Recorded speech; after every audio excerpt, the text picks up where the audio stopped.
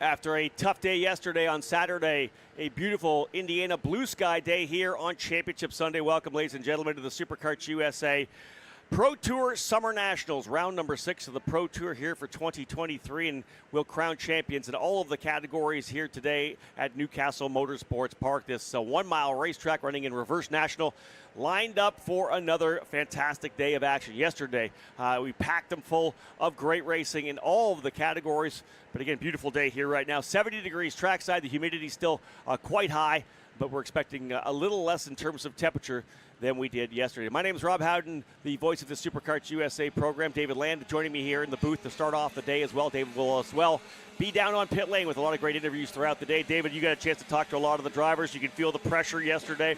I always enjoy watching you when you're down there because you haven't had a lot of time with the guys, but you can see that some of the guys come off.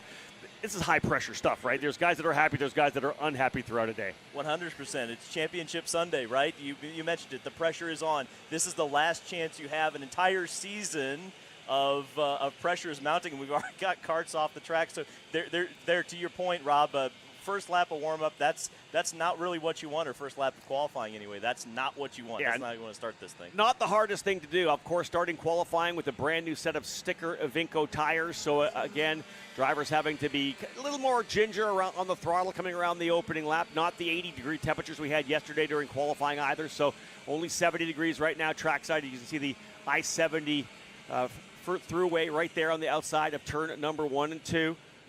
And again, drivers just working this session right now, getting things underway. Micro Swift onto the racetrack, brought to you by Sodi Racing USA. Qualifying underway. We'll have the qualifying runs, pre-finals, and finals here. A couple of the championships provisionally locked already. David Cole from eKarting News, as usual, doing the work in terms of the spreadsheet, as he does every championship year. Talking with David a little bit. Provisional champions right now, potentially Stephen Miller, I think, is locked it in KA 100 Junior, and Maxwell Macha in this Micro Swift category is already the provisional champion based on the results that he was able to lay down yesterday. The remainder of the categories, lots of racing to be done. Xander and I talked yesterday afternoon about how many drivers still in the championship fight in the Pro Shifter category. Drivers up for grabs in the championship scrap as well, still in X30 Seniors. So both pro categories are going to be looking here at the bonus points available in qualifying, how well you do in pre-final. Some drivers, maybe further back, are going to need to sweep the day. That'll be the key if someone can get max points as well. But we are now just underway with qualifying for Micro Swift. We'll give you some times here in a little bit. We will take the opportunity to say hello to those of you tuning in on the broadcast around the country and, of course, around the world as well. It is an international field. We know that many following down in New Zealand and Australia, those overseas as well, up in Canada, down in Mexico. So we say hello to those of you here on a beautiful Sunday morning from Spiceland, Indiana. Little 4-driver pack up front. Not surprising, the draft, David, very, very crucial here in qualifying. When I sat down with my guys from Rawlson Performance Group, they were telling me that, Rob, draft's probably half a second. If you can find someone quick during qualifying, do so. My field's a little shorter and only 8 drivers, but in a big field like this in Micro and some of the other categories, you got to find somebody to work with. Yeah, and that's what's so difficult about this. When you talk to the drivers, they always talk about positioning in qualifying. Who can you come out with? Who can you find? And are they fast enough? Because we've seen in qualifying, I mean, across the board, all the classes, they talk about finding either getting too clean of air, no draft whatsoever, or being around people who are racing and qualifying. Yeah. You want to line up like these 4 kids are doing right now. That's what you want to do. That's where the speed is, Rob. That's it. Line up. Get with somebody with like pace. If you're someone with a significantly slower, they're not going to help you. They could actually hinder you. You'd have to go around them and kind of be the pace setter up front. You're helping them, not yourself. Colton Schniegenberg, who was so good yesterday, finding pace here on the opening lap, 1:15.647, a good opening lap, an indication that we may see him near the top of the charts at the end of the session. But remember, you got to build heat into the tires here, and that's the key. Cars are going to be pretty loose early on. Once those tires start to come up to temperature, you're able to lay down that magic lap on lap number 3. Schniegenberg on top, Drew Jensen now second. Zane Burgess now works his way up into the second spot. He was an off-pole starter yesterday, had a spin in the opening lap of the main event, but fought his way back forward. Maxwell Macha, your provisional champion in the number 23 on the Sodi kart, now has gone to the top of the charts. Macha, 1:15.078. Schniegenberg and Burgess, second and third. Byron Boardman in the 4th spot. Drew Jensen, 5th. Anthony Mazzucola in 6th spot. Lucas Tarango in 7th. Juan Diego Garciarce, one of the guys who was battling for the championship coming into the weekend, Not able to do it, as we know now that the provisional title going to Maxwell Macha. Garciarsis in 8th, Liam Nachawati in 9th, and Easton Kupinski rounding out the top 10. And again, right now, 23 drivers in the field here for Micro Swift to cap off this year's Pro Tour. And the checker flag will fly here. I believe they're going to get 3 laps in. Macha, Schniegenberg, Burgess, Bornman, and Jensen, the fast 5 right now, but everybody lining up to see what can happen here in the final circuit. Checker flag will fly indeed as they come back around. Very similar to yesterday, 3 laps. Like the faster categories likely getting 4 laps of qualifying. You just have to put it in correctly. And here they come once again out of turn number 13 through 14. This will finish it off. Does anybody jump up? Yeah, a bunch of drivers did. Burgess did, Borman did. Now it's Drew Jensen. Drew Jensen in the 56 has gone P1. Here comes Asher Ferris in the 29. Wow. Asher Ferris laying a lap down, 1:14.707. Macha second. Nachawati up into third. Jensen and Borman.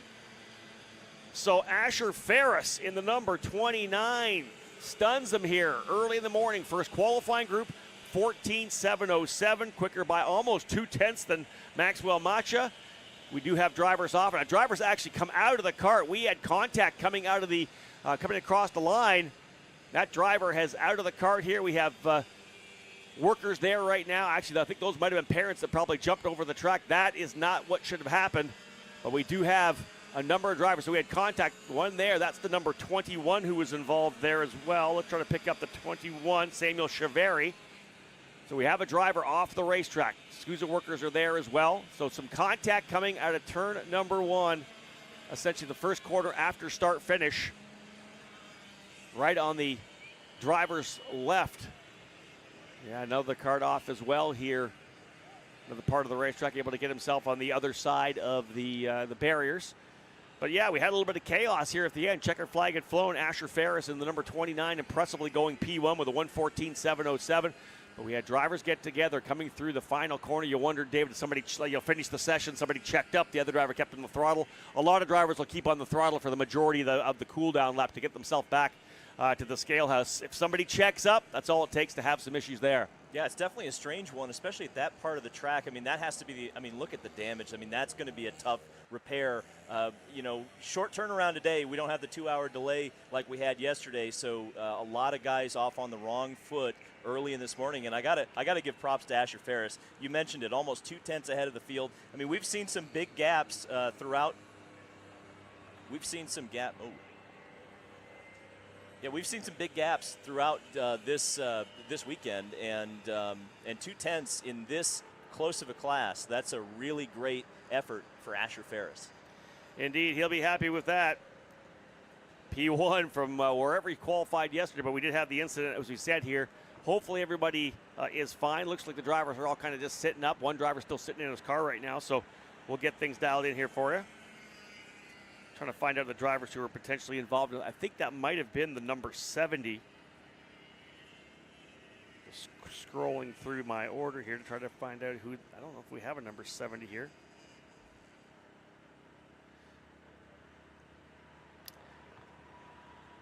Again, trying to pick up who is involved in this incident here. But we, again, the SKUSA crew there. One driver kind of hanging out. That might be, it looks to me, I think that might be Hudson Howard, actually. So Hudson Howard actually in the number 79. So that makes, not the 70, the 79. Hudson Howard, the son of former USF 2000 and Indy Next champion Jay Howard. He's kind of hanging out here on the side of the track. I don't think anything wrong with him right now, but he's just kind of hanging out there. Yeah, he was the driver who was outside of his cart after that incident. So it's good to see him moving around, giving the thumbs up to the medical crew there. It's good to see them on the scene, and hopefully we'll get this cleaned up here and get back going.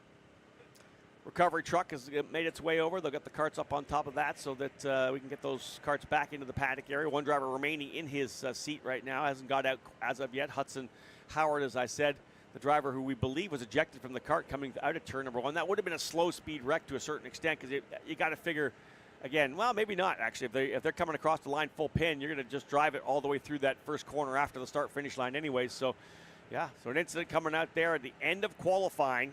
Asher Ferris, the quickest driver, a 1:14.707. Maxwell Macha in second. Nachawati third. Drew Jensen fourth. Byron Borman in the 5th spot. So, folks, we're going to go quiet here for a bit here trackside. Don't go anywhere. When we come back, we'll be back at it here. Next qualifying session set to go. It'll be KA 100 Junior.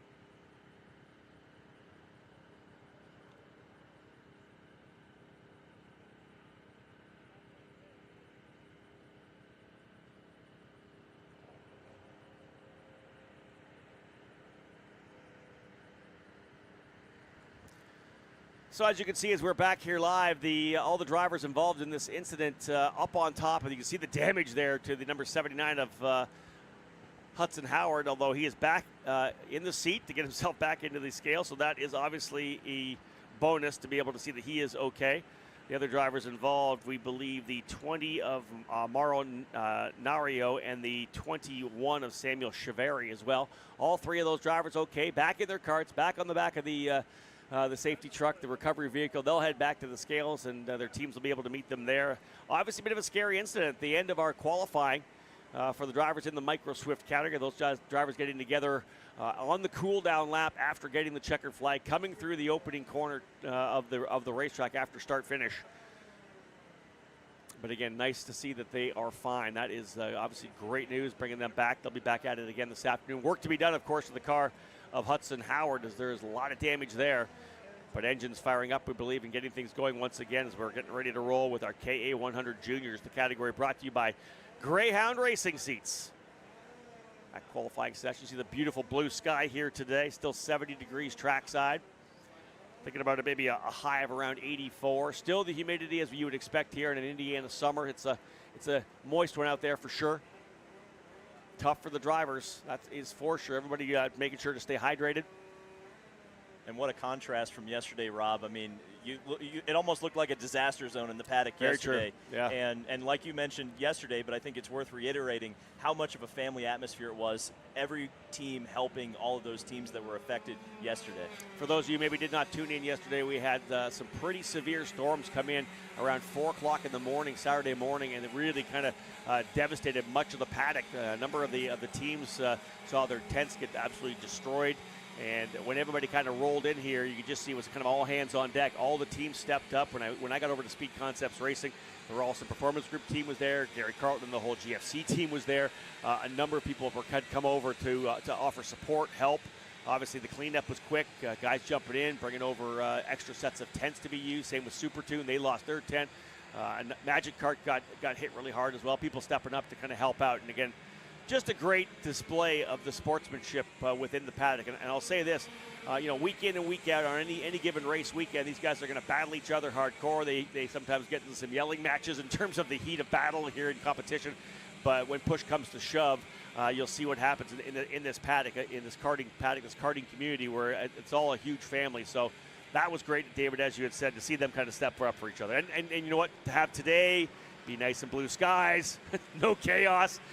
Much better start to a Sunday. No chaos yet anyway, Rob. That's true. I got to remind you, it is Championship Sunday. I'm sure at some point the family is going to be feuding, but like you said, it's great to see everyone come together in a time of need like that, and even to have some great stories come out of that, like A.J. Myers taking the victory for Magic Kart after waking up to devastation like they did. That was a great story. And then Turner Brown as well, right, from Speed Concepts Racing. So here's a couple of teams that woke up to absolute devastation, as you said, but then able to celebrate at the end of the day with the performance of one of their drivers. First two qualifying sessions here in Micro and Mini. The champion already crowned provisionally. Maxwell Macha, as we said, in Micro, and then Stephen Miller in this KA100 Junior category. The results that he was able to put down over the first 5 rounds, enough to make him unattainable in terms of the championship. So congratulations, provisionally, of course, to both Maxwell Macha and Stephen Miller. He has been really the dominant factor here in KA100 Junior throughout the year, through the Winter Nationals and the Spring Nationals. And so he kind of rolls out here with the pressure off in terms of getting this title. He'll have that one locked and loaded for Chad Dockin Racing. And, of course, running both the Kart Republic and the DAP chassis throughout the year. They're back on the racetrack right now, the first of 2 groups, as they are the largest group here. 47 drivers, I think, we have in the category, KA100 Junior. Racing for big money.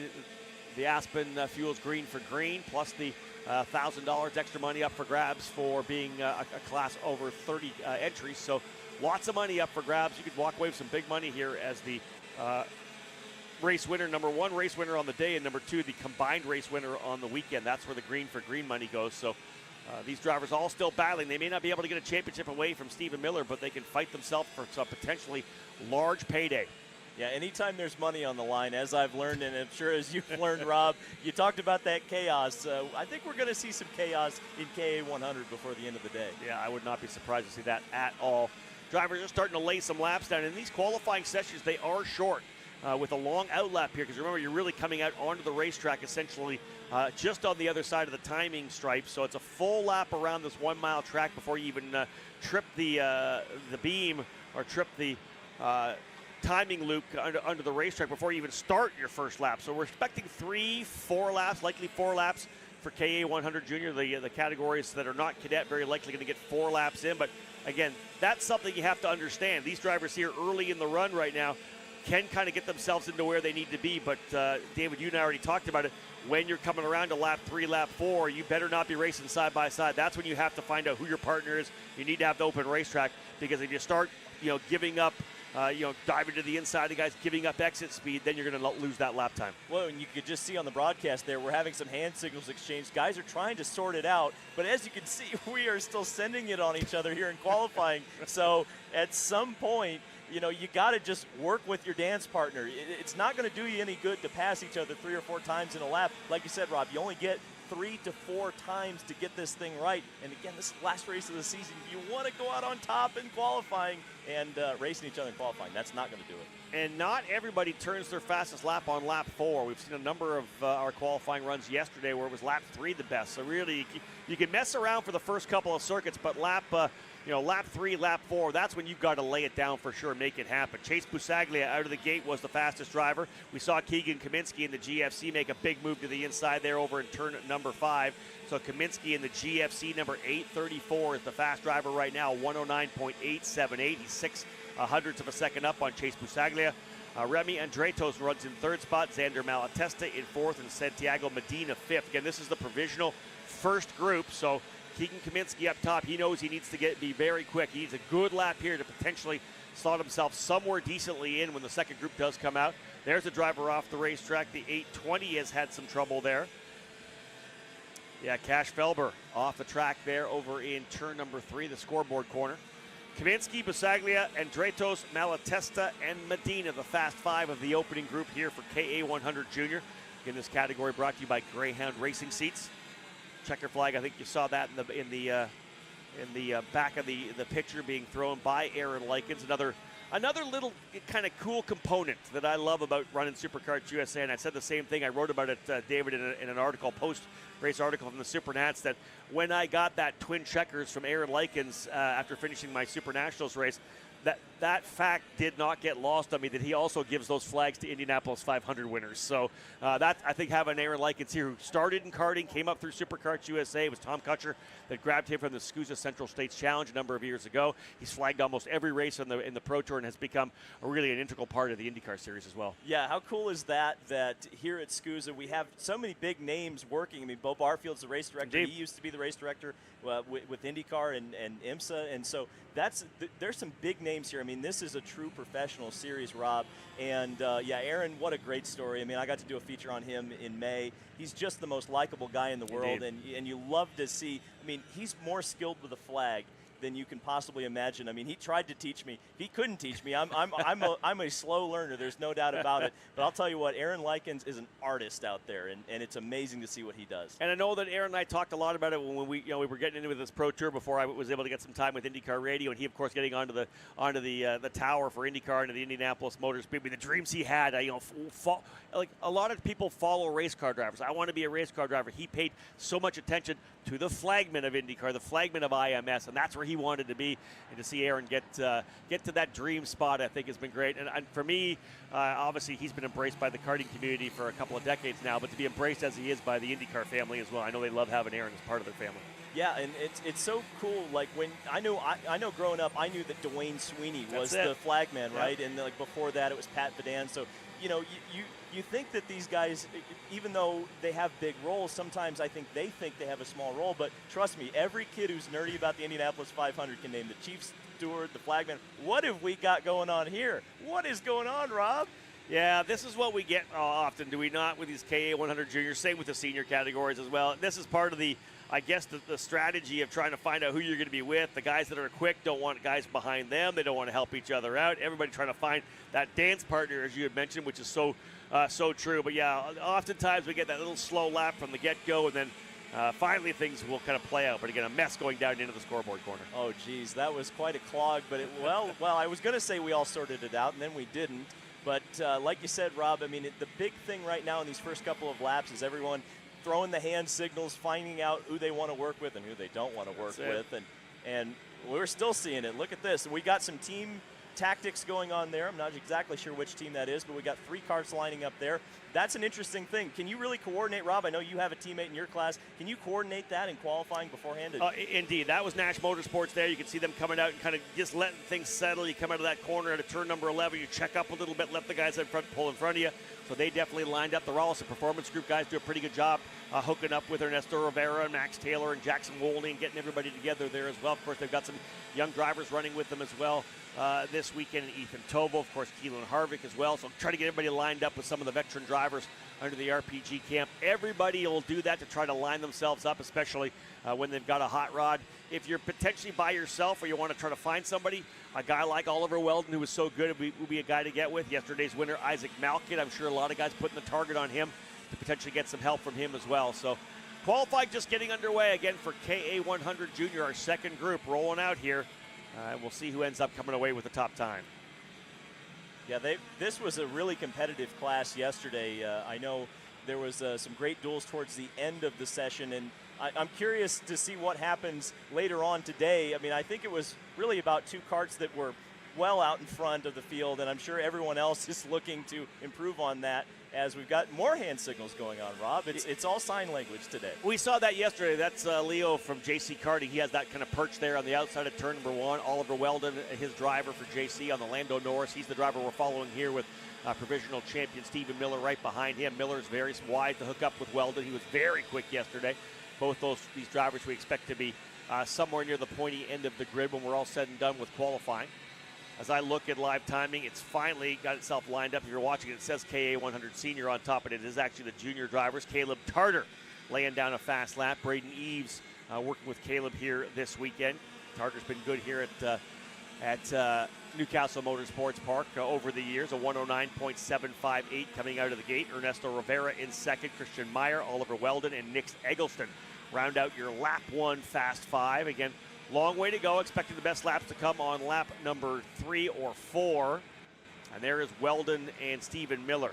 Weldon P4, Stephen Miller in the 7th spot.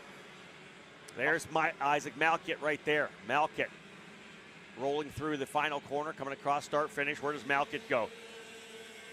Up to 7th. Diego Ardiles, though, to the top of the charts right now, 108.818, but Malkit goes to P7 again. The cool thing about it, you know this obviously, David, from the time you spent at the Indianapolis 500, qualifying is so crucial there, right? You get those laps, and that how much you attack on that warm-up lap can often play out on how good your tires are going to be on lap 3 and lap 4. Same thing here. Lap 1 and lap 2, you got to make sure you take care of the tires so that when they get to the optimum temperature, you're ready to get at it. Yeah, that's been the discussion all weekend, is how effectively can you fire up those tires and when will they come in. I'm also very interested. Oliver Weldon right now is kind of cutting the air for everybody. He's running P5. I wonder what he would do if he had a draft, or if his kart is working well out front. Well, he's going to definitely rely on the push from Stephen Miller, that's for sure. Those two drivers are working together. The driver in the back obviously getting the advantage of the draft, and even the driver a little further right behind them as well. I'm not sure which kart that is. I think that's one of the Nash Motorsports karts potentially, who's running in that 3rd position. Very good place to be right now. Weldon goes P1. That'll be Charlie Smith. Yeah, so Charlie Smith, the Nash Motorsports driver, teaming up there again with Oliver Weldon and Stephen Miller. Diego Ardiles, though, back to the top of the charts again. Rivera runs in the 2nd spot. Jaden Johnson up into 3rd. Johnson rolling right now to P3. Ethan Tovo, another one of the RPG drivers, goes into 4th. Charlie Smith 5th. Christian Meyer, Max Taylor, Max Weiland, Jackson Wolney, and Alexander Gonzalez. Yesterday's winner, Isaac Malkit, down in 12th. Weldon 13th. Wow. Yeah. Following Weldon and Miller right now. Again, as David had said, he has not got the advantage of having any tow whatsoever. He has been out there pushing the wind. He'll have to put a magic lap together here on lap number 4. This, I would expect, will be it for the drivers in KA100 Junior. Up top, Ardiles, a 108.459. He's got about 27 thousandths on Ernesto Rivera. 13th isn't necessarily going to be a problem, though, for Oliver Weldon, because so many drivers have talked to us throughout the weekend and described this as kind of a NASCAR track. It's almost like a restrictor plate race. You can win from anywhere in the field with as strong as the draft is. So I wouldn't necessarily say that's a bad place to start either. So I was thinking we were going to get a 4th lap. We did not. 3 laps as well for KA100 Junior, and Diego Ardiles will be your pole sitter in the number 897. Ernesto Rivera will start on the outside of the front row. Jaden Johnson and Ethan Tovo, great qualifying run for Ethan and Jaden. They go 3-4. Charlie Smith 5th, Christian Meyer 6th, Max Taylor 7th, Max Weiland 8th, Jackson Wolney 9th, and Alexander Gonzalez rounding out the top 10. You go further back, let's look at Isaac Malkit back in 12th, Weldon 13th, Vid Montien in 14th, Stephen Miller, your provisional champion, is going to start in 16th position. Turner Brown, who was a winner yesterday as well in X30 Junior, he's going to start back in 21st. So lots of action coming in the pre-final. Both these drivers, or all these drivers, going to be focused on trying to recover, getting themselves closer to the front of the grid for the main event later this afternoon. Let's go to a quick break, folks. When we come back, lots more qualifying from round 6 of the SuperKarts USA Pro Tour.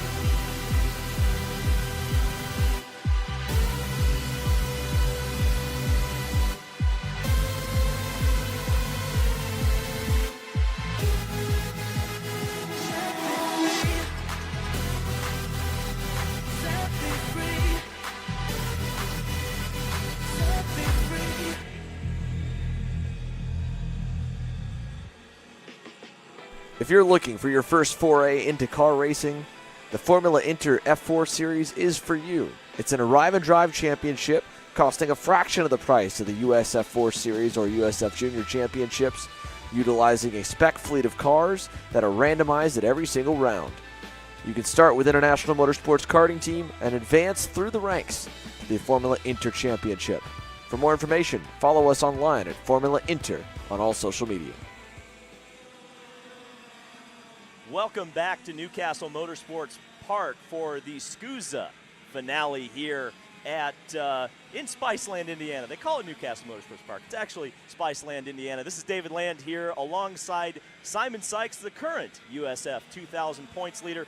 We are watching KA100 Senior by Nash Motorsports. It's qualifications here at Newcastle Motorsports Park.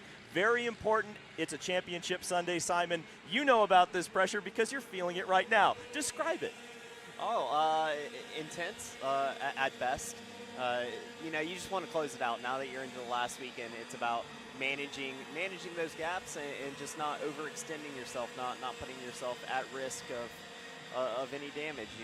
At that point, maybe a win isn't what you need. Maybe you just need to finish on the podium. So we'll see how these drivers deal with it on the finale of our Pro Tour here for Summer Nationals at SKUSA, Newcastle Motorsports Park. Early in the running, Oliver Calvo, quick time on the first lap, a 1:10.128. We are in the first group of two, so it'll be a split group just like KA100 Junior. And as we cycle through the field, some strong drivers in this first group as well. If you look down through the field, Oliver Calvo, a driver that was running very well yesterday. So he's in the first group. He'll have probably a slightly worse track state.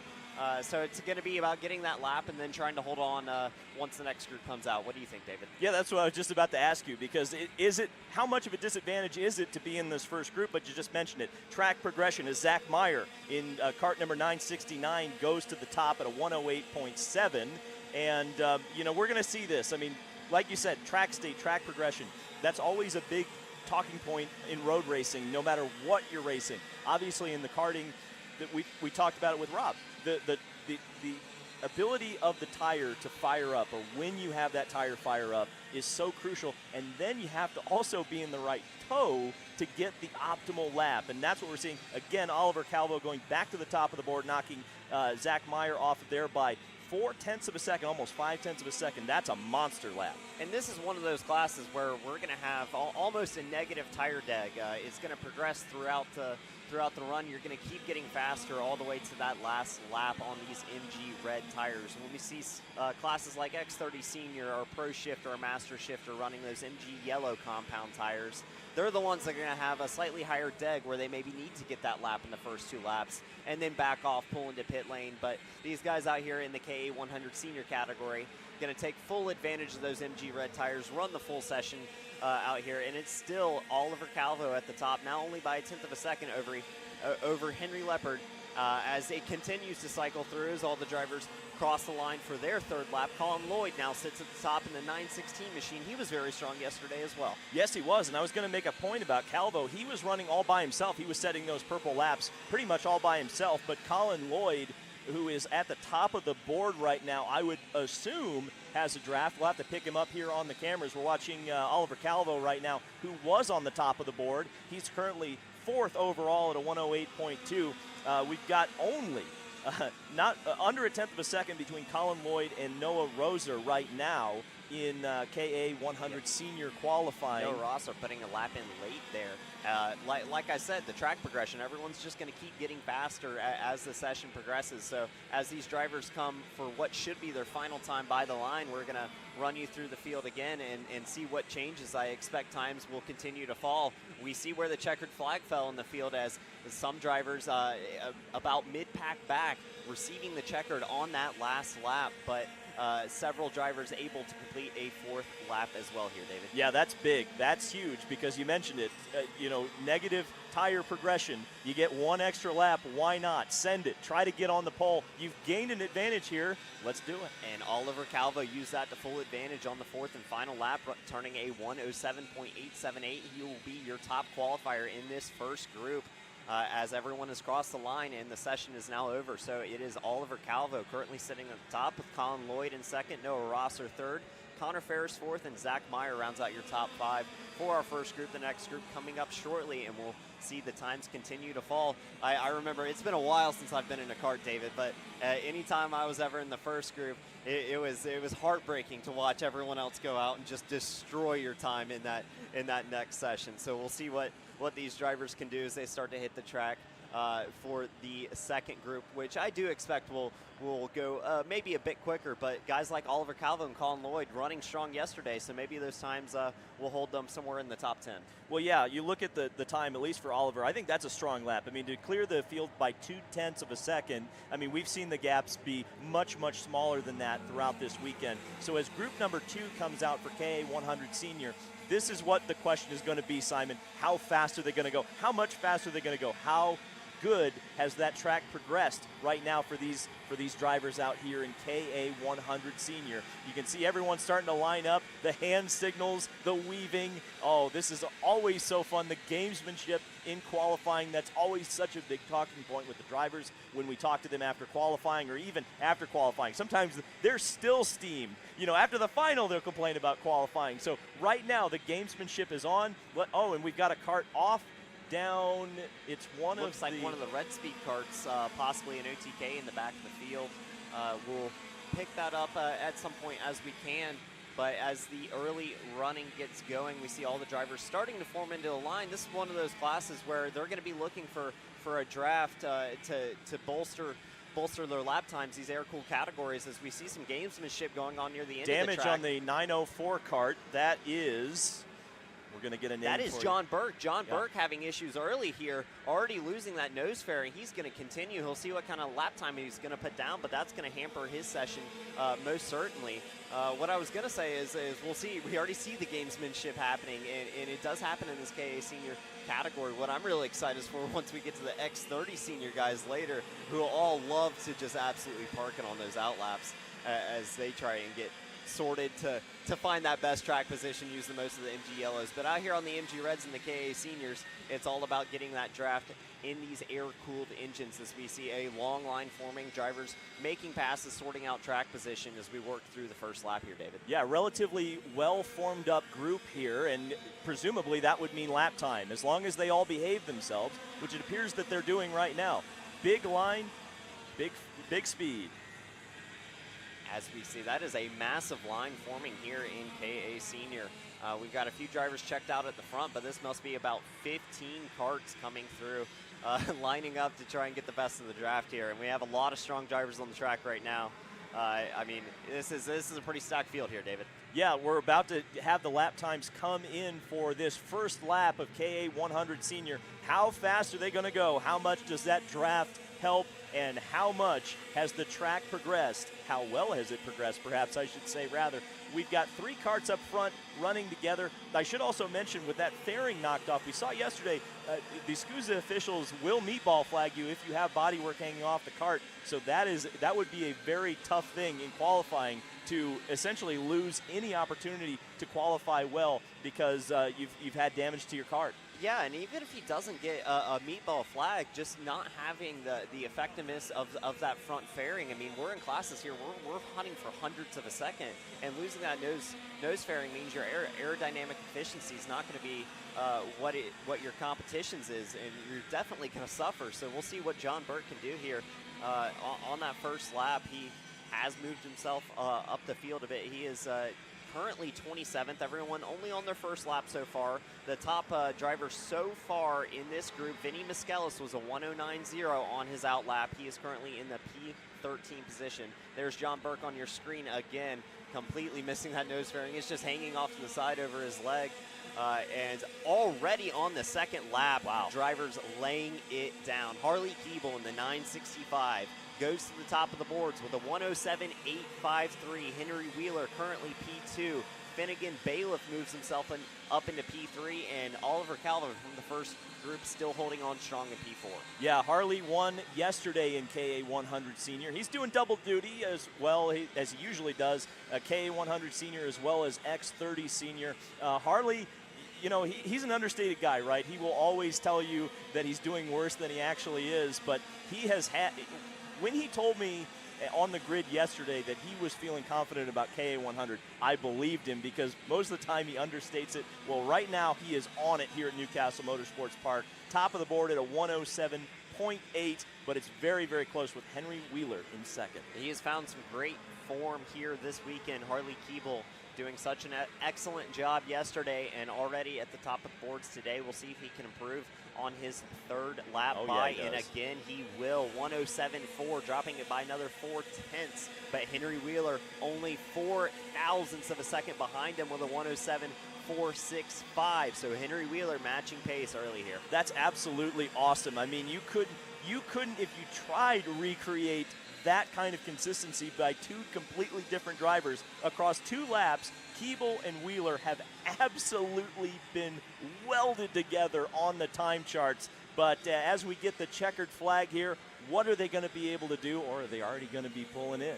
I think every one of these drivers is going to try and chase down that extra lap. A couple of them in good position right now, starting to spread out just a little bit, get the max effect of the draft down these long straights here at Newcastle Motorsports Park, and it's less than a 1/10 of a second separating our entire top 5 currently.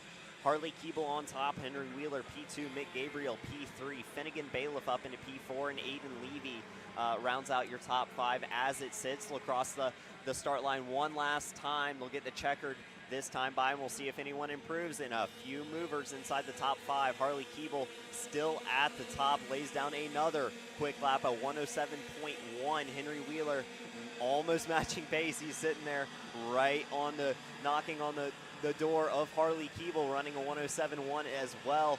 0.03 of a second separating those two drivers. Mick Gabriel moves himself up into P3. Aiden Levy moves to P4. And Luke Powers now rounds out your top 5 here, David. Yeah, I should also give a shout out to Oliver Calvo. He wasn't out in that session. He was in Group 1. He still managed to take home P11. So I would say, you know, to your point, I think when we get to racing here, Oliver Calvo's absolutely going to be challenging some of these front runners. And again, the notable thing, I mean, we pointed out 3 laps. Keeble and Wheeler just absolutely welded together. Look how close the competition is here in the SKUSA Pro Tour. It's unbelievable. And it's not uncommon to see gaps like this, especially in these classes. The go-kart racing it's incredibly competitive here. The drivers hunting for every last 1,000th of a second, and to have gaps like this, but to do it from the start of the session to the finish, every single lap, only thousandths and hundredths separated these two drivers. So Harley Keeble and Henry Wheeler taking the field. They will be your front row coming to green for the pre-final later this morning. But as it sits, we'll see another group start to take the track. What a session we just saw in KA Senior. Yeah, that was amazing. I mean, like I said, the tight nature of that class is just amazing, and I'm sure we're going to see it here on this championship Sunday for the SKUSA Pro Tour, that play out later on today. Mini Swift on the track right now, and I got to tell you, Simon, that this racing yesterday in Mini Swift was absolutely off the chain. These kids were putting on a whale of a show yesterday, and I fully expect that that's going to happen today. It's been wild. The racing's been amazing. These carts getting the most of the draft effect of, I think, just about any class here, running so tightly as a pack, and they were all going for it yesterday. No one holding back, no held punches. Everyone diving for everything they could, trying to max out their track position in yesterday's races. But as we enter Championship Sunday, we'll see if the racing calms down at all here as they take the field for qualifying. They'll cross the lap the first time by, and we'll see who has the early pace here in Mini Swift. Mini Swift by Iveco Tires is on the racetrack. Qualifying lap number 1 for these drivers, and they look a little more sorted out than some of our other classes have today. Of course, I say that, and we've got Ascend at I-70, but we've got some great, right now it looks like everyone's pretty well behaved, Simon. it looks like they've learned from some previous groups that have gone out there and raced like it's the last lap of Championship Sunday. This is just the first official lap of Championship Sunday. They race like it's the last lap on the first lap of the race. It's wild. It's entertaining. And we love to see it here for this mini switch category. They'll come through the back section of the track, and we can't unfortunately update you on timing as it sits. It didn't cycle on that first lap, but as soon as it comes back, we'll run you through the order and let you know what's going on here early in this qualifying session. So the drivers work through there. They're out of turn number 11, heading the last couple corners of this track. We have about a 10-kart group out there in the front currently, all trying to maximize the draft effect on these long straights. We'll cycle through on the lap, and timing is back. It is Braden Wagner currently on top, a 113.82 over Gabriel Balog in a 113.93. Balog was the biggest mover yesterday, up some 15 spots in the final. Pretty spectacular run for him in a chaotic final couple of laps in Mini Swift. So obviously Romero is leading the championship right now, and I believe Rob Howden said that was a provisional championship at this point. As we struggle sometimes without the expertise of our broadcast colleague Rob Howden. It's not official at the moment, so championship still up for grabs here in Mini Swift. We'll update you as they continue to cycle through. Yeah, Gabriel Balog had a heck of a day yesterday. Some amazing drives recently from that driver. I'm really happy to see it. He's done such a great job on track, currently in that P2 spot early in the running. This is the first group of two, and despite being in the first group, Gabriel made the most of yesterday, moving up as far as he could. And as the times come through, is Santiago Diaz de la Vega to the top now, a 113.34 to put him 0.03 of a second over Gabriel Balog, who also improved on that lap and moving himself up into third spot now. The number 134 Machina, Mateo Quinto, with a 113.41. So close competitive field so far. Braden Wagner, P4, and Luke Giglio rounds out your top five as it sits currently 2 laps in, probably 2 more to go here. As we come to expect, the top 3 covered by less than 1/10 of a second. We've got a good line right here, right now, and I imagine this is where the big lap times that we're seeing are coming from. These guys are well behaved. They're running in a good line, getting a good tow, and working with each other very well. So right now, like you said, Santiago Diaz de la Vega is up on top at a 113.3. As we go down through the rest of the field, we've got Braden Wagner in P4, Luke Giglio in P5, Matthew Cagle in 6, Valentino. We've got some hands in the air. Some drivers not happy as they come out of turn 11. They've been running side by side. A couple of passes happening in that top group. Drivers trying to find some clean track, but also use up the other drivers, use as much of that draft as they can. And it'll be Valentino Santalon up to the top, 112.76. He puts 3/10 on the field. Wow. And what we've seen has been so competitive, now putting a gap on his competitors. Riley Harrison up into P2 with a 113 flat. And the 104 cart got shoved off the track there just a little bit, wheels in the dirt. Everyone continues. Right as I said they were well behaved, they started acting up. It just always happens. Anytime I swear, sometimes I think that what I'm saying on the PA goes directly into the helmets of some of these drivers because they just want to prove me wrong. Yep, David, you've been cursing some drivers this weekend, and as we wait for the last lap to cross in this first group, we're going to go side by side. We've got Xander Clements down with Harley Keeble, your top qualifier in the KA100 senior category. Xander, what do you have for us? As we'll wait for him to get that mic working, we see Harley standing there, elated after such a good run there in qualifying and an excellent run yesterday. We'll see what this group can do on track as they turn on their final lap through. Valentino Santalon on the top, and we'll check back with Xander. We'll see if we get you now.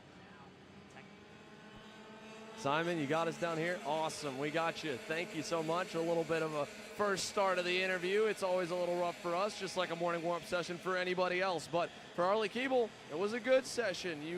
We talked about it here in this one, what kind of games you expected. You wanted to wait, gave up on waiting, towed your own hole in the air, and it worked out, man. That was a pretty solid session. Was that what you expected? Well, I knew I was going to be fast because yesterday was really fast. Well, all weekend we've been really fast. But to be first, to do the time almost alone, wasn't really expecting it. But it was good. You know, I waited in the beginning because yesterday I didn't have a draft. I tried to get a draft today, and everyone waited for me, so I just decided to do it. And then, yeah, it just went from there. And then we got a good lap. It was almost perfect. Made a few, maybe one or two mistakes. And yeah, it was pretty good. Now, we talk a lot about, kind of knowing how important it is to know the drivers that you race. How can you drive with one guy versus another who's more aggressive, who's more timid, skittish, etc. And I feel like you've got a pretty good feel now in the X30 Pro field. But this is only race number 2 in K100 Senior. How well do you feel like you know the guys that you're running around in the lead pack weekend to weekend? Well, the KA field is just as strong as the X30 field, so it's not much of a difference.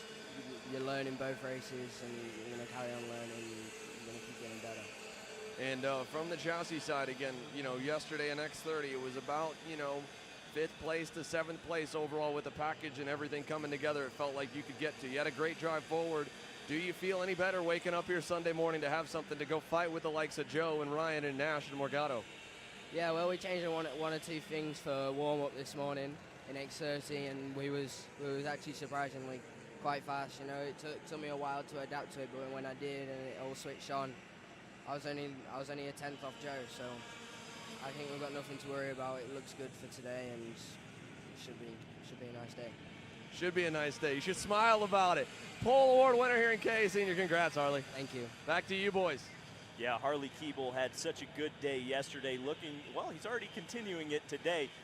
I'll tell you what, Simon, during that interview, I'm sure you guys saw on Kart Chaser, these guys in Mini Swift are just hammering on each other here in qualifying. That entire group going side by side through turn number 2 as the drivers finally cycle through for a lap. Troy Ferguson on that first lap puts himself already up to P3 with a 113.30. He's still about a half second off of Valentino's lap from the first group, but only 1 lap in so far, so getting on the pace early for Troy Ferguson. Royce Vega and Jackson Porter also on their first laps up inside the top 10 as we continue to watch them head through the hairpin and into the more technical section of the track. We've got a group there with Lucas Palacio leading him. He had a bit of a rough day yesterday. Got used some other drivers up a bit. A lot of chaos in this class all through the day yesterday, pre-final to final. We'll see if they can keep it a bit cleaner today as they continue to work on their second lap here, David. Group 2, Mini Swift by Iveco Tires is on the racetrack. We're going to start seeing some representative times set right now as they go side by side by the spectator area there here at Castle Motorsports Park onto the main straightaway and crossing the timing line. Let's see if we've got any strong times. It's Lucas Palacio going to P2 in this group, but still not a purple lap. We still haven't seen one of those yet. Travis Pettit up to P3, his teammate with a 112.8, so they're knocking on the door of Valentino's time, only a 10th off currently. Royce Vega and Troy Ferguson also putting in good laps, and that will complete your top 5 as they sit. We should have another 1 or 2 laps working. The first group only getting 3 laps out there. It takes a bit longer for the Mini Swift category to get around this track, and because of that, they sometimes get 1 less lap than the other groups in qualifying. We'll see if this group gets 3 or 4 laps as they work through their third and maybe final lap here. I think we have another group mate. Xander Clements has joined us in the booth. Hey, we're switching jobs. What am I doing the play-by-play and you on the mic down there? Well, you did so good, and obviously, I'm a little late to be clocking into work here this morning, to be fair. So, slept in, was just kind of rolled out of bed in the RV around 9 a.m. today. No, it's been a whirlwind, and again, nonetheless, you boys were rocking and rolling, and I was like, all right, I think we're good. I'll go down and I'll talk to my man Harley for a little bit and see if we can get our old English buddy to talk a little more and smile a little more. Because again, what a superstar guy he is, just like the kids we've got on your screen here in Mini Swift. Yesterday, I mean, David, you were with me for both of the heat and the main. My goodness, there was too much action for us to keep up with. Every single lap, it was incredible. Yeah, they raced every lap like the last lap, and I'll tell you what, Xander, we're an entertainment company. We enjoy watching that entertainment. Troy Ferguson, by the way, went to P1, the 140 kart at a 112.5. That's just over the second place driver of Royce Vega. Travis Pettit in third. We saw Pettit was a big factor in the racing yesterday, one of the front-running guys. And Travis Pettit still looking for National Mini Swift win number 1. Royce Vega has got himself a win on the SKUSA Pro Tour last year, I believe back in micro, but it might have been in mini if I'm not mistaken. So there's so many cool stories. All these kids, obviously Lucas Palacio came in as the championship points leader, got dinged a ton with a lot of penalties for what was a very rough day on Saturday. That puts him on the back foot here going into Sunday. The rest of the grid going on down while they begin to make their way into the pit lane here for the Avinco Tires. Mini Swift, you go with Valentino Santillana, only 2.5 tenths off, puts him fourth. In fact, really, Ferguson and Vega, the two Team Benex, working together on that third and final lap, put 2 tenths over the rest of the field.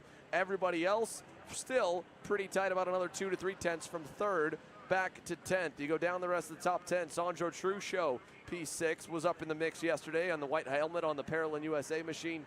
Jackson Porter on the High V Trinity Karting Group, Kart Republic. Bronson Costas. Talked to Bronson's dad on my way up into the booth here this morning, and I was like, man, your kid was on it yesterday. He's like, yeah, we finally got to the lead pack, and then just a few mistakes, one miscue, one turn should have went left, went right, and that was all the difference for Bronson. But the young kid will get another shot today as he starts on row number 4 in that heat race. Riley Harrison with an impressive qualifying effort for Riley, P9, and Rocco Simone, our top qualifier, rounding out the top 10. So all that being said here, we've now moved on to the next one from some of the youngest and future superstars here at the SuperKarts USA Pro Tour in Mini Swift to the Aspen Sport Fuel KA100 Masterclass.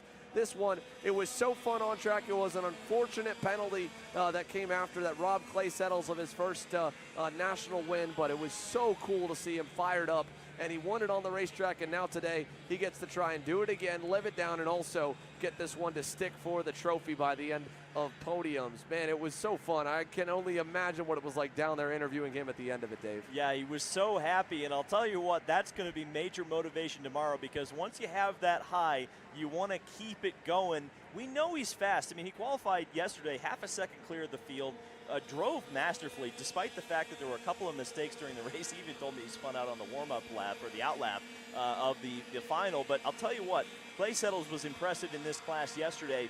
The other driver I'm looking at today, we didn't quite see him come up into the front pack yesterday, but Adam Roberts in the 420 kart, I think that there's a really good opportunity for him if he can qualify well. I think he can run with these fast guys in the top of the class. And I'll tell you what, our broadcast colleague, Rob Howden, he showed us his bruises yesterday. I mean, these KA100s are monsters. You may not believe it, but I'll tell you what, this is such physicality that these drivers have to go through. They're truly athletes at every level. And that's what made it so impressive. Clay Settles is typically a Briggs 206 guy. This was his first ever KA100 start, I believe, or at least the first in a couple, and speaking with a few of his friends and locals here at Castle Motorsports Park. So to be able to pull off the stunner that he did against guys like Pete Vetter, who we've seen in the Masters classes for quite some time. Rob's obviously been around for a little bit of a while, and at the same time, the rest of the drivers that were in there, Adam Pettit, Travis's dad, he's been a long time kart racer and was only just recently out of the seat. Yeah, and he goes to P1 here in KA100 Masters right out the box, Xander. That was well timed. I'll tell you, I'll say the other thing about Settles. I've driven 206 karts before, and I've actually gotten an opportunity to drive something equivalent to this, and you can't even believe the step up that is as a driver. I mean, things happen so much quicker. You can brake so much later. It's such a huge difference. That was so impressive what Clay Settles did yesterday to step up into this class and be that competitive. It was awesome to see. And again, you got a brand as well in Top Kart that really, I believe you may be the only one on that manufacturer in the entire paddock. So it was cool not only, again, to see him get that major win and pull it off, but to do it as well on a brand that's really more of an unknown. Doing it on an OTK or a Kart Republic at this point, or even some of the other major manufacturers like Art, like Sodi Kart that have had multiple wins on the year, to go and do it on an off-brand essentially was so cool to watch. And as he goes through qualifying, remember yesterday in qualifying, Clay put half a second on these boys. Let's see what he does on lap number 2. Only enough for P4. In fact, it's a tight group. 4 tenths for the top 4. And while Adam Pettit did get a good opening lap, his second lap a tick slower. He's lost some ground to that guy right in front of him in the black suit and the yellow helmet. That purple and pink Rawlson Performance Group Cosmic. The guy who led the majority of the race until the final 2 laps when Clay tracked him down. Pete Vedder has gone to the top of the leaderboard now. Yeah, you were talking about the small fries. Well, these are the big dogs. The RPG team, they're always at the front. And I'll tell you what, Pete Vedder was really impressive yesterday. I think the most impressive thing, believe it or not, and this is going to sound like a bit of a slight, but he was so fast in a straight line yesterday. It was really impressive to see the performance of that machine he's got underneath him, and he was also defending so well for so long yesterday against Clay Settles. Ultimately, he did get past. It didn't count, of course, but I thought he really drove impressively yesterday, and he's looking to carry that through to Championship Sunday. Yeah, and again, a testament to the Rawlson Performance Group camp, right? Sometimes when you have that straight line, it's not just the fact that the horsepower under the hood is really, really good. If you have a go-kart that rotates well enough, rolls enough center speed, the driver's doing his job of getting out of the corner quicker, you can carry that longer gear ratio or the shorter gear ratio to have higher speed, and it can look deceiving and make it look like you are that much better than everyone else and you've got 2 more horses. But realistically, you're running a gear 1 to 2 teeth off of what they're at and able to carry that through the infield sections by just driving better and having the go-kart working good. And again, you talk about them. They are the powerhouse and have been the powerhouse team that has been the benchmark for everybody else. If you've got a purple and pink kart in your class, typically that's what your mechanic is going to run his stopwatch against. And it's a testament to the hard work Mike Rawlson and that entire team of professionals have put in. And they've got Pete Vedder right now fastest by about 1.5 tenths, and that'll end it.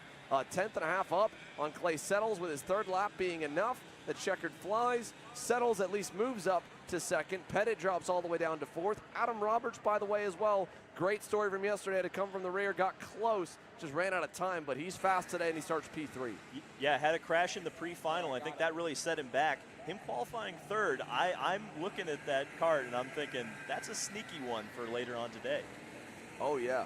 I mean, that is a guy on that Vermont Kart Company, black and red Maranello, that absolutely could be a factor when we get to the heat racing later on. As for our man that'll be joining us later on here for qualifying, Mr. Rob Howden, well, he's still just a little bit off of where he needs to be, but we heard that yesterday. He is a lot closer, though, to being over 1.5 seconds off in qualifying, only 0.6 tenths off for Rob. The downside is the entire field also got better, so he remains at the edge of the top 5. Alfonso Santiago 6th, Gerstner 7th, DJ Ortiz down in 8th with no laps turned. We go from them now to the Master Shifters presented by International Motorsport. And that one will be the first of 2 shifter groups here. They will race together on the racetrack for the pre-final as there's enough room around this 1.1 mile super speedway to fit them all. However, we want to split them apart for qualifying, and with enough drivers, they've split them for the main as well to make sure no lap traffic, and mainly, again, no traffic in quali, because this is the one class that while the tow still does help a little bit and keep guys close, it is a lot more like the open wheel world. They want clean air and clean racetracks. So when you have 35 of them, they're all fighting for space, and it's a little bit too crowded, so they'll typically split a grid, just like we've seen already with a handful of groups, into 2. This one especially will be split into 2. Master Shifter up first, and then our 24 driver, as stacked as ever, Pro Shifters will follow, where AJ Myers will try to defend his title. So the engines will fire in a few moments. It does give us a moment to set a word from our partners, so we'll take this commercial break. When we come back, you're going to watch the rest of qualifying. Master Shifter, Pro Shifter, X30 Junior, and X30 Pro Senior. All to come before we go racing here later on today.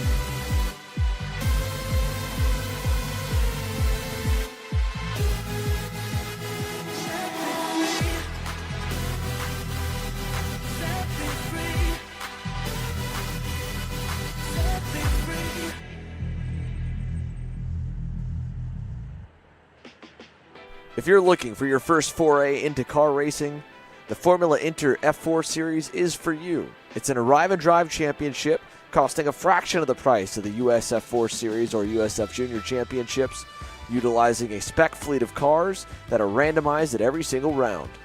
You can start with International Motorsports Karting Team and advance through the ranks to the Formula Inter Championship. For more information, follow us online at Formula Inter on all social media.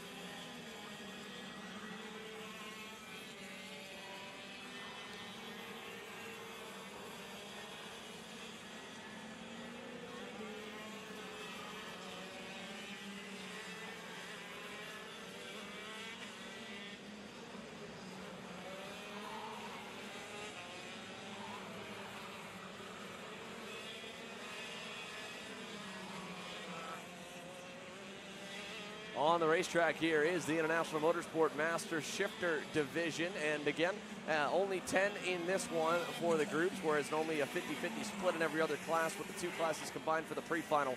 Master Shifters, 10 drivers are on track now. The Pro Shifter 24 drivers will be up next. Here is John Crow. As Rob Allen mentioned, the Andretti Autosport full-time employee finds himself a little bit of spare time throughout the year to get back behind the wheel. He's been running takeoffs throughout all of practice, was in the lead hunt, battling for the win, fighting for the win, getting himself another piece of hardware yesterday, and it was such a good day for him, especially to go back against that guy right there on that Vermont Kart Company red and yellow Maranello chassis, Justin Kelly, our winner here last year on the SKUSA Pro Tour, and one of his only first races back into karting after a long time in the car racing world. Still actually works full-time for the Skip Barber Racing School and does a ton of stuff that also allows him to get out of the other areas of motorsports and come here and play. He's got his wife Tiffany on the wrenches this weekend, and he was quick at the end of the main event yesterday, quicker than his teammate Joe Ruck, who was a little better than him in the early parts of the day, just couldn't fully get it all together by the checkered flag. So as they head to the infield section and now towards the finish line straight, John Crow will take them all across and set the benchmark for lap 2. The first lap really at full speed, a 62.594 for Justin Kelly, a 62.75 for John Crow, 10th and a half back. Larry Pegram, another motorsports name, AMA Superbike, multi-time pro champion. He is royalty in North America on two wheels, and him and his daughter have been racing karts for a couple of seasons now, and on the national tour for about the last two in the Trinity Karting Group operation. And how about that from Larry? Old man got himself up to third right there here in that second lap. Luis Quinones fourth on the factory kart. AJ now fifth. Surprisingly enough, Joe Ruckman on your screen there with the white gloves on the Vermont Kart Company Maranello down in P6, about 3/10 to fine. We talked how close the racing was. It was one of the best Master Shifter races I've seen in a long time, as a few drivers bail out here. That is going to be Justin Kelly bailing on lap number 3. He's staying and sitting on lap 2. We've seen that a lot on the MG Yellow classes, but in general, this field is even tighter today. 3/10 for the top 6 right now as they come to complete lap number 3 here, Dave. Yeah, and it's so cool. I think one of the interesting parts that you just mentioned is that so many of these people are involved in motorsports, and on their off weekend, they come here and they race a shifter, which is the most physically demanding go-kart you could possibly race. I really respect that. I mean, you got to love this thing to do this. It's amazing.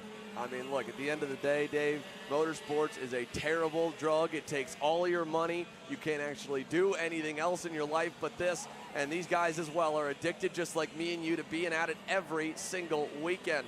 And they just can't stay away. And as for John Crow, well, he's going to get Andretti Autosport a little more love, along with the American-made Musgrave Racing Company factory carts. Pete won on lap 3 while Justin Kelly decided to sit on his 2. John Crow stayed for a 3rd lap, and it's put him on the pole. Michael Gouache, driver on your screen here, he's on that SRP factory race team Maranello.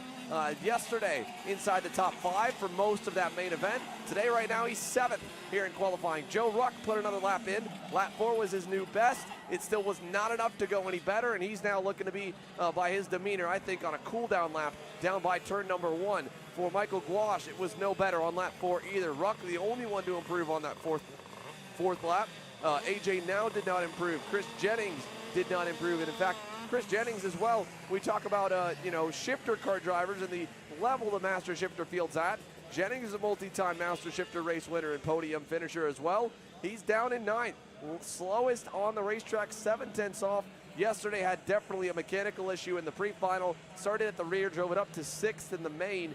But it looks like those problems, those gremlins, whatever he's been fighting so far this weekend on that Magic Kart is still with them, unfortunately, as the Jimmy John's multiple franchise owner and racer on his part-time schedule. And Chris Jennings, unfortunately, is going to be tail end of the grid we line up. And as well, building off that, we only had 9 turn laps in this one. And as I look down for our lone missing master shifter driver, longtime master shifter driver, one of the elder statesmen in the field, Ken Schilling, still getting after it. Unfortunately, missing out on qualifying. Not sure what the mechanical woe was for Kenny, but he does not get a lap in. He'll go tail end, but he will have sticker rubber because, again, it's brand new tires on Sunday. That'll be a huge advantage. We've seen it in Pro Shifter tremendously. It will be an advantage for him to have fresh MG yellows when they go onto the racetrack for their pre-final. Now we switch from the master shifters to the heavy hitters. Pro shifter coming your way here. The question really now becomes, you heard AJ Myers in his interview with you, said it was an honor to drive one of the most perfect karts he's had in a long time. Engine, chassis, easy. All he had to do was just keep it pointed straight and the wheels on the racetrack, and he drove away to a massive victory yesterday. Can he be knocked off the top step here today? It's going to be so tough. I mean, when you have that kind of an advantage on the field, it's almost a mental game. And I think that's part of the reason we saw the showboating yesterday. Not only did he give everyone the yawn, but he did some donuts as well. I think he's just trying to crush the field here in this last race of the season for the SKUSA Summer Nationals. I mean, I think that's the big thing right now for AJ Myers. He just wants to crush the competition, assert his dominance, and this weekend he's been doing just that. And granted, to be fair, he only had about half of the front runners from qualifying yesterday starting in a place where they could really work. As look at this here, going into the infield hairpin. I said they wanted clean space. I think some of these guys want a tow right now because they are all on a opening warm-up lap, all over each other here, Dave. Look at this. Whoa, Danny Formel to the inside of, I believe that's Tim Schroger in the 299. Well, that's funny because Hunter Pickett actually mentioned to me yesterday that he thought he didn't qualify as well because other drivers were getting a tow. So for whatever reason, the pro shifters think the theory right now is if you can get a tow, that will improve your lap time. So maybe it's not quite as much open wheel as we think it is. Maybe there's a little bit of Daytona out here right now in shifter. Very good point. I mean, this is the one racetrack that has a straightaway long enough. These guys do sit in 6th gear. Even talking with Danny Formal earlier this weekend, he said, I'm able to kind of take where they've been on a lot of R&D on his Vortex-powered KZ. It's not the main motor to have, but he's full in with them. And he said in Orlando, we run such a shorter gear ratio. You bang through the gears so quickly. The lack of power doesn't really show itself. But when you sit in that gear before you pull the next one more, like we do here, he goes from from a way higher gear ratio. I didn't want to leak that one out for him, to a way lower one here for the longer straights, that you feel that more. He says, in my opinion, I feel like I've got the IAMEs beat in one area, whether it's bottom versus top, and he's got the TMs beat in the opposite area, and then in the mid-range, we're about the same. So he thinks his overall balance, he said it's good enough he can fight, and we saw that yesterday in the pre-final before he had that throttle cable snap. He picked up 15 spots in the main event to drive into the top 6. That could easily be a guy that could challenge the Magic Man right now, who has found himself with a little bit of a different place on the racetrack. You see Formal's already going into the last 3 corners. AJ's much further back. Let's see where lap number 1 for your pro shifters come in as they just begin to go at full song. Marian Kremers first across the line at a 73.8. Charlie Steins, though, a second quicker, and typically we've seen this actually going back. That first lap is still only about 70% for the pro guys. They wait and nurse those tires up to temperature, and this lap 2 on, this is normally the money lap. Well, that's exactly what we saw AJ Myers do. Right before he got into the hairpin, he lifted off the gas, and yeah, he's on a flyer right now, so we're going to stick with AJ Myers and watch the magician at work here in the Magic Kart. He has been on it all weekend. He's been so quick. He's been confident. He's been excited. He was a little bit mad in qualifying yesterday, believe it or not. We didn't actually get to talk to him, but he seemed to be pretty fired up. He's been fired up all weekend, and he's getting those tires fired up too. Well, you go with toe versus no toe. You can see AJ Myers is too far away from anyone else for this lap to be a toe. He's got clean racetrack, and I think he's, again, confident enough in his piece. He just needs to get clean air, and he'll be fine. Formal was in the toe. Let's see what everybody else does. Lap 2, Kremers first across the line, 61.5. Oh no, problems for, that is the 272, one of the factory carts for the Musgrave Racing Company machine. 277, sorry, off the racetrack. That is Scott Steck. So Scott Steck, one of Billy Musgrave's teammates under the American-made brand, is out. But A.J. Myers, clean air, no problem, Dave. Nearly 3/10 up on Hunter Pickett in that PSL Karting Bureau Art. Yeah, clear of the field by 3/10. Who needs a draft? A.J. Myers certainly doesn't think he does. I mean, you think about how the pace he showed yesterday in clean air in that final. That was so impressive, and he's continuing to show it now. This kart, this driver, operating at absolutely peak performance. And again, he's still going for another one. We saw that yesterday with the International Motorsport with SRP Factory Race Team Maranello guys in David Trefilov and Tim Troger. Their best lap was back on lap 5 or 6, I believe. They stayed on the racetrack for a long time, long in the form of normally we see these pro shifter guys bail out after lap 2. Kremers closing the gap that time. Myers lengthens it. He moves into the 60-second bracket, 60.98 for AJ. Kremers to second, Kyle Wick is third, and there's problems for Billy Musgrave at the top of the hill. I believe he might just be pulling out, though, to get out of traffic. Yeah, and I gotta give a shout out to Marian Kremers because he is playing hurt right now. He has been pretty sick the past day. I mean, he's even declined interviews with us when he's always down to talk to Kart Chaser, but he's not feeling well right now in such a physically demanding class as shifter. He's proving why he's a world champion. Well, let's see who bails out here. It looks like Formal's still pushing as he go into the pit lane. He is not. Formal going for more. A few more bail out top of the screen. About half the grid into the pit lane, sitting on lap number 3. Can Danny Formal, the big man, get himself some better luck here today? He needs it right now. He's outside the top 5. Long way to go for Danny. P12. No better on lap 4 either. Danny Formal from yesterday being so quick off the gate. P12 here in qualifying, going by him there. I believe that is going to be Jacob Gulick on the GFC karting black and white machine. Gulick still going full song right now. Jacob Gulick is 4th, the double winner, the breakout star at Utah this year, got his first and second career Pro Division National Race wins when he swept the weekend on the brand new IAME KZ Screamers that the GFC boys got. They went 1-2 with Gulick and Kyle Wick on both days. And now Gulick starting to slow. I think he's done on this lap as well. That will do it for the time.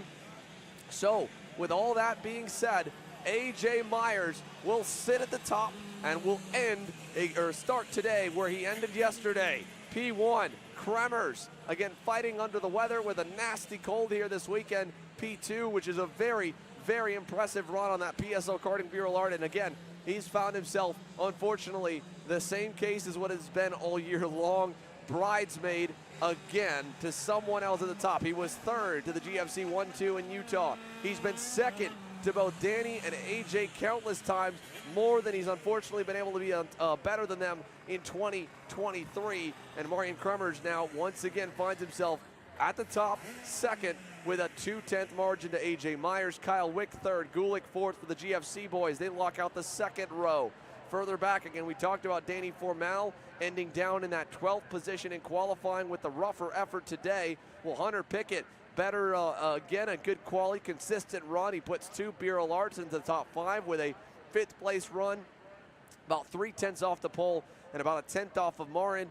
Billy Musgrave on that Musgrave Racing factory cart and 6th. Tim Troger in 7th. Talon Yockel 8th. Troger's teammate in Trefilov with the International Motorsport with SRP Factory Team Marinellas. They go 7th and 9th. Yockel, the second of the Magic Kart USA boys, he's 8th. And Keon Tandon makes the biggest lockout of any manufacturer inside the top 10 at 3 with 3 GFCs in there. He rounds off the top 10 field. And it's Jay Irwin and then all the way down to Danny Formal in 12th. A long way to go forward, unfortunately, for the big guy. About a half second off the lap from AJ Myers, 60.988. Coming on through, there's a look at Kyle Wick. A consistent good run for Kyle, the former SKUSA Pro Tour national champion. The Pro Shifter champ won his title when he was teammates with AJ Myers under the CRG Nord-Am CRG factory race team. And this weekend here, again, for the last 2 years, they've been back on different programs. And after such a good weekend, beating AJ heads up here a month ago for the U.S. Pro Kart Series, he finds himself right behind him to start today's pre-final in 3rd. Talon Yockel coming on through the scale line now as well. Good run for Talon, not as good in qualifying as yesterday with a 3rd place result there to his 8th place result, or 7th place result in quali today. Talon Yockel still, all that said, a continuing to impress type of season. There's Vincenzo Saraceno, Billy Musgrave rolling on through the scale line here while the X30 juniors continue to roll. Here's Hunter Pickett. And there it is, the pole man, your yesterday's winner, will start from the number 1 spot on the inside of row 1 spot better than yesterday. The Magic Man is good on weight, and there's the smile. AJ Myers will lead the field off here down in the scale line. So we'll let for AJ to roll on through and chat with him. We'll see, Dave's down there. He'll get the word from the Magic Man of how that one felt, and I'd have to imagine he's got to be pretty happy with it. That's a 2/10 margin over the entire Pro Shifter field, and again, arguably the biggest and most stacked grid that we have seen. Really not even arguable. It's the most drivers we've seen all year. It's the most factory-backed efforts we have seen all year. X30 Junior getting underway on the racetrack as well while we wait to talk to our Pro Shifters. The outlap just getting completed. They're working on lap number 1 now. Max Taylor on the RPG Cosmic leads the way in a handful of cars behind him. Oliver Weldon's in tow on that JC karting team Lando Norris kart. There's that red suit for the RPG Cosmic of Keelan Harvick at his 2nd American X30 Junior weekend. All 3 of them across the line. Jackson Wolney a little further back is the best. The RPG purple and pink P1 here in quali, and he was good. But what about the day yesterday for Chico Turner Brown and that black and white Speed Concepts Racing red speed? First career national win, and he gets it done with one of the biggest crowds and ovations as soon as he went through the scales. Had to be so cool. Social media blew up across the board in the karting space here with Turner Brown getting win number 1. And the kid was awesome. His interview was awesome, and it was so cool to see. And now he looks to back it up with finally getting the monkey off his back. And he'd been so close for the last full year of getting a major breakthrough win. And on Saturday here in Newcastle, it came. Let's go down to one guy who is already, again, a winner from yesterday, but a multi-time winner, a multi-time champ, and trying to get himself a sweep of the weekend and $5,000. AJ standing by with Dave. Yeah, we're here with the magician, AJ Myers, and I'll tell you what, that Magic Kart sure looked magical out there once again on the top of the board. I mean, you were so excited yesterday to get that win, doing a little bit of showboating, having, we love that as the camera people. Give us a sense of this, because I know how grateful you are to be driving this piece right now. Yeah, no, amazingly enough, I think we found more overnight with the engine, definitely, and it's even better. It's even better today, so just got to keep it clean up front. These guys are going to be coming for me and just got to stay clean. You set your lap in relatively clean air. It seems like there's a bit of a debate of whether you want clean air or you want a tow around this track. What are your thoughts on that? Yeah, I mean, I started the session, I was going to go for a draft, but then we all started messing around, no one wanted to lead, and then I ended up just backing out of that and finding that clean air just where I could get my 2 laps clean back to back and just get the max out of it. There you go, your pole sitter, A.J. Myers. He's stomping him and claims he's found a little bit more. There you go here for A.J. Myers. And again, sometimes those strategies, they have to change on the fly. You might go in looking for a tow, bail out, go for clean air. And sometimes you go for clean air and you find yourself in a pack and say, all right, this is what we're doing. We're going to run in the tow. And for Max Taylor, I'm surprised he hasn't tried to bail out and go back behind these guys. Obviously, he feels confident in his pace, but unfortunately, it's only good enough for 6th. The guys he's towing around, luckily, are a little bit further back at the moment. Keelan Harvick going to go by Oliver Weldon down in turn number 1.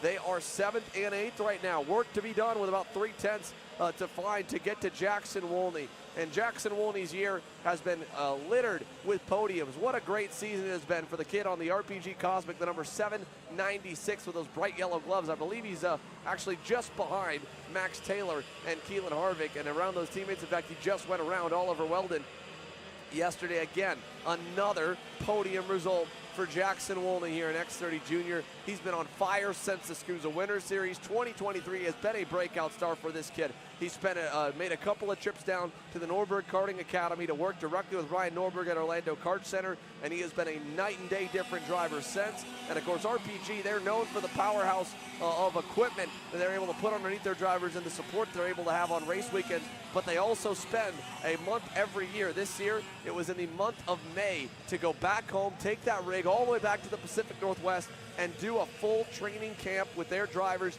And again, I'm sure that was a huge benefit for their entire team. Now, with Keelan Harvick going to the lead, taking the checkers, it was not enough by making that pass on that final lap to go any bit better, unfortunately. It was no improvement for him on lap 4. Actually, no, it was. Wow, it just populated now. Keelan Harvick on that 4th lap did go better. He went to 2nd, but the pole kid, Nix Eggleston, on that Ruthless Karting black and orange X-Spree, way back, not even in the frame of this major grouping. Hello, Nix Eggleston. He was so impressive yesterday. The number 724 black and orange X-Spree from the Ruthless Karting Camp. Nix Eggleston is going to go to the pole here in qualifying. Keelan Harvick 2nd, Ernesto Rivera 3rd, Jackson Wolney 4th, Sarah Bradley 5th. And there's your pole sitter who spun around somehow here on the cool-down lap. Not sure what just happened for Nix, but the kid who was so fast, it felt like the fastest lap almost every lap in both the heat and the main in X30 Junior yesterday, up until the last little bit, was so good as well in K100 Junior. Nix Eggleston has got himself a SKUSA Pro Tour pole award. We look now, with the X30 Juniors all wrapped up, though, to the Speed Concepts Racing X30 Pro Seniors. It's coming your way when we come back here live on Kart Chaser next.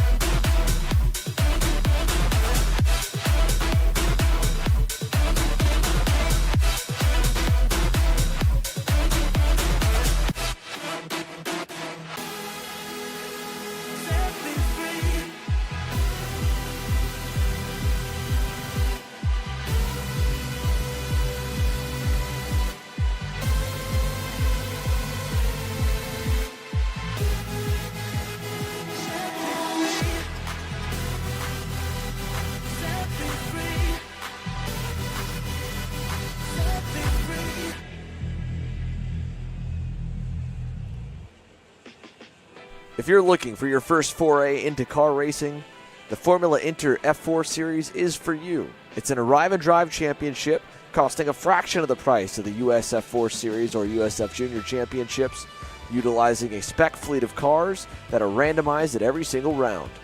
You can start with International Motorsports Karting Team and advance through the ranks to the Formula Inter Championship. For more information, follow us online at Formula Inter on all social media.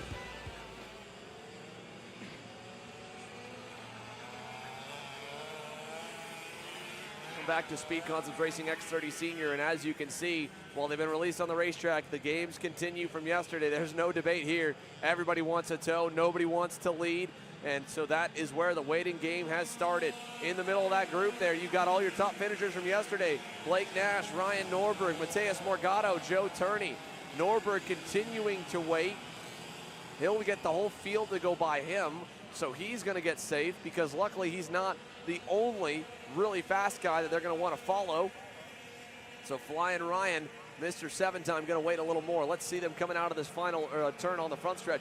Joe Turney now is at the front of the pack. He does not want to tow them around. And whoa, way off the racetrack was Austin Perrin on the SLA PK Sport Sodi, way wide. Turney still hand in the air saying, don't follow me, guys, go by, I ain't leading. And Harley Keeble right behind him as well here, Simon. The games, we were talking about it while we were on the commercial break. We saw him leave the grid. We knew it was going to happen. It is happening. This is potentially blowing the session, and it's a game of who blinks first, who says, screw it, I'll go. Then everybody just follows him. It's a complete game of chicken. You don't want to be the guy leading him out, and David and I were talking about it a bit in the KA Senior qualifying. They played a bit of games, but I said just wait for the X30 Pro field. They are going to take it to another level, and that they have, using all of the first couple of laps to just sort out their position, park it around the track, make sure they're not giving anyone else the advantage. Is everyone lining up to follow Joe Turney here, knowing he is the man to beat. He has got about 10 carts behind him right now. He is backed up a lot, but everyone's sticking with him, not wanting to let him do his own thing. They are going to follow him around the track. We'll catch him out of turn 11, and he continues to slow down. Now, this is now 2 laps gone that they're going to need to get on it soon. You get 3, maybe 4 laps, and these tires will come in quick. They are on the MG Yellows. You see Ryan Norberg out by his lonesome, well out in the back of the pack. No one to worry about, but also no toe to pull off of in this quality session. Joe Turney now getting up to speed, tucking his head, and getting to work. He's still got a few carts behind him, and that looks like John Antonino trying to get the most of the Turney draft coming out of turn 1 here, Xander. Harley Keeble, actually. Antonino in junior, but Harley Keeble trying to tow off of Joe Turney here. Let's see. The opening laps, couple guys decided to bail and just start running. Nate Cicero at the moment quickest. Now Aiden Ingrata, 104.84. That would have been pole yesterday. He goes quick right now, but we know everyone's going to continue to find more speed. Turney is slowing back down a little bit, trying to wave them by. They're not going to do it. Now, granted, again, just like we saw 2 warm-up laps and the second lap be 70% speed, Joe Turney's one of the only X30 guys that really was doing that in Homestead, Miami, and a few more have started to copy. So he may not be trying to, still tell Keeble to go around him. I think he may, more than anything else, be letting him know, hey, I'm not going full speed just yet. I'm just getting going. Yeah, and I think we're going to see Joe Turney go for a 1-lap shootout here. Going to try and get the most out of this tire on this lap. The MG Yellows great on the peak, and then they tend to fall off pretty quickly after. So drivers not wanting to use up the rubber early in qualifying want to get the most out of that tire, and now Joe Turney is on it and pressing towards turn 3. Yeah, look at this here already. Okay, let's go. Speed Concepts Racing X30 Pro Senior. Norberg gets his first flyer in. It puts him 5th. Checkers coming this time. 3 laps in, Massimino to 7th. Gia Cicero, another great qualifying effort. She goes 3rd. Let's follow Norberg around here. Blake Nash is the top of the boards at the moment. He's going to have another lap to go on by. Mateus Morgado as well. We'll try and go to the highest of those 3, whoever's quickest on the racetrack. So Morgado and Norberg. Morgado will go before Ryan does. Blake Nash, no improvement on lap 3. 104.74. 600s. Caleb Gaffera is still 2nd, but here comes the reigning world champion, the reigning U.S. champion, and the #1 ranked driver in the world, Morgado, Norberg, Turney. We know they'll be fast. Tutulio, he can do no better than 8th as he jumps up. Morgado to the top, Turney even better. Norberg all the way better than everyone by 2.5 tenths of a second. Wow, what a rundown right there. We saw turning to the top, Morgado up there, Keeble up there, and then Ryan Norberg lays it down. 2.5 tenths clear of this field, getting the most of that clean air, playing it smart, and Joe Turney also laying a one-lap shootout down. He will put down a good time. Outside front row for Joe Turney, Morgado on the inside of row number 2, and Harley Keeble with a strong qualifying running just behind Joe Turney. Alessandro DiTullio on your screen again, down all the way to 11th by the time it cycles through, with Keeble getting a good final lap in. He pops it again, as you mentioned, to 4th. A good lap from Gia Cicero, a good lap from Ingrata. Diego Ramos also cracked the top 10 to put both Burrells inside the first 5 rows. So ADT ends up down in 11th. I'm sure he won't be too thrilled with that. Similar to yesterday, down in qualifying, having to work his way forward. Had to do it in the main as well, off one mistake on that start. It put him on the back foot. But the thing about Alessandro DiTullio, he has been the most consistent driver, one of the most underrated drivers in the paddock, in my opinion, Simon. He is the second best average finish of every X30 Pro with more than 6 starts in 2023. Next to only Joe Turney, who has that 50% win percentage now with 6 wins in 12 attempts. But ADT, another top 5 yesterday, just another smooth, consistent run from the International Motorsport Kart Republic guy, and he's done it on 3 chassis here this year already. He's reminding me a bit of Dixon, just always there. You don't have to win everything, but if you're always at the front, good things are going to come, and DiTullio, surviving chaos as usual, comes out mostly inside the top 5 like you were talking about as we see them work through the scale line here. Norberg, though, laid it down. 2.5 tenths, that's a big gap, Xander. It did. I mean, 2.5. Yesterday was only about a 1/10 and 3/4, so Norberg put an even bigger whooping on him yesterday. We know Ryan Norberg wants to get that number 1, that first win, another return to the top step of the podium going back to October of 2022. Is still winless in 2023, and another kid looking for a big breakthrough win was Blake Nash. That 3rd lap, not good enough. Don't know if he got traffic or not on it. He was quickest on lap number 2. Blake Nash ends up down in 6th at the end of qualifying on the Nash Motorsports EOS card as he chases X30 Pro national win, number 1, the multi-time KA senior race winner and KA champ. Now in the pro class, becoming a veteran, was close yesterday, and then in the way the battle shook out, ended up unfortunately off the box. More drivers still rolling on through here for X30 Pro Senior following qualifying. And we'll send it on down here as David Land and Kendall Edge continue to keep an eye on who we need to chat with. Ryan Norberg, again, he'll probably be near the tail end of the frame.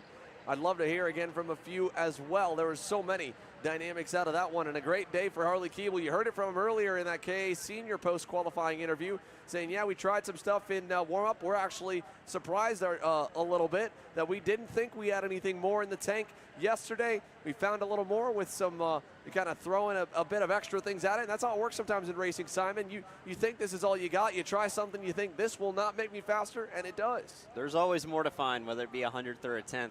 And Harley Keeble knowing not to let up on his advantage, very comfortable in KA right now. But as he said, it's a strong field, both KA and X30. According to him, pretty comparable in terms of the competition. And lining up P4 for this one's going to be a strong way to head into the pre-final as we see more drivers coming across the line. We'll expect to see Norberg in the very, very end. Again, he was the one who dropped back all the way to the tail of the field in the first lap, ran around nobody the entire session, got 1 lap in there and laid it down to go pole. As you see Diego Ramos coming across scales, Brooke Notman, as they continue to work through the field. Yeah, Diego Ramos, that was a good run here, and going this direction, going anywhere at Newcastle, Diego is normally pretty good. You think about the guy that was really, really close to getting a win, and while we harp a lot about Norberg this weekend, Diego Ramos has had nearly a 2-year stretch. His last major X30 Pro win coming back in 2022 at the SKUSA Winners Series, when Mateus Morgado let him go, knowing that if Diego would win and Mateus would get second, Diego would secure second in the championship. And even then, it was still a good weekend for him, and he was fast all year. And with the PSL Karting Bureau Art Boys, he's been so close. He's nabbed a few podiums, and he has also been, for the most part, very consistent in 2023. He's the 3rd best average finish on the year in all the races factored in behind DiTullio. So we know that he'll be close. We might see him there today, but he's got to work from P10 There's ADT again, 11th at the end of qualifying. Alessandro DiTullio in the International Motorsport Kart Republic. Man, such a good end to yesterday, but for the same deal today, he'll have to roll from that 6th row of the grid and have to drive his way forward a little bit there with the BN engine power. So we'll see if ADT can get himself again into the mix and maybe a little better start to the main. He'll have a really good fighting shot at these boys and girls here in X30. I mean, again, him and Ramos just kind of always there, always in the hunt, right? Just like you were talking again about Scott Dixon. 100%, a great comparison. Absolutely, and with how competitive this field is, we've seen Joe Turney have a lot of successes here, but really, it's a strong field throughout, and really anyone inside the top 10 has a chance. Everyone has the pace. It's about who manages the race and who saves those tires, who's got it at the end, who can survive the chaos. We saw a lot of battling yesterday that allowed Joe Turney to farther his lead out front and run away with it.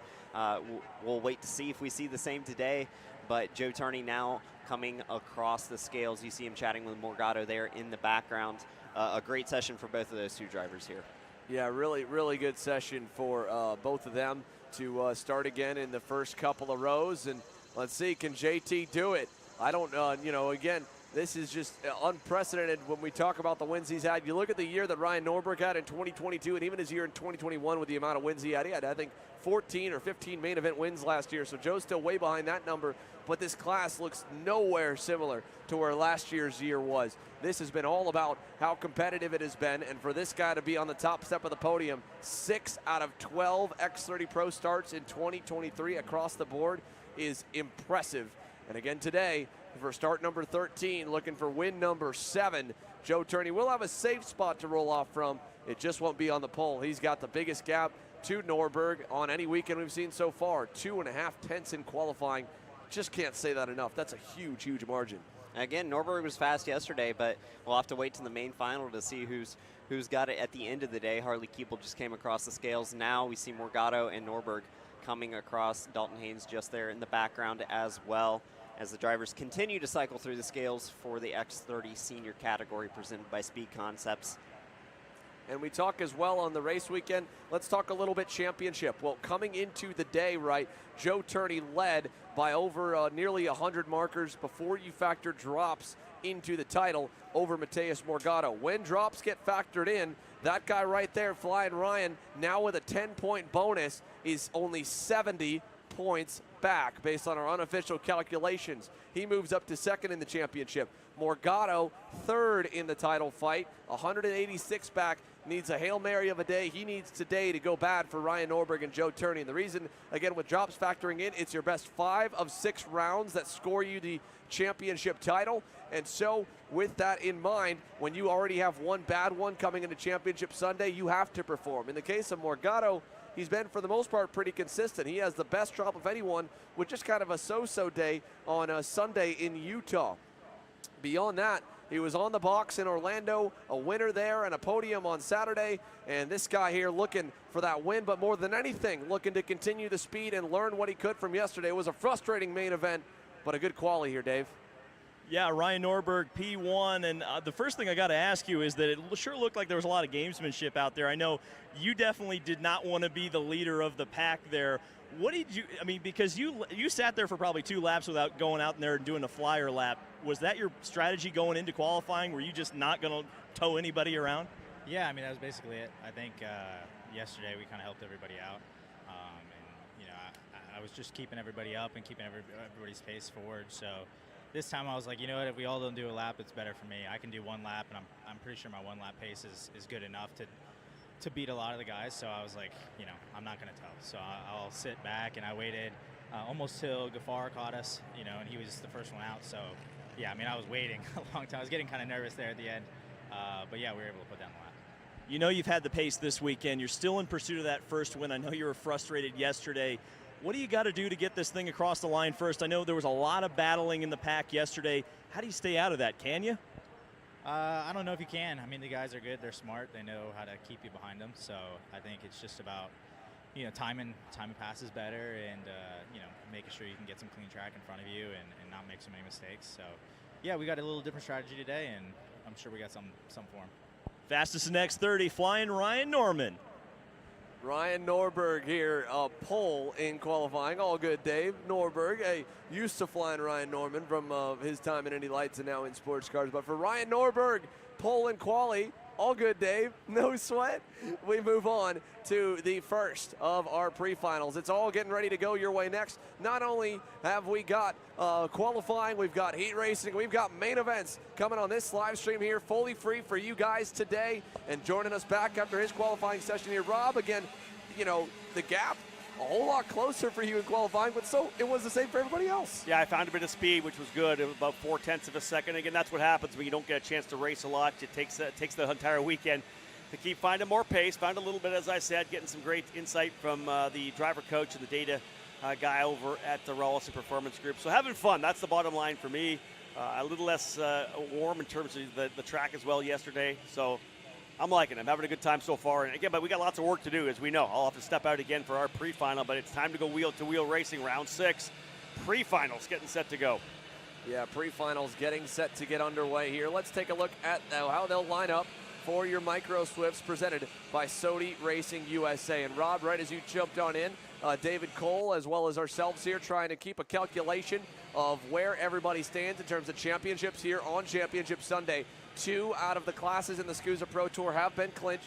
K100 Junior clinched already by Stephen Miller. And this one, Sodi Racing USA clinched national champ Maxwell Macha. As long as he stays out of trouble, no unsportsmanlike, unjobbable DQs. Exactly that. He gets to crown a championship today, and that means today he can have a whole lot of fun and just race for the win. Maxwell on the outside here of our number 1, Asher Ferris, who was absent yesterday, Rob, and that was what was so interesting. Pole here today. Yeah, very impressive run in qualifying for Asher to go P1. We'll see how he handles this run all the way down into the opening corner with so many drivers behind ready to attack. We saw that spin, Xander, yesterday coming down there, a little touch from behind. One driver went around. Chaos ensued after that, hoping for a clean start as they get themselves into the tram lines right now. First pre-final of the day, lining up to get rolling. Inside needs to get the pace up, and I think we are potentially underway. Maybe a move further back, a driver out of the line, but otherwise we're running. Ferris will take them down into turn number 1, clean and green. Can they get through all the way? Little bit of contact, maybe 4th, 5th, and 6th, and one driver off the racetrack. Yeah, only one off. Granted, to be fair, as the field here, the driver we had off, who did we get there on that one, Rob? Yeah, Mazzacolo, I think. Anthony Mazzaculo off the racetrack. Asher Ferris already getting shuffled by the leaders. Championship points leader, provisional champ Maxwell Macha through, and look at that move from Colton Schneegenberg. This kid is ready to play here today. Yeah, an opportunity, of course, for Colton to get up where he needs to be. He had great pace yesterday, was going in purple laps throughout the main event, hoping for a better start, maybe able to work his way up to a front row start here for the main event this afternoon. Schneegenberg in that energy has been strong all weekend, but listen, Maxwell Macha's got the momentum. A great run yesterday, provisionally getting that championship as well. Trying to pull away right now, just things getting underway on the opening lap. Yeah, let's see it as they go through the left and rights over to put lap number 1 in the books, and we'll get an updated leaderboard of where they are. Only 8 laps here for their pre-final, and then double the distance for the main. You got to go right out the gate, and that's exactly what our championship points leader, Maxwell Macha out of Tampa, Florida, has done. He leads here right now with Drew Jensen behind and Liam Nachawati in 3rd. And remember, what a day for Liam Nachawati in yesterday's main. Had that completely bent up front fairing. We weren't able to get a word with him of whether or not it was also bent up in the front end assembly, but I wouldn't have been surprised. So impressive that drive he had. Indeed, and to be able to get over that kind of adversity, which could change the mental aspect of a young driver like that, his focus, he was able to keep the eyes forward and had a great run. Nachawati now running P3 as he got this lead group starting to develop. Over the first couple laps, we'll see the gaps kind of somewhere within the top 5, top 6, maybe even the top 8. Drivers will start to stretch away a little bit. We'll see some more questionable moves. Drivers getting aggressive, trying to work their way forward. But otherwise, right now, the train lining up. 8 and 9 drivers in that lead group. Maxwell's the one dragging them around.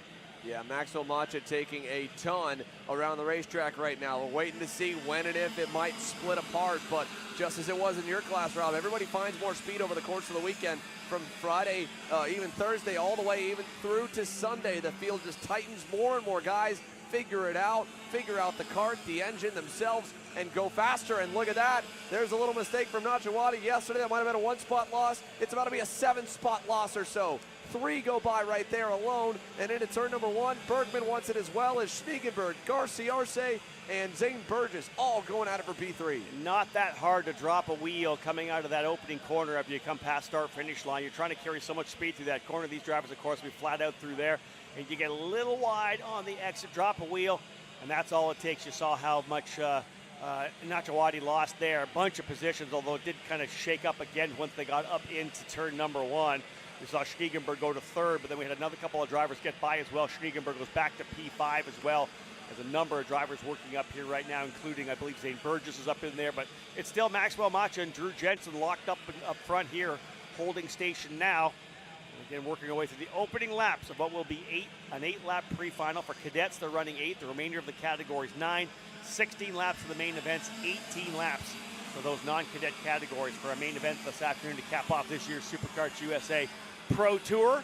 Macha continues to lead at what we have, 8? I think it's 8 or 9 drivers in the lead group. Let's see. Yeah, about 9 now in the lead group. Then a second and a half back to Byron Borman in 10th. Yeah, and don't forget Juan Diego Garcia-Arce, just unfortunately a Saturday to forget. Luckily, he was okay. Was the cause of, one of the drivers involved in a red flag incident in the pre-final, and then the main just could only get up to 9th. The pack had already long gone and left the station. So today gets to reset, gets to get after it. 3rd right now on the bumper of Drew Jensen. Zane Burgess back in that 5th position with Schniegenberg moving by him and sneaking into 4th again. Actually back to 6 now as Bergman on that blue helmet there in the PK Sports Sodi has moved himself into the top 5. Burgess back to 6, but Colton Schniegenberg, he's been aggressive so far. He's been one of the raciest ones, it looks like, in this pack. Garcia-Arce is now going to say, that'll be me. Up to 2nd on that black and green. Orslon Racing Parallel, a little bit of a hip check, just kind of unintentional, getting himself back clear on Drew Jensen. And it allows Schniegenberg to slip on through, too. Yeah, it's a couple of spots for Jensen going backwards over in the cell tower corner. Lost 1 position on the entry, then 1 coming back over to the first corner of the horseshoe, the double apex left-hander that leads the drivers back over here to the final complex of corners. He dropped back all the way to P4 right now as Garcia-Arce, who's been impressive throughout the season here. One of the top cadet drivers, one of the top micros in the country. Of course, Maxwell Macha, the one they've been chasing here throughout the entire SuperKarts USA Pro Tour, already provisionally your champion in the category. A little bump there coming into the braking zone. But Xander, there's your full group up front. 8 drivers right now. That 9th driver, Isaac Payne, getting dropped off a little bit at the tail. Yeah, just lost a little bit last time by. Isaac Payne was about 4 to 5 tenths slower than the leaders. As here comes Bergman down the inside on Jensen. Tried to bring as well Zane Burgess. He could not. Bergman to 4th, Jensen back to 5th, Burgess under fire. That's Nachawati to the inside, all the way to the edge for Zane. He'll drop back into line behind him. This will help Isaac Payne close back in. And Byron Borman, by the way, Rob, fastest on the racetrack back in 10th. He's tracking down this lead pack. So Byron Borman in the number 98 started back in 12th. He's already up 2, trying to go up more.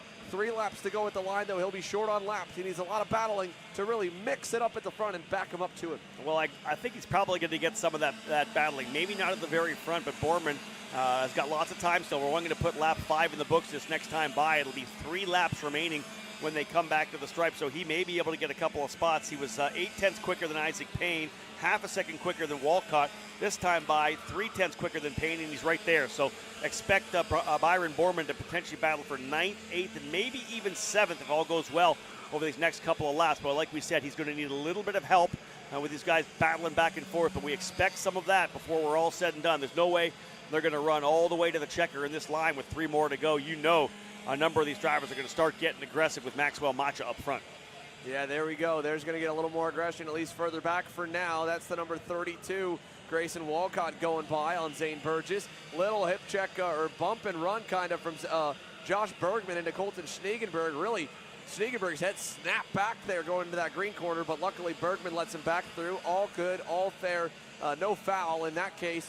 And the leaders just get a couple car lengths, which in a way, it's almost with this class, sometimes getting out by about 2 car lengths is worse than having a guy on your bumper because the draft is so mega. The run that Colton Schniegenberg and Josh Bergman could get if they work together, which they're not right now, would be mega coming to 2 to go. Hey, listen, if you're trying to pass somebody, right, that's the key. Do you want to be right with them coming into the braking zone or give yourself maybe a little bit of room so you can really roll a lot of speed through these hairpins to get a good run down the straightaway? Use that draft. We'll see what happens here Again, 6 down, 2 to go. Leaders Macha and Garciarce try to pull away a bit here. Schniegenberg has been able to get by Bergman. Bergman, though, getting challenged from Nachawati. Bergman to the inside. Nachawati coming with him. 2 passes. Schniegenberg from 3rd to 5th in turn number 1. And again, in Josh Bergman's case, he didn't have a choice. He was either going to get passed by Liam Nachawati or have to pass Colton Schniegenberg. I don't know if he was fully committed to doing that to begin with. He probably maybe would have liked to work with Colton, get back up to Macha and Garciarce, but at the moment had to go. Schniegenberg now is in the fray, in 5th. In the middle of there, Byron Borman's got up another spot. He got to 9th a lap ago. He might be even higher now. I think he's at least on Zane Burgess' bumper for 8th or 7th. Schniegenberg now back on Nachawati. He'll take 4th. Bergman's latched on to the top 2. And Maxwell Macha, it looked to me, Rob, that as soon as he saw the 2 to go, when he came out of that first turn after the loop, last turn on the starts, he went straight down to the bottom. But then, whether he looked back or thought about it, Garciarce stayed with him, and he kind of opened up 90% of the way in turn 1, so he's not low-lining fully. Maybe he will this time. Yeah, get ready for this final lap. It's Maxwell Macha leading the way right now in that Sodi kart up front. Here he comes. Here comes the big run from behind. What do we see into turn number 1, final circuit? Do they try it here? Does Garciarce go to the inside? He does. He'll peek to the bottom of the racetrack. He'll take the spot. Good run out of the corner, but Macho able to tuck back into 2nd. Everybody else lining back up. Here's all 8 drivers once again. Back down again here into turn number 3. Definitely not done yet. Another move to the bottom of the racetrack. There goes Macha back through, and here comes Schniegenberg as well. Is he going to get hung out to dry? No. He tucks into P3. Yeah, good move by Colton Schniegenberg. Garciarce back on Macha. Macha's going to hang tough on the outside. He'll hold it. Garciarce losing momentum. Here comes Schniegenberg to his inside. He'll get side by side with him. The field's going to line up, and this is going to hurt. We've seen this so many times already this weekend. That guy, 3 right-hand corners in a row. Garciarce is going to go back to about 5th or so as he fends off Nachawati. But Macha's got 3 turns left here in the pre-final, Rob. I'm going to say Garciarce did the best he could there, running the outside out through the entire cell tower corner. Ends up coming out 4th. Here comes a move to the inside. Schniegenberg goes on the defense as opposed to trying to go. Remember, trying to recover and get himself up for a better spot. I talked about a potential front row starting spot in the main. Contact with these drivers coming through. 1 driver's off. Nachawati gets turned around here on the final time through as the checkered waves. Maxwell Macha cruises to the win in the micro pre-final, but what a catch there by the cameraman on that shot coming right at us. That's a corner, of course. That grid corner is such a ideal passing opportunity, but it's so tricky to pull it off. And Nachawati, Liam, you can't blame him. Obviously, he's frustrated and disappointed. Goes from inside the top 10 now to all the way back to 16. Yeah, you wonder what's going to happen in terms of repercussions on that. Who's going to get instant responsibility? That was most definitely right front to left rear contact. You see the angle of the spin for Nachawati coming out of that corner. He ends up falling all the way back. Colton Schniegenberg, as I had said, as he was trying to work his way forward. Could he get himself to the front row? Well, the answer is yes. Colton Schniegenberg will start on the outside of the front row alongside Maxwell Macha right in the middle of the fight for the 16-lap main event this afternoon. Josh Bergman up 4 spots, impressive drive from 7th to 3rd. Garciarce ends up in 4th. Grayson Walcott up a couple spots to 5th. Drew Jensen dropping back into 6th. Zane Burgess 7th. Isaac Payne 8th. And Byron Borman able to get another spot there at the end there, Xander. He goes from 12th to 9th. Easton Kubinski rounding out the top 10. Yeah, very, very great stuff from Byron Borman to hunt that pack down, set the fastest lap of the race, pick up a couple spots. Wasn't a major gain from 12th to 9th, but hey, that's inside lane for the main event later on this afternoon. That's in the top 10. He can fight from there, and if the speed is as good as it looks right now, Byron Borman might be a sleeper pick for the main event. But for Maxwell Macha, of course, the pre-final win already. This is shaping up for a walk-off Sunday afternoon for Maxwell Macha in his first career national championship. Got his first career national wins this year, and he wants to close that championship out with a win and really say, I'm the guy. That's it, right? When you get that provisional championship done on Saturday, all about Sunday is putting an exclamation point on the end of the season, right? This is what I've done. I've already got the title, but I want to stand on top of the podium when it's all said and done. Same goes for Stephen Miller here in KA100 Junior, which will be the next category to roll out here. Stephen Miller with the championship already locked, but not a top qualifying run. He's deeper in the field for the start of this one. This will be very interesting to see how things play out. And I think he's down in like 16th or something like that. Yeah, 16th position for Stephen Miller. He'll be fun to watch. You know he's going to work his way to the front. He's got work to do. So while we are just a couple moments ahead of schedule here at the moment, we're going to take a 2-minute commercial break. We come back. It is time for Greyhound Racing Seats KA100 Junior and the rest of the classes to roll on through here for pre-finals from Newcastle.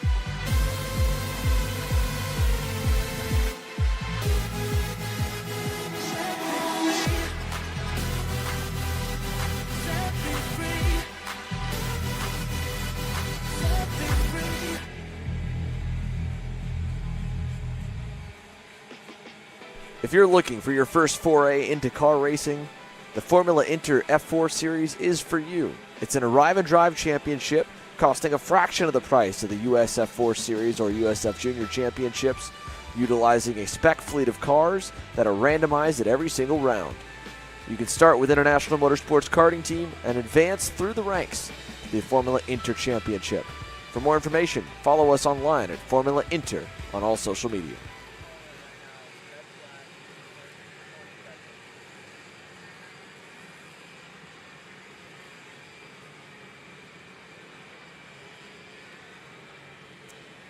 Welcome back to Newcastle Motorsports Park, underway with our pre-finals on round number 6, the final round of the SuperKarts USA Pro Tour here for 2023. Rob Howden here in the booth alongside David Land, who has taken up the spot for Xander Clemens, who's got to handle a couple of things. Diego Ardiles, big run in qualifying. The RPG driver, very impressive to put it an all RPG front row. Ernesto Rivero on the outside here for KA100 Junior. Diego Ardiles on the inside row 1. Jaden Johnson, a great qualifying effort for him as well. Same with Ethan Tobo. They'll occupy row number 2. Row 3 will be Charlie Smith alongside Christian Meyer, while Max Taylor and Max Weiland will occupy row 4. Alexander Gonzalez and Jackson Molney capping off your top 10. And again, looking further back to two of the front runners yesterday. The winner, Isaac Malkett, starting in 12th. Oliver Weldon, 13th. And your provisional champion, Stephen Miller, all the way back in 16th. Watch for them to rock and roll things up to the front. Ardiles alongside Rivera. Time to get things underway. Spooling it up in the tram lines. And we are green, green, green. Racing down into turn number 1. And a good jump for the inside for Ardiles. He'll try to come around a little bit. Same goes for Rivera. Great run for Rivera. A couple of drivers off into the grass, making 3 drivers, maybe even 4 drivers off to the grass. But David, you couldn't ask for a much better start for the RPG drivers who started on the front row, outside of the front row. Not the best place to be, but Rivera able to capitalize. He goes to P2. Yeah, 3 of those purple and pink carts all together up at the front. This is exactly what they want to see. You want to get together with your teammates, try to run away from this snarling pack behind, and have your own race. Yeah, if you can get out front early like this and get away from the chaos that happens, sometimes 5th back to 10th when everybody's really got their elbows up on the opening laps, especially here. Of course, at Newcastle with a big run down to 1, then all the way back down to 3. The scoreboard corner is a lot of opportunity to make that dive bomb move, and that's why we do get chaos often here on the opening laps.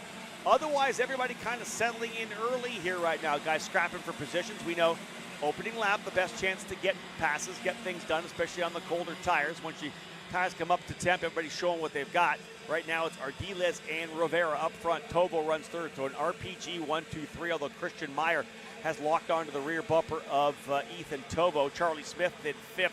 Biggest mover inside the top 10 is Malkett. In fact, Isaac Malkett from 12th up into the 8th spot. Oliver Weldon gets 3 spots as well. So those 2 drivers who were the primary proponents of the battle yesterday, David, now into the top 10, 8th and 10th respectively. Yeah, I think we expected them to move up pretty early. I think we talked about it during qualifying. This is a total drafting track. So starting where they were, I know Weldon was in 13th place.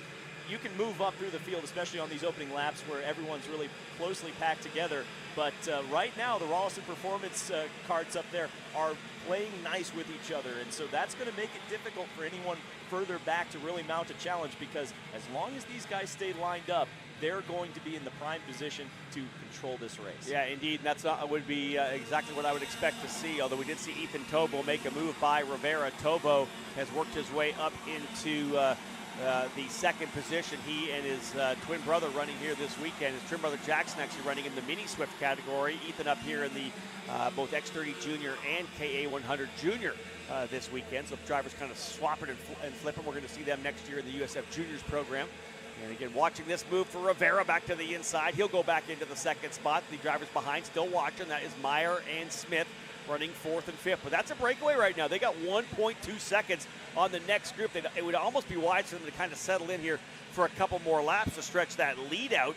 But right now, Alexander Gonzalez back there in 6th. More than happy to see them fight for the top 5 positions. Yeah, I'm surprised to see the swapping up there. They've got to think, the guys who are coming up to the front are making passes. You've got to think that there's a little bit of a thought that maybe one of the guys in that lead group is slower than the other ones, and they're trying to shuffle him out. But, yeah, I'm surprised to see the swapping, because you can see 6th, 7th, and 8th coming up into this lead fight. We're going to have a heck of a battle here in a second. That's it. Fast lap last time by. Oliver Weldon gets another spot. He puts himself on the bumper of Isaac Malkit. So the duo that looked so good pulling away from the field in the main event yesterday have locked and loaded once again. Malkit in 8th. Weldon in 9th. Watch for them to continue to try to push their way forward. Weldon again. Now they're 6th and 7th. A couple more spots there as they were able to get by Max Taylor and Alexander Gonzalez. So the 2 drivers who were the guys we watched yesterday are battling to work their way back forward. And speaking of battling, it's not done up front either, as Rivera has now gone to P1. Ernesto Rivera decides he goes to the lead. And there they are right there. That's Malkit and Weldon. They are storming through the field right now, having got by Max Taylor. 6th and 7th, and closing up now on that lead group of 5. Yeah, these are the 2 drivers who battled it out yesterday for the win in the final, and now they are able to challenge up here at the front. A big old pack of carts. Here we go, Rob. Yeah, nice little dive bomb move there. I believe one of the RPG drivers getting to the inside of turn number 5, the green corner. We're going to go side by side coming down here. Somebody getting hung out to drive big time. This is going to help Malkit, but did not help Weldon. I think Weldon got checked up as they went through to the inner horseshoe there. Malkit was able to get the run around the outside. Weldon had to check up so not to get collected. So another big run here for Isaac Malkit as he, again, his home track dropping a left rear off of that corner, hanging it out to dry. That's called riding on the ragged edge as they try to carry so much speed. And he's definitely going to lose 1, 2, maybe 3. Drops another wheel, 4. He's going to go all the way back behind Max Taylor as well. A little mistake on the exit turn number 12, ends up being 5 spots as they work their way back to turn 1. That's so hard to see. Oliver Weldon making a couple passes there as we've got a little bit more contact. The Rollison Performance carts starting to run away from this thing, Rob. They're battling behind them. That's it. The guys up front trying to hold on to see if they can't stretch away. Big racing further back. A couple of guys up on the curbing. These Nash Motorsports drivers are digging hard a little further back. Charlie Smith, we talked about Alexander Gonzalez, Enzo Vidmontien now coming up into the fight, as is Jackson Wolney. He's just turned the purple lap. He's 11th right now, and he's in that kind of group as well. So Jackson Wolney in the number 896 RPG machine up into the fight. But indeed, they do have about a second right now potentially for the lead trio as they're stretching away. Look at these guys really getting out. How about 3 wide through the horseshoe, back over to turn number 11. Wow, that was some exciting stuff. They all made it through there, but the battling is so intense right now in the middle of the pack. We go back to the lead group here.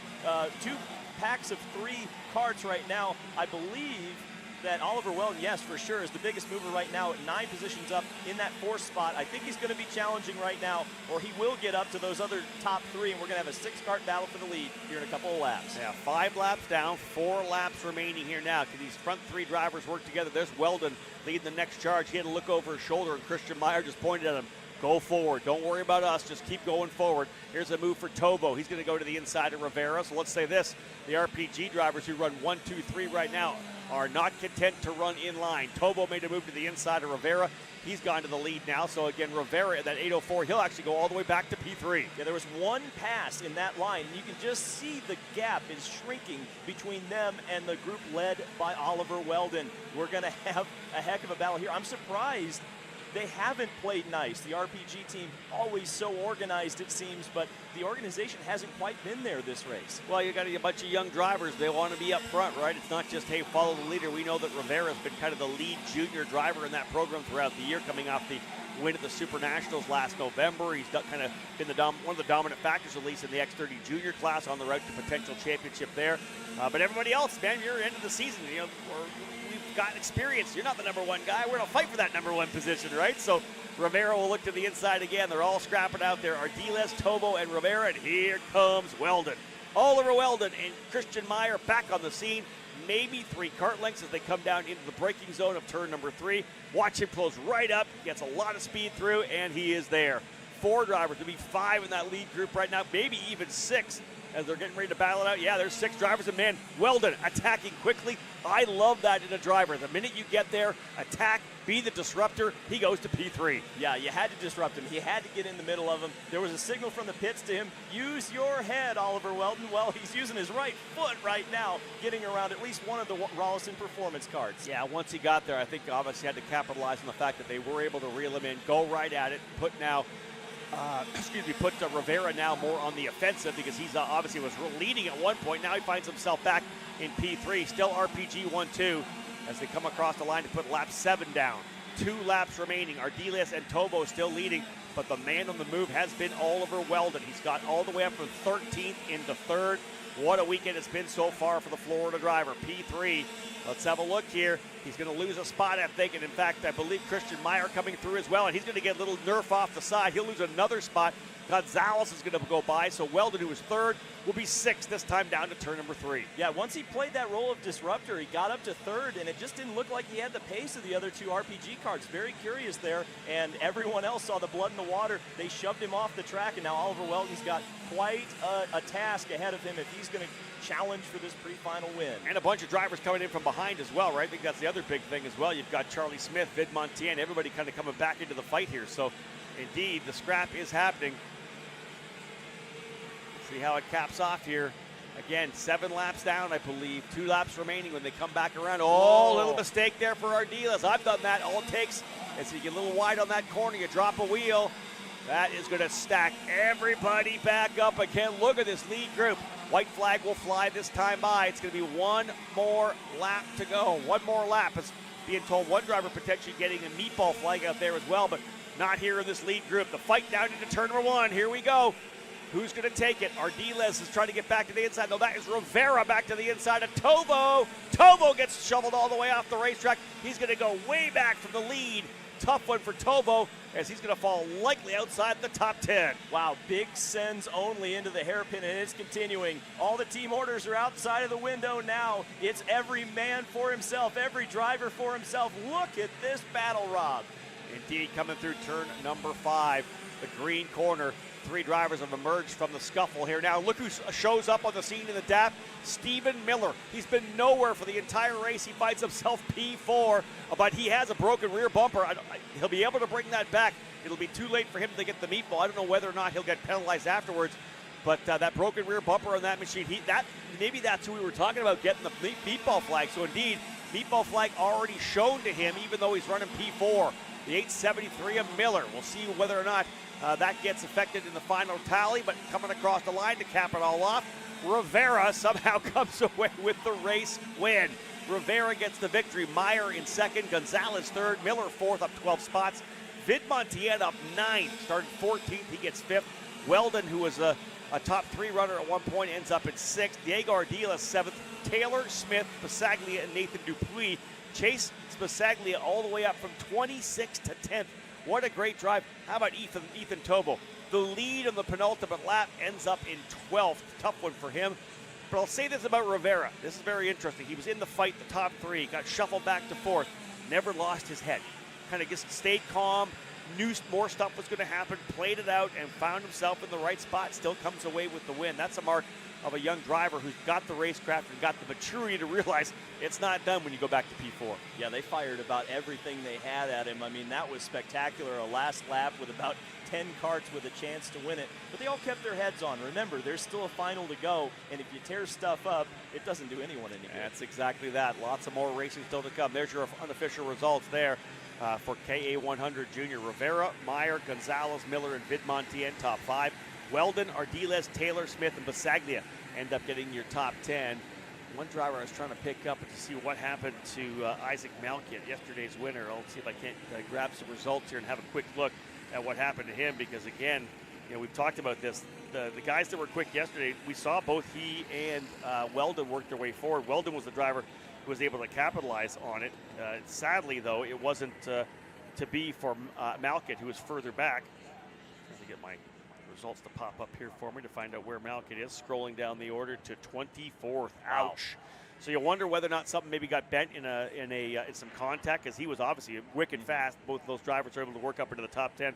So indeed, 24th for Isaac Malkiet. He'll have some work to do in the main event, and he's going to have to hope for some chaos up front to get a chance to maybe capitalize on that. Well, I think he might get it. If that was any indication, I think there's going to be some sore feelings with some drivers, and oftentimes when we find sore feelings, we find contact. So looking forward to that final. That should be a barn burner. Yeah, no doubt about it. We got more pre-finals coming still, however. The drivers in KA100 Senior rolling out. The Mini Swift drivers will roll onto the hot grid. Harley Keeble going to start in the pole position. The PK Sports Sodi Racing USA Brit looking good on the weekend thus far. He'll start on the pole position. Henry Wheeler alongside him. Keeble, of course, a winner yesterday. Wheeler's been very strong as well. Mick Gabriel and Aiden Levy has been as well. They're 3rd and 4th. Luke Powers and Josh Campbell will be on row 3. Finnegan Bailiff, who had a good run yesterday, finds himself 7th to start the pre-final alongside Kane Martin. Gavin Bailiff and Lydia Small lining up to cap off the top 10. Those are your front 5 rows here in KA100 Senior. Class brought to you by Nash Motorsports. This one's going to be a barn burner for sure again. You have to have in the back of your mind, this is where you're going to start, right? This is where you're going to start the main event. Don't make that mistake where you really hinder yourself, put yourself deep in the field. But then again, guys that are in the championship chase are thinking, hey, what do I need? Because there are so many points up for grabs in the pre-final. If you're thinking championship and not just maybe the outright race win later this afternoon, you got to capitalize and get as many points as you can. Yeah, and every other driver is aware of those points and might be careful or might be aggressive based on where they are in the points. There's all sorts of things you have to think about as a driver, especially in the final race, because there's more at stake than just a race win. That's it. Drivers lining things back up again. Harley Keeble, a little look over the shoulder to get everybody into position.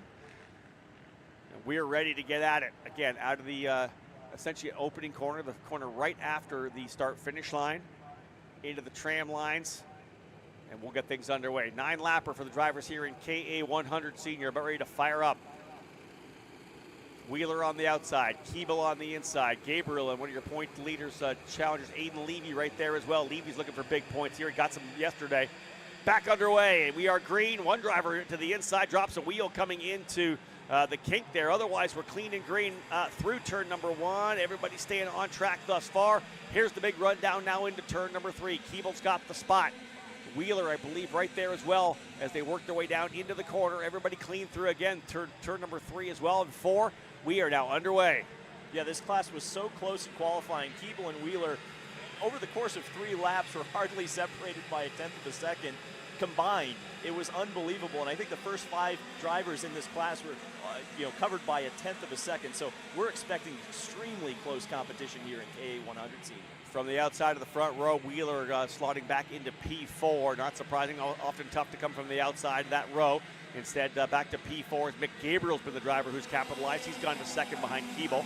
We've got Aiden Levy there in 3rd, so a quick early 4-driver breakaway. They got a bit of a gap back, so I think that might be Josh Campbell, P5. We'll see as they come back around.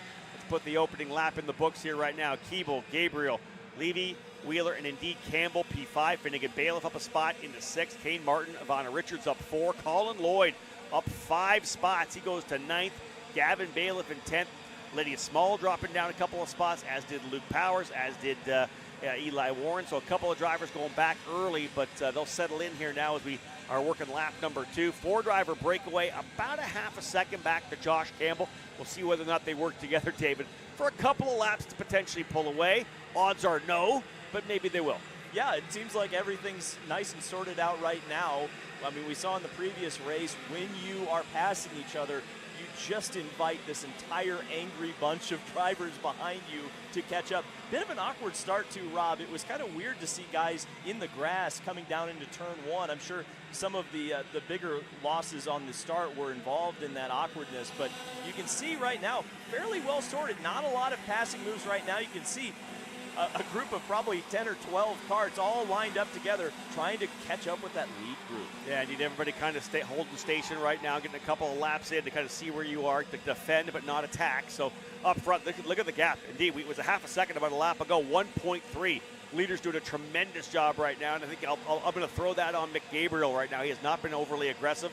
He stayed right there with Harley Keeble, understanding that if you're able to pull away, the way to get it done. Same thing with Aiden Levy, same thing with Henry Wheeler as well, as they run 3rd and 4th respectively, not getting aggressive, not even showing a nose, just letting things happen right now. These drivers have the speed to pull away. 1.3 seconds. They do it for another 3, 4, 5 laps, and we get ourselves into lap 6, lap 7. Then they can battle it out, and they've really made it happen. It's that strategy you would, as a driver up front, you would hope everybody would do. Let's just make it a 4-driver battle. Maybe we'll drop the last guy off the peloton and make it 3. That's kind of the way it works out, but oftentimes, especially at a track here like Newcastle, drivers get a little more aggressive, bringing everybody back into the fight.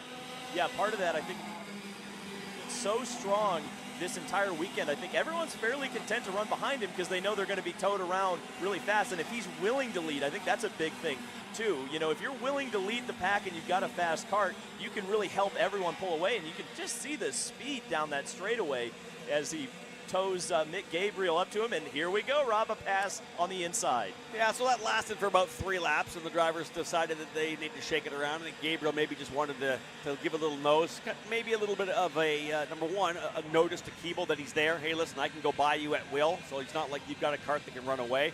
Let me take a shot up front, see what I can do, see if I can pull away. Always good to test the waters.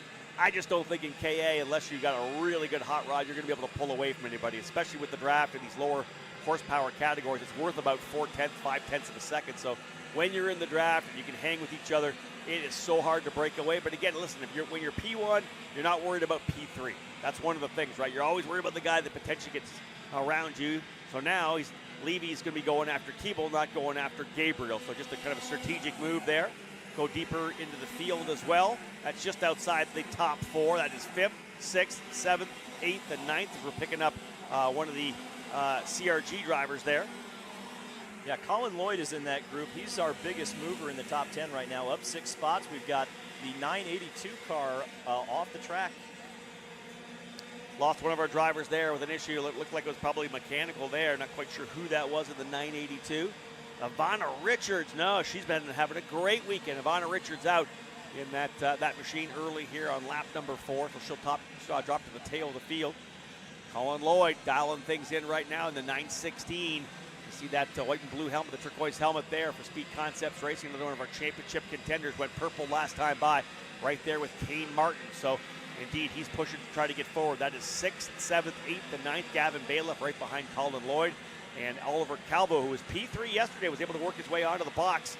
Calvo 10th right now after starting 18th. So if he finishes where he is right now, I would call that a success for Calvo. Anytime you can get that many positions moving forward and to advance your position for the main event, it's a success. Although Calvo will be hoping to get in front of that group as opposed to just tailing it through to the checkered flag. Yeah, he definitely was at a disadvantage. He was in the first qualifying group, and as you know, Rob, with track progression and how much rubber is laid down on the track throughout those qualifying sessions, that was a tough ask for him. So now that he's coming up through the field, we're going to see the true pace of that kart as well. Vinny Mescalis there in 11th, also up 8 spots. Colin Lloyd up 8 spots, now to the 6th spot. Wow. The last couple of laps, he's been running a couple of tenths faster than the leaders. So I'm curious to see once they get up, if they can get up to this lead pack, if they ever start to misbehave, which they're not doing right now, we could see Colin Lloyd really challenge them, I think. There's Kane Martin and Colin Lloyd right there. That is 5th and 6th. Finnegan Bailiff right behind them. Behind Bailiff is Josh Campbell. Then we got Gavin Bailiff and then Oliver Calvo, who just went purple.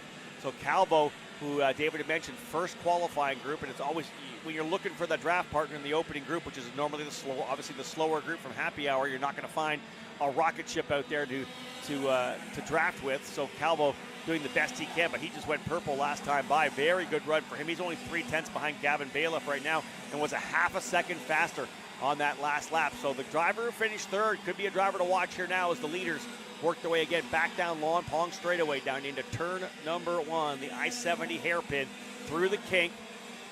We saw that Keeble ran up front early. McGabriel more than happy to push him around for the first 3 or 4 laps, then made the move.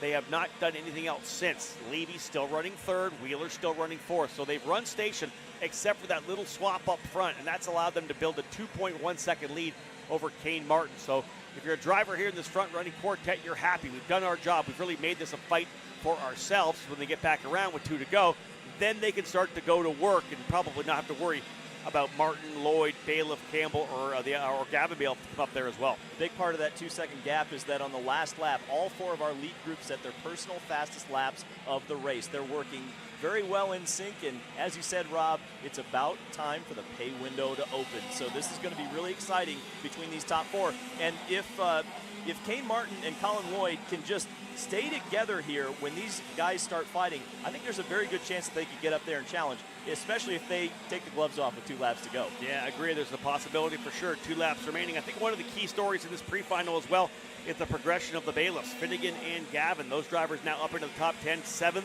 and 9th respectively. They're dialing things in on their TKG Kart Republics.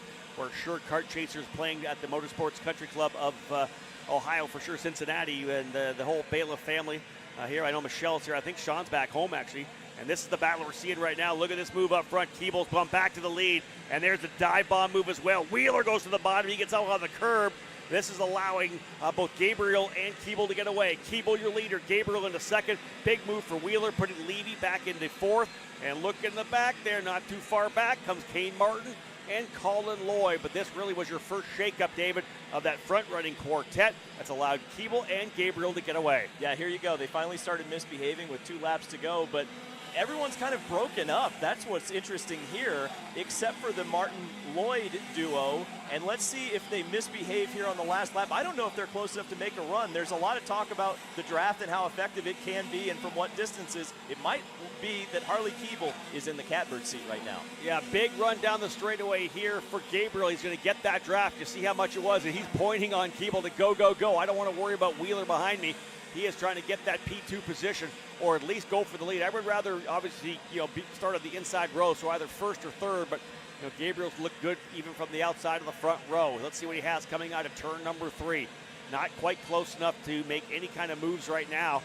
Keeble doing a good job on that Sodi cart. He holds about 2 kart lengths coming out of turn number 5. They'll come back down the hill through the flat-out right-hand turn over to the corner, and Gabriel continues to send signals. Every time Keeble turns his head, he's just waving at him, go, don't even worry about it. Let's just keep pushing through the horseshoe.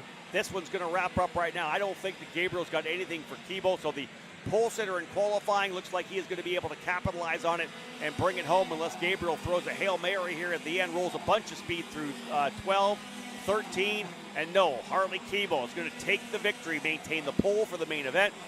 Right there as well, Gabriel coming home in second. Henry Wheeler with that nice dive bomb move over in turn 5. He takes third away from Aiden Levy, but the top 4 drivers benefiting on what they did. That 2.3 second lead they had ended up being just 2/10 at the line for Kane Martin. So you need that kind of a gap once you start racing at the end. Martin, a strong run up 3 spots to 5th. Colin Lloyd from 14th up to 6th. That's big for Colin Lloyd because his lap times are pretty decent. He turned the lap times actually quicker than Keeble in terms of fast laps. So Lloyd's got a hot rod that he can go for a race win with. And you're thinking championship, he versus Levy. This thing is wide open right now. Both those drivers quick.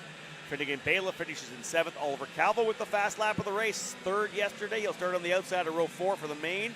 I like Calvo for sure. Gavin Bailiff in 9th. Josh Campbell in 10th. And how about a 15 position improvement for John Burke in the CRG for Tesaro Kartworks. 26th up to 11th, David. Pretty good run there for John Burke. Yeah, that's amazing. He's going to be a driver to watch then. I think pretty much anybody in the top 10 are going to be drivers to watch, especially I'm looking at drivers who made a lot of positions up in that pre-final, because you know when that final starts, they're going to be on the gas trying to make up as many spots as they can, because I think we've now the top 4 from this race showed their hand, in my opinion, Rob. I think they're willing to work together, so now everyone else is going to be trying to break them apart. That's it, and with double the distance for the main event, lots of time for drivers deeper in the field to work their way forward when things start getting dicey. Great run for Harley Keeble and Mick Gabriel. They'll be on the front row for KA100 Senior. The main event later on today. We'll go to a quick break. When we come back, Mini Swift drivers getting ready to roll.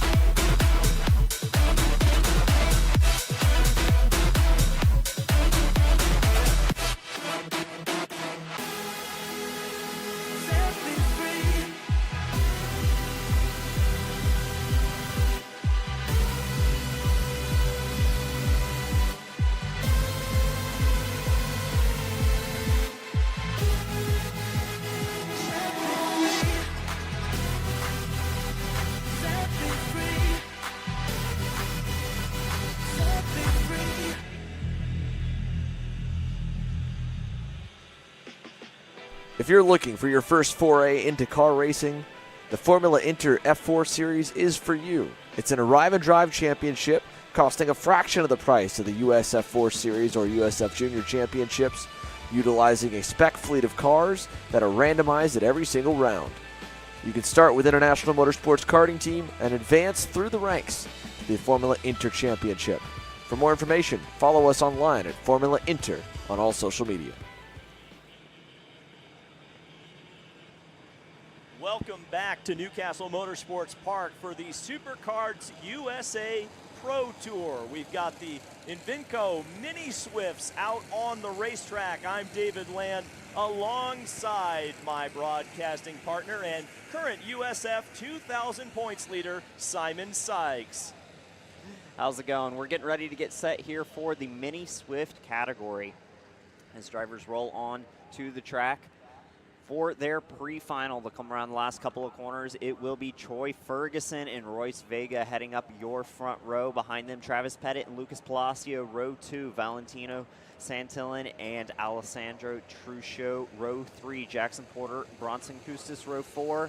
Riley Harrison and Rocco Simona will round out your top 10 as we get set to go green here. Green flag in the air. We are racing down into turn number 1. All right, 2x2 into the I-70 corner. A little bit of contact mid-pack and a lot more contact mid-pack. Everyone, and we got a spin. 2, 3, 4 carts involved. A big pileup down there on the exit of I-70. 148 is involved, 192 is involved, and we're back up at the front. Still contact, still tire smoke, as we've still got a little bit of contact. 1 cart off the track, and it's a 3-cart breakaway at the front as Troy Ferguson continues to lead here in Mini Swift on lap 1, a chaotic lap 1. Yeah, it looked like it was getting a little sketchy into turn 1, and then I thought for a second they almost had it clean, and then we panned back to the tail end of the pack and saw the chaos unfold. But up front here, 3-4 carts in the top group and about a couple cart lengths back to the next group of about 5 carts behind them. Still Troy Ferguson doing a great job there out front. Yep, and it looks like many of the same names we're used to running up at the front of this class this weekend. Troy Ferguson continues to lead. Royce Vega is up there in the lead group, and Lucas Palacio is third. Travis Pettit has lost one position. He's gone down to the number 4 spot. 3-cart breakaway right now here in Mini Swift as they head down into the I-70 corner. Let's see. Well, we're not going to play nice with each other. We're going to have a battle for the lead. Royce Vega goes into the lead. 4 carts now in that lead draft racing into the hairpin. Yeah, Troy Ferguson going to get past on the inside into turn 1. Palacio's going to follow Royce Vega through, and now Royce Vega immediately on the defense. He and Palacio are going to go side by side up the hill here. Palacio looking for a move, but Royce Vega low lining the entire track right now. That's going to bring the second group back into contention as well. Already 5 carts stacked up in this lead group, and more arriving on the scene as Royce Vega continues to defend every corner on the track. Wow, the gloves are off in Mini Swift. Everybody low lining into that corner, and we've got a heck of a group now, probably about 7, 8, 9, 10 carts all in a line and running into each other. And Palacio there to the inside slips by in the horseshoe, and he'll take the lead over Royce Vega. A great pass there by Lucas to slot into the lead. He started this race 4th. Going to work his way quickly up to the lead, but he's got about 20 carts behind him, all hungry to make a move past him. It's about 4 up front, all nose to tail, then a cart length, and then the rest of the pack right there, hungry to go. Palacio, Vega, Ferguson, Pettit, that's your top 4, and they are almost 4 under a blanket as they head into I-70. And wow, look how exciting this racing is right now. It's still the top 4 seem to be dominant, despite the fact that they seem to be towing the entire field around. No one can challenge them. And they're passing every corner too. Palacio goes from 1st to 4th there as he launches one late on his teammate there. Travis Pettit going to get passed by Lucas Palacio into turn 3, and still out front, Royce Vega, Troy Ferguson doing good work, trying to break away now from the Trinity karting duo of Pettit and Palacio. It's 2 carts, then a couple cart links, and then about 6 is down to the inside. Some defensive moves for about P5, P6. That's Truchot and Riley Harrison going at it into the back hairpin, and they'll continue to fight through the horseshoe. And all of this to feed into the lead of Vega and Ferguson out front. Yeah, that wasn't super polite there, and once again, we see the breakaway at the front of the field. The 2 pairs of teammates running at the front. We've got Vega ahead of Ferguson, then Palacio ahead of Pettit, and it's those 4 running at the front and trying to break away. Let's see if they behave themselves a little bit. No, it's going to be another, well, they're looking to the inside. Is there going to be a move? Yes, there is. So Lucas Palacio moves up into the 2nd place behind Royce Slight Vega. issues on the exit of turn 1 there, farther in the pack. One driver getting 4 wheels off on the exit, and look at that low line Royce Vega all the way to the bottom of the track. Seems like every time he gets in the lead, he is down there to the bottom. Pettit's going to cross up. Troy Ferguson with a nice move on the exit of that corner. And the top 4, they continue to slightly break away, but they fight every single corner, it feels like. And as I say that, Lucas Palacio down to the inside, he's going to bring Pettit with him, and they're both going to get past Royce Vega as he tries to hold the outside, now going side by side with Troy Ferguson, going to go side by side again through the horseshoe, trying to hold on to that 3rd spot there, and he's going to do it. But the 2 Trinity karting group machines out front now, nose to tail. We've seen them break away from the pack in this position before. Can they do it again today? Yeah, shout out to Ashton Woon. He's up 8 spots. He's in the number 6 spot right now. So he's on the move right now in the top 10. And as we complete yet another lap, it is Lucas Palacio over Travis Pettit and Royce Vega in 3rd. Troy Ferguson in 4th. Ashton Woon up now 9 spots to P5. He's going to be challenging here very shortly. And the pack continues to solidify. About 10 carts in your lead group now. Still the Trinity karting duo out front, but that gap is closing as both Vega and Ferguson on the hunt. And Ashton Woon there, who's already made up 9 spots in this race, is going to find another, move him up into the P4 spot. Make it 10 spots for Ashton Woon. It's the 2 Trinity karting group duo of Lucas Palacio and Travis Pettit. They're working together a little bit better. There hasn't been as much swapping between these 2 drivers. They were, I guess the strategy was to root Vega and Ferguson out of the way in the lead, and now they are working together very well. But the spoiler is Ashton Woon, and he is coming up into this fight, and I think before the end of this, with 4 laps to go, he's going to be challenging for the win. You know, Palacio and Pettit have won from this position before, being the leading duo out front, but they don't seem to have the pace they've enjoyed earlier in the season. The rest of the field able to easily run their way back up onto the rear bumper of the leading duo. This 1.1 mile Newcastle Motorsports Park serving its purpose and feeding into that draft. One of the longest tracks we have on the calendar. Extremely long duo of straights to start off the lap here. Oh, we'll see wow. past the inside. Pettit, it looked like he was going to get past. He immediately realizes that and dives on his teammate. Now Pettit to the lead, and that'll knock Palacio back to 4th as it's about 8-9 karts in this lead group. Yeah, Woon gave a huge shove to Vega, and that was very wise, a very wise decision by Travis Pettit to get down in front of that charging pack and get into the lead. But now what we have, a situation where we've got 3 different karts from 3 different teams racing for the lead. There's going to be no team tactics anymore as we see the Trinity karting group trying to get back together. We've got the top 4, very defensive contact with Woon. He gets into another kart, 2 karts off. And Woon, after a great run, he's going to see that go away. Who's the Marco other kart Romero getting the worst of that, getting hung out on the exit there as contact was made into the back hairpin on this track. He's going to lose out at least 10 spots, just getting the worst end of that. Unfortunate for Marco Romero. He had already made up 6 spots in this pre-final, was looking for more. Unfortunately, going to be on the rough end of that one. As we cycle back through, still Pettit in the lead, enjoys a half-second lead over Ferguson, and then another tenth of Palacio there in 3rd. But as we see them come down the straight. Big hit, the high V, number 121 of Jackson Porter goes for a flyer. He's still going though. There's another kart off. The 196 RPG kart is also off the track as they rejoin, and we continue to watch the battle for the lead. It's Travis Pettit and the pole sitter, Troy Ferguson. It's a 2-kart fight with 2 laps to go. Wow, action happening all over the place right now. A big incident into turn number 1 last lap, but still Pettit out to the lead, low lining it from Ferguson. They're going to fight into the back hairpin. This is going to allow Palacio to close up onto the rear of Troy Ferguson, and he's going to bring Royce Vega and Fianchi with him. Fianchi having a great run, up 8 spots, starting 13th, now up into P5 on the tail end of this lead group and looking for more. We'll get the white flag this time by, David. Yep, she could play the spoiler here, but ironically enough, it's still the same 4 that we've seen throughout most of the day. Pettit, Ferguson, Palacio, and Vega, with She trying to get in there. White flag is out. 5 karts could win this. Oh my goodness, a bang there for Vega and She as they go down the main straightaway and into I-70. 3 karts with an opportunity to win. And you saw Lucas Palacio making a move into the last corner of that last lap, will move himself up into P2. And like you said, 3-kart breakaway as those 2 had contact coming onto the front straight, and they're still going to go side by side.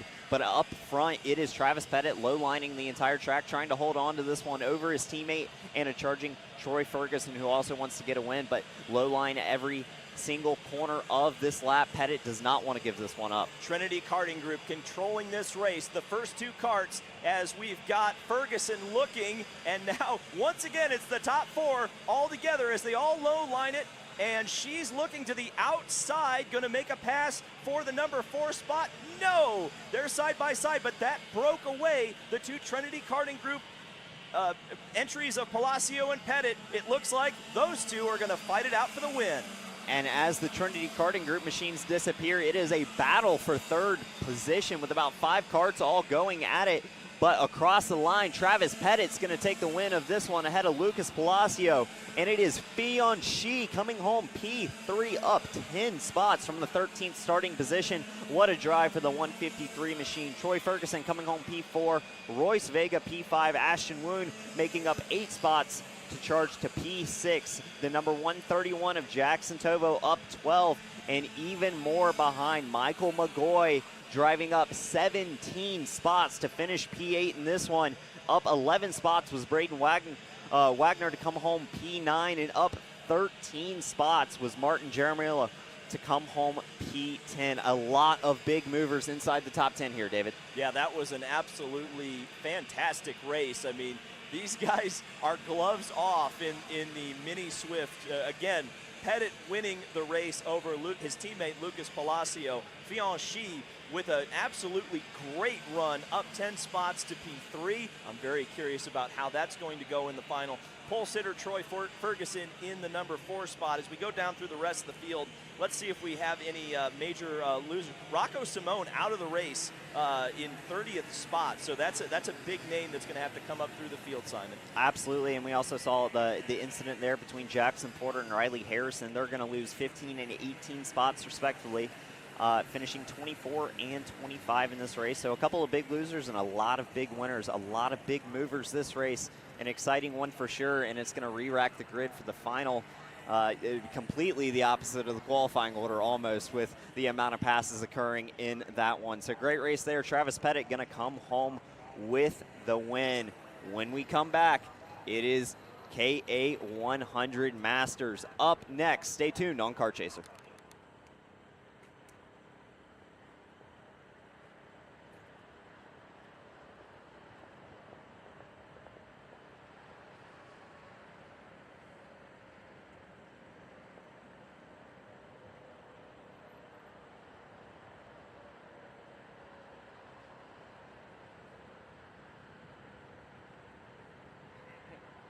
Oh man, that guy did show up out of nowhere, man.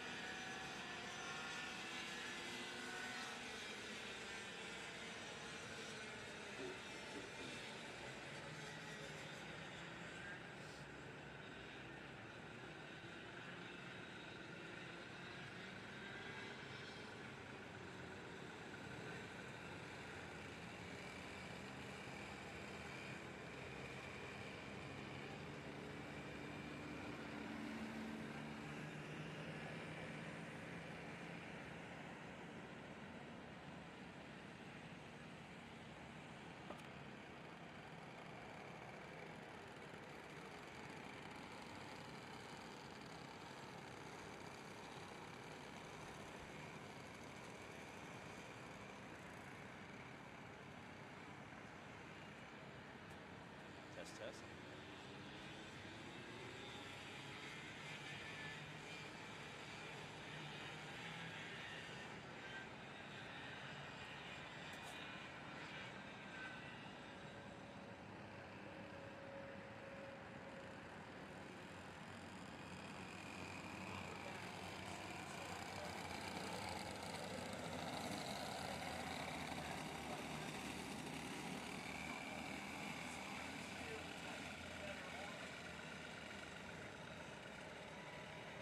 Pettit on the second row. Rob Howden, our broadcast colleague, in the 5th spot inside row number 3. Alfonso Santiago in the 6th spot. Tom Gerstner in number 7, and DJ Ortiz is going to round us out on the grid. Hey, Xander Clements is back on the booth. I knew you couldn't resist seeing Rob Howden out here, Xander. We're about to get the green here for KA 100 Masters. And judging by the field right now, what's interesting, Dave, is we are missing the back 2. DJ Ortiz is gone, and so is Alfonso, or maybe not Alfonso Santiago, but trying to look around at who we've lost, as Adam Pettit is not on the racetrack either. So we're green down to turn number 1, I believe. It looks a little bit slow. They may know. No green that time by.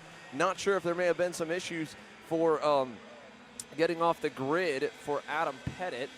But nonetheless, I think with him, it looks like we're racing, but I can't quite tell. We are indeed. It was just a slow crawl through turn number 1, and Alfonso Santiago on the black and green Orslin Racing Tony kart, who we've barely spoken about all weekend, is your new leader with a slick move coming out of the infield hairpin, Dave. Yeah, the whole thing is awkward. I think we were all confused about what was going on there. Adam Roberts, who I thought was who was going to have a good opportunity here to win, well, he's lost already one of his competitors. Adam Pettit just nowhere to be seen after having a good run yesterday. We know that Clay Settles is hungry. He at least crossed the line first yesterday, and so now we've got a 4-kart breakaway at the front. Rob Howden bringing up the back, but I think with 6 karts, we could just have a 6-kart pack, and like you said, Santiago, out of nowhere, he's leading this race. So now, as we've got 1 lap in the books, it's Santiago, then Pete Vedder, then Adam Roberts there on that red and yellow Vermont Kart Company machine.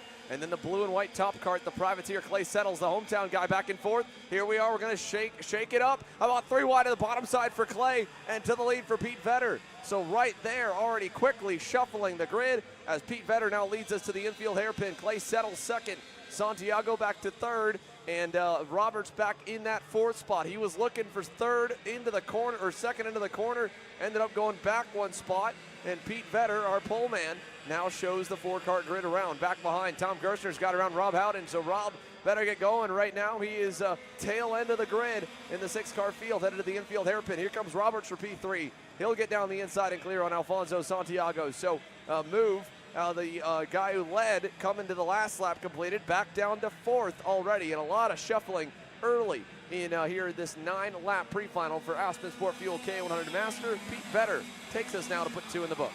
Kind of feels like we rewound the tape to yesterday with Pete Vedder and Clay Settles up at the front, but the difference from yesterday is now that Adam Roberts is in the number 3 spot. He was setting fast laps yesterday, so let's see if he can challenge these 2 leaders, these 2 drivers who have been so dominant in this class this weekend. Yeah, he's just got to get a little bit closer, inch a little bit closer again. Settles, you can see, closing into Pete Vedder already.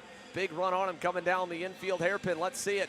Down into the corner. Vedder on the high side. Settles gave him some room. Didn't look like he was going to poke a nose to the inside there. He's just going to ride early. And again, early is the key word. We're still working only lap number 3. We're just getting tires towards that kind of major window with a couple of laps of heat and pressure is built up in them as they head towards the back section here. Again, Pete Vedder on that purple and pink Rollison Performance Group Cosmic with the bright green helmet leading us around. Your updates further back, Alfonso Santiago has faded away from these top 3 early. He's starting to get reeled in, and I believe Rob Howden was finally able to get around Tom Gerstner, so Rob's got himself back into 5th, his original spot, and he's starting to dig towards Roberts.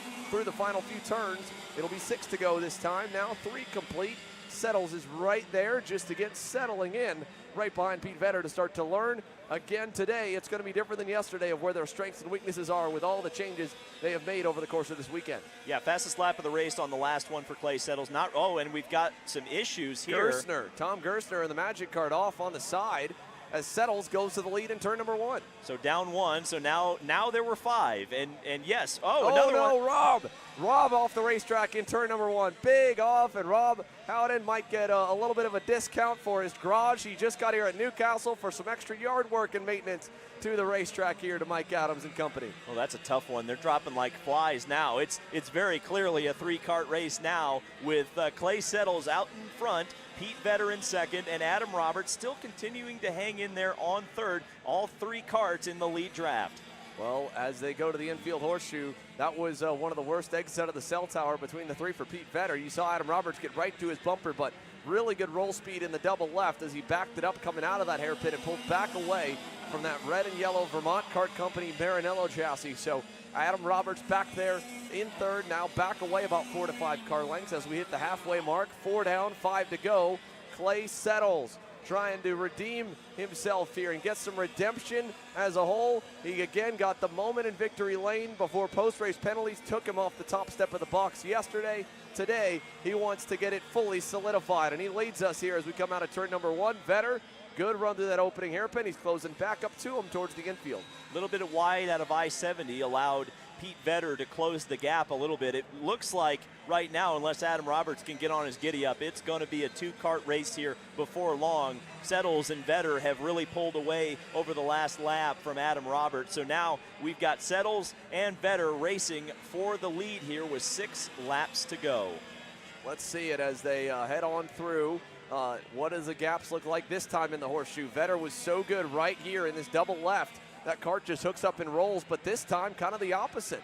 Roberts gets back close and Settles pulls away, so a complete turnaround from a moment ago. Yeah, that was a tough section there for Pete Vedder. He's actually let Adam Roberts get back into the fight here. All 3 karts still within drafting range of one another. And, you know, if Vedder had a better middle sector there, I think Settles and Vedder would have been able to pull away. Believe it or not, that's actually a personal best for Pete Vedder. But Clay Settles continuing to just have great pace right now. He's still a lap or a tenth of a second on the last lap over Pete Vedder's personal best lap of the race. Yeah, he at the moment still looks good, and this time even better than a lap ago for Clay Settles. I mean, the gap really put Pete Vedder out of our camera shot for the moment. Coming out of turn number 1, that main opening hairpin. That second hairpin, Pete's looked a little better. He got a big run coming into the green corner to close back up, and you can see Clay all the way to the edge of the racetrack there. Pete a little more narrow, and you know that's really damage control from what we can tell is maybe not going all the way to the absolute limit in the heat race, so you don't make that mistake like our buddy Rob did and drop a tire and run down the hill in the grass and lose all that time. Your update of how far back he is right now, he's about a second away from Alfonso Santiago. He should get back to him to get around for 4th, but he's 9 seconds back from the leaders from that one mistake. The advantage of this class being so thin, of course, is that you can kind of, if you have a mistake in the pre-final, you can almost use it as a test session. You can try to exceed the limits because you're not going to lose all that much time. But I'll tell you what, Pete Vedder just went purple, a 109.8. That's easily the fastest lap of the race, and he is closing in, Xander. He's all over the rear bumper of Clay Settles right now through turn 1, as we now have just 3 laps to go. Adam Roberts still holding even. He wasn't purple, but he was a tenth better than Clay Settles last time by as well, so they're tightening back up for the lead. Clay, a little mistake there as he pops the curb in the infield hairpin. Vedder not close enough to capitalize in the green corner, but he's, I think, really right now, Dave, again, like you said, in no hurry. There's not a frenzy of karts behind him that are going to freight train him if he doesn't pass right now, so he can afford to wait and continue to kind of hold his karts to his chest compared to Clay Settles, because Clay, not being behind him for the majority of this pre-final, doesn't exactly know where Pete's better, where Pete's worse. Pete knows exactly where he wants to make that move and go into the next section of the racetrack where he's going to be better than Clay, because that's what it's all about. Getting by the guy, because you can pass at almost every opportunity on this racetrack, but getting by him right before your best sector of the circuit to pull that gap so he can't go right back in on you. Another purple lap from Pete Vedder. Personal best for Clay Settles. So the tires really coming into play right now. And as we saw yesterday, I hope Pete Vedder was watching Clay Settles, our Kart Chaser broadcast yesterday, because we're seeing the same thing we saw yesterday. Pete Vedder on that long front straightaway is so quick. He's got a huge run. I think if the move happens, it's going to be going into I-70. Let's see it here. Maybe next time by on the final lap he'll go, because he did not get a good exit out of turn number 1. He's got a good exit out of the turn 2 hairpin, really. But then here in the green corner, round even, not a whole lot better, not a whole lot worse. And the rest of the racetrack, Clay Settles is even or better here from, I feel like, this point onward. And that's where he opens that gap, and then it just comes down to that long run on the straightaway going to turn number 1, where Pete Vedder is a little bit faster here. Look at this to the horseshoe section. See Clay a little bit wider through that double left, setting himself up to then get really nice and wide and open coming out of the right. Added about a half car length there, loses that back on the straightaway. But then through these 90s, Clay Settles, I think, has been the best guy all weekend long. You can see how he kind of pitches and almost yaws that kart out into that left-hander just for a split second, points it, shoots it, goes. 1 to go now as they head down the long straightaway for the final time here in the pre-final. Rob Howden back onto the bumper of Alfonso Santiago last time by. We'll see when it updates if he's able to get back around him again. But as they go through turn number 1, Vedder wasn't close enough. Santiago's pulled back away from Rob. I think Rob might be just kind of cruising, so no change. Here's your leaders to the infield for the last time. Vetter, late move, way back, and he makes it stick into the infield hairpin, Dave. Wow. Hey, he surprised us. I wasn't expecting the move there, but I bet you Clay Settles wasn't either. But here's the thing, Xander. In such a small class, when you know you're probably going to be battling with him in the final, do you really lay your cards on the table in the pre-final? Was that a mistake? Wow, look at this move from Clay Settles. They're side by side. Still back and forth. Now look at that crossover. What a slick move from Clay Settles. Set him up perfectly. That was textbook Dave. And now into the final 3 turns. He's just got to hang on for the last 2 passing zones. This right-hander and the upcoming left. Is he going to leave the door open? Pete's not going to go. It'll be all the way to the end. Clay Settles wins the pre-final in KA Master in spectacular fashion with a Superman-style crossover move with a quarter of a race to go. Yeah, and I think he just said in his helmet, boy, that was fun. Here's Rob Howden battling away for that 4th spot, but it doesn't look like he's going to get it. Yep, just got pipped by Alfonso there. Good run for Alfonso. We haven't talked about him all weekend. Got to lead some laps and got some experience out front. But I'll tell you what, that battle between Settles and Vetter makes me extremely excited to see the final that these guys are going to put on later. They're getting more and more confident in racing around each other. And these are 2 guys, really 3 guys, that have not raced each other at all before this weekend. So again, they don't know how close can I race this guy. Can I do some aggressive moves and he'll give me space? But obviously they both did. A lot of respect to both Pete and Clay on that one. That was a fun battle to call and a fun one to watch. Vetter 2nd, Roberts 3rd, Santiago, and then Robin 5th. Gerstner again 6th with that DNF, unfortunately, early on. And then no sign of DJ Ortiz, which we didn't see him in qualifying. But more surprising, no sign of Adam Pettit. And it very well could be the same as Ortiz, DJ Ortiz, a team owner in the Kart Racing Solutions camp. I'm sure he's got some customers here that he's helping this weekend. And Adam, trying to make sure he's focused on his son Travis's racing, may have decided to opt out of the KA pre-final here today to make sure that Travis has the best chance possible to win that Mini Swift main event. But now we go from the racing track action here to where we are. As the fans, you can see her blowing in this really, really hot box. We are up on top of the scale tower for us this weekend. Kudos, though, I can't complain all too much. It's hot up here while it's unfinished. A big thank you to Mike Adams, Tom Kutcher, everyone from SKUSA Newcastle. These guys have hooked us up, as you can see Dave waving there, with a couple of mobile AC units. Don't get me wrong, we're whining and complaining, but hey, they have made it as good as they possibly can for us, and that's just what it is. You got to find space for everyone when the Superkarts USA Pro Tour is in town, and there is so much infrastructure at this event. So that's where we're at, but we're going to be gone from here for the next few minutes because it's time for the lunch break. We're back at 12:45 p.m. Eastern, 9:45 a.m. Pacific with the Master Shifter Master and Pro Shifter pre-final when we return. So we'll see you then.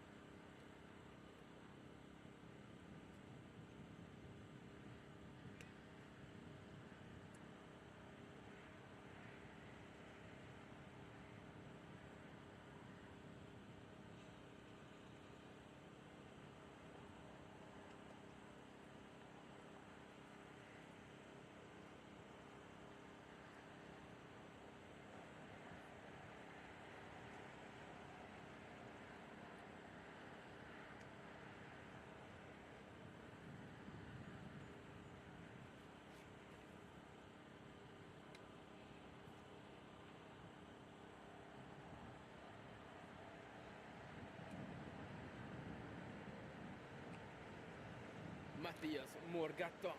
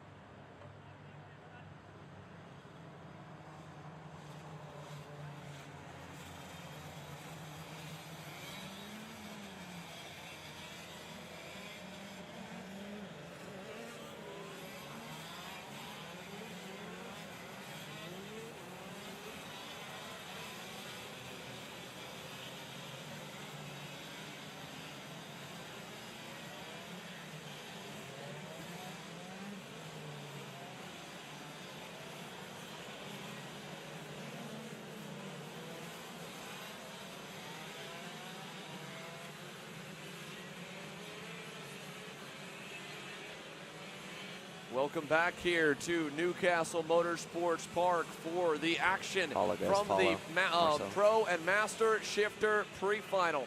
It is time to go racing. Pre-final action with the combined of the two divisions. We'll have a lot of ground to cover in today's pre-final. In the booth here with me, it is David Land. Rob Howden is continuing to nurse himself as well to make sure he makes it through. It's a hotter day than yesterday. And of course, a lot of work for everyone to both stay hydrated, stay ready, and stay focused for Championship Sunday.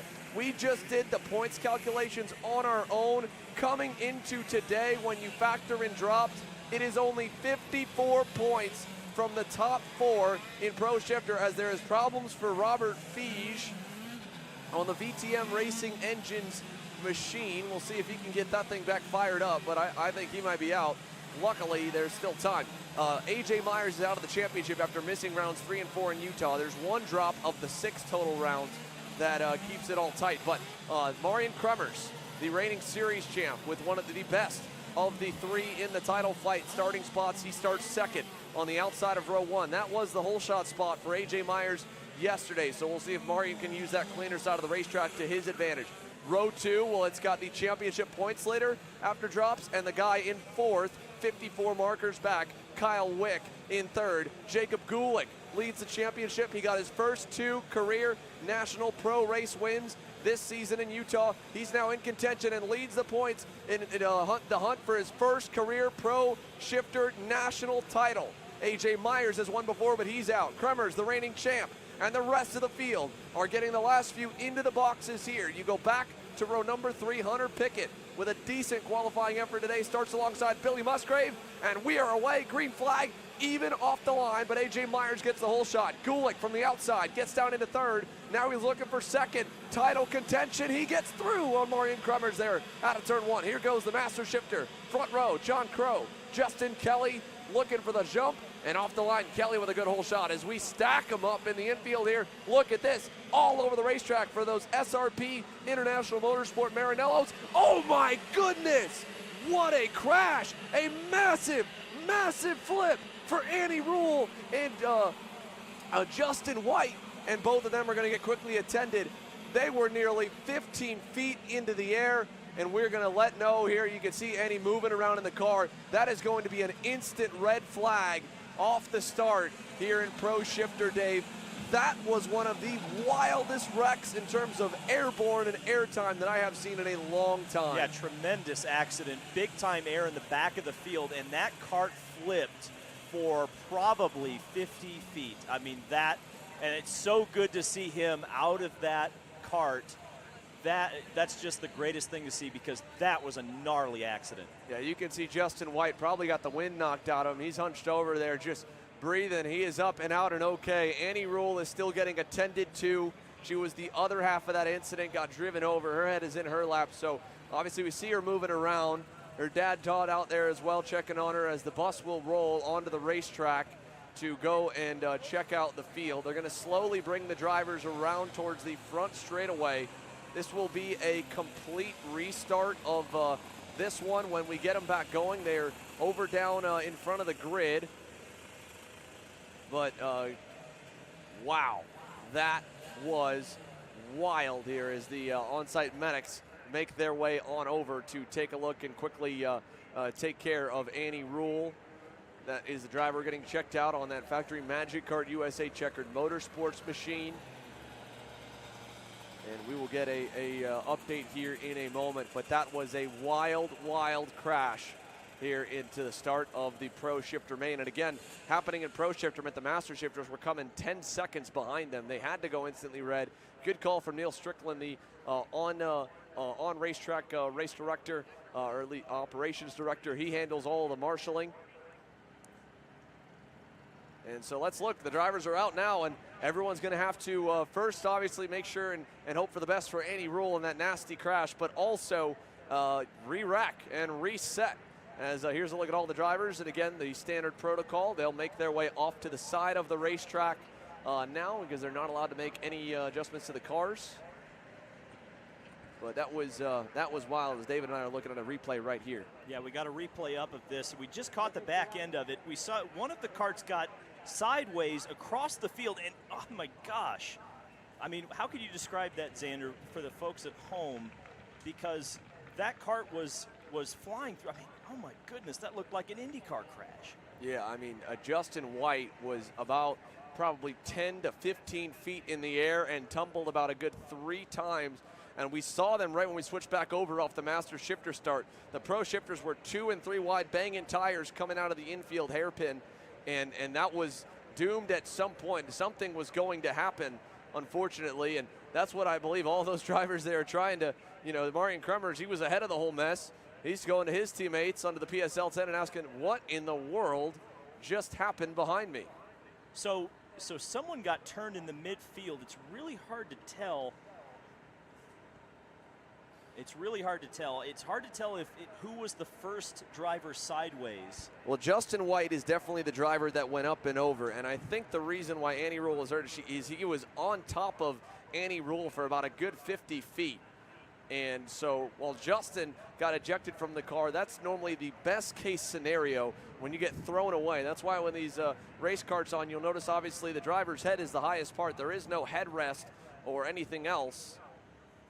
Yeah, the cart went 50 feet further than he did. He's actually in between the stopped cart of Annie Rule and the actual wreckage of his cart, much further down the racetrack. Yeah, so that was the perfect scenario for that to happen for Justin White, and that's why he was, as we saw, already up and okay. The go-kart, much worse for wear, but it's just no different than bike racing, getting up and thrown away. And now it looks like already that we are going to get set to go back green. There is Neil Strickland on the racetrack talking with all the drivers what we'll be doing. And I believe, again, a complete restart. And we'll see if we can get an update here as well on Annie Rule and her status while she continues to get checked by the on-site medical team. But she did exit under her own power into the medical vehicle. So they're going to continue to further evaluate Annie, and we will get set to go back underway for our Pro Shifter pre-finals. So again, that's a full re-rack. No matter how good or bad the start went, there is the destroyed and mangled Kartworks USA Maranello with SRP of Justin White. Look at that thing. Both the left and the right side of that car are completely ripped apart.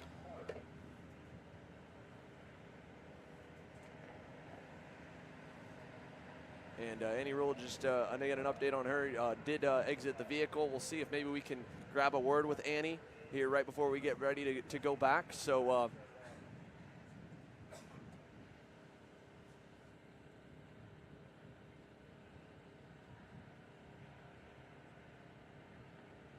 So we'll see if we can get a word with the two drivers. There's Justin White going on in. There is team owner Robbie Boydeshow as well, checking on the damage on Annie Rule's cart. And I'd have to imagine again that her body, unfortunately, unlike Justin White, where most of the damage went to the car, you can see the bumper is completely bowed and hewed on the rear end of Annie Rule's machine. But I'd have to imagine when Justin was up in the air pirouetting, it was probably on top of a couple of guys, and I think mainly on top of Annie. And that's why, again, probably shaken up pretty good, banged up pretty good. And, you know, again, we just were able to see out of the corner. She did exit the medical vehicle under her own power. And we'll see if we can get a word with the young lady here very soon, as well as with Justin, to try and understand what in the world just happened here in Pro Shifter, Rob. Yeah, I had a chance to look at the replay as well, same as you guys did, looking back at YouTube to kind of get a feel for it. Indeed, I think what David said, looked like a driver had gone around somewhere midway through, coming through the turn 4 kink back over to turn number 5. At that point, everybody, of course, coming across the racetrack from left to right. Once someone gets sideways, it seems to me like Justin probably just climbed up over top. And when the thing started into its tumble and started doing kind of that, side over side roll, would not be surprising to me if maybe it kind of came down to the back of Annie a little bit coming through the field as everybody was coming, back around to turn 5. Tough, of course, and again, kind of a fluke accident with wheels getting touched and up in the air. But you did mention, and the one key thing was that the cart flipped a ton more after Justin was ejected, which was perfect. He was down into the grass there on the outside of the racetrack, so probably luckily for him that he was ejected. And again, that's really the premise of the design of karts anyways, is to separate yourself from a vehicle. And I believe Justin will be the easiest one to get to, so hopefully David Land and Kendall Hedge down there on pit lane will be able to get Justin once he's through the scales. Make sure to hear from him that he is okay, especially if we can hear from him before the race starts. I know Annie's on the far side of the racetrack where the medical vehicle's stationed at, so it'll be a minute before we can see about getting Annie Rule over for a quick word and her view on the incident. But we're going to fire them up. So now I believe what they'll do is they'll do one full warm-up lap again to warm the tires back up, let the engines breathe, and cycle on through.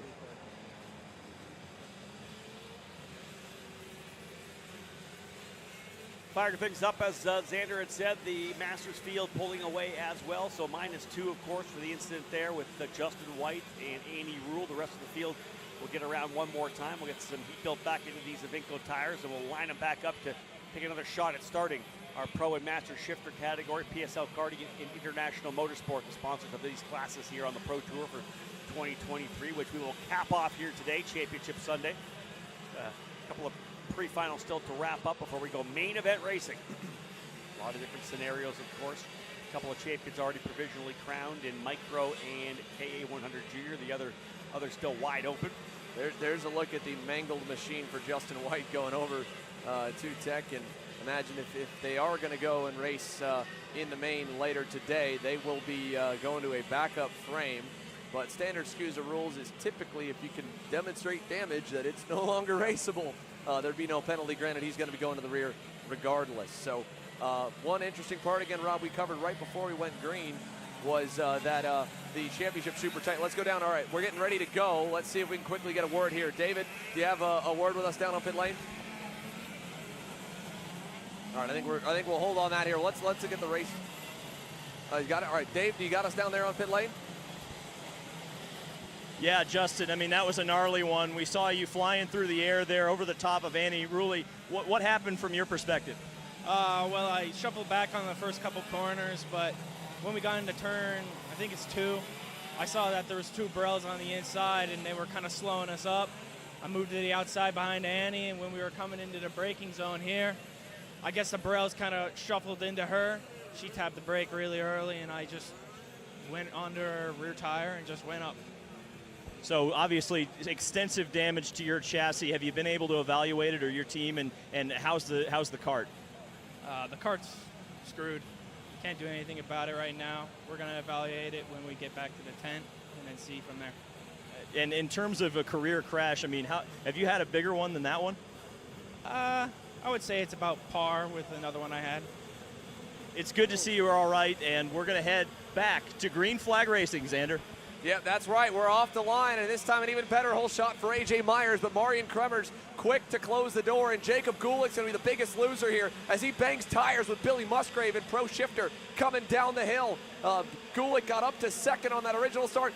Musgrave with a send and a half down the inside, and they're stacked up again when he gets around Gulick. Again, these two are the tightest in the championship. They entered 17 markers apart, and with everyone having a mid-race drop, at this point, it's anyone's guess. It's 54 points for the entire top 4. Musgrave, Gulick, Wick, and the man in second chasing A.J. Myers, Marian Kremers. This is going to be a dogfight here in Pro Shifter. Master Shifter also just underway on the far side. John Crow leads that, but look at how tight we are here at the end of lap number 1, Rob. A.J., Marian, Kyle, all right there. Indeed, the chaos of the opening lap of that first start behind is back at it on the restart here now, and Myers, though, who pulled away significantly in the main event yesterday, now getting chased pretty aggressively here early by Kremers. The opening lap in the books, Kremers says pointing forward, saying, hey, let's pull away, let's get out of here. Solid call for sure, as he's getting chased by one of those GFC drivers, as we know. I think it is potentially Musgrave, as we talked about that great start that he was able to get. Here come the leaders once again. Whoa, Marian Kremers to the lead in the infield hairpin. Sick no more. Marian Kremers gets through on A.J. Myers, gives him a thumbs up there and says, hey, thanks for not running me too hard on that one. A.J. knows the deal. As much as he wants to go out and win the main event, that's all that matters to him because he missed the second weekend. Marian Kremers is fighting to defend his 2022 national championship and try to go back-to-back. He needs every point. He enters 43 points back from Jacob Gulick. There's 100 points to win the pre-final, 200 to win the main. If he wins this pre-final with Gulick as he stands right now, outside the top 4, outside the top 5, he's gone even behind one of the International Motorsport with SRP factory drivers, David Trefilov, 2-6. So Jacob Gulick, P6 right now. That's already on its own about a 30-40 point swing as it runs. Yeah, big time swing. We talk about it all the time, how important these pre-finals are for Supercars USA competition. Look at how aggressive they're getting now coming down here. That's behind that lead group. One driver getting sent off the far side of the racetrack, as you see. Yeah, Troger trying to work his way back forward. But that next group rolling its way up here now. Nothing Gulick can do, and also look at this as we go back up front. AJ's gone back around Marian. AJ Myers back to the lead, and look who has joined it to make it 4. Welcome to the front of the pack. Billy Musgrave on the Musgrave Racing Company factory car. His Kremers terrible exit out of the green corner. Look at the gap already. The Magic Man starting to walk away. Jacob Gulick trying to work his way back forward, but it's Kyle Wick leading the GFC crew right now, comfortably into that third spot and looking to go to work here on Kremers. And we talked about the fact that Musgrave had rolled his way up here as well. Top 4 drivers have a nice little gap now back to the P5 runner. So the front-running quartet trying to stretch away here early on. And will we see another potential runaway here for Meyer? Looks like Kremers back on it again in the draft, coming up through the kink, down into turn number 1, couple of kart lengths. Both those drivers right on the edge of adhesion on the braking. Same goes for Wick and then Musgrave. You'll see the gap back. Last time by 2.1 seconds from Musgrave back to Trefilov. Jay Irwin getting roughed up a little bit with Jacob Gulick as the two of them battle, and now Gulick versus Hunter Pickett. There's the big guy, Danny Formal, in the mix of it as well. And it's allowed Talon Yockel and David Trefilov to get away. Keon Tandon's also got around. Gulick having a rough start to this pre-main. He is way back. Look at the big man down to the inside, maybe on Pickett. Not this time. Pickett covering off in the cell tower. Again, it's a mad scramble because it's only 9 laps for these guys. Pre-final, we're coming to 5 laps to go this time by already. And time is of the essence. And Jacob Gulick is watching every gap open up and every position further away. He's watching that championship slowly slip further out of his grasp going into the main, Rob. Indeed, looking back again at the Masters drivers as well, John Crow got that early lead. Justin Kelly right there with him. Larry Pegram having a good run up into 3rd. Michael Gouache in 4th. And Luis Quinones back in the 5th spot. AJ now at 6th, who was in a challenge for that position before. That's your little update there for the Master Shifter drivers with John Crow leading. But again, the battle up front, again, thinking about championship, we're looking at those calculations, but also AJ Myers looking to try to just cap off this Pro Tour with a potential sweep of the main events. Wants to hold on to this pole for the final later on today, doing a good job running in front and getting back by Kremers, who stole the lead a little bit early on. As they head through, now we're spread apart a little bit. Up front, though, fastest driver was Kyle Wick, and we've seen this before going the other direction at the U.S. Pro Kart Series top here this for the race win, where Kyle was able to track down AJ Myers by the end. So there goes 5th, 6th, and this main group here on back with Gulick, Hunter Pickett, Danny Formal, and Jay Irwin. But at the front, the top 4 very close together. Billy Musgrave versus Kyle Wick right now. Again, these two are the closest in the championship. They know Kremers. They can't let him get too far away right now. But for Billy Musgrave, he's 17 out of the lead. Wick's the worst out of the 3. And he's only about 30 markers back from Marion. So a 10-point difference per position inside the top 5 in the pre-final. That is huge. Every spot, every turn matters right now here in Pro Shifter. Yeah, your point leader, Jacob Gulick, down in 8th spot on the racetrack now, trying to battle it out with Keon Tandon. They run 7th and 8th in the order. Look at Musgrave continuing to put the pressure here on Kyle Wick. 5 down and 4 laps remaining past the halfway point of the pre-final here for Pro and Master Shifter. And again, AJ Myers leading, but last time by, although he did stretch another, maybe a 0.5 of a second, Kremers turned his personal best of the PSL karting Burrell Art, so that kart starting to come in a little bit here. Myers and Wick were not as quick as they were on lap number 4. Talon Yockel now with purple lap 101.861. Now it's Kremers who goes purple, so we're seeing big lap times. Everybody, the top 5, their personal best time. Fastest actually all the way back to 5th in the top 5. David Trefilov now purple on that International Motorsport with SRP factory team Maranello. David Trefilov with a really good lap there, about a 0.5 better than Myers. But all those guys in the top 5, like you said, new personal best. Even back to Talon Yockel. Yockel with a good lap himself that time, running with Trefilov. And look at this battle as Pickett trying to fend off from Formal. Formal's been on him all race long. Into the infield green corner. Formal gets through. Danny Formal, the big guy, gets himself another spot, move him to 9th. That's 3 gain from his rougher qualifying effort of P12 on the day in the RPG Cosmic. Yeah, big move forward here. Remember, they further you move forward, the tougher it's going to be. So Formal from outside the top 10 now getting by Pickett into 9th, and has actually gapped Pickett, as you can see, by 3 or 4 kart lengths. And even though we've got about 3 laps to go in lead 2 and they come back, he's reeling in a couple of other drivers. And that's going to be Jacob Gulick and Keon Tandon. We think about championship implications. If he's able to get by Gulick, that's going to rob another couple of points here in the pre-final from Gulick, your point leader coming in. So both these drivers digging. It's Gulick and Tandon. Tandon actually back to 7th. Gulick, a big move for him, Xander, to get up to 7th position. Yeah, really big move for Jacob Gulick to get at least that one spot back.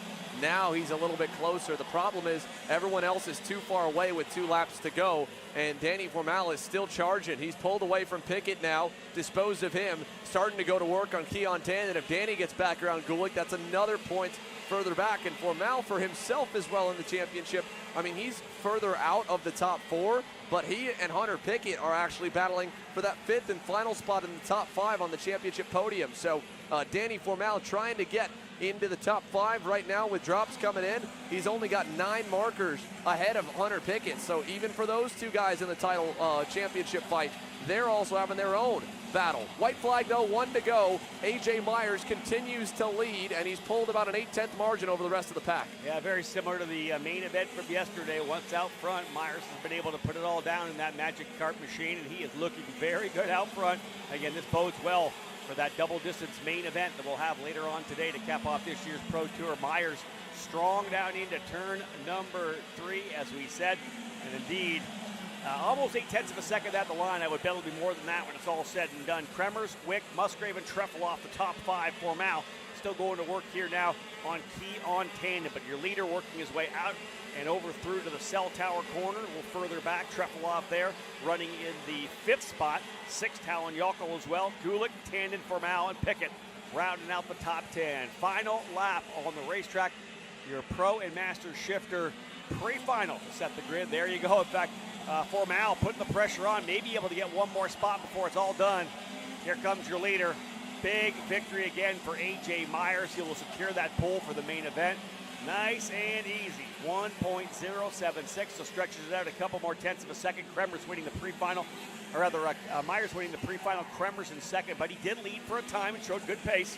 Kyle Wick in 3rd, Musgrave 4th, Treffel off 5th, Yockel in 6th, Gulick 7th, Tannen able to hold off a charging Danny Formal at the end. And then if we look at the Masters category, John Crow, who led from the get-go, able to hold the spot. Justin Kelly and Larry Pegram holding those positions as they did. And Michael Gouache up into 4th. He told me he thought he had the pace to potentially work his way onto the podium, P3, P2, maybe even with a win. And Michael Gouache, again, one of the inspirations for us older guys is that this guy's in his 60s, ripped shape, and really looking good in Master Shifter. Right, and even not only a few years ago, Michael Gouache, European Le Mans Series champion, Le Mans 24-hour winner.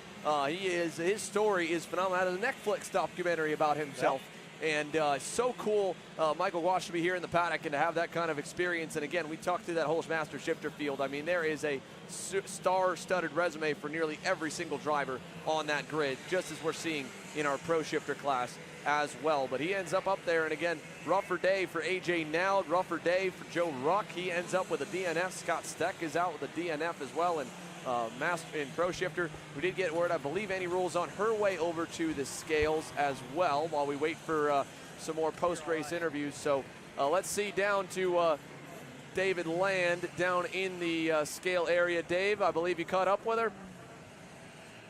Yeah, a tough accident here for Annie Rule. If you could turn around for us, I mean, that was a scary accident. It's great to see that you're up and walking. Describe what you experienced out there, because that was a frightening accident. I'm not really sure what happened. I feel like I had maybe up 5 spots. I was like in scoreboard, everybody kind of stacked up, and I just went to the inside, and then someone turned into me, and then someone from behind me just drove over me, ripped off my visor, cracked the visor, got scuff marks all over my helmet, drove over the entirety of my arm. I saw the steering wheel was pretty scratched up, so I don't know. I'm happy to make it out of it okay. Well, yeah, that's absolutely right. I mean, everyone's on the broadcast saw the pain that you're in. I mean, how are you feeling right now? I mean, is there anything you think is going to really be lasting, or are you good? Definitely some bruises. I can't really feel my arm too well, but I don't know. I'm going to try and make it out for the final. Now, we love to hear that. That's some tenacity. We'll see her in the final.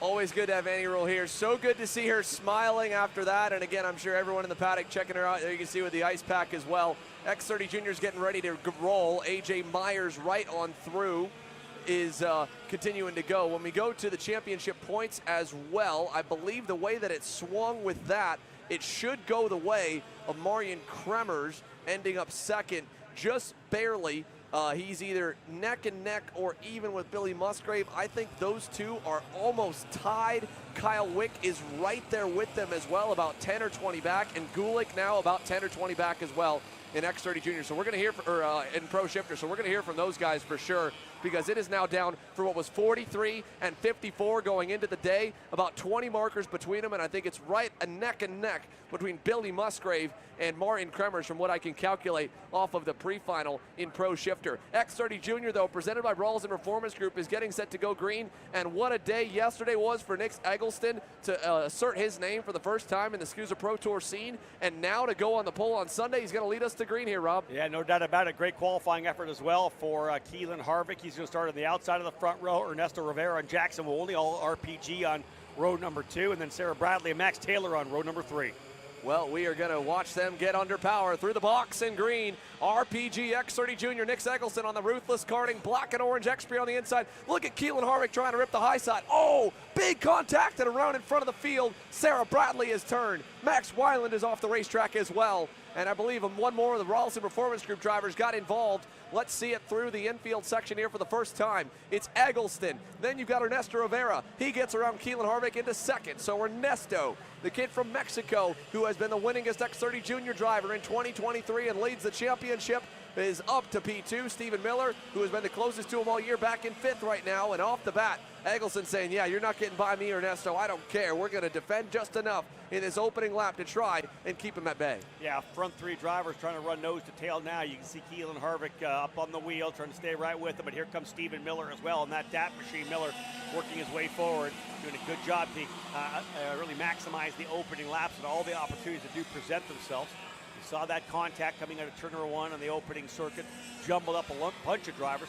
I'm sure that numerous drivers able to take advantage. Ethan Tobo and Nathan Dupuis, 2 of those were able to leverage that. Tobo up 6, as was Dupuis. Both those drivers 5th and 6th right now. Here goes a move to the inside. Eggleston, who was the leader, is going to have to hold on. No, he's going to drop a wheel and lose a couple of spots as Rivera goes by and brings Harvick with him. Yeah, Rivera gets on through, and it's the Rawls and Performance Group run. Stephen Miller moving through. Look at Eggleston getting swarmed.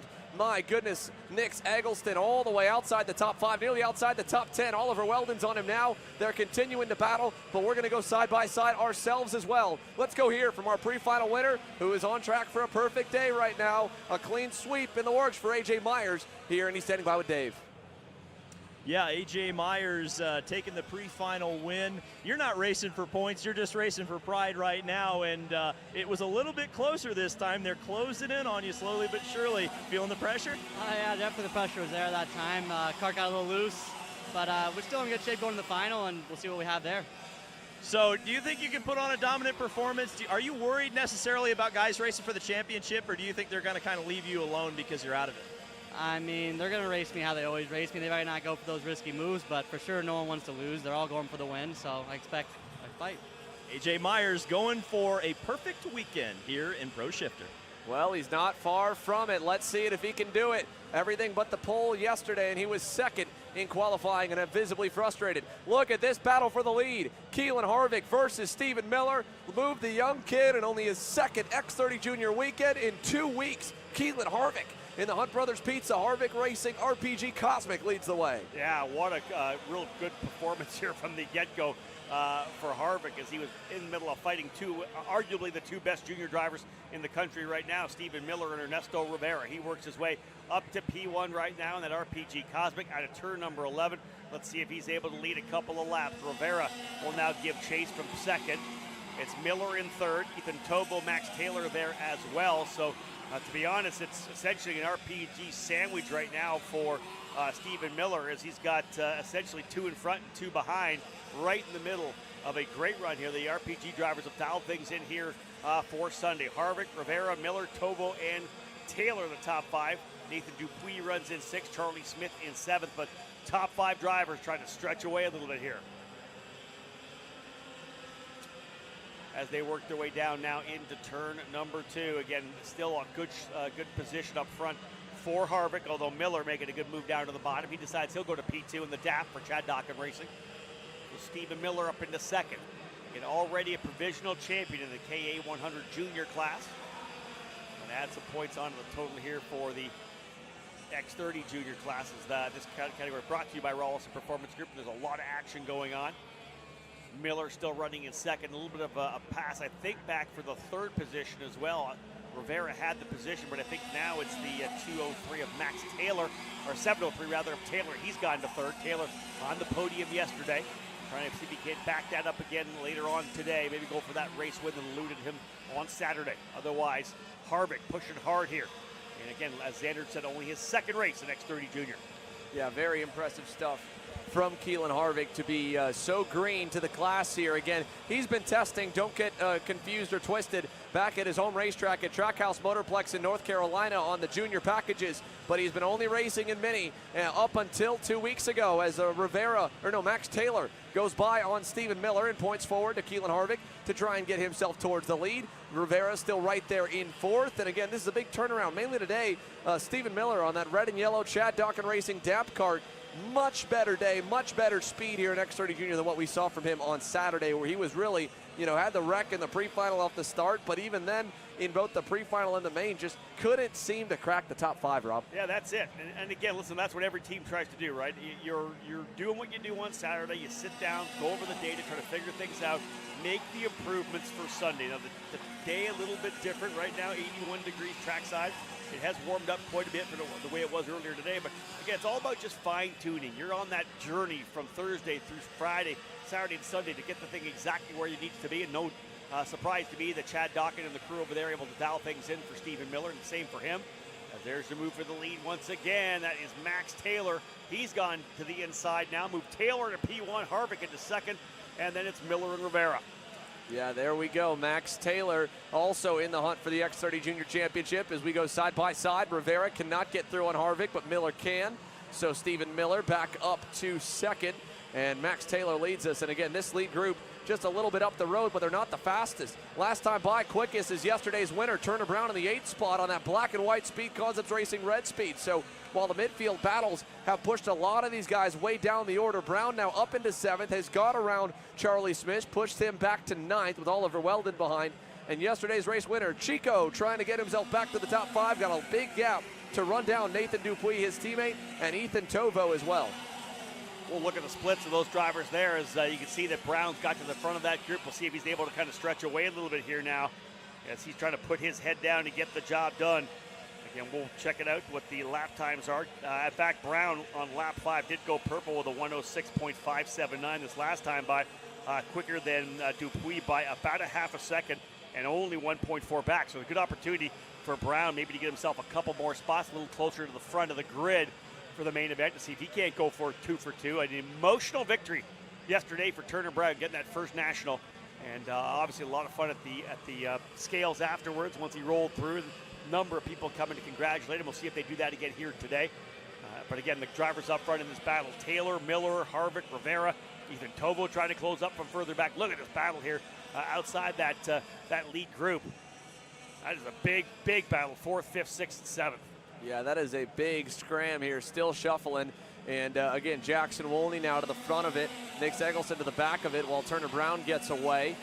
Meanwhile, Keelan Harvick and Ernesto Rivera, they've lost actually a little bit of touch with Max Taylor and Stephen Miller. And Stephen Miller driving a really smart race right now. If he can push Max Taylor away, he can get himself out of this RPG sandwich and make it a mano-a-mano fight, because right now he's outnumbered 3-1, Rob. And as we go down 2 to go, Taylor's going to start blocking, so that's unfortunately going to go away. I don't know if Miller was ready to battle yet. He's trying to tell Max to keep going. He's worried about Ernesto. He's trying to get points on Rivera. He doesn't need to win, but unfortunately, as Max Taylor is blocking Stephen Miller, because he's also in the championship fight, he wants Stephen to fight with Ernesto to make it where Max can get a little bit of a bigger gap and get away. So that'll pack him and stack him as we go through the double rights, or triple rights really, into the cell tower with a lap and a half to go.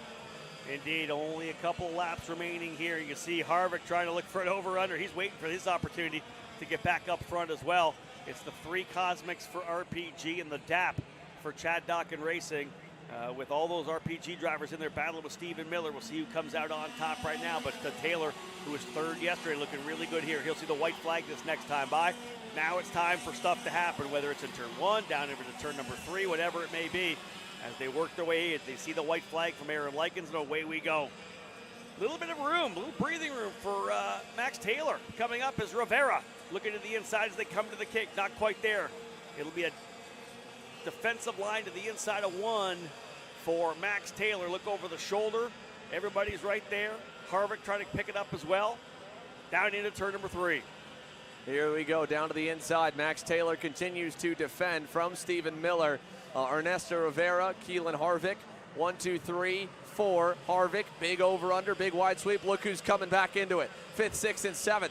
Welcome back in. Look at this. You got the RPG Cosmic, I believe, further behind. That is P5 Ethan Tovo as they continue to defend down the inside. Nathan Dupuis and Turner Brown, the Speed Concepts Racing teammates, 6th and 7th, right there at the end of the line, and we're coming down to it. Final run, little pass there as Tovo gets around Harvick for P4 and into the final 3 turns. I don't know if there's going to be much happening. Rivera not going to go. Tovo is wide. Harvick is back through. Harvick claws off. He's going to cut through the grass, but he'll lose 3 spots. And so the winner, Max Taylor in the pre-final over Miller, Rivera, but Keelan Harvick in the final 3 turns goes from P4 down to P7 at the end of it all. Yeah, that was a wild one there at the end. Everybody trying to kind of hang it out a little bit. Harvick, I don't know if there was any contact or not, but he ended up going off driver's right into the grass between turns 13 and 14. That means he falls down the order into 7th. Taylor with the win, Miller and Rivera 2nd and 3rd. Tovo got aggressive at the end, having caught up to that lead quartet. He got aggressive over in turn number 10, able to take that spot away from Harvick. So Tovo goes up to 4th. Turner Brown capitalizes. I talked about him trying to get a little further to forward in the order, and he did. From 9th up to 5th, Brown will be the inside of row number 3 alongside Nathan Dupuis, his teammate at Speed Concepts Racing for the start of the main event. Keelan Harvick, as we said, back to 7th. His teammate Jackson Wolney alongside him. Nick Eggleston, who started pole, ends up in 9th alongside Oliver Weldon, who held station. Started 10th, ended 10th. This main event, Xander, is going to be a barn burner for sure. We'll see who comes out on top later today. Well, we'll see if we can get a tally, because I feel like the X30 Junior points got to be pretty close with all the calamity that's happened in that class this year. No one's had 4 or 5 even good days. Everyone's had a couple good days, a couple not so good days, and a couple 1 or 2 really bad days in that championship. And the same goes for Pro Shifter. We just got our unofficial calculations in from the provisional results. This is pending any penalties that may move the grid around. If no penalties, Shifter is now down from 54 markers for the top 4 to 34. It is Jacob Gulick by 2 points against Billy Musgrave. They're heads up racing for the title, and so is Marian Kremers. He's only 13 points out of the lead. He's 3rd. Kyle Wick is 34 out of the lead in 4th. Let's go down to David Lando quickly for X30 Pro with a quick pre-race report. Dave? Yeah, I was just down on the grid talking to all the principal players. As you mentioned, Xander, the talk is the championship, but not necessarily for your pole sitter, Ryan Norberg. He's mathematically eligible for the championship, needs a good day today, but all he cares about is winning the race at this point, and the points will take care of themselves. Joe Turney, on the other hand, very much thinking about the championship, and if you look at on the grid just directly behind Joe Turney, while he was mathematically eligible yesterday, and there's a bit of a confusion about drops and whether or not he is eligible, Harley Keeble, he's just going for the win. So X30 is going to be extremely exciting, I think, and Ryan Norberg is definitely looking for that first win because it could mean a championship. Yeah, Ryan Norberg entered today 74 markers back.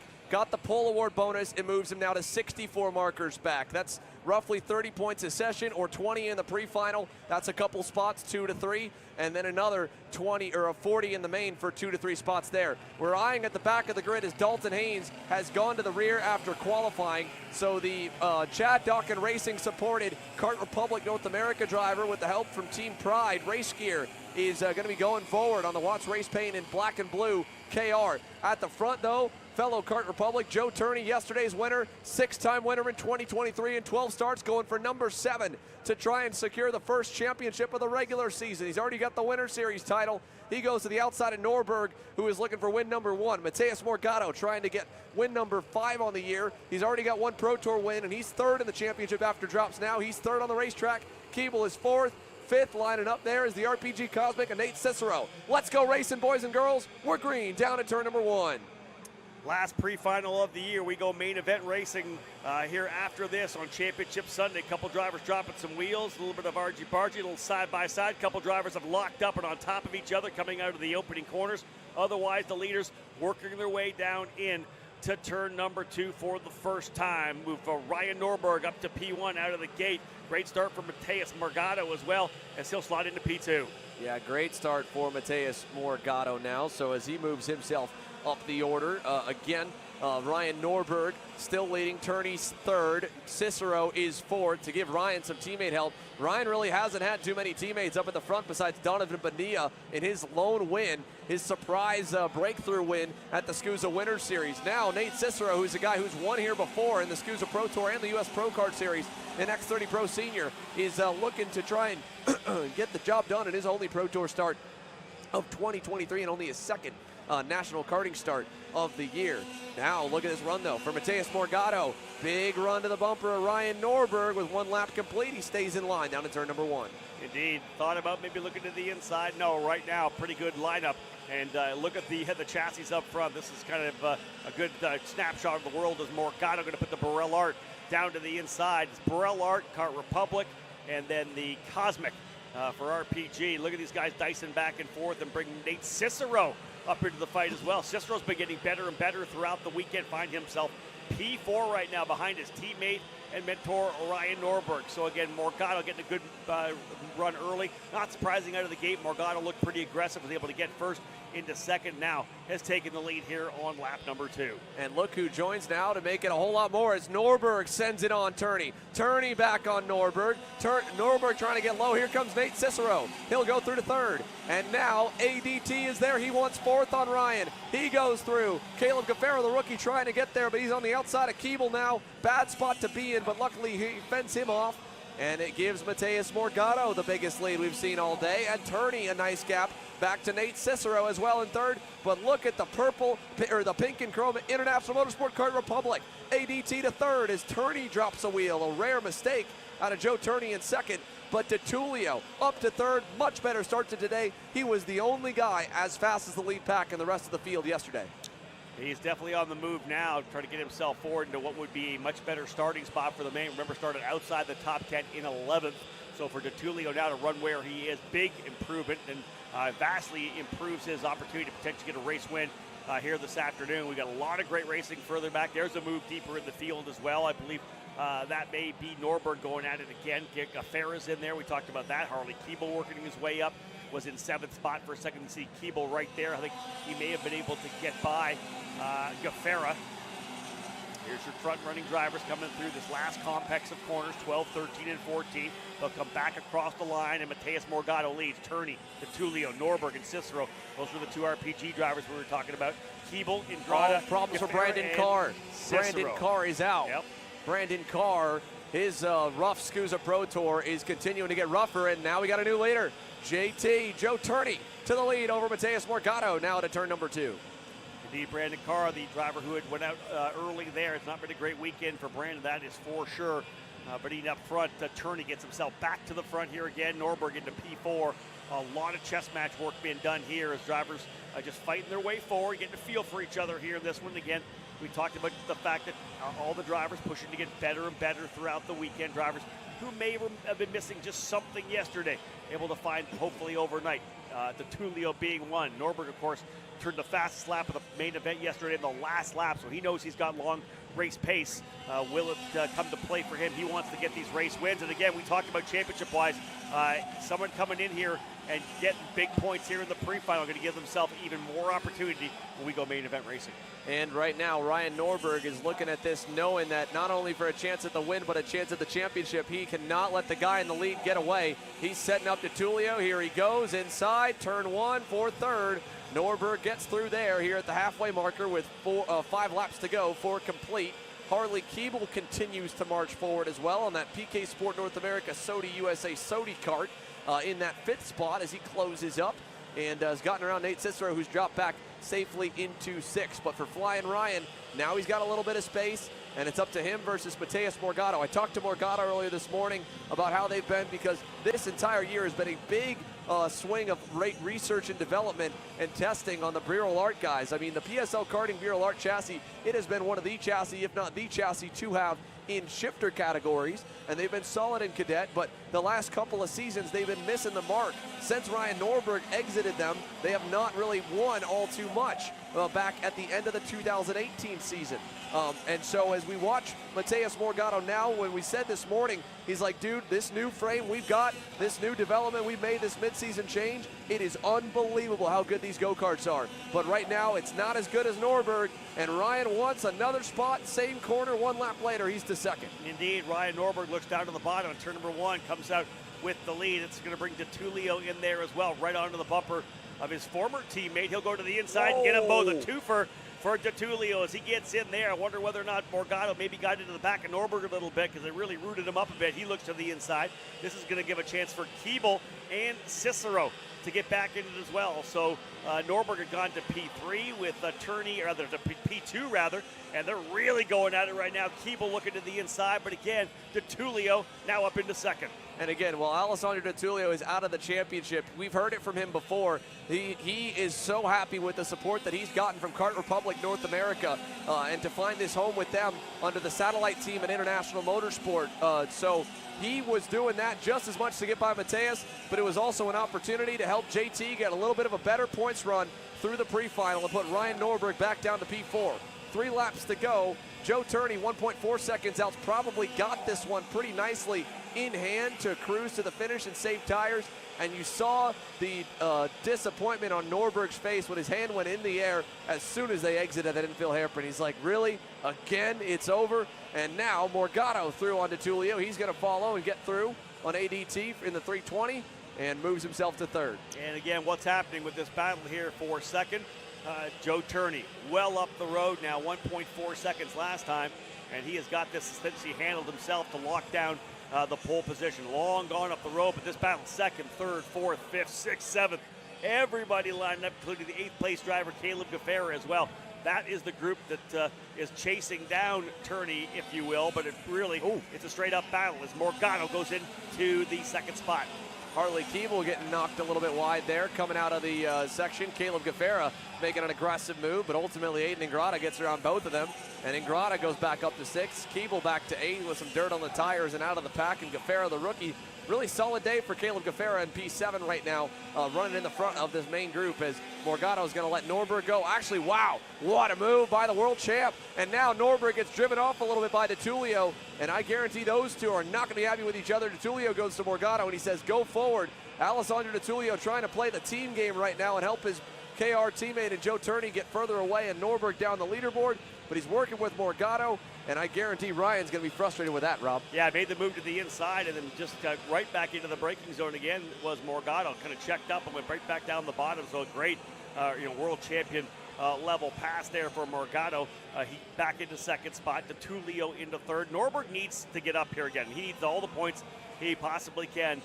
Can't leave anything on the table going into the main event, which will be our last race of the day, last race of this year's Pro Tour. And again, that's the scrap we've got going on right now. Morgado runs in second. Again, the leader, Joe Turney, way up the road at this point here as they come across the line. They'll put lap 8 in the books.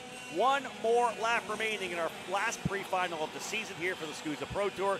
Let's see if DeTulio has anything for Morgado. Right now, from second back to fourth is 15 points of damage. DeTulio to the inside of Morgado. He gets to second for the KR front row lockout potentially. Morgado back to third. DeTulio going to block low down to the infield. Norberg to the high side. He sends it deep all the way around. He gets alongside Morgado, and not going to happen. Nate Cicero gets through, and Cicero into fourth now as they go to the green corner. So ADT to second, Morgado having to defend from Nate, and now Norberg back to P5, Rob. That is going to be now a 30-point hit to the gap. He made up 10 points, got down to 64 markers back from Joe after getting the pole bonus. And look around the outside, look at Caleb. How about the rookie?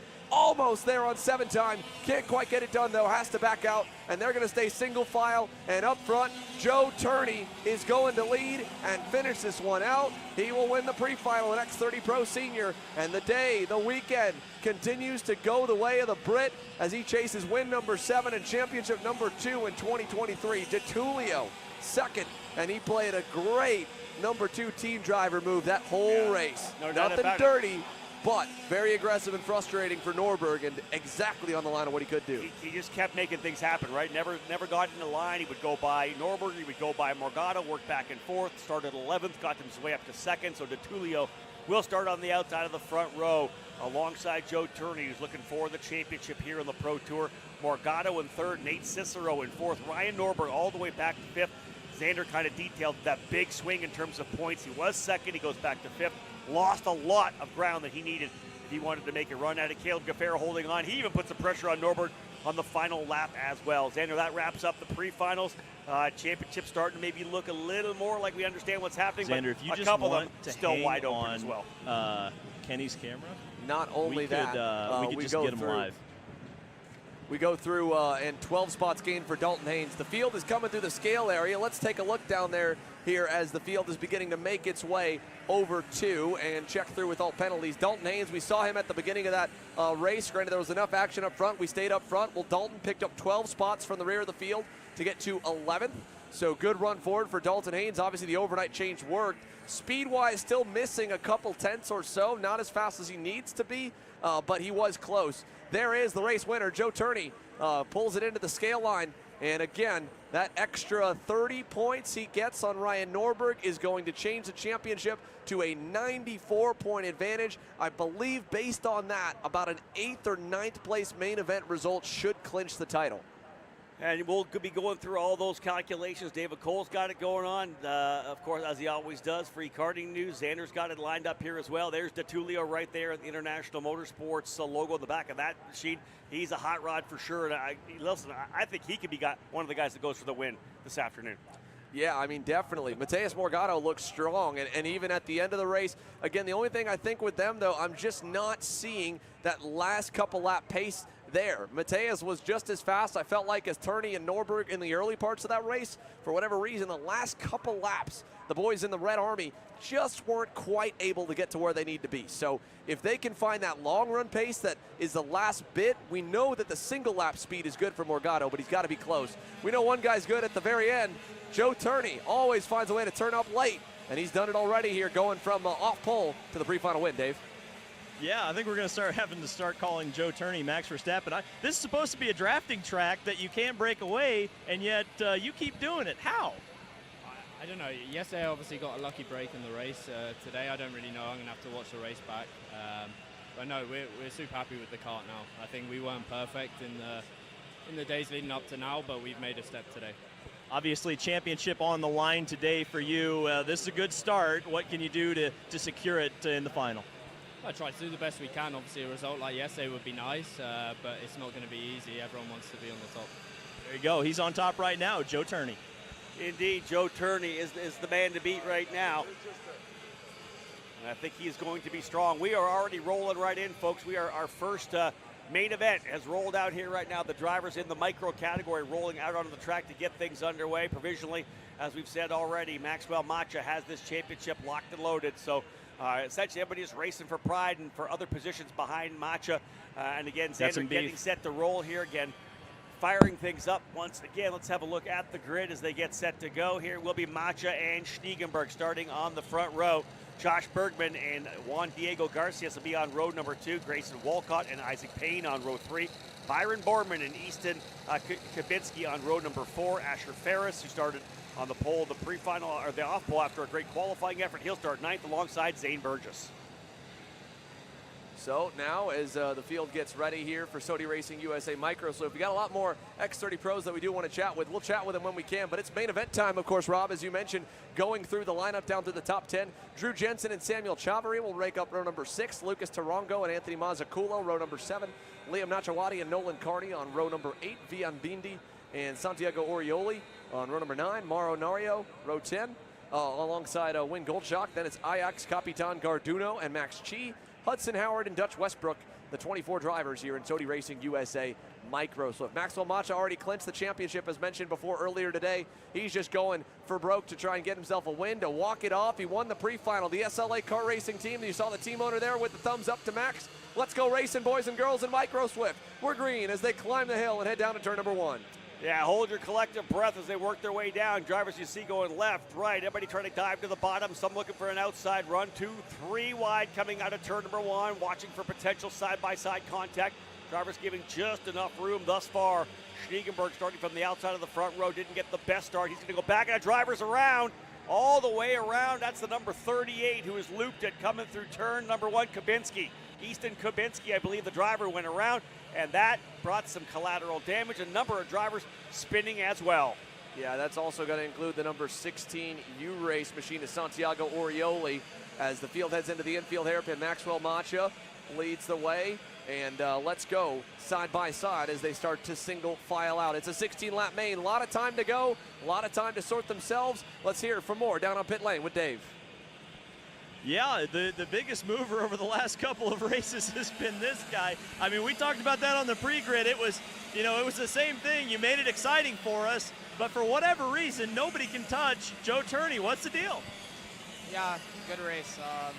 We went from, middle of the pack to P2, which was good. Speed was good. We just started battling a lot in between me, Ryan, and Mateus. So, yeah, we allowed Joe to get away, but it's okay. It's just a pre-final. Yeah, I saw a little bit of a discussion there between you and Norberg. I mean, what was the deal with that? Or was it just kind of saying, look, we got to hook up, we got to work together to knock down Turney? No, yeah, I mean, we spoke in a respectful way. He just said, we were fighting a lot, which I agree, but when I'm 4th or 3rd and I see a pack behind me, I need to make moves. If not, and Mateus as well, or whoever is in the back of the pack needs to make moves. If not, they're going to keep going back. So I did my own race. It allowed Joe to get away, but it is what it is. I understand Ryan's frustration. I'm sure we're all frustrated because they'll get away, but yeah, we need to see, and hopefully the next race goes smoother and we can fight for the win. We're looking forward to that X30 final. Back to you, Xander. Thank you, Dave. They're here. You can't really fault Alessandro Tulio at all, I think, for that. Yeah, maybe they allowed Joe Turney to get away, but this is the guy who started 11th position. Like, he's trying to make hay right now. He's trying to get himself in the front. He's not going to be able to challenge for a race win from 7th, but if he goes to 2nd like he did, now all of a sudden he's in a fight for a guy that's going to be able to potentially go for a race win. Yeah, and that also, that's what's so great about having our awesome team down on pit lane as they battle up front here of David Land and Kendall Hedge, because, again, the two of us, obviously, it's spurred by me, I'll take full blame for it, thought DeTulio was more so trying to be a good team player for Kart Republic, and maybe he was, but he made a very good point there. Again, like, he cannot wait in that 4th spot at the end if 5th is on his bumper, because it's forwards or backwards. You don't get to stay neutral. So while, again, he hears from Ryan, he's like, I got to drive my own race too. Pass or be passed. Ryan says it all the time. Everybody says the same thing, man. If you're not passing up front there, you're going backwards. And I think for him, he was the guy on the move. He had a great kart and was able to work it. So I don't think there's anything wrong with DeTulio pushing like he is. Everybody's got to dig into the main event anyways. Yeah, at the end of it all, right? It's his all just setting up for what these kids are just getting into right now, the long main events. And the good part is, again, still for Flying Ryan, that's inside row 3. Great spot to go for the win, and that's what he's going for. The points will fall where they fall. Colton Schneegenberg now to the lead here on the Sony Racing USA Microslift class in that Team GWR Blue and Red Energy. He now commands the field through the timing loop. And behind him, it's Juan Diego Garcia-Arce. Grayson Walcott, who was good yesterday on the red and white Paralympic, is 3rd. Maxwell Macha back to 4th. Bergman 5th. Jensen 6th. Only about a second back to the fastest 2 cars on the racetrack. Liam Nachawati and Byron Borman in 7th and 8th as Macha goes to 3rd on Jensen. And Bergman can't get by. All this battling for the lead in the middle of the group. Liam Nachawati's already up 8 spots on the tail end of the grid to 7th. He might be able to get himself up and out about another 7 to go to the lead. Yeah, Byron Borman just turned the fast lap as well. He's going to see if he can't hook up with Nachawati to come forward, but this 6-driver breakaway right now, so far playing nice and potentially being able to work together. You see there's the gap back then to Liam Nachawati and Byron Borman, who sit there 7th and 8th. Isaac Payne not that far back either. So again, will these 6 drivers work together? We're very, very early in a 16-lap race. If they do not, we can see more drivers come in. If they do, they'll just start dropping drivers off the back of the peloton until we run out with maybe 2 or 3 drivers at the end.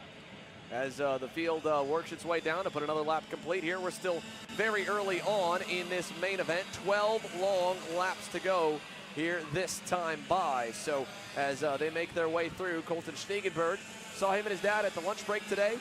He said, thanks for the nice words over the broadcast of his holy moly move down at turn 1 with a 3-for-1 pass to go to the lead and break up the Sodi blockade of 1, 2, 3 for the SLA and PK Sport team drivers between Bergman, Burgess, and Macha. And at the same time, he's like, yeah, we just screwed it up yesterday, made the wrong move, blocked too early down the straightaway, and they swarmed us. But we're ready for race win number 2 in 2023 for Colton Schneegenberg. Of course, going back to that Stars Championship Series win got a couple weeks ago in Pittsburgh. But this time, an even stronger field, ready to get after it. And with 11 laps to go, plus about half the racetrack left here in this one, he leads. It's just been so fast all weekend long, Schneegenberg has. We've seen that purple bar alongside his time. So many opportunities or cases throughout this weekend. He's just been fast. Now this time, however, not having to fight from deeper in the field. He leads the way here now. We're very early on, just 4 laps in. But this is where you want to be early. Again, like I said, top 6 drivers. Can they drop the driver at the tail of the field? Right now, that would be Drew Jensen. He's currently running in the 6th spot. They've got 1.2 seconds back to Nachawati, who was quicker by about 0.3 of a second. So Nachawati and Borman not done at all as they're trying to work their way back forward.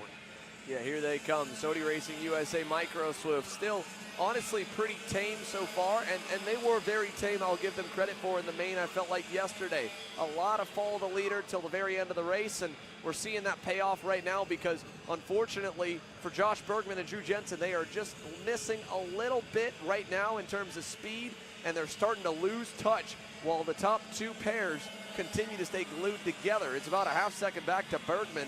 Another about, couple tenths to Jensen. They're going to lose touch with the top 4 here if they're not careful because Juan Diego Garcia Arce doing a great job pushing Colton Schneegenberg all the way through and not pulling out of line, just staying right on the bumper. As soon as they exit the turn, you can bet that black and green Orsilon Racing Parallel is going to be glued to Colton Schneegenberg. Yeah, 100% on that for sure. Schneegenberg has done a great job leading, though, as he's putting down really strong laps.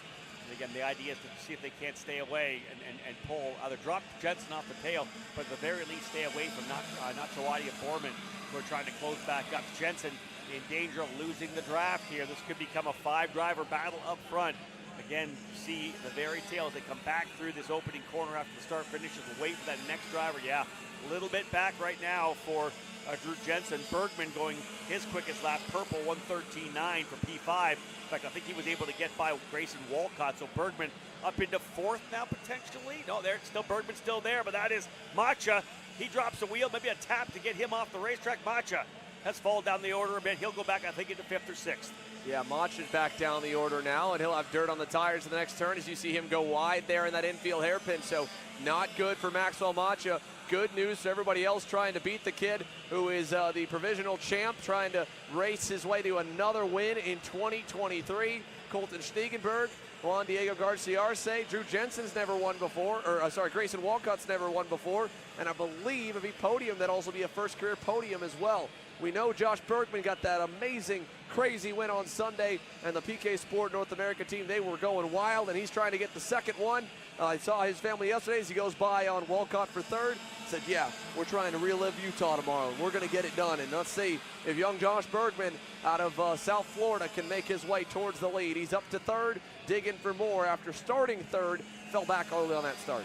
The key right now, though, is we're getting ready to kind of come around to the halfway point. It'll be the halfway point next time by to Schneegenberg and Garcia. Can they continue to work together and stretch away the gap? Last time, about a half a second back to Bergman. Do the 1st and 2nd place drivers work together enough that they can break that draft for Bergman and Walcott? Macha runs in the 5th spot. 6th is Jensen.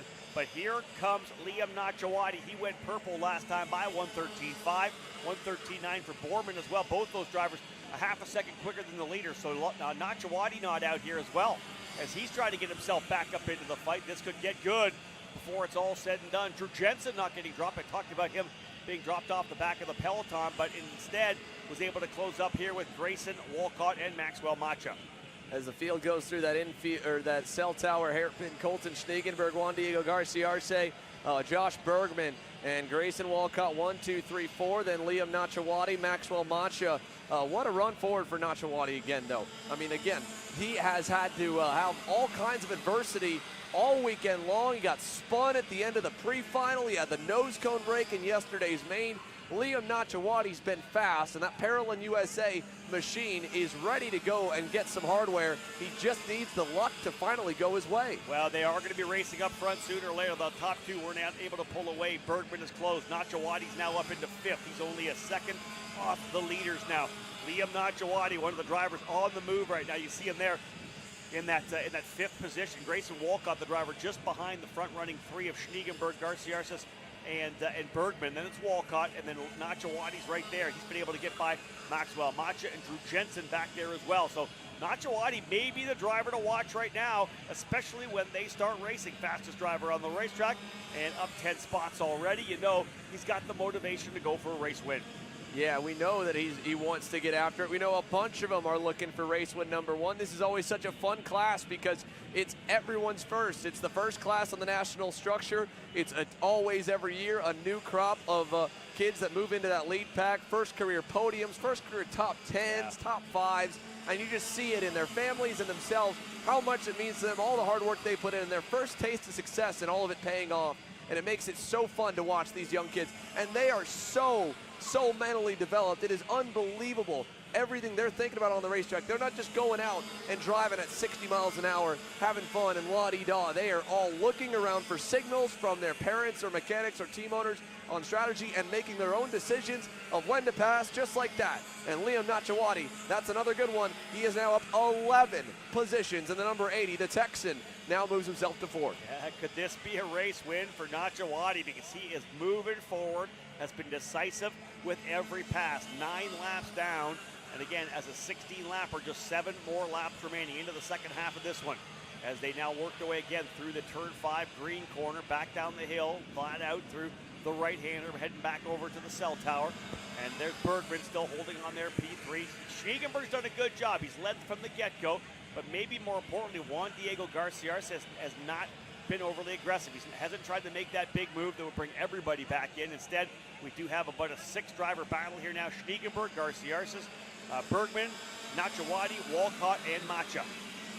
Yeah, as they go over to the final couple turns, you can see at the back of the frame there, Drew Jensen is just about out of reach. Byron Borman is as well. If they get a lot of fighting here in these final few laps, they'll get back into it and might be able to scrap some spots, but that fighting needs to start soon if they want a chance at the podium. Otherwise, outside of a crash, I think the top 3 are coming from these top 6, and already there, it's stacking up. You saw all the heads bobbling there from the accordion effect that happens in the braking zone, because again, in this pack, as Nachawadi looks for second, down the inside on Diego Garciarse, and down the inside as well, Grayson Walcott trying to go to third, maybe fourth. Bergman in there, but you know, second place breaks 5 feet earlier, so he doesn't run over first place. And then third place, now he's got to go an extra 5 feet earlier from that, and it goes back so far. By the time they get to the back of the line, 6th place is like, I didn't expect these guys to break this early. But they're all trying to give room in the corner, and half the time they misjudge it. Again, they're only 7 to 10 years old. Mistakes are going to happen. Yeah, you have to remember that. Don't we? You know, we don't talk. We see such great racecraft. We don't forget the young age of these drivers. But I'll tell you, Liam Nachawadi, I talked about him being the man on the move. He is now into 2nd position. Nachawadi on the parallel up to P2 behind the energy of Colton Schniegenberg. Right there as well. Garciarsa still holding on to the spot for Orsolin Racing. This is a great battle up front, but Nachawadi has been the guy to beat. We've watched him working his way forward. He has really methodically worked by everybody. He thinks he wants the lead, and he will make a move to the inside of turn number 1. New leader, book it. Nachawadi goes to P1. And look at that as well. More shuffling behind. Schniegenberg's all the way back to 4th. Josh Bergman back up to 3rd.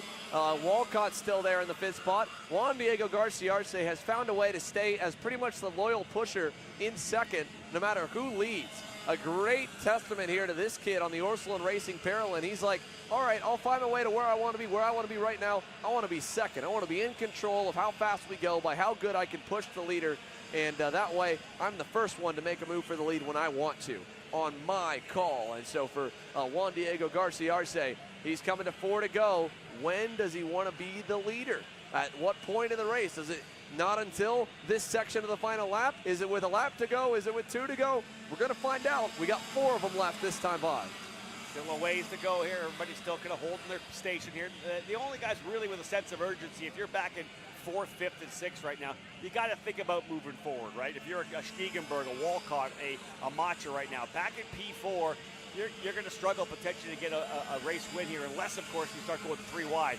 But right now, Stiegenberg, I would expect to see him get a little aggressive to try to get back to 3rd. Because right now, Nachawati has been, as I said, the driver on the move. Came all the way from the 15th position all the way up into the lead, passing at will. Here comes the move. Bergman starting to get a bit aggressive as well. Bergman's going to go to the bottom. He'll get to the inside of Garciarsis, who's got to do a course correction at the apex. So again, here comes Stiegenberg. He's trying to get by Garciarsis as well, and will do so in turn number 5. Yeah, nicely done for Colton, getting himself back to where he needs to be. Like you said, he was in that 4, 5, 6 spot the last lap. He's got some urgency if he wants to go for the race win. Garciarce now, he's going to be in that spot where he's like, okay, I need to get myself back forward. And not everybody can be 1st, 2nd, and 3rd, and they all can't be 4th, 5th, and 6th. They've got to settle it amongst themselves and do the best job they can to close the book on the argument once they win it. Here comes Bergman going for the lead into turn number 15. Got it clear through. Josh Bergman, your new leader, coming to 3 to go. Yeah, we're getting exciting right now. Bergman's decided to put himself out front. And again, that's another deal. See if you can't potentially break away. And when you're out front, you're not worried about the guys behind you in terms of 3, 4, 5. And Nachawati's going to get right on the bumper and push him all the way down into turn number 1. Stiegenberg trying to get some help as well from Garciarsis, but no help. Garciarsis will go back to P3 as well. That's another move. So a move for Bergman by Nachawati, and then Garciarsis by Stiegenberg. Yeah, look at this here. Stiegenberg, what does he do now? Does he answer instantly back? He does not. He'll push Diego Garciarce back up to the top 2 and said, all right, you know what? I tried this once to go back to 3rd. I'm going to wait a minute here. Maybe now I can force you to go up to 2nd or up to the lead, and then I'll get by you then. So let's see how it pans out. Josh Bergman trying to get national win number 2 on the PK Sports Sody Kart. Nachawati looking for national win number 1. Diego Garciarce, man, is this kid has some close calls. And, of course, finally got that big-time win earlier this year as well. And then Colton Stiegenberg looking also for win number 2. Again, we'll see the 2 to go sign this time by. This one's starting to come to the end. This is where the excitement starts to build. Drivers a little further back. Guys that are outside where they need to be. Macha, your provisional champion, is going to already get that title. He's back in 6th position, although they both turned good lap times. He and Grayson Walcott not where they need to be, back in 5th and 6th. Here we go again. Nachawati's going to go to the inside of Bergman. Garciarsis is going to come as well. That's going to be an interesting spectator of Stiegenberg trying to find his way by. And this is going to let Walcott and Macha have a chance back at it again. Top 3 drivers. White flag awaits when they get back to start-finish. Bergman right now back into 3rd, that's Nachawati back to the lead. Yeah, Liam Nachawati with a lap and a half to go, chasing his first career win. All the guys behind him, they've won before. So now Liam Nachawati, he's led races before. He was in the mix in the pre-final. Can he get it done as they go to the cell tower? Does he block low? He does, goes to the center of the racetrack, and we have no changes there. And now the more he defends, the more it opens up the opportunity for Byron Boardman and Drew Jensen to get back to them. They're about 3 seconds away in 7th and 8th. The rest of the field's over 10 seconds back. They have no shot of catching this lead pack of 6. We're coming to the white flag. Nachawati still good. Into the left. Over here, no one's going to go with this part. It's going to be Liam Nachawati leading down that 1,100-foot long pond straightaway. What can you do to keep the field behind you here, Rob, on this final lap? Here they come down the straightaway. He'll go to the bottom of the racetrack here. Garciarce thinking about going with him. No, he'll run the inside line all the way down into turn number 1. Indeed, he'll open up a little bit, and that's going to allow him to the outside. Does he hold on? No, he drops a wheel and comes back on in 6th. Nachawati on the outside, trying to hang it. This is going to put Garciarce to the lead. And look who's back in here as well. That's Grayson Walcott. He's back into 2nd rather. I thought he was done. Trouble as well for Stiegenberg. And I believe that's Bergman. No, that is Macha, I think, back into the fight. Bergman and Macha to 3rd and 4th. Macha there on the yellow helmet in 4th. Bergman right there on the blue helmet in 3rd. Juan Diego Garciarce trying to hang on. Talk about a turnaround of the day here as he goes down to the inside from yesterday, having to get checked out by the medical team in a crash, and then starting the main, gets only to 9th. Look at them 3 wide. Macha all the way on the inside, gets to 3rd. Now, final time through, can Grayson Walcott pull out the stops? Juan Diego Garciarce's got a car length. Here comes Walcott, looks slow, fades high, gonna get tight in this left. He needs to do something. Macha to the inside for 2nd. Not going to happen. Juan Diego Garcia Arce holds on and wins in Micro Swift, presented by Sodi Racing USA. Wow, what a finish there as everybody throwing it out there. Great job for Juan Diego Garcia Arce. I feel bad for Liam Nachawati. He was on the outside, tried to hold it, didn't defend all the way down into turn number 1, and he ends up going all the way back to 5th position. Still a 10-position improvement for Nachawati. Garcia Arce with the win. Walcott second. He back in 5th in the last couple of laps. Macha was 6th. He heads up in 3rd. Those drivers, I thought maybe out of it, end up in 2nd and 3rd. And let's pick up this driver right now here, the number 23, guys. He is going to be on the podium in 3rd, but he also, when we wrap up the day with the championship trophy presentations, it'll be this guy, Maxwell Macha, on the Sodi Kart for SLA Karting, the champion of Micro Swift. And his first career national title. Maxwell Macha has won some races in the winter tours, but this is his first national championship regular season, winter season of any kind. Congratulations, Maxwell Macha, our first champion of the afternoon. And again, as you mentioned, there's the results as they go through for the rest of the field. On back with Schnegenberg down to 6th. Borneman, Jensen, Payne, Bindi, the top 10. 7 gain for V and Bindi. Still, unfortunately, with the last lap not going the way he wanted, Liam Nachawati ends up a 10-spot gain to get himself into 5th from 15th. So it was still a great drive in that main event. Just comes up shy. Unfortunate for Zane Burgers with some bad luck in that one. So not able to get it. We're going to send David Land and Kendall Edge. We got to talk with Maxwell Macha, our champion here. What a performance it's been all year long. We didn't get to chat with him yesterday. We want to hear from him. So we're going to take a quick commercial break, and when we're done, we're going to go check out the SLA Car Racing newly crowned Micro Swift National Champ, Maxwell Macha.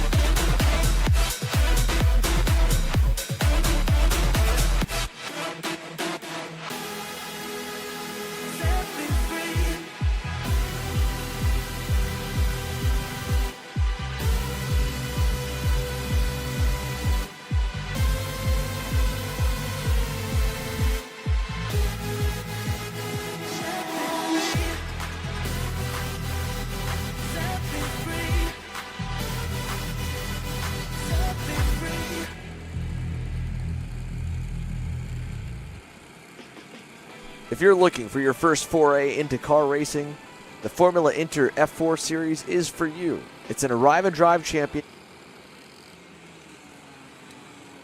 Back live here from Castle Motorsports Park, getting set to roll here for KA100 Junior, and it'll be Ernesto Rivera and Christian Meyer on the front row, Alexander Gonzalez alongside Enzo Vidmontian on row number 2.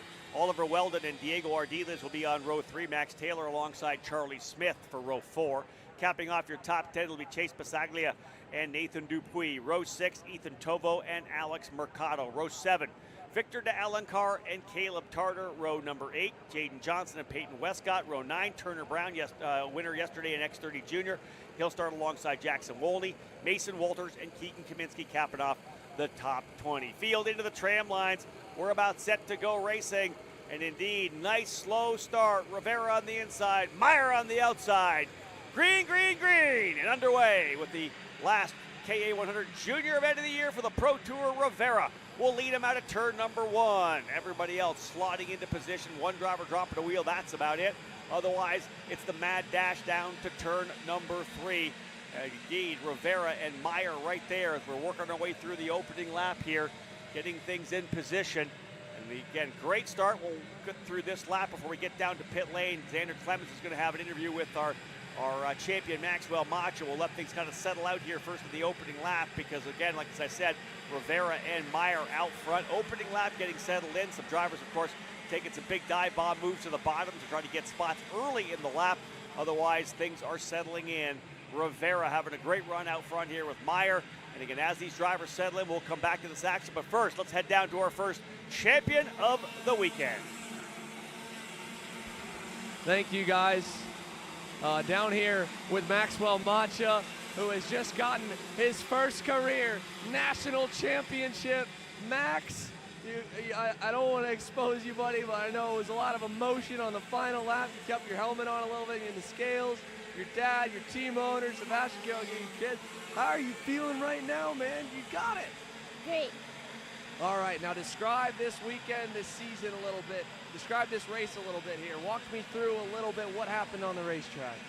So, like, they were passing, so I had some time to, like, pass, and I passed them up. So. And I know you're at a loss for words right now here. But Max, I've seen you since you started in Kid Kart at 4 years old down in Miami, and now you're a national champ. Did you ever think you'd get here? Yeah. You believed in it? Yes. Now let's go through and let's thank all your sponsors, right? Who all makes it happen for you? We got to thank the team, everybody else, your family. Who do you want to say? Thank you for Sody Kart for giving me the chassis, and my dad, and my mom, and Walter, and Sebastian, that is my coach. Yeah. And SLA Kart Racing, right? Yes. Awesome stuff. Max, give me a high five, buddy. You got it. Last words to the camera. What do you want to say? We have some up and downs, but I mean, I try to do my best. So. And now you can say it. Say, Max, I'm a national champion. I am a national champion.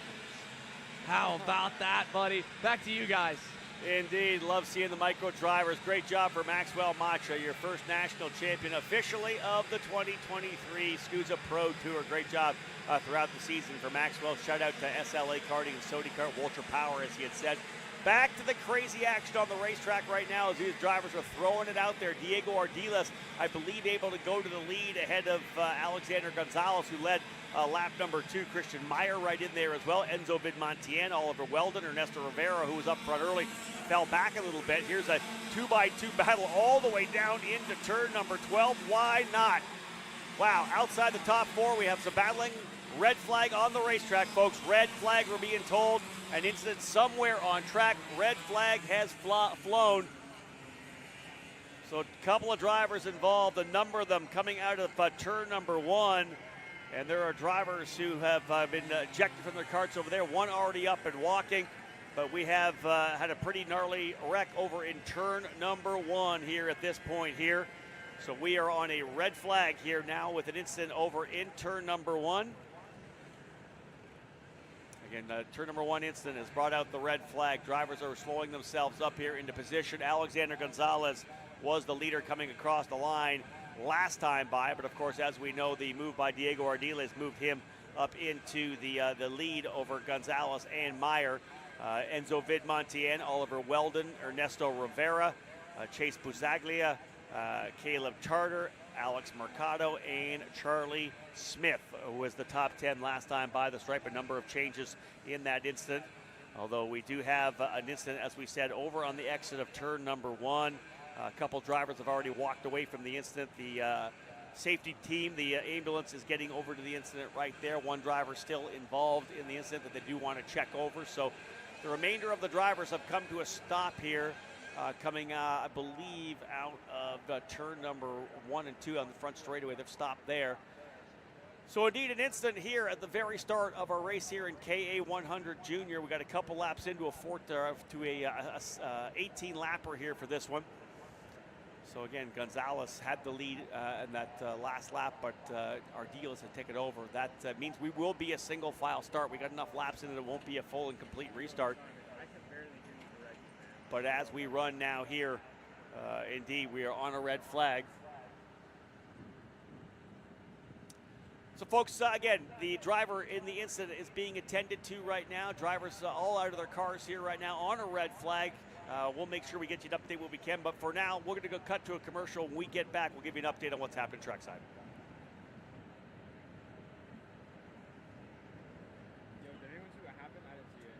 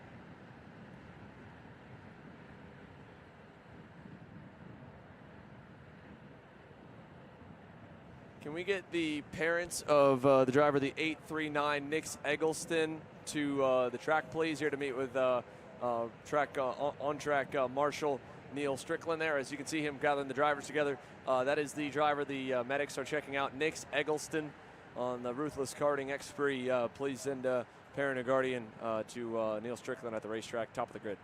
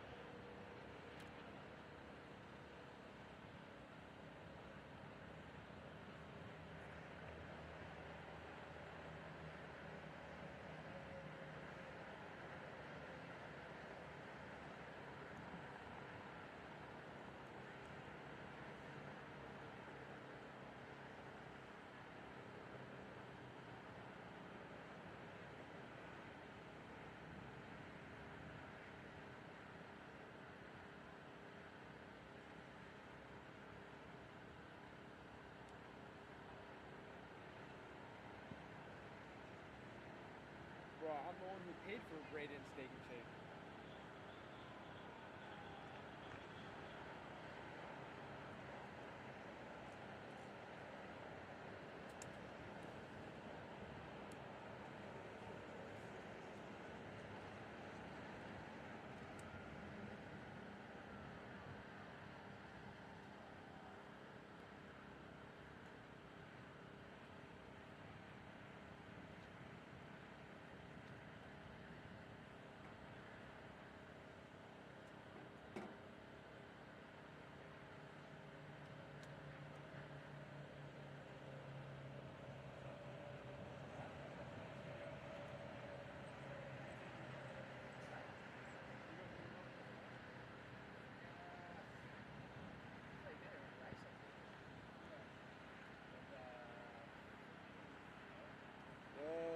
Is there a chance they cancel this main event or what?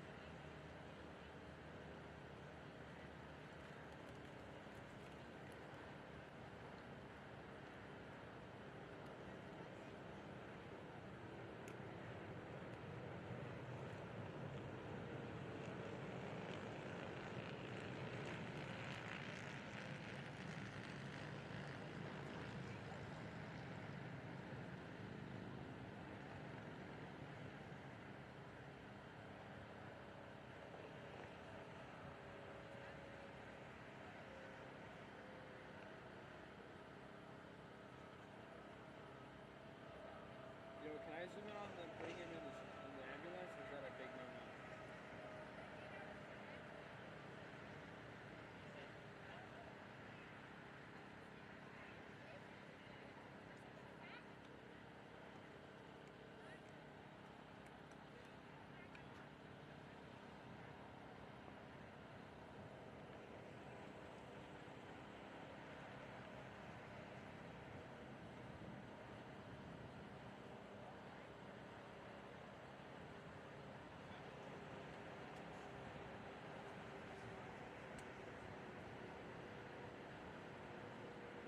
Yeah, you want a close-up? You want me to zoom in on that? I mean, I'll zoom a little bit. You can't see anything. I don't think it matters. Unless... Yeah, let me get like a really good close-up.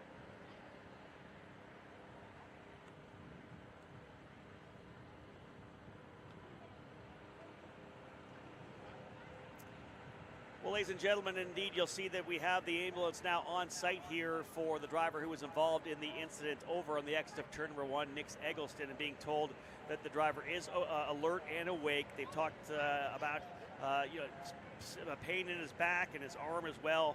And indeed, I think many of you who've been around the racetrack and the kart track, that anytime we have a driver who's complaining of back soreness, we always take that a different level in terms of what to do. So they are going to take him into the hospital and transport him for precautions, get some x-rays, of course, on his back area. Otherwise, everything's moving and fine. So that's good news. Obviously precautionary to make sure that our drivers is going to be okay. We all, of course, have our hopes that Nick's will be fine, and we'll send him our best wishes as he heads off to the hospital. We'll be getting back to racing when we can, but we thought it would be a good idea to get on here and give you a bit of an update. Driver involved, again, potential or calling for pain in the back, so they're going to take him into the facilities just to make sure that he's going to be okay.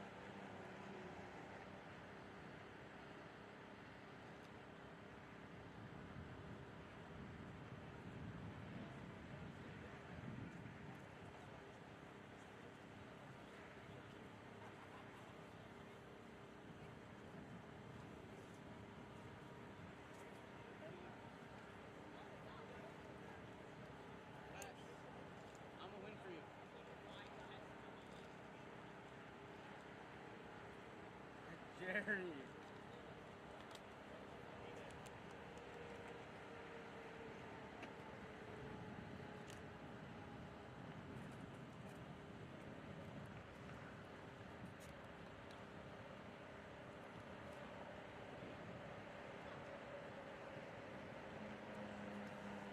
As you can see, drivers are working their way back to their karts.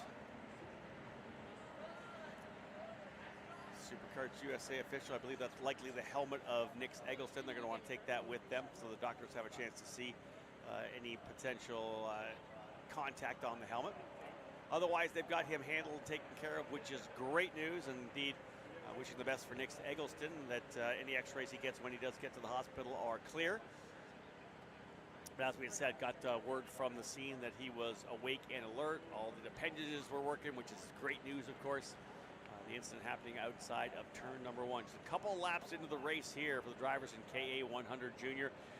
The first of our main events getting done and dusted with the Micro Swift category. KA 100 Juniors will get ready to fire. You can see the drivers working their way back to their machinery. We will look to get back to green. Again, lots of racing still to go in this one. Just 2 laps into an 18-lapper.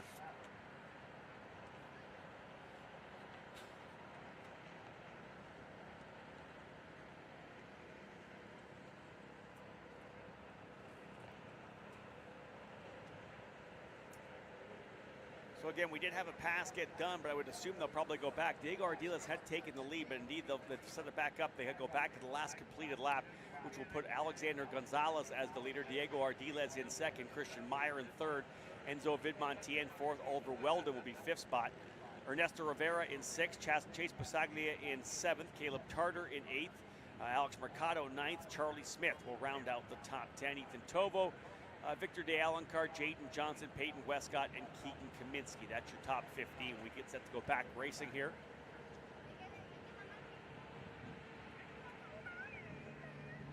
Single file restart when we go, just a couple laps in as we know.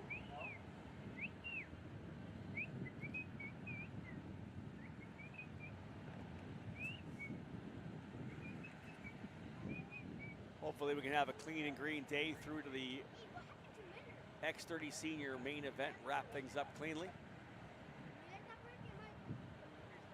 See a number of drivers drop wheels coming out of turn number 1. Obviously a couple of drivers getting together and climbing over top of each other. I didn't get a chance to see exactly what happened. I don't know that we picked it up on the cameras, so needless to say, didn't quite get an exact look at what happened. The drivers involved on the outside of turn number 1, but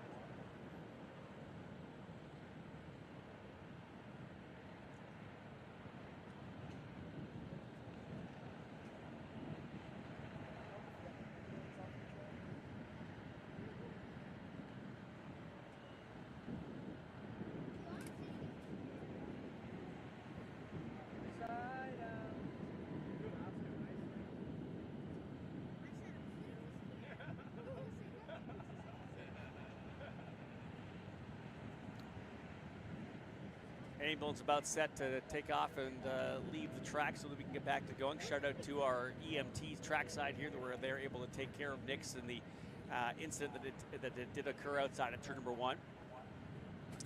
Drivers ready to fire back up and get things going, but the ambulance still on the racetrack at this point here. Again, Gonzalez, Ardiles, Meyer, Vidmontian, and Weldon will be the drivers that get set to roll here.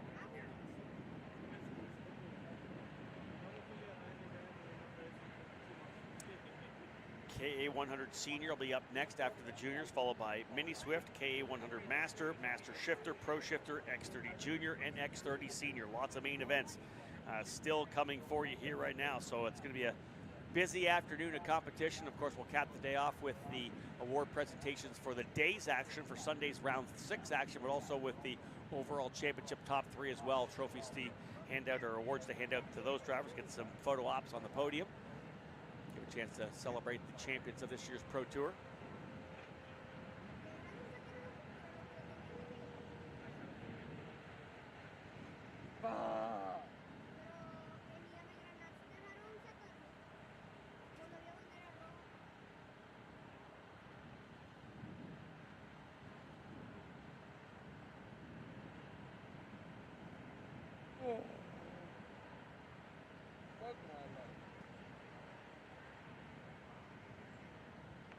Ambulance now rolling, and we'll be able to get things back underway here momentarily.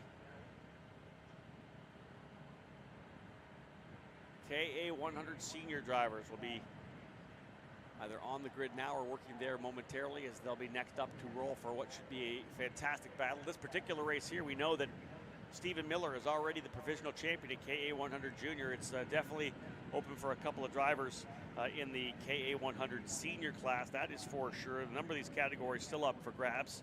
Getting some notes from David Cole, kind of filling me in on what happens.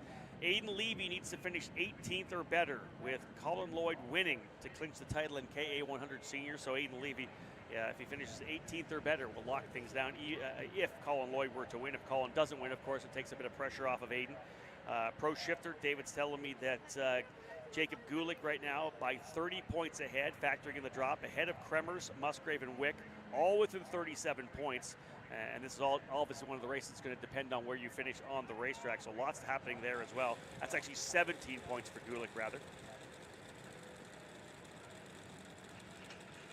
The mini category could really come down to a tiebreaker between Romero and Palacio. There's a lot going on in the mini Swift category as well. So this is going to be exciting. When we do get to X30 Senior, Joe Turney, who has been so good on the weekend, really only needs to finish 10th or better to lock in the championship. So Joe Turney, a top 10 finish, will make him the Pro Tour champion here in the X30 Senior class. David will continue to bring us more information as the day goes on. But needless to say, we're getting set to fire things back up with the drivers here in KA 100 Junior. An extended stoppage for an incident happening over in turn number 1. We're getting set to fire them back up. Single file start. Alexander Gonzalez, who had lost a lead on the lap where the red flag came out, gets that lead back. And indeed, engines have fired and they are rolling.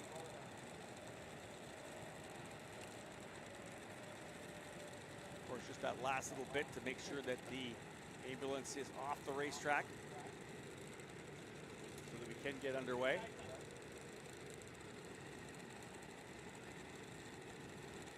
And indeed, there you go. Track is now clear. Drivers back at it. We are racing once again, and we'll get back at it here. They'll work their way around. Green flag will fly when we get back around to start finish. So back at it, KA 100 Junior.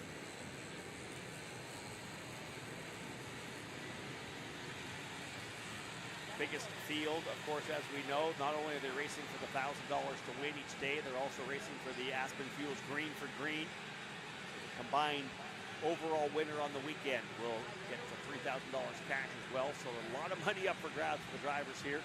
Rather, yeah, indeed, yeah, in the KA 100 Junior class, biggest category. Let's see who comes away with the win here. It'll be interesting to see who plays it out, because right now we see drivers move forward, backwards. Of course, Isaac Malkit did a great job. He was the winner over Oliver Weldon yesterday in KA 100 Junior. The junior winners, Isaac Malkit and Turner Brown. Malkit did not have the best qualifying session, that is for sure, and is well down the order. 18th, qualified 22nd, got 4 spots in the opening couple laps. Actually not a bad opportunity here for Isaac now to jump on it. He and Turner Brown, 13th and 14th, they get a chance to get themselves rolling here. Probably 17th and 18th rather, getting themselves a chance to get forward. All right, working our way through the last couple of corners after an extended halt in the action for a red flag. We are ready to throw green once again. Back into the main events, round 6 of the SuperKarts USA Pro Tour. Glad that you hung in with us here on Kart Chaser. Trying to get back at it. Single file start. They'll roll up nice and slow. It'll be Gonzalez's opportunity to punch off. He is nice and slow coming up here right now, waiting for Aaron Likens to throw that green flag. And he does, and we're underway. Back to green flag racing into turn number 1. Gonzalez will low line it down the bottom to try to defend from all the challengers. Here they come again. Out a turn 1 through 2, down to turn number 3. So back underway. Ardiles puts himself on the rear bumper of Gonzalez. They get through the chaos coming down here into turn 3 as they go 3 wide coming out of the corner. One driver all the way off of the grass on the inside of the racetrack. Not sure who that was, but that's a tough way to try to get through there. Getting back onto the track on the other side of the turn 4. Gonzalez out into the lead. You see the drivers all trying to attack here early. Big move down to the inside over in the green corner, of the cell tower corner. Essentially turn 8.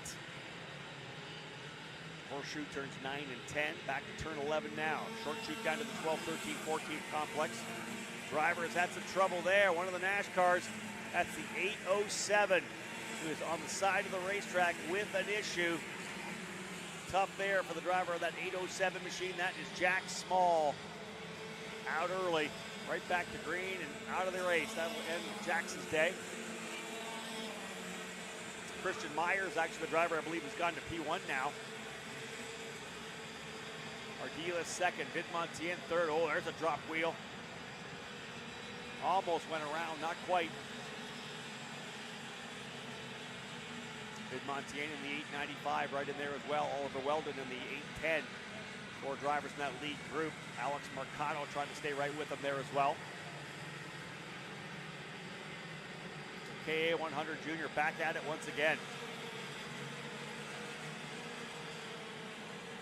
3 laps down, live timing showing 13 laps to go. I don't know whether or not they had a botch start. I don't remember if we had a botch start or not. They'd lose a couple of laps. Otherwise, we'll keep an eye on that. Meyer, Ardiles, Vidmontien. Top 3 as they work their way back through turn number 12 and 13.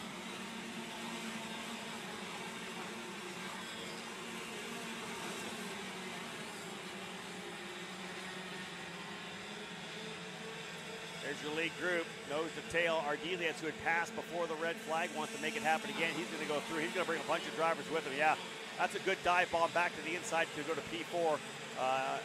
He had to do everything he could to hold that spot back. Ardiles now into the lead. Here comes a move for Vidmontien. He'll go down to the bottom as well. Move Vidmontien to P1.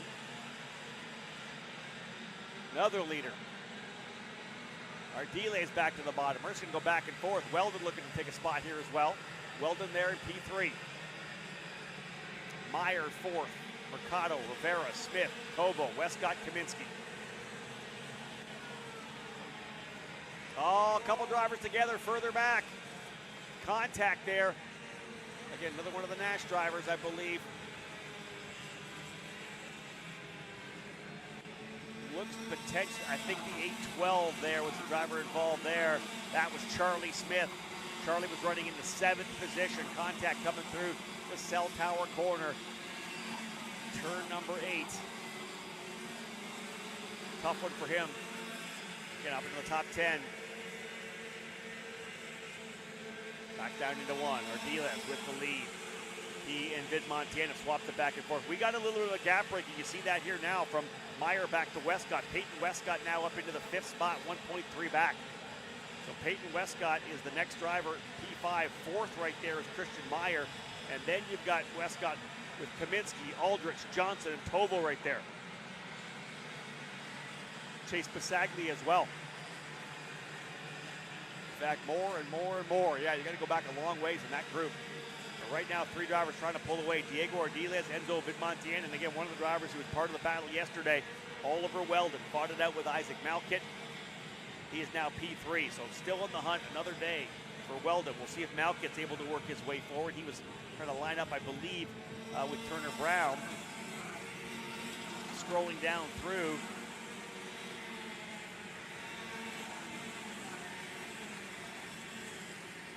Isaac now in 20th. He lost a couple spots on the restart for Malkit, who was able to get the win yesterday, but right now back in 20th position. Not able to find that magic from Saturday. Tough qualifier. Vidmontien will take it to the inside again, move Vidmontien back to P1. He'll bring Weldon with him.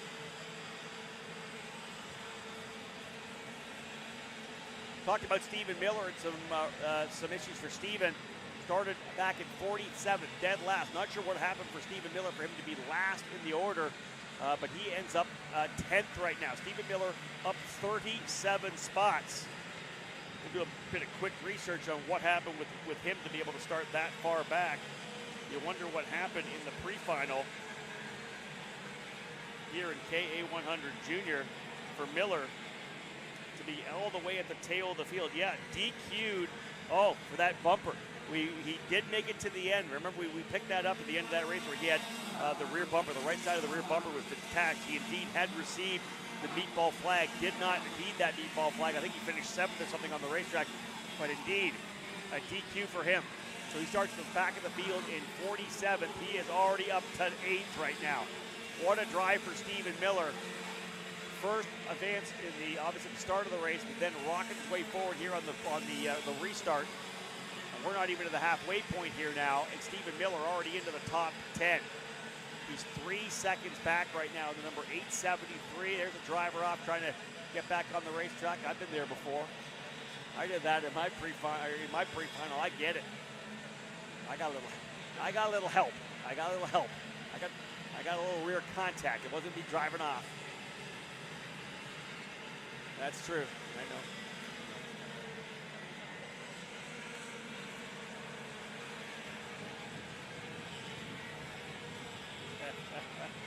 Yeah, we don't need to replay that. But yeah, indeed, I just made a move to the inside. Anytime you do that, easy for somebody to go off there. You make a big move to the inside like I did. I came out of the corner, didn't get enough gap coming out. That driver I went by, tried to do a kind of an over-under, and got into the back of me and shoved me straight off as I was getting the big back in gear. So indeed, the issue there, just what happens in turn number one. A lot of over-unders happen, contact can happen in the corner, no doubt about that.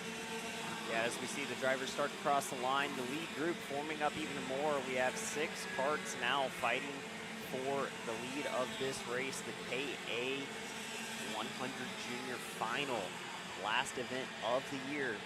Not up here, we have Supernats still. Well, for the Pro Tour. For the Pro Tour, yeah. We're wrapping up the regular season here at Castle Motorsports Park as Diego Ardiaz continues to lead this one, and Stephen Miller up 38 spots now into that P9 position. He's around Victor DeAlencar and Max Taylor as they're all in a small little group. Still trying to hunt his way forward, but he's got his work cut out with only 8 laps left to go in this one, Rob. Yeah, he's 3.4 seconds back. Got Taylor right there with him, and again, the leaders haven't started the battle yet, so that's something we could see here momentarily with Ardiles, Vidmontien, Weldon, Meyer in there. I will say Peyton Westcott turned the fast lap last time by a 109.047, a half a second faster than Ardiles. Peyton Westcott, driver on the move. I think she may have got herself another spot. We'll have a look when they come back around to see Ardiles. Westcott, yeah, gets by Christian Meyer, so move Peyton Westcott now into 4th. She's on a move right now, started in the 16th position. Peyton in the National Motorsports EOS number 898 has now worked her way forward. I think, in fact, she may have gotten by Vidmontien. I think she's up into 3rd now. So Peyton Westcott, the driver on the move right now. Can she get that first big national victory? We're 9 laps into this one here.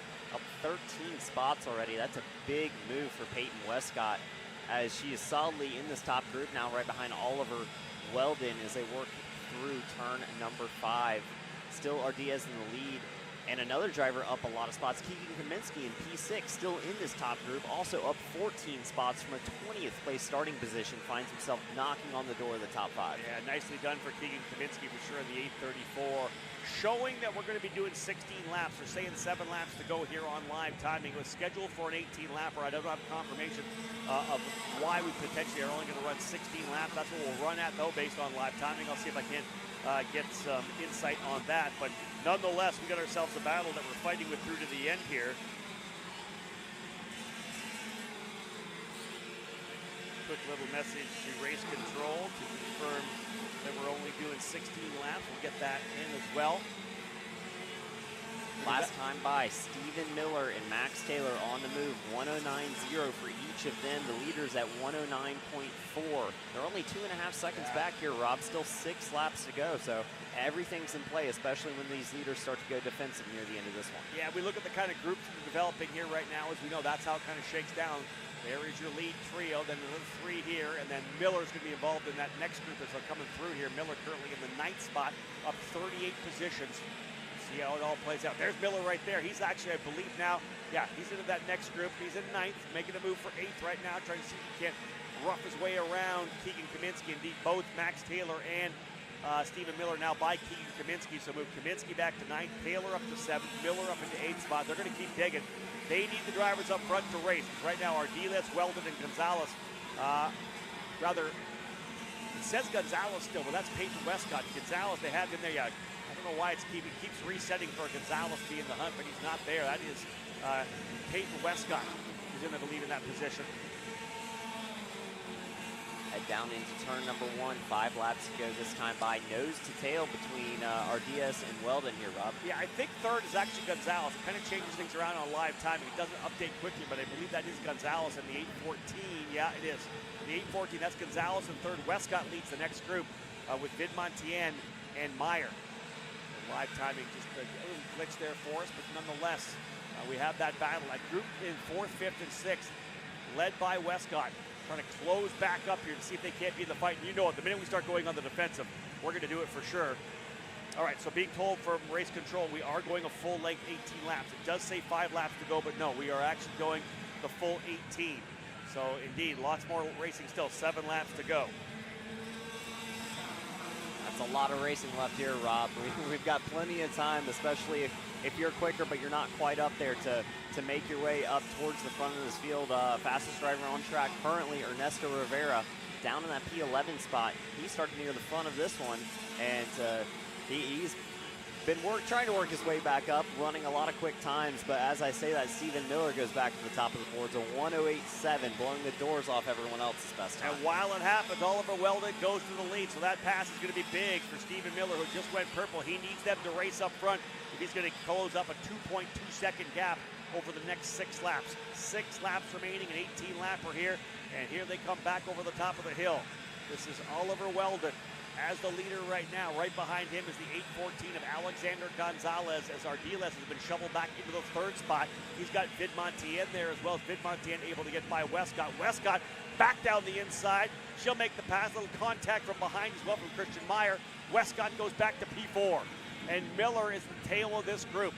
Stephen Miller, already the provisional champion here in KA 100 Junior, would like to put in a good show here. Started at the very tail of the field, 47th. He is running in 8th. Can he find a victory from the back of the pack for Stephen Miller? Right now, though, Weldon did not get the win yesterday. Isaac Malkit was able to steal that away from him. Can he go to the top of the box here on Championship Sunday? Weldon, Gonzalez, Ardiles.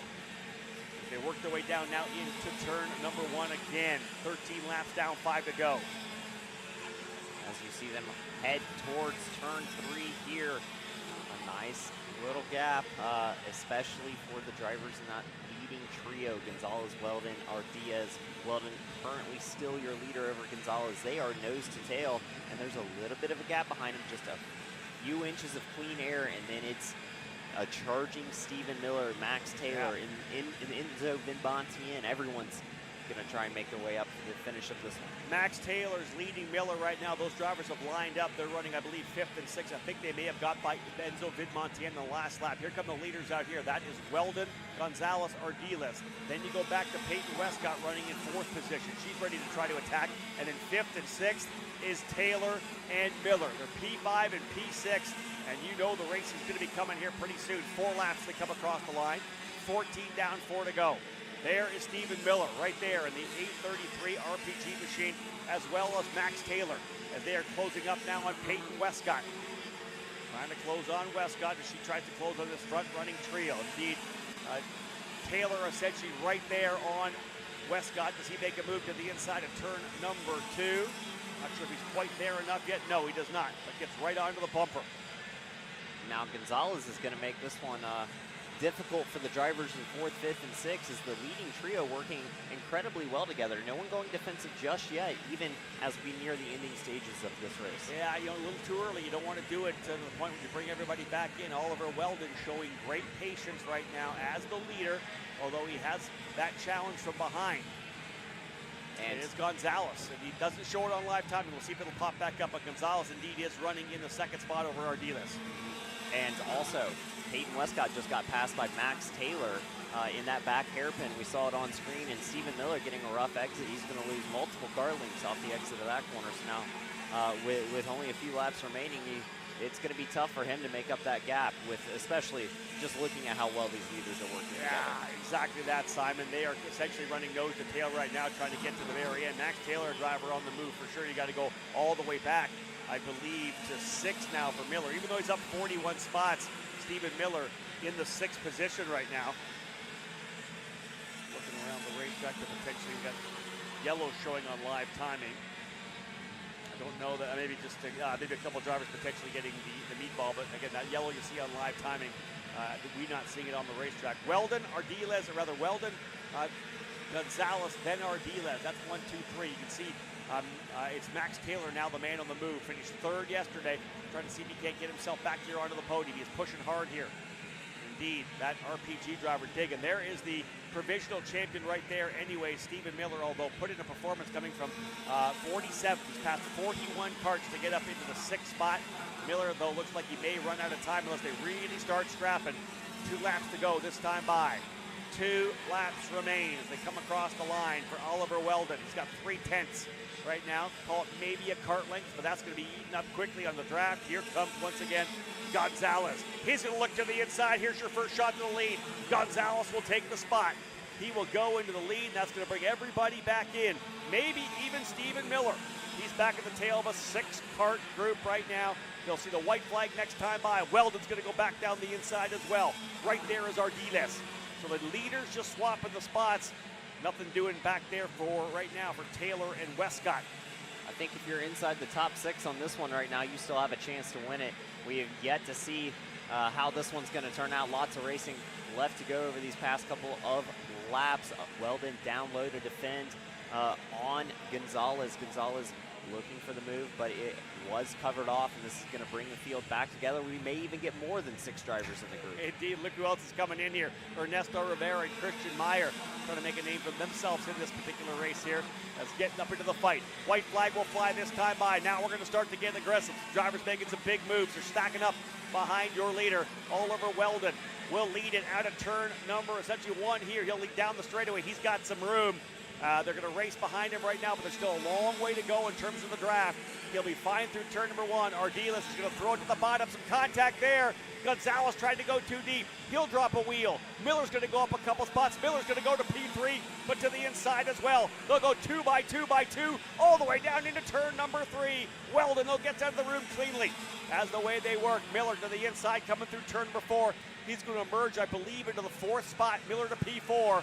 Ardiles now up into the 2nd spot, but Oliver Weldon on the JC Karting LN Kart has the lead right now, and a workable cushion as he comes down into turn number 8 through the cell tower. The right-hander into the horseshoe. Oliver Weldon 2nd place yesterday.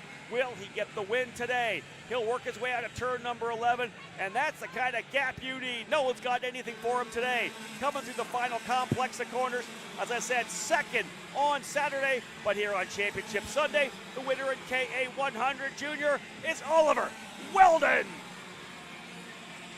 Weldon victorious over Diego Ardiles. Max Taylor works his way up to 3rd. A 43 position improvement for Stephen Miller. Dead last to 4th as Miller takes advantage of the late lap chaos. As does Ernesto Rivera. He comes back up to finish 5th. Christian Meyer 6th. Turner Brown up 10 spots into 7th. Keegan Kaminsky up 12th into 8th. Enzo Vidmontien and Peyton Westcott. 6 position improvement all told, but I think she would like a lot better. She was right there, P4 in the late going. But here he is, folks, driving that Chad Docken Racing DAP number 873, your KA 100 Junior champion for the 2023 SuperKarts USA Pro Tour, Stephen Miller. A nice cruise around. The championship was essentially locked and loaded Saturday, but it is a essentially unofficial right now. SuperKarts USA can lock things in, but nonetheless a great run for Stephen Miller. And he made it even look better. The exclamation point on the end of it coming from the very tail of the field after that broken rear bumper in the pre-final sets him to the tail of the field. There is your unofficial results. Just over a half a second the gap for Weldon, the winner today over Diego Ardiles, Max Taylor, Stephen Miller, and Ernesto Rivera. Meyer, Brown, Kaminsky, Vidmontien, and Westcott end up your top 10. What a drive as well for Carter McMurray in the number 867. Great run for Carter, up 17 positions. He dug his way forward on the comp cart with Timmy Tech. Murray ends up in 11th spot. Other big movers, if we go further back, Sebastian Rist up 13 spots as well.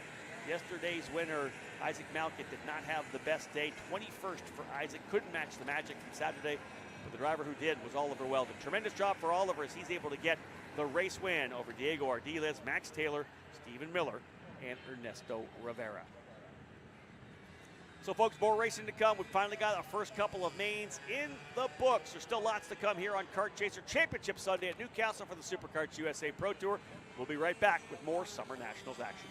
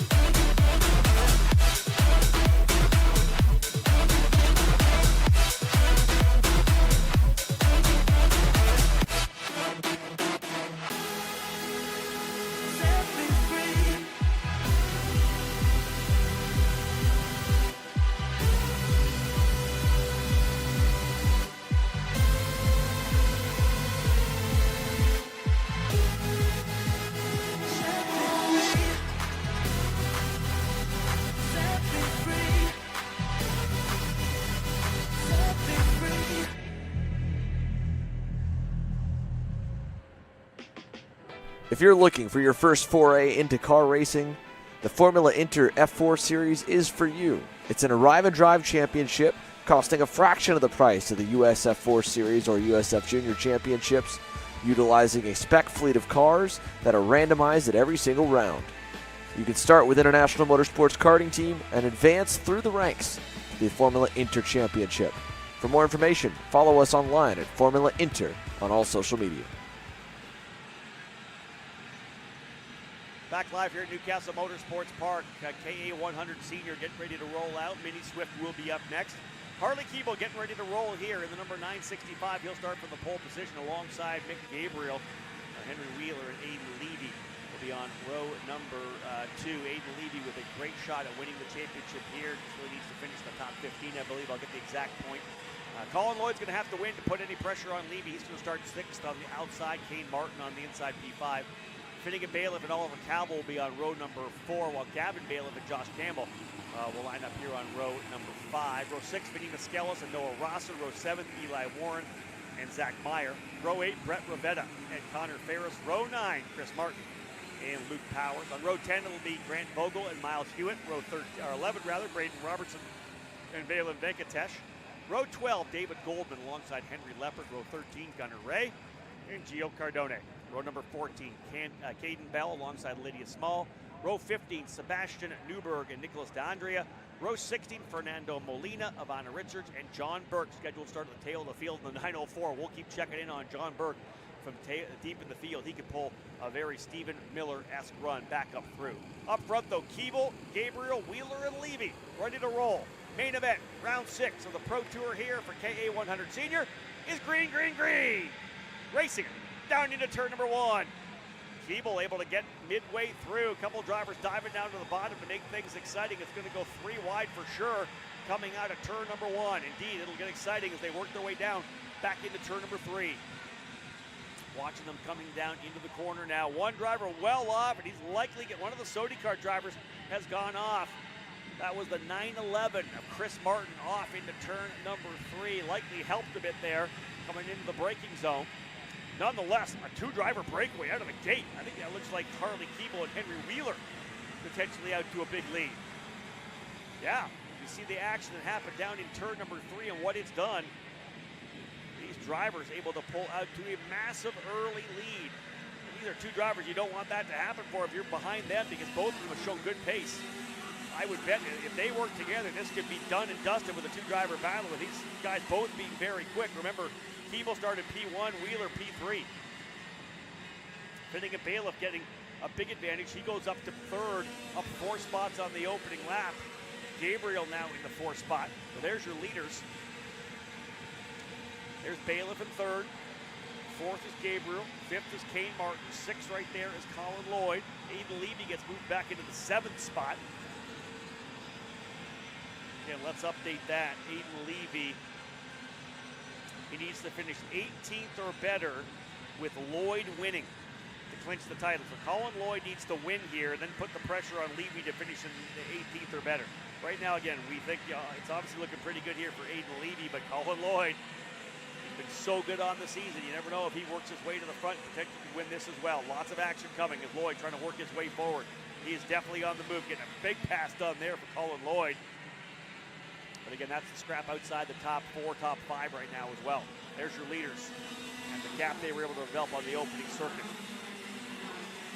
Just getting going here at KA 100 Senior, an 18-lapper. This class brought to you by Nash Motorsports. Again, hello to those of you who are tuned in here on a beautiful Sunday to watch some racing from Newcastle Motorsports Park.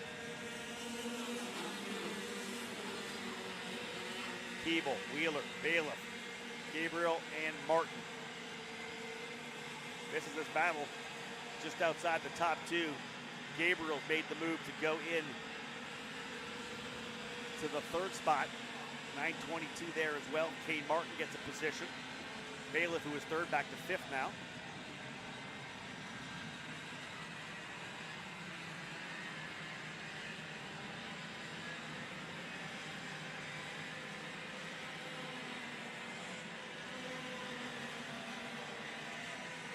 That's that fight, 3rd, 4th, and 5th. Now, the key is, again, everybody we know, Karts will start to come in midway through. We're very early, only a couple laps into this one. Gabriel actually went purple last time by, but you can see that gap is growing. It was 1.3 seconds last time by.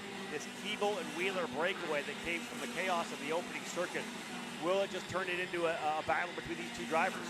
1.3 is now 1.8. Yeah, they gapped to a half a second on Gabriel as he was battling with Martin and Baylor for the spot. Colin Lloyd now behind Levy in 7th, but with the fast lap of the race, so Colin Lloyd sitting in 7th, Levy in 6th. Again, Levy finished in the top 18. It's done and dusted. He wins the championship. It's been a great season for Aiden Levy. Got to finish in the top 18 rather, but again, the top 18, but Lloyd has to win. And this all comes with the drop, whatever the driver's drop is. If Levy finishes outside, of course, the top 20, this would be his drop. You pick up the other lowest result of the year. All the calculations and permutations that come into a championship run, especially here on Championship Sunday and throughout the Summer Nats here, the final 2 rounds of the year. 3rd, 4th, and 5th, nose to tail. Gabriel, Martin, Bailiff.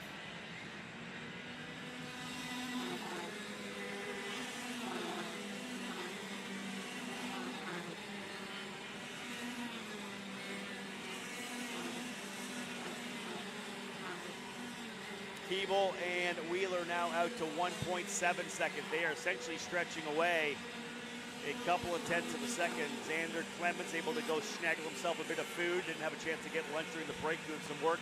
Xander will bring you up to speed, some pretty crazy action on the opening lap, not surprising. Get a couple drivers diving for the apex in turn 1.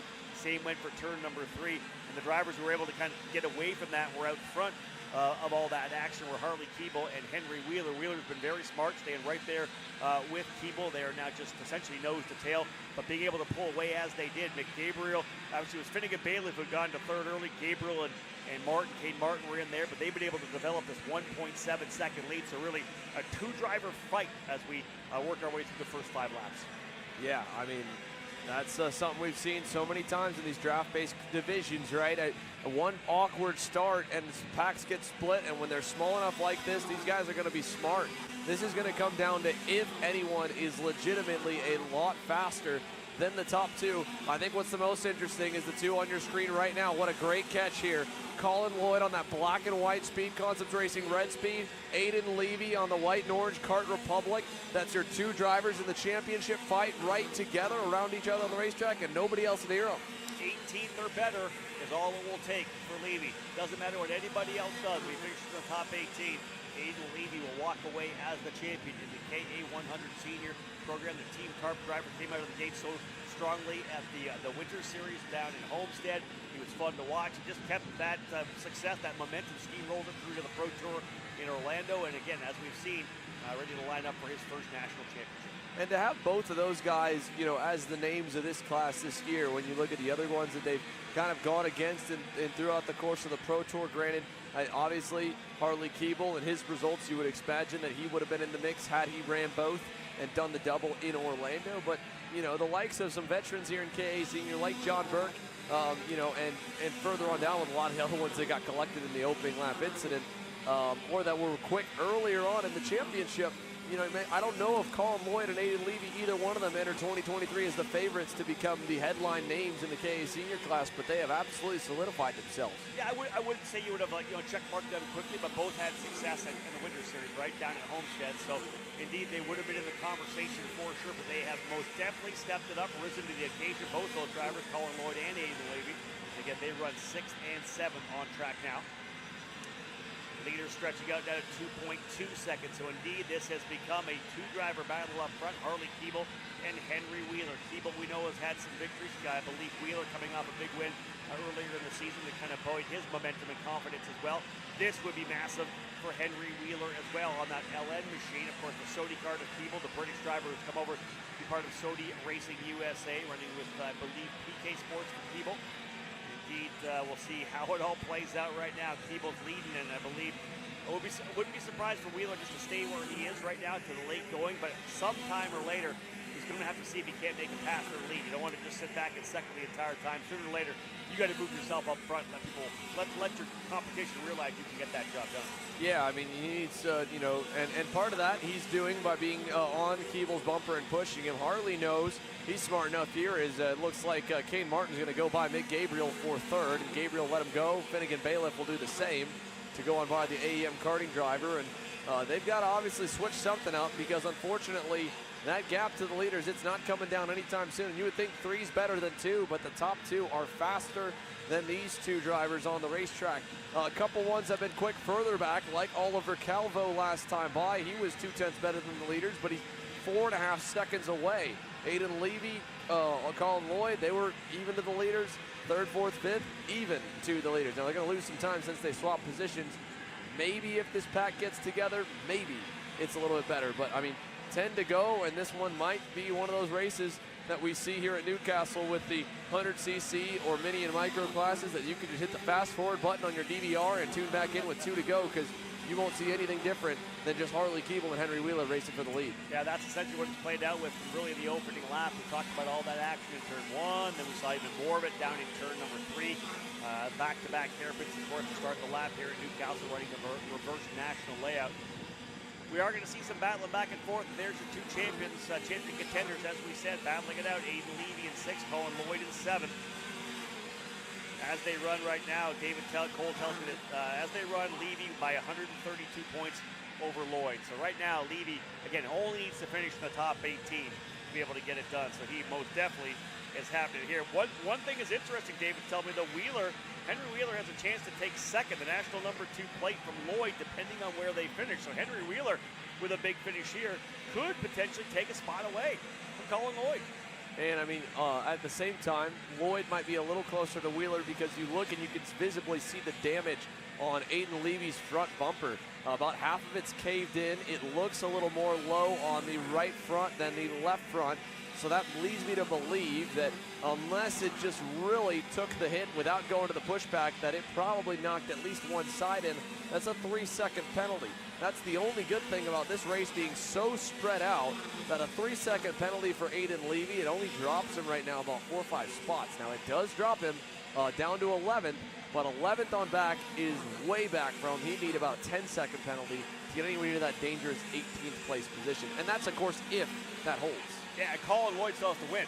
It's only 18th if Colin Lloyd wins. If Colin doesn't win, it moves his position back. And that's why Colin Lloyd really now could be in danger of losing the number 2 plate if Henry Wheeler has a big run here and potentially able to get by. So we'll get more information from David Cole, BKartingNews.com, always leveraging the spreadsheet that he has used for many, many years throughout this SuperKarts USA Pro Tour to give us kind of the on-the-fly updates as they run on the racetrack.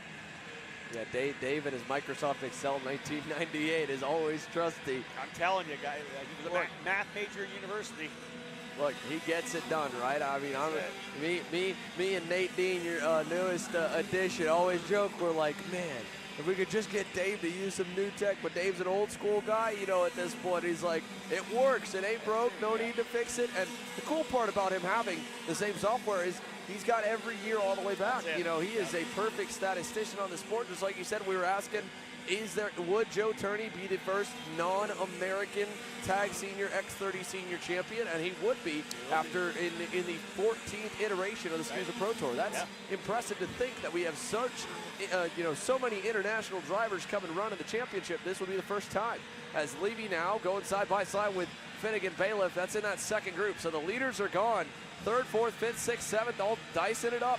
Levy's going to get there, and now Calvo, who has consistently been the fastest car on the racetrack. Oliver Calvo's now gotten to do it on his Speed Concepts Racing Red Speed. He gets behind his teammate in Colin Lloyd, and I'm not sure what Oliver knows about the championship situation for Colin, or if he even cares. Oliver Calvo is a one-off weekend here for the first time in the seat since Las Vegas. He wants to get as high up on the grid as he can and get himself some hardware. Pretty impressive yesterday on the podium, P3 for Oliver Calvo. Going to keep digging here now as he's battling it out pretty aggressively further back. I believe he's got Josh Campbell right behind him as well, so lots of action going on there. In fact, Calvo was able to get by, and it's actually, Campbell was able to get by. Eli Warren is the next up, trying to find a way by Calvo. That is just inside the top 10. Keeble and Wheeler, though, the gap we kind of gave it to you earlier, 1.7, 2.2. It is now 3.4 seconds. The leaders are out front. Wheeler still right there on Keeble, so we're definitely going to be going there near the end of this one to see if Henry Wheeler has what it takes to potentially steal the win away from Harley Keeble, or whether or not Harley goes back-to-back here in KA 100 Senior. Yeah, check this out, Rob. What a gap Keeble's pulled as Calvo continues to fight in this group. That's going to shuffle back to the end of the train behind Eli Warren. I think that's Campbell. Josh Campbell goes to the back of the group, I believe, on the white and red Ryan Perry Motorsport machine. But up front, Henry Wheeler must have made a big mistake. The blue and white ILN card for BJR MDR is now fading backwards. The PK Sports Sodi USA Sodi card of Harley Keeble's lead, it's just exploded. It is now 8/10 off a 6/10 gamble, or a big mistake for Henry Wheeler, and he's going to have to dig deep now to hunt him back down, and he's got no help. He's 3 seconds away from Kane Martin, who was no better than him, really, to Keeble last time by. Yeah, this is it. We're going to have to watch the lap times. Before this issue for Wheeler, he was about a couple hundredths of a second faster. He cannot let Keeble pull away, or this is going to be done and dusted. This is the fight further back, I believe, with Eli Warren. That might be 9th, 10th, and 11th, potentially. Warren, Campbell, and John Burke. We talked about Burke, who started at the tail of the field in 30-30. He's worked his way up to 11th. What a great run here for John Burke of the Tesoro Raceworks CRG. Amazing drive for him to get himself up here. But as they get settled in, working their way through again, Keeble will watch the lap time. 6/10 of a second what Henry Wheeler lost on that last lap. Has he been able to dig in anything at all? It was .822. If indeed he's lost the draft, this could be it. Keeble could potentially be lining up to simply walk away as they come across the line to put lap number 13 in. We'll see what it is. .822, 1 second flat. Wheeler has lost the draft. Harley Keeble out front, putting down the laps. He did a 107.9 back on lap 10. He's done back-to-back 108 flats. Wheeler back down to a 2. Whoa, big mistake out of Keeble. He just dropped a tire of his own. What? First mistake out of the PK Sports Sodi kid, just as we were hyping him up, just as we were hyping Wheeler up. On cue, they make a mistake. And granted, the gap is still so big back to these guys, 3rd, 4th, 5th, 6th, on back all the way down to Eli Warren and Finnegan Bailiff fighting at the edge of the top 10 that they're probably not going to get there. Henry Wheeler, we just thought he was down and out. The man in second is now in position to maybe get himself back into it. And for Aiden Levy and Colin Lloyd, this is the fight for the final step of the podium. They've run down Kane Martin. Both of these two were faster than everyone except for Keeble last time by, so there is an opportunity. Let's see if Aiden Levy can close up and get around Kane Martin's blue and chrome Nash Motorsports EOS cart, and can Henry Wheeler, with that one godsend of a mistake from Harley Keeble, the gap goes back to half a second. Do you have a chance? Wow, he threw a good lap down there, as we said, really consistent. We know the lap that happened, but 8/10 of a second for the mistake for Keeble dropping a wheel out of 1. That's brought him back into it again. Half a second separating first and second, but now he's got to get back at it because you know Keeble will have his head down. The one thing it needed was bring him back into the draft a little bit if he's able to roll some speed here. So Wheeler hoping to get back into draft distance here. Keeble, Wheeler up front, Martin in the middle of a great battle here with Aiden Levy. Levy, I believe, by for 3rd. Yeah, Aiden Levy is through. The provisional champ as they run right now, trying to get himself a double podium. 2nd yesterday, 3rd today. The class size big enough, it'll be an extra cash bonus on top of joining the 2023 SKUSA Circle of Champions. That funds your entire 2023 Pro Tour 2024 Pro Tour and a ticket, of course, to the Las Vegas Super Nationals. And the entire top 3 also get those guaranteed starting spots in the main, which we know KA Senior is going to be an 88 driver field when we get to Las Vegas. Yeah, again, top 3 drivers in the championship, guaranteed Super Sunday starting spots. So if you have an issue during the heat races, you don't need to run the LCQ. You will be they'll line you up at the tail of the field as well. Here's a move to the inside, coming down into turn number 1. We got a lot of racing still going on. That's Kane Martin. He wants that podium, right? He doesn't want to finishing fourth. He wants the podium, and there's Wheeler again in the 9:48. Last time by, it was still a half a second. Both those drivers turning 108.1s. Very equal for Keeble and Wheeler. Laps winding down those, Andrew. 3 to go here for KA 100 Senior. Levy back on Kane Martin. He wants that podium. He'll run him wide and bring Colin Lloyd on through. And how about Colin Lloyd? Not going to get the championship as they run, but he might be able to get one last lap on Aiden Levy if he can take over third, and he does. Colin Lloyd gets through. And again, this is a kid whose season blossomed once they took a risk on their own to go to Utah and try to race after leading the championship with being in the championship contention with a good opening couple rounds in Orlando. Got himself a win. Speed Concepts Racing and himself were able to gather the resources needed to complete the championship and make it to additional national races that were off their calendar. And of course, always the cool story, Colin Lloyd, a driver with type 1 diabetes, and he has his own T1D Racers Foundation that helps show kids all across South Florida and now all across the country. It doesn't hold you back from anything. You can get it done. And with a lap and a half to go now, Colin Lloyd is on the verge of getting at least a podium, and that's going to be good enough, I would think, to finish third, even if Wheeler would win it, to get himself P2. Yeah, I would say this. At one point, it was kind of Wheeler who was in the position to do it, but Lloyd has really stepped up in a big way. He's gone to third, as we said, able to get by Aiden Levy, P4. He has a little look over his shoulder to see where Kane Martin is. Behind them coming up as well, Mick Gabriel and Oliver Calvo. But again, as the laps wind down, we're going to see the white flag this next time by. What a drive it's been for Colin Lloyd. Started sixth, up into third, so it's not like he made magical moves, but to be able to fight is where he was, having fallen back a little bit. Crucial for him. He'll go into defense mode right now. That's going to bring a bunch of drivers back into the fight. He's trying to hold off Levy, and again, trying to hold on to national number 2 for the 2024 SuperKart USA Pro Tour season. White flag flying for Harley Keeble and the rest of the field at KA 100 Senior. Kane Martin with a run. He ducks out of line early on Aiden Levy. I think maybe a little bit too early for Kane.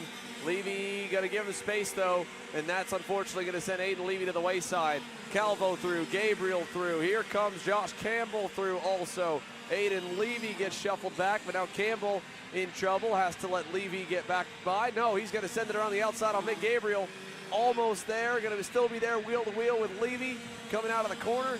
Campbell wins the argument. He gets down low, and right there at the end again, Eli Warren and Finnegan Bailiff. Meanwhile, front of the field, the gap is over a second for Harley Keeble and Henry Wheeler between each other. Wheeler got close. Harley Keeble headed for home for a weekend sweep in KA Senior, Rob. Indeed, the Sody Kart driver has been very impressive. The championship's going to go to Aiden Levy, but coming through the final couple of corners, it'll be back-to-back jacks for the British driver for Sody Racing USA.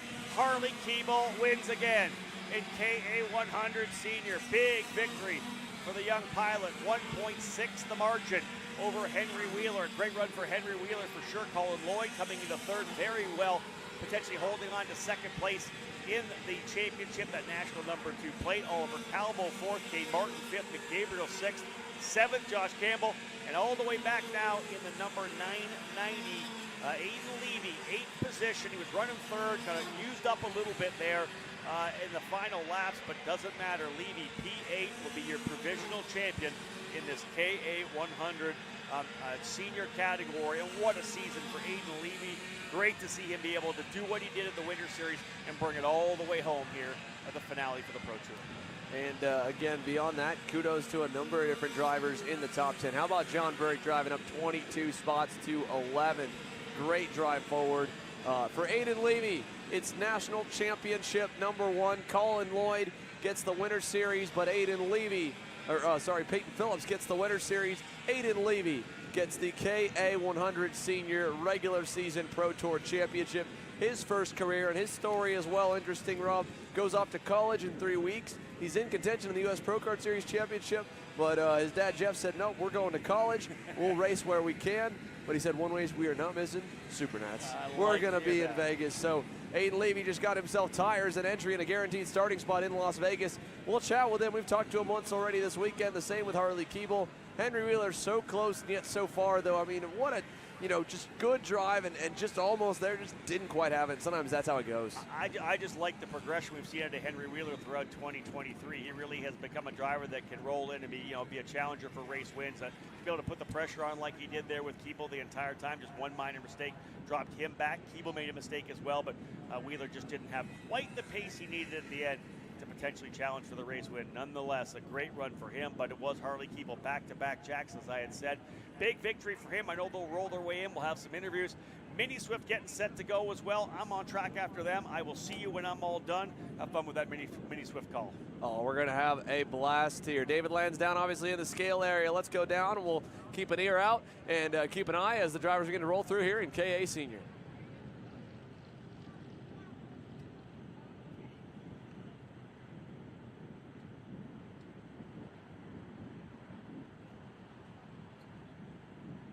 Yo, I'm having some 10 issues right now.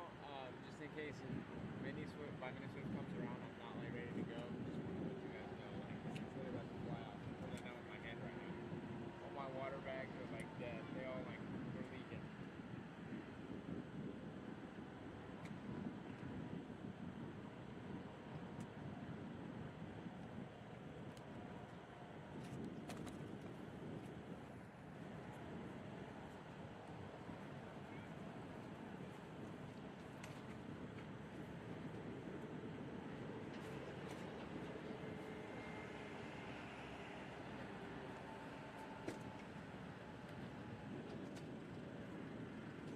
Well, there's a look at Colin Lloyd rolling on through. Solid day for him to get the podium. Good, kind of bittersweet ending to the weekend for Colin Lloyd and Speed Concepts Racing.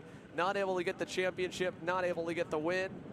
So, but nonetheless, there's a hug from his dad, Ryan. Had a solid day in the top three. And Colin Lloyd, he had to go a long way forward to get there. But big kudos to the 916 T1D Racer Speed Concepts Racing Red Speed driver.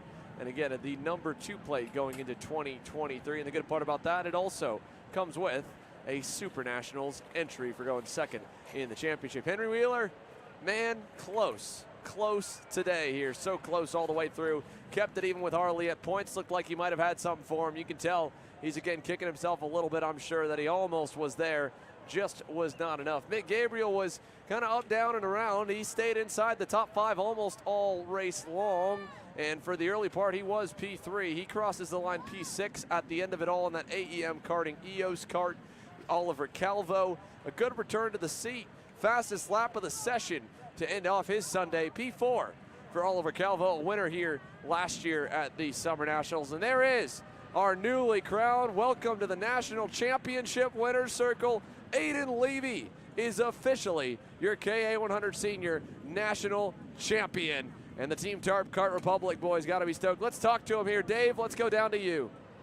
Yeah, we're down here. Champion. How's that feel, Aiden? It feels great. It's something I thought would never happen, but that obviously wasn't the race I wanted, but I'll take it for the national championship, so it's totally worth it. Yeah, Xander mentioned on the commentary that you're off to college, but you're not going to miss Supernats, are you? We'll just have to see what Mom says. I mean, how all the work goes, it just depends. So. A+ student, both in the classroom and on the racetrack, Xander. There you go, Aiden Levy, a big smile on his face. That's about as most of a smile in an interview you'll get out of him, Dave. But nonetheless, you know that he is stoked here. While the mini slips get set to go, let's go down for one more. How about the kid who just swept the weekend, got himself $2,000? Harley Keeble, your KA Senior winner, Dave. Yeah, Harley Keeble just getting the congratulations from his team and from his family.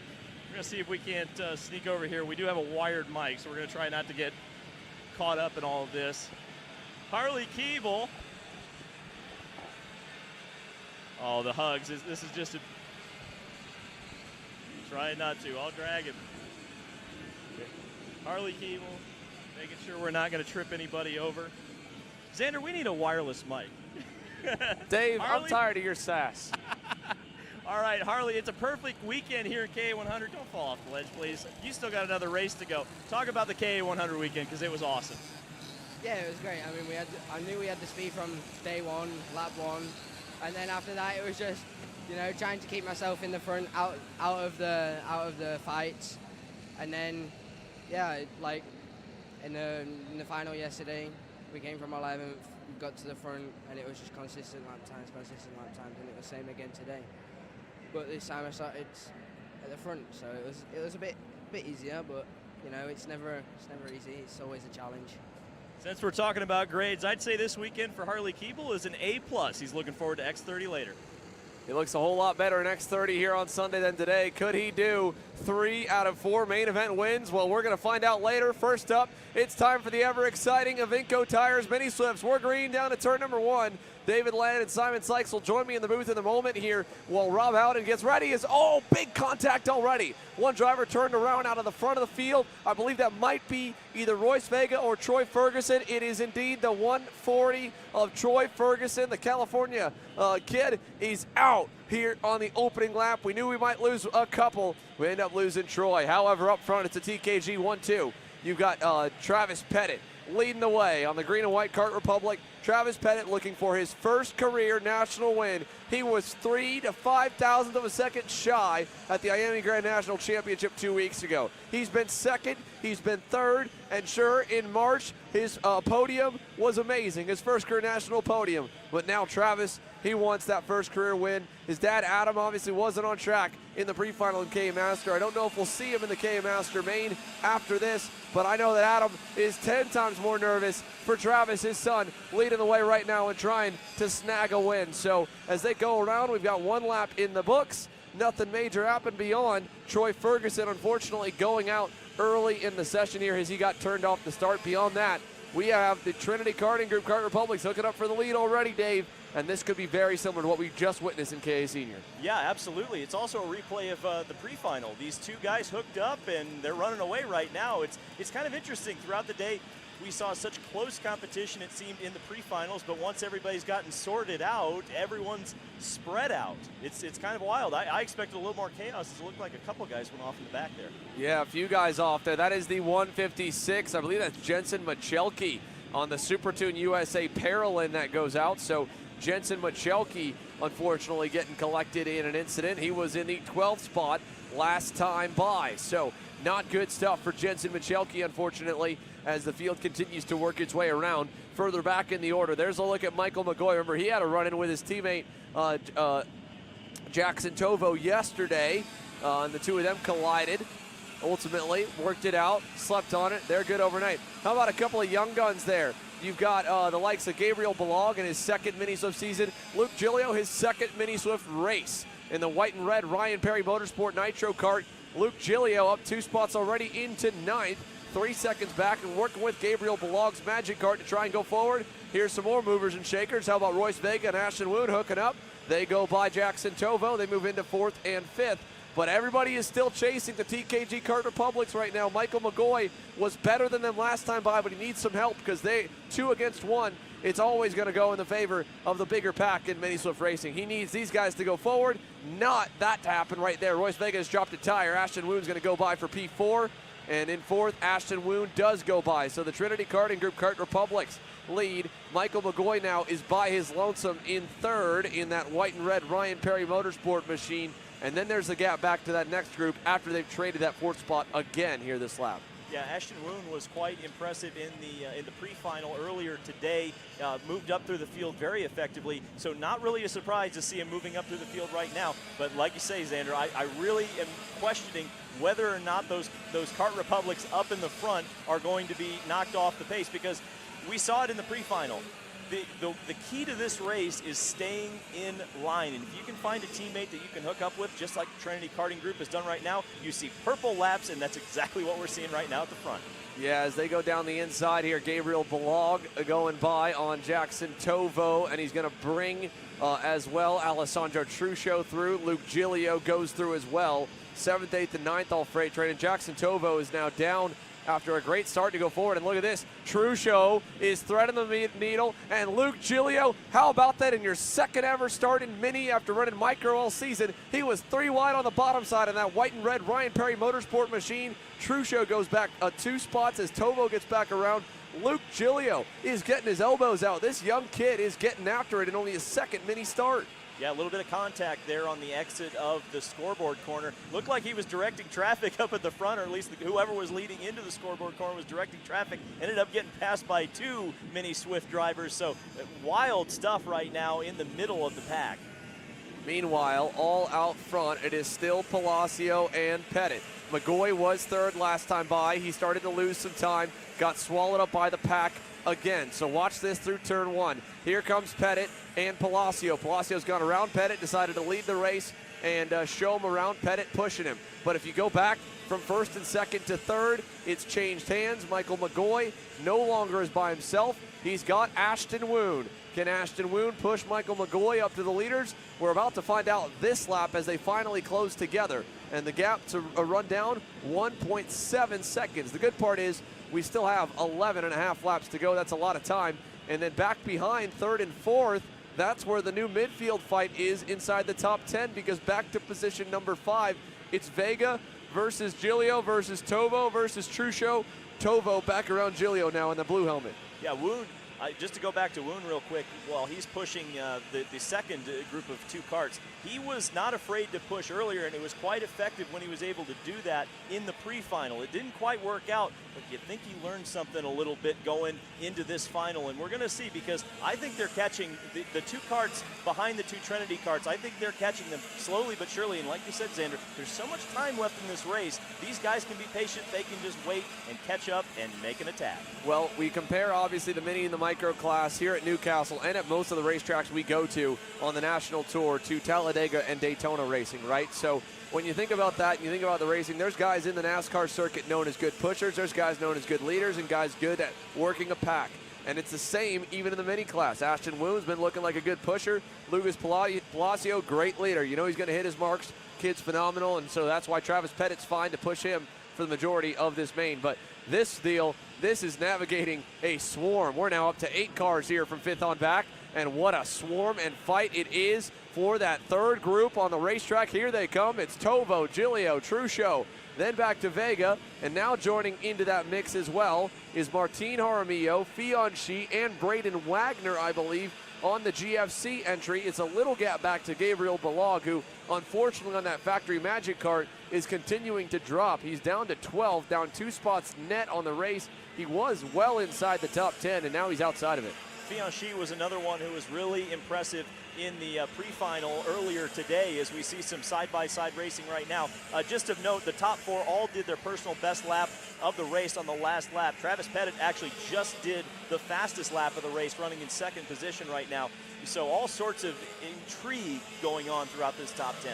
And you saw in that pack there the blue and orange Bennick of Marco Romero, yesterday's winner, buried in the field, trying to work his way up the order. Marco Romero, after what an amazing day it was on Saturday, had to start 22nd here. He's still in that pack trying to get going forward, and just hasn't gotten any good forward momentum. At this point in the race, it'll be a lot tougher now, because the longer it goes, the more the field spreads apart, and the more everybody in the midfield continues to fight and let the leaders get further and further away. And it kind of works where, again, as soon as 1 or 2 battle beyond the leaders of the pack, you can see it even right here with these 3 lined up single file, then they get away, and the pack just kind of works its way, almost like funneling down the field. The bigger pack just gets further and further back in the field as the race goes on. In the beginning, you may have 10 guys in the lead group. Then the 10-car pack goes back from 3rd on back, then 5th on back, and then so on, as a couple guys just slip away and then are able to run some good laps with only 1 or 2 cars around them. Yeah, we've seen that so much at this racetrack in pretty much every class, but it's probably most evident in these classes with lower horsepower, because it's all about momentum, right? You know, you made the restrictor plate comparison. That's a huge factor here at this sort of a racetrack. And you mentioned when you're running in that sort of a pack, that's when you lose that momentum, and that's when you fall back in the pack. And also, you know, it's kind of like what we were talking about during qualifying. These guys, as they go through the race and the good karts go to the front and the good karts go to the, or the bad karts go to the back, when you get good karts hooking up with each other, they move on from that pack, they break away, and all those other karts just kind of stay in a wad until they kind of even themselves out. Well, while this pack has sorted itself for the moment, two Ryan Perry Motorsport Nitro Kart teammates of Jackson Tovo and Luke Giglio are working together nicely. Sandro Truscio seems to be happy to run there. Let's go to the 2 good cars at the front in 1st and 2nd, and then 3rd and 4th. Lucas Palacio, Travis Pettit last time by, 112.48 and 49. Then third and fourth, Michael McGoy, Ashton Moon. We said the gap was 1.75. It went down 1/10 over the last couple laps, down to 1.67 and a 112.43. So they were half a tenth better the lap before. This time, 0.2 better than Lucas Palacio, down to 1.3. So they're inching their way there. But we have seen this race on Kart Chaser here, David, so many times, specifically of Travis Pettit and Lucas Palacio doing what they did in the pre-final, doing what they're doing right now, pull away, work away. They are coached so well under the same banner with longtime multi-race winner and champion Martin Pierce, and of course Sean Bailiff in that Trinity Karting Group operation. And those two kids, they will wait until the last 3 turns, and they know that whoever's in the lead will not low line. He will not block until the last 3 turns because they will wait. They know they can manage the time and keep it from everyone else. When you start low lining, when you've only got a second or two with 2 laps to go, that second evaporates. But if they wait till the last sector of the racetrack to start defending their position, it will still just be those 2 at the end. The only difference is from those other races I mentioned and this one today, Ashton Woon has a rocket ship piece and he is pushing Michael McGoy forward, and Michael McGoy is not putting a single wheel wrong. And last time by, they really did a great job in third and fourth closing the gap. What did it do this time? Another 0.2. We're down to 1.1 with 8 laps to go here, Dave. They are going to get there. 7 laps to go, correction now, but they're going to arrive on the scene in about another 3 or 4 laps. Yeah, and we have to remember that the draft is going to become a factor here. So you got the 2 Trinity Karting Group karts cutting a big hole in the air, and that's just going to allow them to gain faster on those straightaways. But I'll tell you what, I love to hear that about the Trinity Karting Group. That speaks to that organization and the professionalism there to coach their drivers up and try to get team wins. Yeah, I mean, it is a class act group over at the Trinity Karting Group, guys. Can't say enough good things about them. We've talked a lot about the Ralston Performance Group powerhouse and junior and senior Trinity Karting Group with the explosion of success under the Martin Pierce coaching banner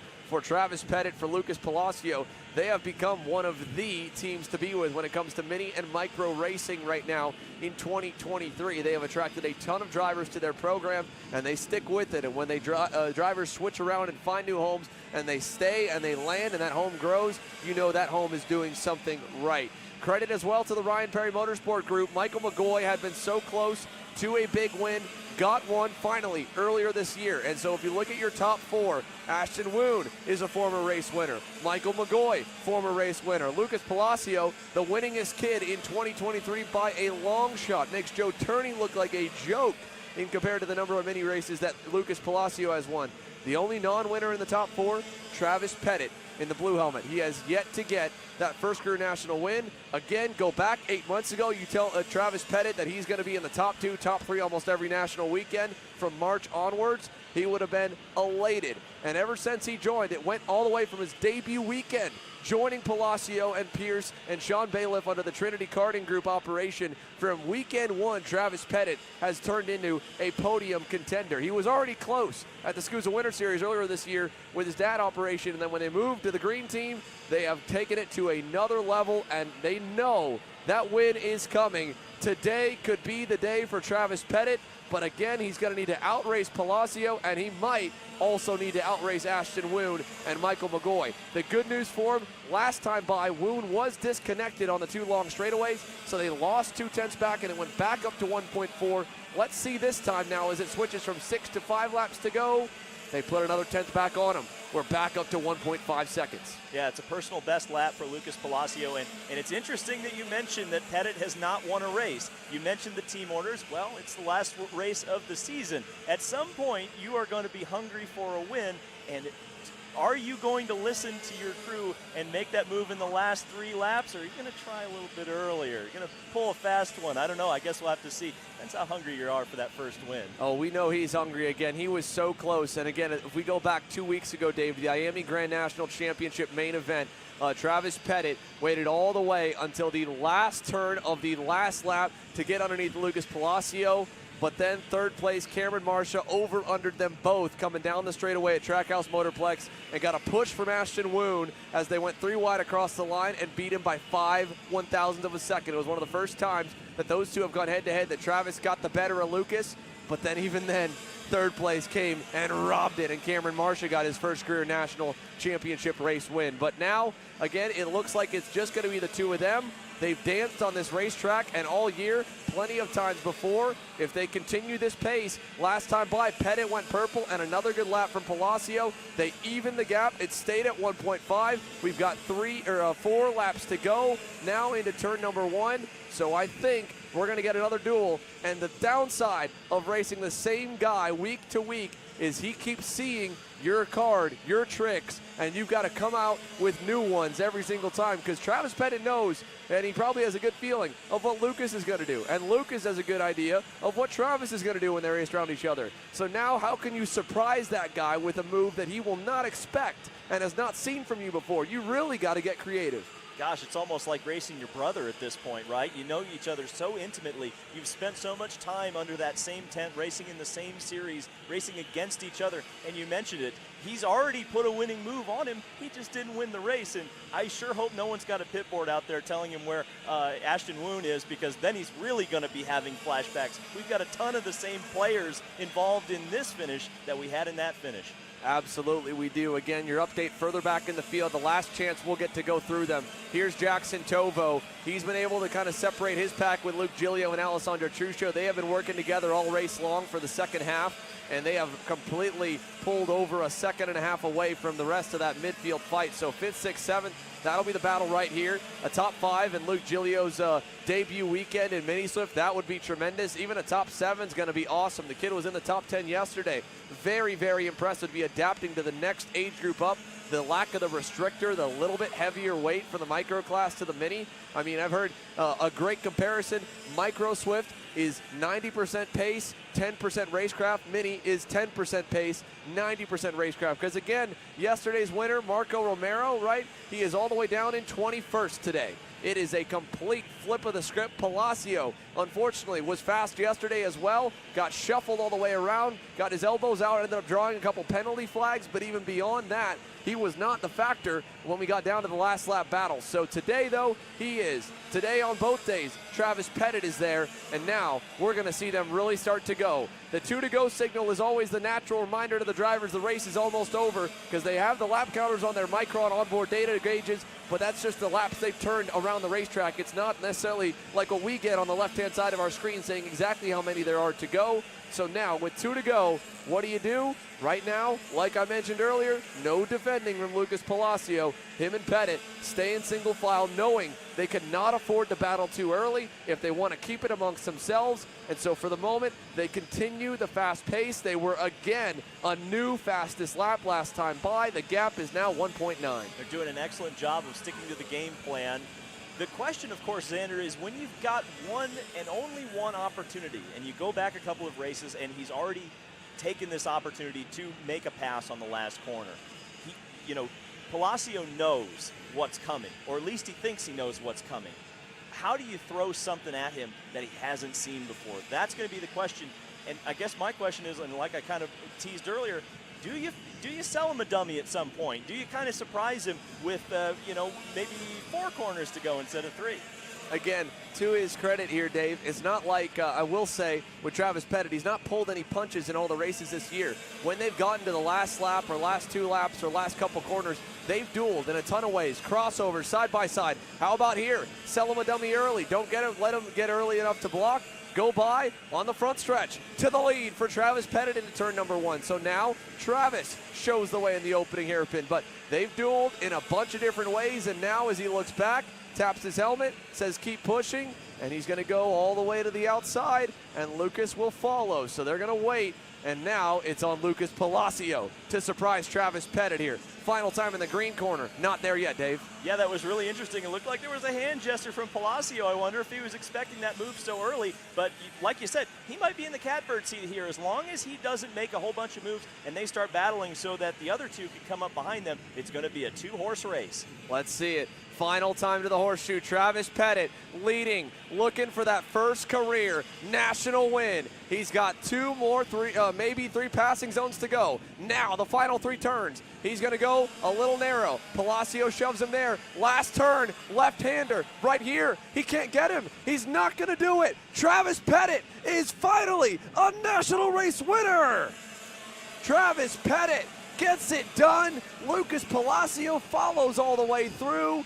And with Lucas Palacio, again, just as much as he wanted probably to go for that race win, to battle for the champion, or for the race as well. He was leading the championship coming into today. He has been the best kid on the season stats-wise. And while Marco Romero had a massive lead over Palacio after yesterday before the drops got factored in, when you take the drops into account, Palacio is so much closer. And I'm going to see here if I can hit up David Cole to get an idea of who our champion is, because with Marco Romero today, not an ideal day for Marco. It would be his drop. And so with that, Palacio's drop goes back out and he goes second.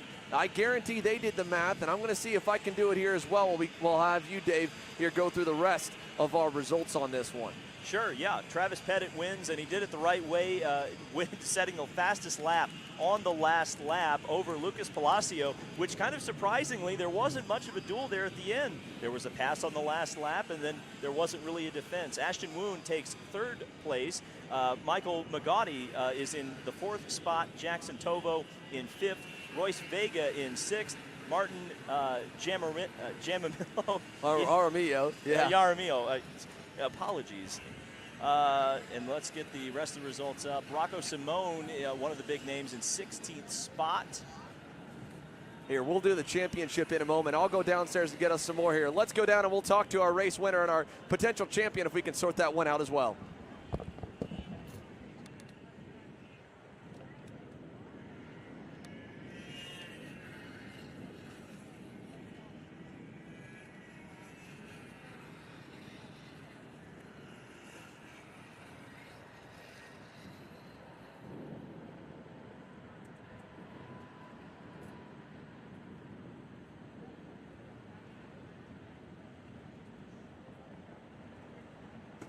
And congratulations to Lucas Palacio, the Mini Swift champion.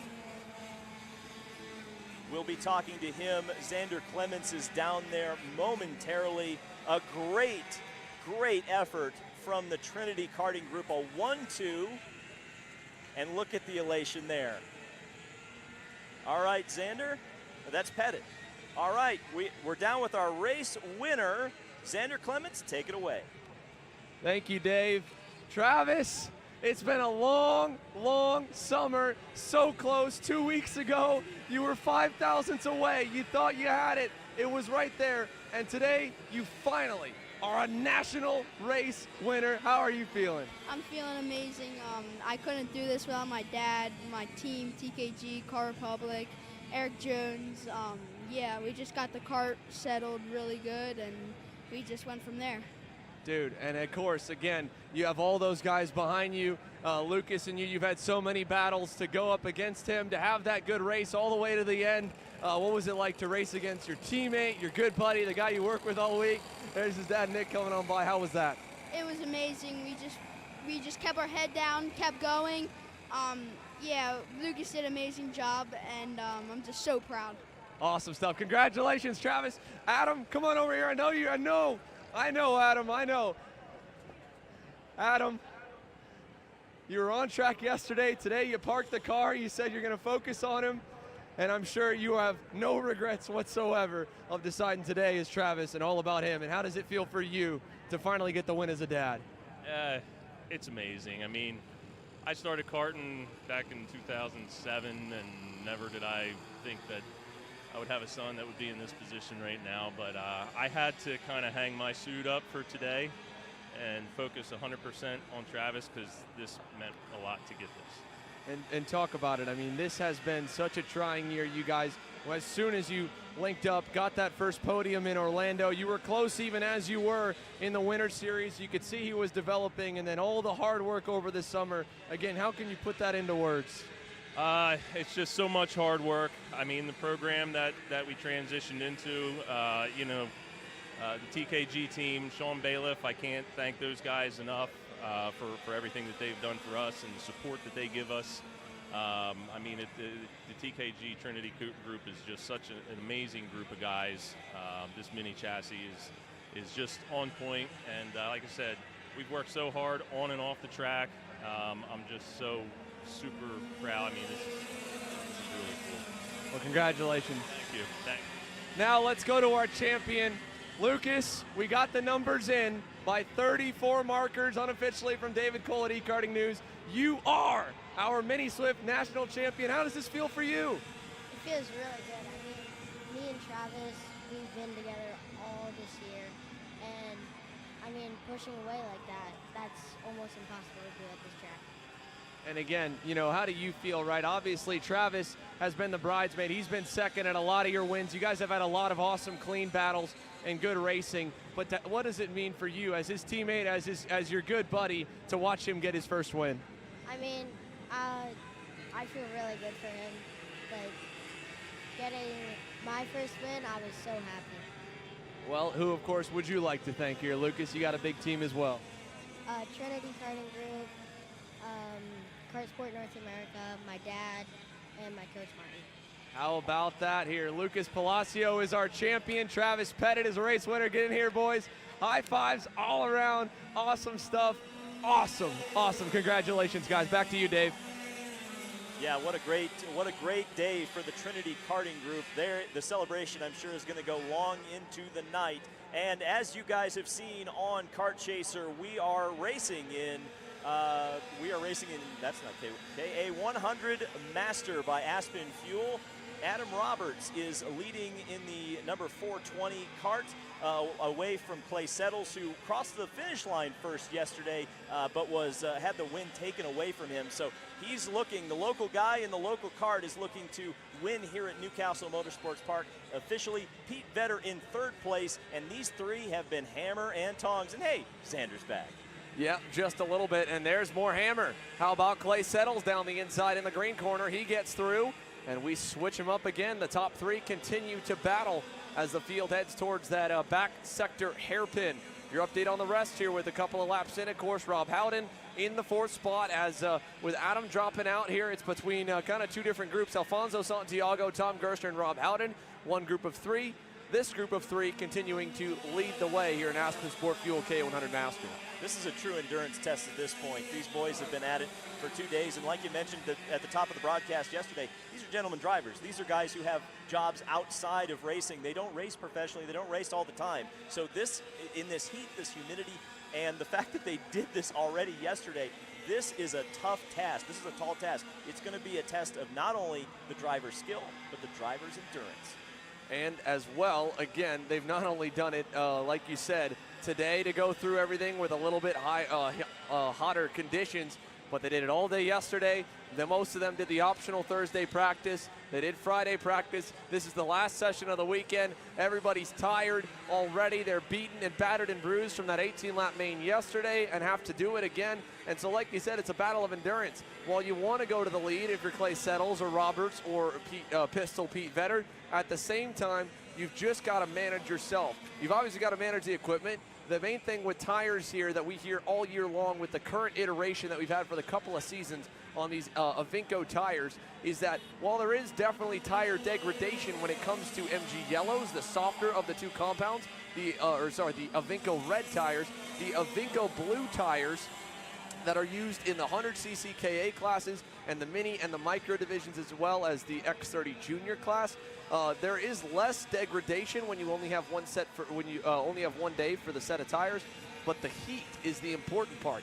Overheating the tires by overdriving means that you've now got to underdrive almost for every 3 to 4 laps that you do 1 lap, overcooking it to get them back to neutral again. The good part is, of course, when the wind picks up and you have these long straightaways, you go down the straight and those tires kind of cool back off and then they get worked again in the corners. But the main thing, again, is just not to overwork them early in the session so that way you're driving around on hot, greased up rubber when you get to the second half of the race when you need it to be clean and a little bit cold. Overworked drivers, overworked tires right now. I've been impressed, I'll tell you what, I've been impressed so much with Adam Roberts, his progression over this weekend, because at the beginning of yesterday's final, he had a crash and wasn't even really involved in the race, and yet here, as things have progressed, he's found his groove, and now he's running second, battling with Clay Settles, who we know has a chance to win this race and is very hungry. Obviously, he won it on track yesterday, so as Pete Vedder does a purple lap, but everyone, all the top 4 have done their personal best laps. And actually, Alfonso Santiago has gotten around Rob Howden further in the back as the top 3 are just absolutely welded together as Clay Settles does a little bit of a Briggs move there and asks for a push. Yeah, you'll see that quite a bit here from everyone. It's always whenever right after they pass you, right? I pass you, now you push me. No, I pass you, now you push me. To be fair, again, Clay's just looking for a little bit of confidence from these guys. We saw him kind of go down to the center or earlier side of the racetrack into that infield hairpin the first couple of times. That time he was back to the outward line. He knows where his strengths and weaknesses are. He knows that Pistol Pete Vedder in the RPG Purple and Pink Cosmic has had the best straight line speed at the end of the 2 longest straightaways, so he's got the easiest way to get by. And in that pre-final, remember, that move he made to go to the lead in the infield hairpin was over a car length back. So for Pistol Pete Vedder, he knows that that's where he can easily get by these guys, and Clay Settles knows that's his weak point. His strong point is where he's coming out of right now, those switchback 90-degree corners. That's the one thing that the local drivers here at Newcastle Motorsports Park are going to be able to excel at, because with all the alternate track layouts you can do, I'm not even sure what the total number is here at Newcastle Motorsports Park. They're able to have 16 to 18 to 20 club races a year, every single one on an alternate layout. Every national series that comes here now, all 4 majors between the U.S. Pro Kart Series, the Stars Championship Series, the SKUSA Pro Tour are all now on different track layouts as well.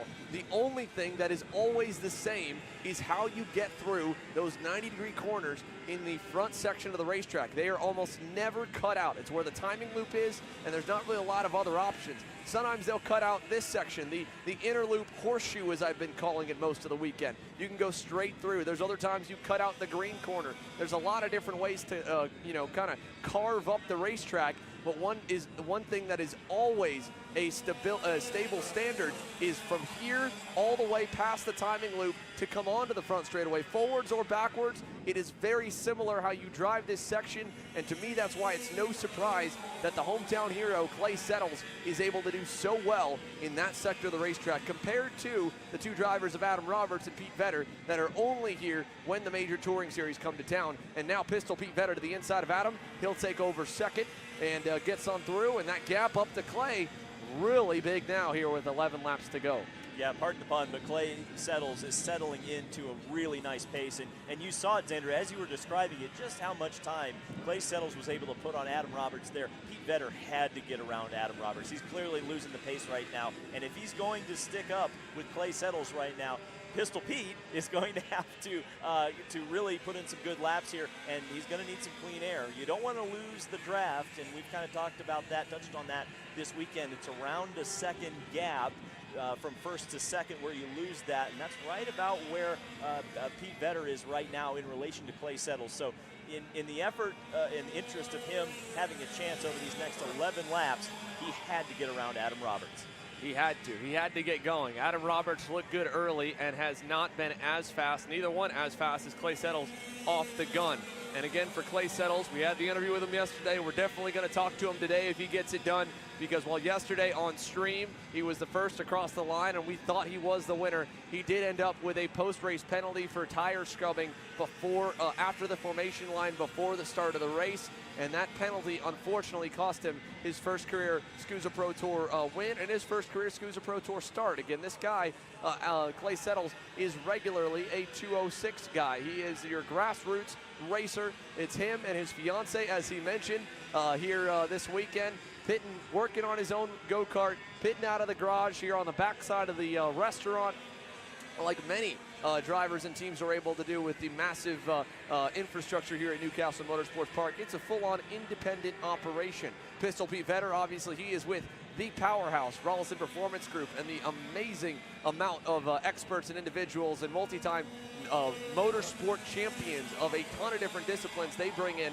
on the driver development side. You, of course, have Alex Vincent with the AVP engine power. That is the power behind their awesome in-house motor program. And, of course, Mike Rawlinson himself is a multi-time champion. And whenever Mike gets back behind the wheel, Mike is normally the guy that ends up winning. When we were here last time, he was able to go head-to-head and almost ended up winning the main from way back in the KA Master Field for the U.S. Pro Kart Series. So he's also a shoe and has been and still is. And then for Adam Roberts back there, Adam Roberts is kind of a similar story to Clay Settles. A late entry into the sport, just getting in. We've only seen him a couple of times in the Stars Championship Series in the OKN Stars Senior class, going against the guys in the headline division. Now he's against everyone in his age group, the 30, 32, and over. Gentlemen drivers, as you mentioned, that have a day job, just like that guy leading that second pack. Rob Howden on the black and white suit and the RPG Cosmic in his return to the seat here. Rob, he said every year, I believe up until 2021, he always made sure he was going to get to do one go-kart race a year, whether it was a club race at his home track back up in Canada, whether it was a 206 race on a regional championship or the CKNA Grands or anything. And this year and last year, he's finally gotten himself the busiest racing schedule he's seen in probably the time since he's bought ekartingnews.com and has run it for the last 15 to 20 years. Between a handful of 206 senior starts and last year for the 25th edition of the Super Nationals, Rob said, you know what, I've called all 24. I'm finally going to race one. And went out and raced it and got himself in big shape with a Chris Kumar driver gym coaching program and the fitness plan. He lost, I believe, somewhere in the ballpark of 20 to 40 pounds, got in the best shape he'd been in years, and went after it and finished in the top half of the field in the top 20. And here this weekend, after last year, he said he went in his release earlier this weekend that in January he saw Mike Rawlinson at the first race of the 2023 season with the SKUSA Winter Series. And he said, Mike said, Rob, are you racing this year? You got unfinished business with us. You're racing this year. And Rob said, okay. And from then on, it kind of waited. And finally, a few weeks ago, Rob said, yeah, I'm going back and I'm racing the Super Nats. I want another bite of the apple. And in a last-second effort as well, the K100 Master Class, again, these guys have day jobs. They can't afford to be out on every single weekend doing this, and including the weekday practice days. So this class, any Masters division, is always tough to get to commit to these full 18, 16 national race schedules between all the championships. So they did not have enough drivers to have the class in Salt Lake City, Utah for rounds 3 and 4 of the Pro Tour Championship. They were not originally on the tab to run here at Castle Motorsports Park. And Rob said, no, I need some training. Let me get all these guys out of the woodwork, and we're going to put a class together. And they got 8 of them here this weekend. Adam Pettit obviously ran yesterday, parked the car so he could focus fully on Travis. And today, again, Travis gets that first win. What an awesome weekend for those guys, for dad and son to race on Saturday, and then for dad to be there, as he has been every step of the way, to watch his son get his first career national win here just moments ago. So he was able to get it all together, but Rob spearheaded this entire effort to bring this class to life. He helped spearhead it as soon as they offered it for the Super Nats and sold it out at 40 drivers last year. In its opening year, it's going to sell out again, I'm sure. And that one, all the reason they're here this weekend, just like everybody else, is to continue on that road to Las Vegas. I'll tell you what, and that's something about Rob Howden that I think everyone in the motorsports industry respects. I mean, any journalist that goes out there and jumps in the seat themselves and gives themselves seat time and says, you know what, I want to experience what the drivers that I cover for my day job do, that goes a long way, believe it or not, in the paddock, not just with the mechanics or other journalists, but with other racing drivers. When they know you've been in the seat, they respect that. Yeah, oh, for sure. And again, you know, it's one thing to do it, you know, beforehand and to go from driver to journalist, right? And granted, that's what Rob did. He did race growing up, and then also as he started to work and got older, got into journalism and everything else. But I know, speaking from my point of view, when I walk around the paddock or when we get messages on our Kart Chaser page, it's always one of the most highly requested questions is, Xander, when are you going to go back and drive? It's been a couple of seasons since I've run. And I'm scared, Dave. I will be honest with you, because it's one thing to go out and drive and you have a bad weekend and nobody really pays attention to you. But when you're Rob Howden, or in this case, not to say I'm anything, but when I'm out there and everyone's seen me in this, the spotlight's going going to be on me wherever I'm at, and I do not want to suck, okay? Hey, Xander, are you prepared to make an announcement right here on Kart No, Chaser Live I'm not. right now? No. We got a lot of work to do to keep working on these broadcasts and make them better and better for all you guys. I would love to get into it, and don't get me wrong, I tell them I will get back into it, I promise you. And I do have plans that I'm trying to put together, but the important part is that we do our job here. We put on the awesome broadcasts and coverage that our amazing team is able to do. But like I said, Dave, if I'm doing it, I need a lot of training to warm back up because I'm not old enough for Master. I'm going straight into KA or X30 Senior. I haven't raced a shifter. If I go into shifter, I'll be even more slaughtered. And I don't know if I could take the amount of ribbing I will get from the entire mini and micro field if they see me anywhere outside of the win. So if you can hear my voice right now, especially if you're in Newcastle Motorsports Park, you see Xander, offer him a ride, and offer him a ride that he can't refuse. Oh, my gosh. I don't know. But look, the guy who's out there, Rob Howden, he's doing a fine job. He's taking it up for the journalists here. He's in the top 5 and P4, and again, his first race back in 2023. We know that he's going to be a contender. His bar set, upper half of the Masters field. And Rob, I don't want to rag on Rob too hard.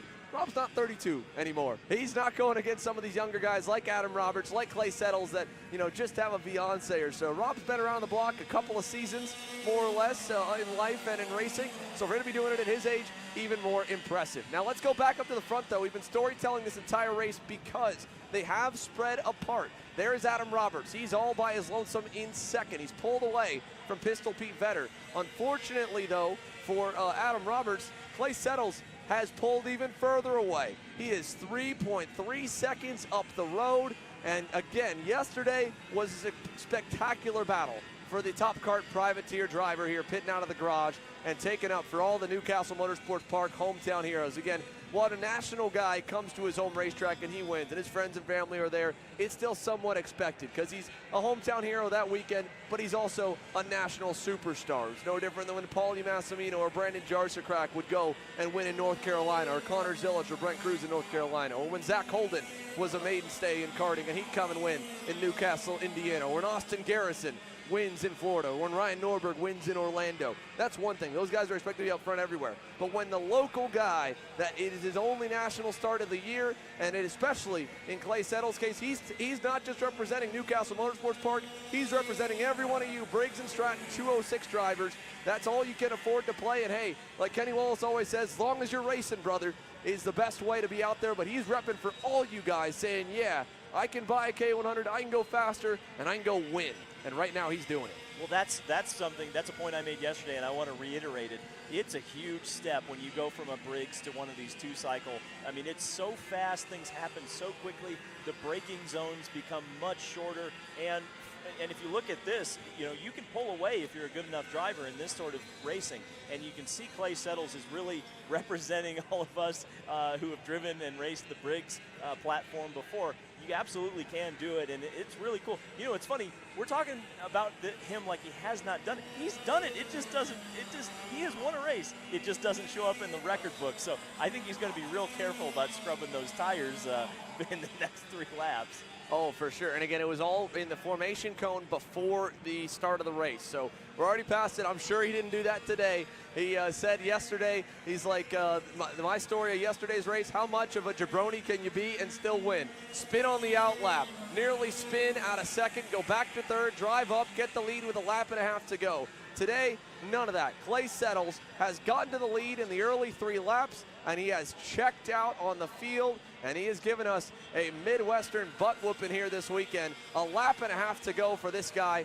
What an awesome story. What an awesome day. And like you said, when we have the moment before we get to the checkers, again, a huge amount of credit to Adam Roberts for a relatively green driver in second on that red and yellow Vermont Kart Company Maranello chassis here. Like you said yesterday, got in unfortunately with some bad luck right out of the gate, crashing in the first lap of the pre-final. Then drove forward in the main, got close, but didn't battle enough for him to get there. He was a gentleman working his way through, was clean with all of his passes, took his time, and just didn't have enough over everybody else to go and challenge for the win. But he was so close. Was one of the fastest cars on track all day. Today, he's going to get some redemption. He's going to get some hardware. He's going to get a second-place result if he can hang on for one more lap as the white flag waves from head flagman Aaron Likens. Very, very solid stuff. And for Pistol Pete Vedder, a win yesterday, podium today, that's also a big boost of confidence in his road to Las Vegas with the Ralston Performance Group team.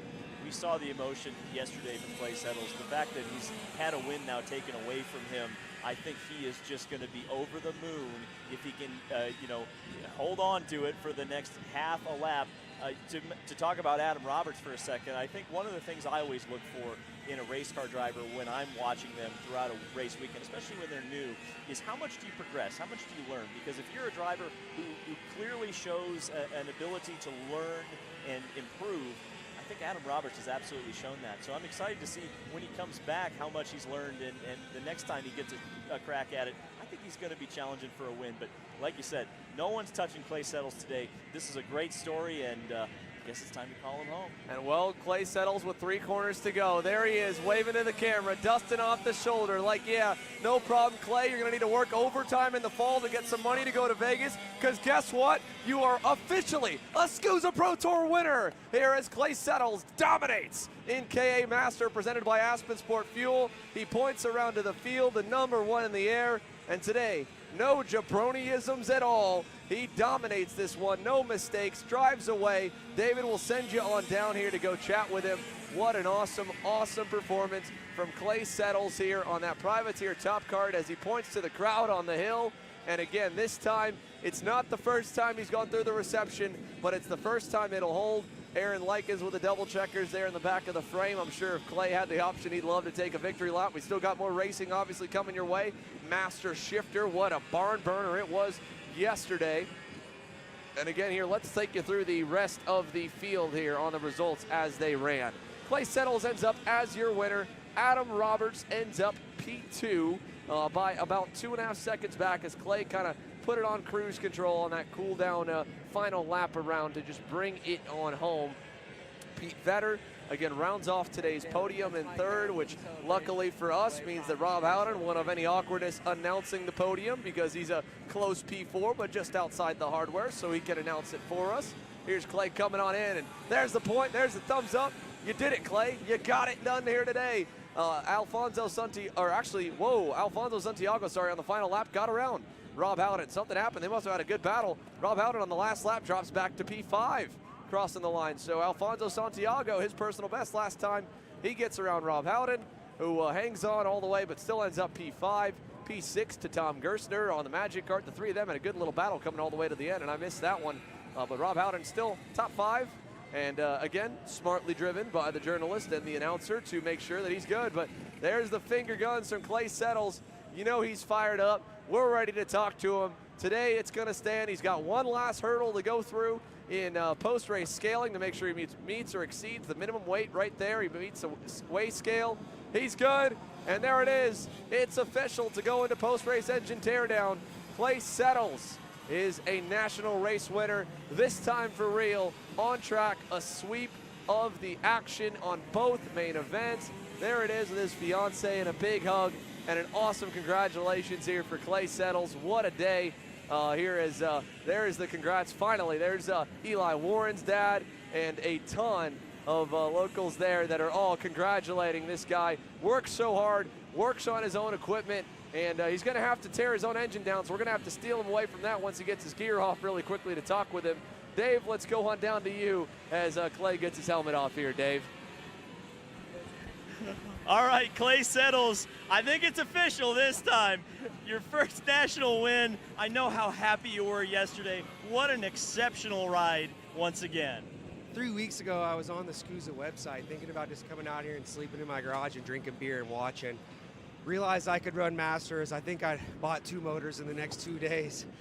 Because we're so excited to be a part of this event. There's so much talent here, so much prestige. So to have a couple SKUSA trophies on the mantle, hopefully the fiance lets me keep them in the living room for a little bit longer than usual. So Xander teased that maybe a Vegas run is in the future for you. Would you want to go to Vegas if you can put together the funding?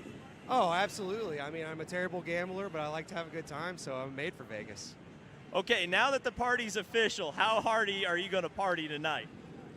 There's no limit to the amount of drinks that we're going to have. Come have a beer with us if you see us. I just can't thank everybody enough. I really want to give a shout out to Top Kart USA, the Powers family, the Warren family. Kevin at True North, man, he's been a blessing all weekend putting up with me. Molly on the wrenches all weekend. But, last but definitely not least, I want to give a shout out to guys like Kyle Sheard and all the local NCMP Kart Racers of America guys. They're out here working and sweating all day, so we can come out here and race go-karts and have a good time. In my opinion, this is the best facility in the country, and I love being a local racer here. Place settles, the local hero taking the win. Oh, thank you, Dave. What a feel-good story in KA Master. Now we go from one veteran gentleman driver class to another, and this one, Master Shifter, was an amazing battle yesterday. It's already off to a rocket ship start now. Look at AJ Nowd from the back all the way into third there on the CKR chassis and the Fury carts and GP factory effort here. This new team formed only this year as a number of drivers under the 10 here at the SKUSA Pro Tour Summer Nationals. And AJ Nowd, he will wheel anything with 4 wheels and a steering wheel, even if it's made out of plywood. And AJ up to P4 on the start. What a good start for him. He's able to get around a handful, including Luis Quinones in the white helmet on that Musgrave Racing Company factory cart, battling back for P5. But let's take a look up the grid as they battle. Look at this. There's Joe Ruck. Slips down the inside on Robert Fige. He moves himself forward. Again, Fige, the reigning champ, is Quinones. Big mistake there as he hangs the tire coming out of that final turn.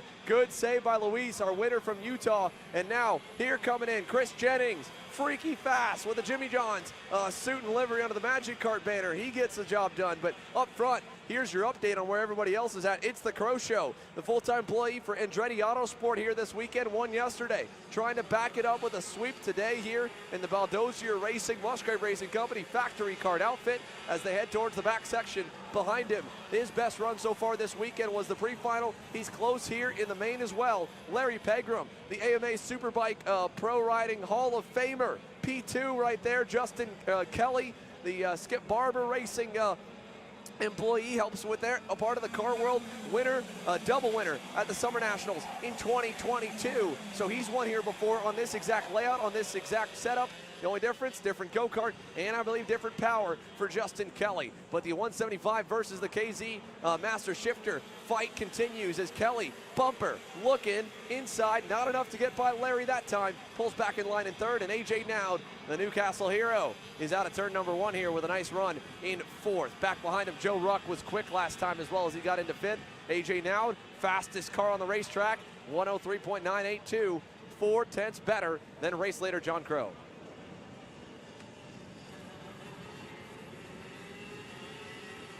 And as they work through the back section of this track, it's still John Crow out front, only by a couple of kart lengths over Larry Pegram as they come through the hairpin. It's within a kart length now. He's almost to that rear bumper of John Crow. So John Crow under some early pressure, despite being the leader from the start of this race. The top 4, pretty nose to tail. Some close racing in this class is about as close as we could expect these karts to run, as they suffer a little bit of aero deficiency running right up next to each other. So it's a little bit easier to run about a kart length back, but all these drivers taking off, trying to catch the man out front, that number 631 machine, John Crow. And he is, well, I was going to say the fastest man on track, but if you look farther back, Michael Gouache and Robert Fige running quicker times than your leader, all the way back there in 7th and 8th. So a lot of speed throughout this field so far as they head towards the hairpin for the 3rd time. As they head on through here, we've just got some more confirmation here. Stay tuned to the KC socials, and after this race, before Pro Shifter gets underway, we've got some graphics we're going to show you of the Pro Shifter Championship points. So we're going to get that ready to go. Just got confirmation from our awesome social team at home here through the horseshoe as well. Forget the points. Let's talk about the race. Look how tight this has gotten here in just a lap, Simon. Already Joe Ruck is there. He was fastest on track last time by over a second. Joe Ruck is flat flying on the Vermont Kart Company Carbo's Racing Engines Maranello. He's 5th. His teammate is 3rd. Pegram's holding him up a little bit, but they're all still close to the Crow Show here, who leads by half a second. All top 5 drivers right together. And look at Ruck here. He's on the bumper of AJ now. AJ looks over. He's going to give way and say, all right, Joe, they're good buddies here. These guys, again, you heard it from of course, our winner in KA100 Master and Clay Settles. It's such a good community, this Master Shifter field. These guys all have beers at the end of the day and have a lot of respect for each other, as they should, for having a good time on the racetrack and a good time at night. And Joe Ruck, AJ Nowd, good buddies here. They've known each other for many, many years. And that was a cool sign of respect by AJ to say, all right, Joe, I see you're going. I'm going to let you go, and I'll let you get back out to the clean side of the racetrack to go in the corner, Simon. Yeah, absolutely. A lot of courtesy and respect. These drivers very experienced. There's nothing worth fighting too hard for. I mean, you want to go out there and win, but these guys are here to have a good time as well. They're going to fight hard, but they're also going to drive each other with respect. It just elevates the competition in this sport. And we're seeing it already as 2nd through 5th, still all nose-to-tail racing well. We've already seen a couple of great passes out of Joe Ruck, currently up to 4th. And he has the fastest time in the race so far at a 103.3, but last time by making a couple of passes, and it was John Crow who extended his advantage just a little bit more. Now 2nd through 5th, still tight in the line, and John Crow out to about 0.8 of a lead as they head through turn number 3. Now as they head on out now, the gap is continuing to open in Master Shifter. John Crow pulling away. Justin Kelly and Joe Ruck, they need to get on their horse. Ruck hit a 103.3 earlier. We know he's fast. Can he carve through this group and get to John Crow? Is he fast enough in the right sections? Because it's such a rubber band effect where, you bang so many gears up and then back down and then kind of hit the power and launch out of the corner in the shifter carts. They're the hardest ones to get around a guy on. Even if you're a couple tenths faster, Simon, look at him. He's closing right up to Justin Kelly there, and he can't find a hole to get through on his teammate for 3rd. Yeah, he's definitely what appears to be the fastest kart on track as it sits. Mired in traffic currently up to P4 now, but we'll be looking for him to get on the move soon. That may help Justin Kelly realize the pressure that's on him from behind. Now he gets up to that rear bumper of Larry Pegram up in P2. So Justin Kelly looking for a move down to the inside of turn number 3. He's going to dive it, and new 2nd place driver Larry Pegram falls to 3rd. Justin Kelly in the 686 makes it up to 2nd, and look at that, more passes going on, Xander. And Larry missed the shift coming out of the green corner, so AJ Nowd got through off that 1-2 punch for the Maranello Vermont Kart Company boys of Justin Kelly and Joe Ruck. And now, at about a 1.5 seconds away from the Crow Show, John Crow on the Baldozier Racing, Musgrave Racing Company factory kart. The American-made muscle is trying to get away here in the early stages of this Master Shifter main. Can Justin Kelly repeat from 2022 with a main event win here in Newcastle, Indiana? Can Joe Ruck get to him as well? Let's see it. That next time by, we'll get a good idea of where these guys' lap times lie as Larry Pegram fades down to the 5th spot here on that Trinity Karting Group Kart Republic. Down into turn number 1, 2, 3, 4, nose to tail. Big gap back to Larry. Robert Fiege is 6th. Chris Jennings is 7th. Michael Gouache down in the 8th spot. Luis Quinones running in 9th. This whole field's still close together, but these guys, they are getting after it. Again, all active drivers here in some form or another. Now Joe Ruck to the inside, and he's not going to get it done on Justin Kelly. He races him out of the corner, still racing him now to the cell tower. AJ closes up. AJ Nowd's like, all right, Joe, you got to go or I got to go. Now I got to go. AJ Nowd gets through on Joe Ruck in that cell tower hairpin, and he gets around him, and Ruck gets right into him after the horseshoe, saying, all right, you want to go by me? You better get going. I'm talking about active drivers. Joe Ruck, an active CrossFitter. Him and his wife have a home gym in their garage. They have a membership as well at the nearby CrossFit gym, and they are behind the wheel just as much, if not 10 times as much, as they are in the gym with their active lifestyle and their 2 kids. And that's obviously helping Joe stay fit for these 18-lap main events on the most brutal racing machines you can try to find. And that is a 6-speed 125cc gearbox shifter kart with front brakes. Out of turn number 1 that time. Let's update your laps. Justin Kelly and Joe Ruck by battling. That gap is now 2 seconds to John Crow. That's a mighty, mighty margin to run down on pace alone, Simon. Yeah, and with John Crow bringing his pace down as well, that's it's going to wreak havoc for the guys fighting for 2nd, 3rd, and 4th here. Justin Kelly's going to want to get a move on with it. I'm sure Joe Ruck wants to find a way back by AJ Nowd. Last time by John Crow, a 103.41. He was a .44 the lap before, so a lot of consistency out of the 631. Currently leading this race. He's starting to click those laps off, and he may start to check out already to a 2-second advantage over 2nd place. Yeah, as they go on through now, we're right at the halfway. 9 in, 9 to go. That time, new personal best for John Crow.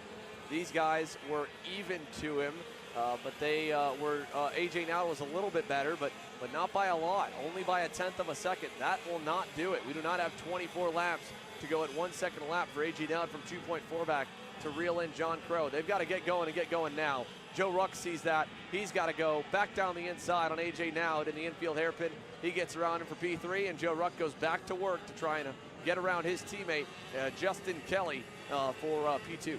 Xander, we know these guys are so fast. AJ Now, Joe Ruck, Justin Kelly, they all have the pace. But that early fighting in this race just allowed John Crow to walk out to an early advantage. So despite the fact that they may have the pace to catch him and race with him, they're already a good ways back. So it's going to be head down and focus time for these three drivers. They're going to have to stop the battling and just work together to try and get up towards John Crow. You see how fast Joe Ruck is, clearing AJ Now and already onto the back of Justin Kelly. As they come through the loop again, let's see, big wiggle there from Joe Ruck. He lifted the right front tire off the ground as that left rear hung off the edge of the racetrack. Granted, he did go purple last time, 103.162, so he was quicker than the leader. Justin Kelly was not. John Crow, 103.2. Justin Kelly, 103.4. That gap was 2.1. It's now 2.3, continuing to grow. And unfortunately, while we were spoiled by the amazing battle yesterday, like you said, Simon, the battling they had early on, it's given the lead to John Crow, and they are not fast enough, it looks like, right now to track him back down. That being said, I don't blame them. In the same way we hear it from our juniors and our seniors and even the minis that nobody wants to work together. In this case, working together was tough because each of them was faster on a different lap. Joe would go quickest, and AJ would make a mistake. He'd go by him. Then a lap or two later, Joe would make a mistake, or in this case, not complete the pass on Justin Kelly, and AJ had to go on him. And Justin, same thing. When he got around it, it would be some laps he'd be better, some laps he would not. So the two teammates are about to duel, though. Big run down this front stretch for Joe Ruck. He's going to get a big advantage on Justin Kelly, and he'll dive him to the inside. Slide job city. Joe Ruck gets through. P2 for Joe Ruck on the Vermont Kart Company Maranello. Now I'm really curious to see what Joe Ruck's pace is going to be in clean air. We saw him clicking off some decent laps, running behind AJ Now, running behind Justin Kelly, but now that he's the man out front in P2, he's got that over 2.5 second gap now to make up. What kind of damage can he put into that lead? Yeah, let's see, what can he do? With 7 laps to go, nearly 6, I mean, the gap is going to be somewhere in the ballpark of probably 2.8, 2.7 seconds. At half a second a lap, it would still be a long shot. He'd get there right by the end. So for Joe Ruck here with 7 laps to go, it is a mighty, mighty mountain to try and climb to get to John Crow. Can he get there? Can he do it?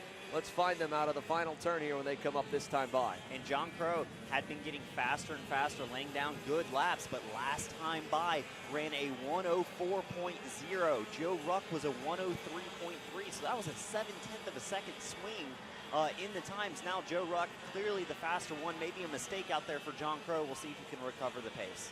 All right, let's see it. Can Joe Ruck get there? Like you said, now I thought it would be 2.7, 2.8. 2.2 seconds, different ball game. If Joe Ruck and Justin Kelly can stay mistake-free, single file for the next couple of laps, and they get 2 more blunders like that from the Crow Show, they have a chance. It's a long shot. It is a slim chance, but there is a chance Joe Ruck and Justin Kelly could get there, because that kind of lap time from John Crow, you don't see mistakes out of these guys a lot. They are very good at running to the absolute limit with over probably 50 to 100 shifts a lap to try and stay consistent. Here comes Crow across the line, this time back to normal. 103.2, 103.2 for Joe Ruck. 2.2 seconds, it holds. 5 laps to go. They need another bobble or 2 of them to get there. Advantage John Crow. Getting that early lead was huge. I mean, Joe Ruck is every bit as fast as John Crow. He just doesn't have the track position to get there. Ruck, already having made up 7 spots in this race, started all the way back in 9th and has driven his way up to that second spot, but now being even on pace with John Crow just isn't enough, because John Crow already out to that advantage, 5 laps to go, over 2-second lead. He's going to have to be well over a half-second faster. Let's see it here as they go on into the cell tower. How does it look for them? It looks about as consistent as it's been. Joe Ruck doing a good job showing Justin Kelly around, and Justin Kelly's keeping in the back of his mind as well. If he stays with Joe, he can still fight him for that second place position by the end of it. Justin Kelly, by the way, we talked about how Rob Howden spearheaded the K100 Master Class. Justin Kelly has spearheaded this shifter Master Class. He was on the email with Neil Strickland and Tony Leone at Supercarts USA. Message series said, hey man, we got a bunch of master shifters we want to bring out. We want to have their own final, and they've said they've heard it before. We say if we do this, if we do this, if we give you your own balloons, we're going to have 40 cars. Sometimes the guys don't show up, and Justin said, no, trust me, you give us our own final, we will do it. And so they said 10 drivers, you get your own main. They brought 10 here this weekend, and Justin Kelly has earned himself a lot of airtime and deserves a lot of kudos from the rest of the field for being able to put this deal together for the Master Shifters presented by International Motorsport to pull away and get the opportunity to race on air, on feature by themselves that they are right now. Absolutely, and you can see Justin Kelly using the most of this solo event for the Master Shifter drivers, all the way up to the back of Joe Ruck. We talked about how fast Joe Ruck was to start this race and throughout, and how evenly matched he and John Crow are. We aren't seeing any headway into the gap that John Crow has, but Justin Kelly has been right behind Joe Ruck every step of the way. So I'm expecting we'll see probably a fight heating up here in a few laps. Justin Kelly every bit as quick as Joe Ruck here as he closes up to the rear bumper heading into turn number 1. Yeah, he does. He closes right up through the first corner as the field heads on through down the back straightaway.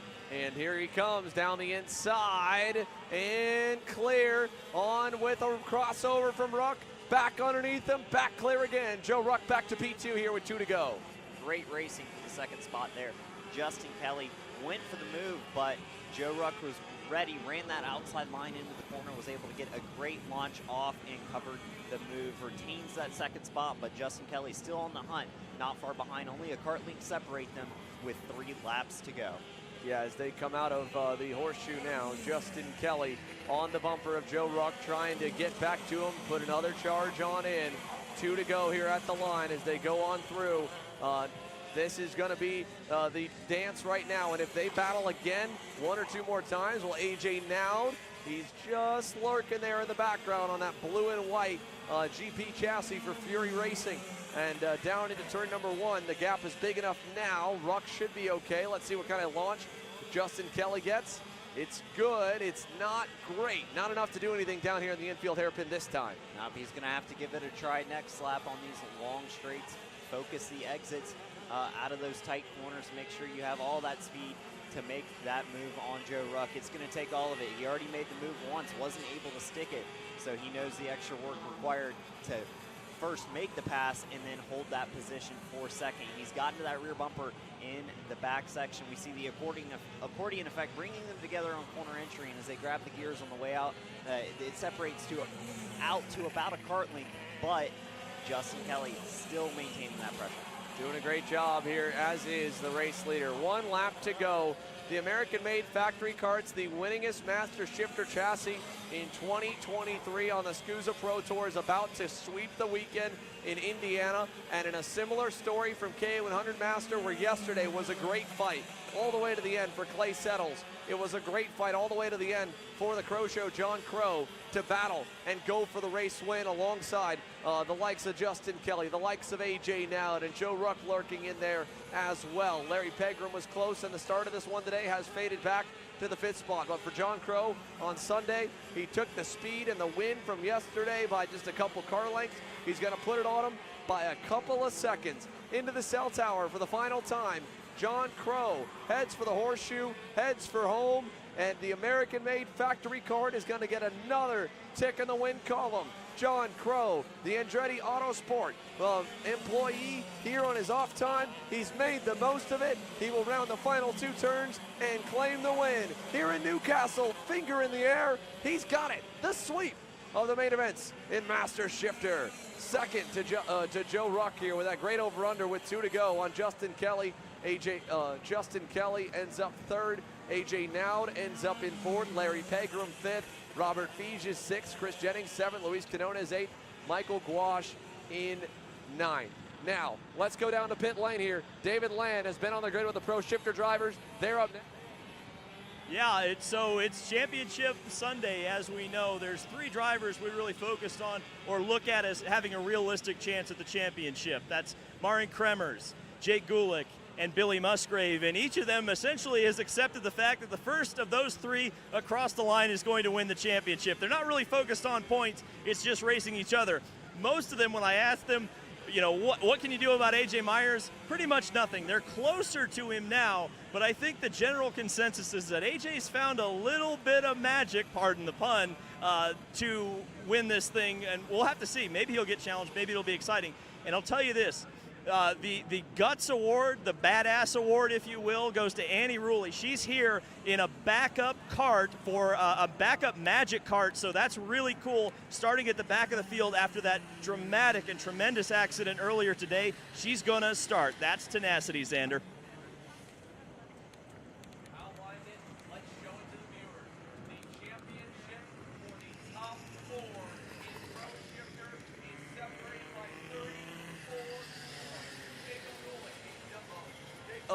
The championship here for the top 4 is separated by 34 points. You outlined it there, Dave. Jacob Gulick, the double winner at the Salt Lake City round in Utah, leads us by 2 over Billy Musgrave when drops are factored in. 13 back from the lead and 11 back from Musgrave is reigning series champion Marin Kremers, and Kyle Wick enters 34 back as the long shot run, hoping for bad luck or a carnage for the 3 of them, and for Kyle Wick to get into the top 3. That's about the only way he's going to have a shot to get up enough points on all 3 drivers to win the SKUSA Pro Tour title. Billy Musgrave is a 4-time Super Nationals winner. I don't believe he has ever won a regular season Pro Tour championship in the Pro Shifter headline class, if I'm not mistaken. Obviously, Marin Kremers has, and I know Jacob Gulick has never won. Kyle Wick's won before, back in the 2019 era, I believe, against AJ Myers when he was on the CRG. He would be looking for championship number 2. But Gulick, never a champ before. Kremers, last year's champ, trying to go back-to-back. Musgrave, one of the winningest drivers of the SuperKart USA Super Nationals, would love that feather in the cap to get himself the championship here today. This is what it's all about. You race all year, all sessions, as hard as you can, because every point matters, and now it is time to decide who wins it. And not only are these guys racing for the championship, it's $2,500 to win the main event, and you know who cares about that and nothing else? AJ Myers, the man on the pole. This is the SuperKarts USA Pro Tour. The heart and soul of SKUSA Racing is shifter kart racing, pro shifter kart racing, and you're about to get 18 full laps of it here as we get set to go green here, Dave. Yeah, it's amazing to be on the grid. It's amazing how relaxed a lot of these guys are about the championship. AJ Myers, you know, he's going for that money. He's been so strong this entire race. And Mark Kremers, another story that we've been following this weekend. He told me on the grid that he's feeling a lot better. He was extremely ill yesterday, and despite that was running second at points in the final yesterday. But with a championship on the line, I'm sure Kremers is going to show and prove that he's the world champion that we know he is. Well, the votes continue to come in for our viewership poll. Who is going to win the title? 34 points. As we see it here, 35% of you, the winner in the poll by just 5%, believe that Billy Musgrave in the American-made factory kart. It will be the first time in the 14-year history of the SKUSA Pro Tour an American-made chassis has won either of the headline division championships. Billy Musgrave trying to do it on his own welded chassis from his factory in Southern California. Marin Kremers trying to go back-to-back for his second American National Championship. Jacob Gulick gunning for his first. He leads by 2 points over Musgrave, 13 over Kremers, and 34 over Kyle Wick, his teammate. Wick, 9% of you believe he'll win the championship. Gulick, 25 believe that Gugu can get it done. Pro Shifter getting set to go now as they make their way into the tram lines. And again, the driver who does not care about any of it is AJ Myers. And how about this for the Badass of the Weekend award? Annie Rule, after one of the scariest crashes we have seen in SKUSA Pro Tour history, is able to get back underway and is racing in a backup cart here at the back of the field. Let's get set to go. Nope, not this time. We have a stalled cart in the back of the grid about midway through, so now we go through the normal protocol that will be sending them around. It is the 242. That is Anthony Martella. Anthony Martella was slated to start originally in the 15th spot, but in the standard shifter protocol, when you do stall, you have to go to the rear if you get the start called off, Rob. Yeah, 14-year-old Canadian, very strong driver, making his debut here this weekend in the Pro Shifter category with PSL Karting. Watch for more Pro Shifter starts for Anthony Martella. Great young man, tough start there, and again, he'll get the experience of starting from the tail of the field after stalling on the line. Nonetheless, you said it, you've been talking it up. This is going to be a battle for a championship. I'm excited. This is it. NASCAR has created a playoff system where it comes down to the final race, and it's a heads-up race. We've got a point system over 6 rounds in the best 5 of 6 count, and we've got ourselves a race-off for the 2023 SKUSA Pro Tour National Pro Tour Pro Shifter Championship.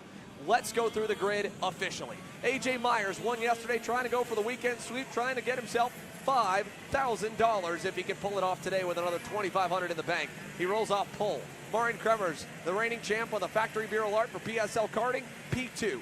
Kyle Wickel started the inside of row number 2 in the number 209 GFC. On the outside, the factory car driver himself, Billy Musgrave, out of Norco, California, starting P4. A couple of other drivers that could play spoiler. How about the International Motorsport with SRP Factory Team Maranello entry of David Trefilov? He starts P5. To his outside, the Magic Kart USA sophomore in this Pro Shifter class is Talon Yockel. A couple of GFCs on row number 4. Your point leader and Spring Nationals dominating factor, Jacob Gulick in the 216 starting 7th. 8th, Keon Tandon in the number 228. Rounding off the final few in the top 10, the big man, Danny Formal. The Rawlson Performance Group Cosmic rolls off P9. Hunter Pickett rolls off P10. Those two, by the way, separated by less than 15 markers in their own fight for 5th in the championship as well. But now we go to the start sequence and we get set to go. There is the owner of the ready, and away we go. Pro Shifter is underway. AJ Myers gets a whole shot. Trefilov, terrible start off the line.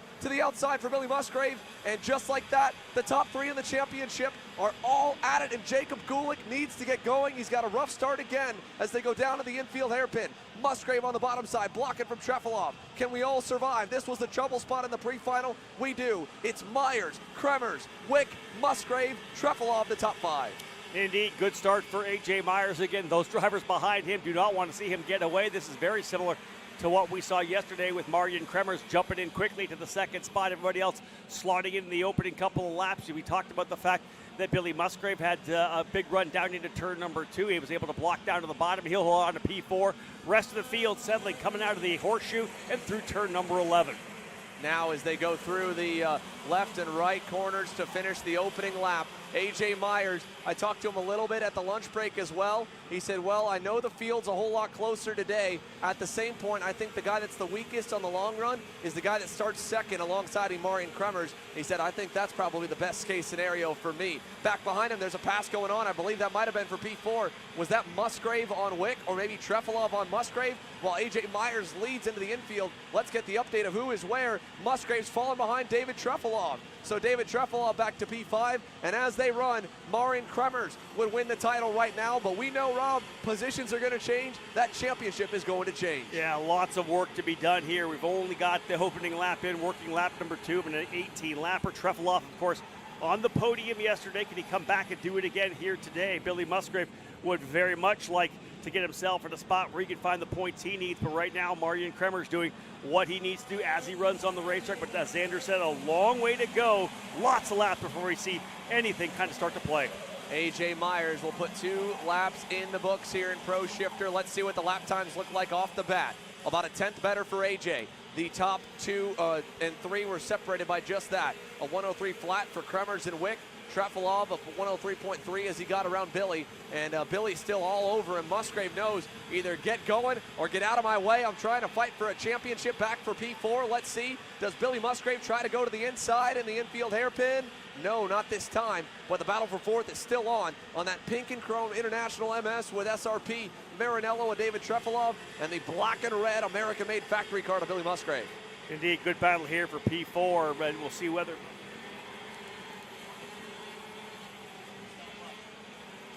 Record the whole lap, everyone. You need to focus on the entire lap.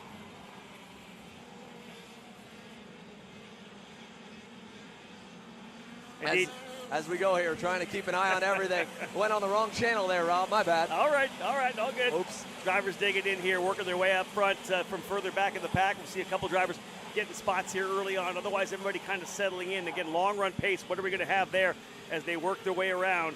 Again, not surprising, A.J. Myers out nicely as the leader. He has been the dominant factor on the weekend, showed good speed yesterday. And knowing his competition, as Xander had said, knowing that the long run pace, very likely the worst for Kremers in terms of the guys up front. That's going to give him a little bit of confidence knowing he's running second right now. And they've surely dialed up the magic card a little bit. Not like they had to do a lot based on the trouncing he gave to the field yesterday, but just to find a little bit more potentially. I'm sure he had some input for the crew. And indeed pulling out once again the lead last time by about 0.6 of a second. Another purple lap, not surprisingly. As they head through the infield hairpin, through the S's here, A.J. Myers, Marin Kremers, all the way through the horseshoe now. Let's pick them up and take them down through the short chute. Look at Kyle Wick slipping backwards. This is, again, Kyle Wick is at least looking at potentially second in the championship. While we're focused on the title fight here, Kyle Wick has 34 markers to make up.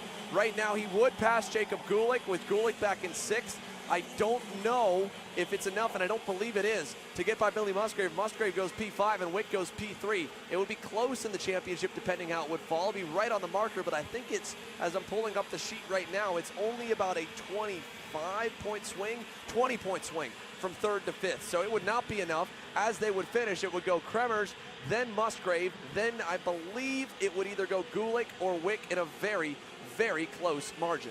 And you know, it shows you what you do if you're going to be consistent, right? Kremers has not been a race winner on the season as of yet, but the body of work he could do over those 6 races could be enough to give him the championship. Of course, winners at the first round were Billy Musgrave and Danny Formal. Jacob Gulick sweeping the Spring Nats. A.J. Myers lining up to potentially sweep it here at the Summer Nats as well. So Kremers could literally walk away with the championship, having not yet stood on the top of the box on a weekend, but that's it. Sometimes consistency is what wins championships. Well, as we continue to focus on the top drivers, let's go back to Marin Kremers' consistent teammate, Hunter Pickett. He's up 3 spots right now in 7th in the number 236 red and white Beer Alert machine. And he's gotten around Talon Yockel, although Yockel is knocking back on the door for that spot here in turn 1. Yockel's going to go back on him. Here he comes. No, Pickett deep enough to hold him back. And again, they are all trailing Jacob Gulick right now, who is watching everyone he's fighting in the championship, everyone that he's leading, drive away. Now to the inside goes Yockel. Danny Formal trying to follow suit. Not going to be able to get by Pickett there coming out of the infield. Now he goes in the green corner, back to the inside. Formal is through. Pickett back down 2 spots. The big guy up into 8th now. Yockel up into 7th. All trailing Jacob Gulick here in this midfield fight. A little bit of info. You talked about Amy Rule coming back after that big wreck she had in the pre-final. How about her up in the 16th position right now? She's moved her way forward. Amy Rule, again, great to see her back out there, having taken that beating on the wreck that we had in the pre-final. Yeah, let's go back to it, right? Annie Rule and Justin White also in backup cars. Both of them now are up to 16th and 17th, each of them up 7 spots. And again, the benefit for them, while they do have to go to a backup car and a backup frame after tearing up the chassis, they also have a whole less session on those Vinco red tires. And we've talked about it into the ground, about the tire degradation, tire heat, tire wear, and we've seen it. Last year, remember Utah, Kyle Wick's lone win on the SKUSA Pro Tour was because he missed out on qualifying with an engine issue, and in the last 5 laps of the race, he was faster than everyone, tracked down Jake French, got around him and got the win. That's helping those two right now. I just give a shout out, respect as a fellow driver for the guys. Xander Eustace could say the same thing for having, like, number one, White was thrown from his cart in the pre-final, and Andy was driven over. And to see both of them back out there wheeling it here, I love to see that. That's amazing. Just got some update from race control. 2 laps have been cut from the race due to the aborted start. in Pro Shifter. It's showing 12 to go. That means we're actually at 10 to go. We're coming to 9 to go. AJ, I don't think he minds that race getting shorter at all. Run this thing out. But that is bad news for Kyle Wick or Billy Musgrave, hoping that maybe Marian Kremers will have a chink in the armor and start to fade. There's now 2 less laps for them to track him down. Info from David Coles working on the spreadsheet for the points. As they run on the racetrack, Kremers would win by 19 points over Musgrave. As they are on the racetrack, Billy Musgrave's got work to do. There's some contact. Yeah, and Gulick continues to slip backwards. Jaakko gets through, and Danny Formal and Jacob Gulick bang tires. Back for P6 and P7. Gulick now on defense. He's got Keon Tandon in there right behind him. And there's Hunter Pickett, the teammate to Marian Kremers. Do you think he would try to continue to get by Gulick, knowing that if he gets around him, it not only helps him, it helps secure Marian Kremers having to fight one less guy of the 4 that they're all fighting for this championship. Jacob Gulick, again, it's been such a banner year. It would be such an icing on the cake to get his first national win, his first national weekend sweep, his second national win in the pro classes, and also get his first national pro title in the same season. But right now, it doesn't look like it's meant to be here on Sunday. Watching the battle, guys that are in this championship battle, Kremers and Musgrave, the 2 primary combatants now as they run on the racetrack. Billy Musgrave, P5, Kremers in second. Musgrave, if he can dig in and work his way back forward here in the late going, could potentially get himself in a place where he could win this championship. Of course, that one victory at the start of the season at the Winter Nationals, but as he runs on the racetrack, not quite enough. It'd be enough for P2, but not enough to go to that championship. And you can think about it as a manufacturer as well. PSL Karting, Burrell Art, wanting that championship here once again. They've won the Supernats several times, obviously, in recent years, but even for factory cars, to think about Billy and what, as American manufacturer, to be able to say you've won the Pro Tour Championship, I think would be huge. Already a couple of victories on the weekend here in the shifter car category with John Crow and Master Shifter, but if he could find some pace here, grab a couple of spots and potentially steal a championship away, how huge would that be for the factory card effort? Oh man, it would be amazing, right? And again, the party's going to go all the way back, and Billy Musgrave is going to happily drive the long drive from Newcastle, Indiana, all the way down to Southern California, and probably go back into the office after sleeping for 2 hours like he did back in the month of March in Orlando, following that major walk-off win on Sunday. Here is the gap between David Trefilov and Kyle Wick, by the way. Trefilov a little bit better right now, it looks like, here over Wick. Both of them have pulled away from Billy Musgrave, unfortunately, here, while the rest of the field continues to fight. And there's problems on the back. That's Vincenzo Saracino. And his rough weekend, it has not gotten any better. Unfortunate for the luscious locks of Vincenzo Saracino in the Vermont Kart Company Carbol's racing engine Maranello. He will not be finishing this one out on the racetrack, Rob. Yeah, tough one there for Saracino. Again, one of the other Maranello drivers. Great to see that brand get a lot more traction here in the USA. We've obviously seen a lot of guys from the SRP program, from our kart company.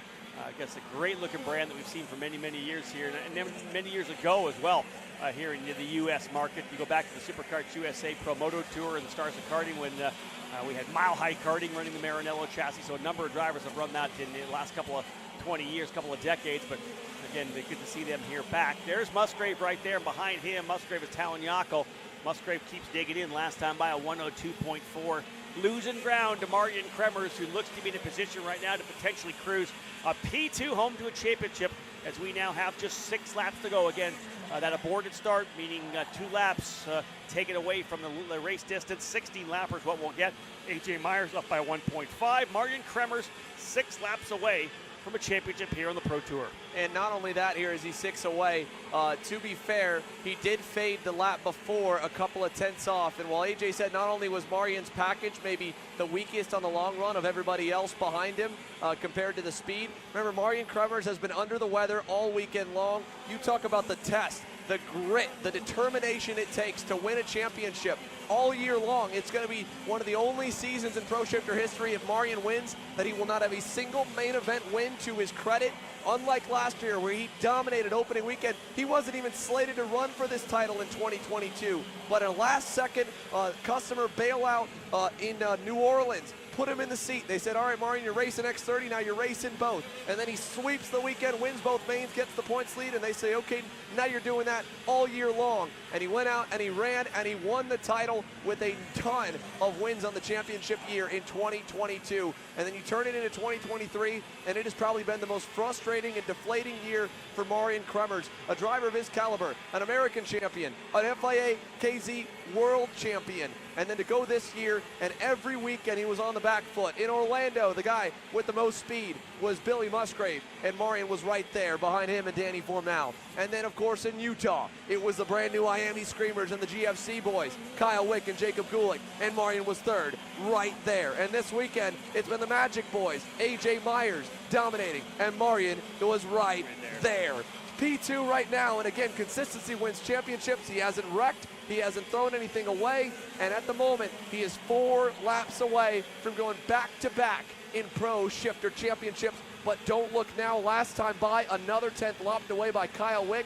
If Wick gets around him, he is right now, Kyle Wick and Billy Musgrave, they had run-ins on the track yesterday, but Billy Musgrave is rooting for Kyle Wick to get around Marion Kremers and David Trefilov as well. If those 2 spots go back and Kremers goes to 4th, Musgrave 5th, Musgrave would win the championship. Yeah, that will change things around a bit. David Cole, give you a little more information. We did actually, in the last half a dozen years, have a driver who won the championship without winning a race, and that was Kyle Wick back in 2019. He did not win either. Now, Wick could be in the middle of potentially knocking that out and making him the only guy to have done it. We'll see whether Kremers gets the job done as Wick is digging. But again, Wick was able to win the championship without standing on top of the podium either. So it's been since 2019. Could be another year for Kremers, but it's the consistency, the body of work over a full season. You can be great in the first race, in the last race. You got to get it done for 5 points counting events, and that's what Marion Kremers has done so far. The lead over 2 seconds now for AJ Myers, but Kremers in a position to hold on, although Kyle Wick and David Trefilov starting to close up. Yeah, both Kyle Wick and David Trefilov were a 10th better than Kremers. Again, last time by, those are the drivers in 3rd and 4th. You can see them fitting into frame. Wick knows he's got to do everything he can. If he pushes Kremers down the order as well, it gives a last-second Hail Mary offer for Jacob Gulick to climb back up the leaderboard, maybe off penalties or something to give his teammate a chance at the title. For Wick being 34 markers back, just getting around Marion, it won't change the championship for him. It could put him back into the championship top 3 and get him one of the number plates for 2024. But more than anything, it is the last glimmer of hope for his team, GFC and Miami KZ Power, to get it. 4 laps to go on the ticker, but again, guys, with the restart or the false start, it is cut 2 laps off the main. It is now just 2 laps to go.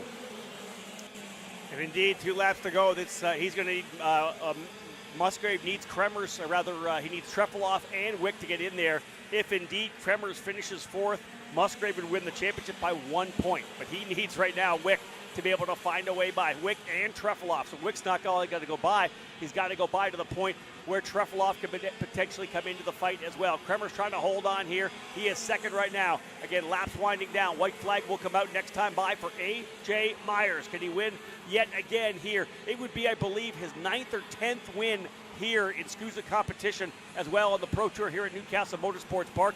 David Cole was giving me that information last night. It's amazing how much success he's had here. White flag going to fly this time by. Again, this will be lap 15 in the books. 16 losing the 2 from the aborted start. White flag flying this time by. 1 lap to go for AJ, and it's all going to come down to this right here. What happens in the fight for 2nd? Marion looks back. He tries to tuck his head down. Here comes Kyle Wick. Kremers knows he's there. He blocks low in turn number 1. Fight for everything that you've got to defend your title here, Marion. What do you have in you? Kyle Wick's got a hole on the inside, and Marion Kremers is going to let him go, and you know what? He can. All he's got to do is keep David Trefilov behind, and he still has it. Now it goes from 19 points to 9 points. Kremers, hand in the air, says, don't worry, Kyle. Please don't block. I'm okay, but Kyle Wick knows all that matters is that he's got to go further down the leaderboard, so he's blocking.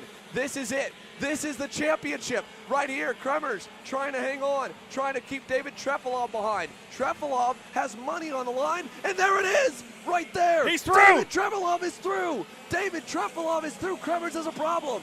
Musgrave is going to win the championship. AJ Myers wins it. AJ Myers wins the race, but the trouble here in the final lap, Wick gets by and Trefilov gets by. Billy Musgrave is going to win the championship in Pro Shifter. Oh my goodness, this is unbelievable. Marion knows it, Billy knows it. They don't even know. Billy shrugs. Billy Musgrave, American-made medal, American twisted medal, is a Pro Shifter champion, the 4-time Vegas champion, does it on his own brand, his own go-kart, on 2 different engine manufacturers, on 2 different engine builders. Billy Musgrave on that final lap when David Trefilov got down the inside of Marian Kremers to get that last payday for 3rd in the top 3. Change the championship. It is 1 point separating Billy to Marian. That is unbelievable. Here comes some more donuts here from A.J. Myers, twisting things up here right now. Great job for A.J. Myers, doing it again. Oh my goodness. Are you kidding me? That is incredible. Billy Musgrave gets a stunner. He never gave up. No, Rob, on the final lap, Talon Yockel got around Billy Musgrave. So Talon Yockel getting to 5th, Billy Musgrave back to 6th. It goes back the way of Marian Kremers. You got to be kidding me. On the final lap, we're looking at the battle. If he went back to P4, it was going to go to Musgrave. That Yockel actually got by Musgrave on the final lap coming through. That is crazy to think of the swings. One way to Musgrave, one way back to Kremers. This is going to be, obviously, we got to wait for pushbacks and everything, that kind of deal anyways, and any kind of tech. But you got to be kidding me. We thought Musgrave had grabbed it, but no, losing a spot on the final lap could have potentially take that championship away from Musgrave. Wow. Unbelievable. Marian Kremers falls all the way back to 4th. Billy Musgrave loses a spot on the final lap, and he goes back to 6th. Kyle Wick, so close, gets himself 20 points closer to Marian. And I think with that, Kyle Wick might have himself right into the picture as well with Musgrave back. Waiting to get a full call here from David Cole. I know he's probably down there trying to get the video as well. Not exactly sure. We'll try to see if we can't work our way through here. There's David Cole right there, so he's going to get the shots. We're not quite sure who's actually won this thing as of yet, but here are the official results right now. There it is. So that is how they finished. Billy Musgrave 6th, Marian Kremers 4th, Kyle Wick 2nd, Jacob Gulick 8th. Everyone is doing the math. Nobody knows. This was as crazy as it could be. Marian Kremers had it until the white flag, and now we wait to see the frantic calculations. We know the 10-point fast lap bonus. But indeed, Marian Kremers by Billy Musgrave on that final lap, losing the spot to Talon Yockel, even with Marian Kremers losing the spot. On the last lap, Musgrave losing P5, he lost the championship as well. Both championship contenders going backwards. We know that Kremers was obviously in 2nd. He went back actually to 4th, getting passed by Wick and then by Trefilov. But Yockel being able to get past Billy Musgrave on the final circuit puts the pendulum back in the way of Marian Kremers. He will win the championship in Pro Shifter. And it was, again, I believe some of our viewers believe Talon may have got around him, Billy, before the end of it all. He did have a half-second gap on him at the end. We were obviously focused, assuming Billy was safe in 5th, that the battle was just Marian going backwards. But my goodness, what a race. And again, as we look through the results, what an amazing finish for Annie Rule and Justin White driving up the field. I mean, oh my goodness, Annie Rule, 8 spots gained as she rolls through the scale line. There you see her. What an awesome performance from Annie, from having to go inside the medical bus on site in the pre-final and tearing up the go-kart. The Magic Kart team gets her back out. She gets back out. She said in her interview, she said, I can't even feel my right arm all that well, and she muscles that thing all the way up from last to 15. That's so impressive. Come on, let's think about this. One tough chick on the side of that. I love it. Say, my tough chick, USA, Annie. I love it. Yeah. What a tremendous job for her. Absolutely fantastic. Well, let's go down and let's get some of this as X30 Junior gets underway. Max Taylor leads them. There is so much to take away from Pro Shifter. David, what do you got? I'm sure it's pandemonium on pit lane. Yeah, we're down here in the scale line. We're going to talk to Kyle Wick first because he was involved in a lot of the drama on the last lap. We're going to let him get the cart up on the cart stand here if we can. We're just going to try to get in there. Kyle, can you describe that last lap for us? I know you were battling there with Marian. What was your perspective? Because I'm sure he's going to have his own perspective on it. I wanted to finish as good as possible. I know Marian's fighting for the championship, but Marian knew that he didn't need to beat me, he needed to beat everyone else, so I think he just let me have it a little bit. Other than that, you know, how was your race? I know you wanted to finish as high as possible, but how was it out there? Today wasn't very. Yesterday was the disappointment with the lack of pace in the morning, but we got it figured out. Challenged by today. So. There you go. That's Kyle Wick down here. We're going to try to get Billy Musgrave next, so stay tuned. All right, that'll let us go back to the on-track action here while we wait for more from pit lane while the drivers roll through the scales, and we'll go back and forth here. Right now, Ernesto Rivera is your leader over Keelan Harvick, and they are starting to get away in RPG X30 Pro Junior. So let's go side by side down to the man that had it all the way until the final couple laps when it went back and forth. Musgrave falls and finishes 6th, and he's standing by with David Land. Dave? Yeah, we're down here with Billy Musgrave. Unfortunately, just came up a little bit short. Dramatic final lap there with both of you guys losing positions, and it came out on the wrong end for you. But evaluate your weekend, because you got a smile on your face still. No, exactly. I mean, for us to be even in the championship hunt this year, I mean, up until about 30 minutes ago, I wasn't even thinking about it.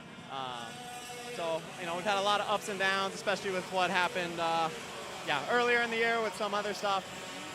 But I can't be happier with what we've achieved. I mean, to be an American-made chassis, all the hard work we've put in, and to be fighting for championships. And, some days we hit the setup, some days you miss it. That's just kart racing. But super, super proud of everything we've been able to accomplish and just show that American-made is back. Yeah, Xander touched on that so much, an American-made chassis. How important is that for karting in this country to have a chassis that's that competitive made here?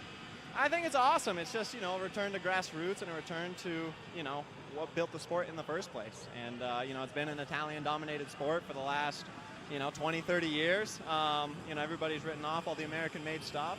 So, like I said, for us to be able to do what we've done on such a short budget and in such a short amount of time, I mean, really about 3 years now, really kind of, getting it all together in the last, 12 to 18 months, it's been phenomenal. So, I mean, to come out here and be as fast as we were yesterday was definitely a statement.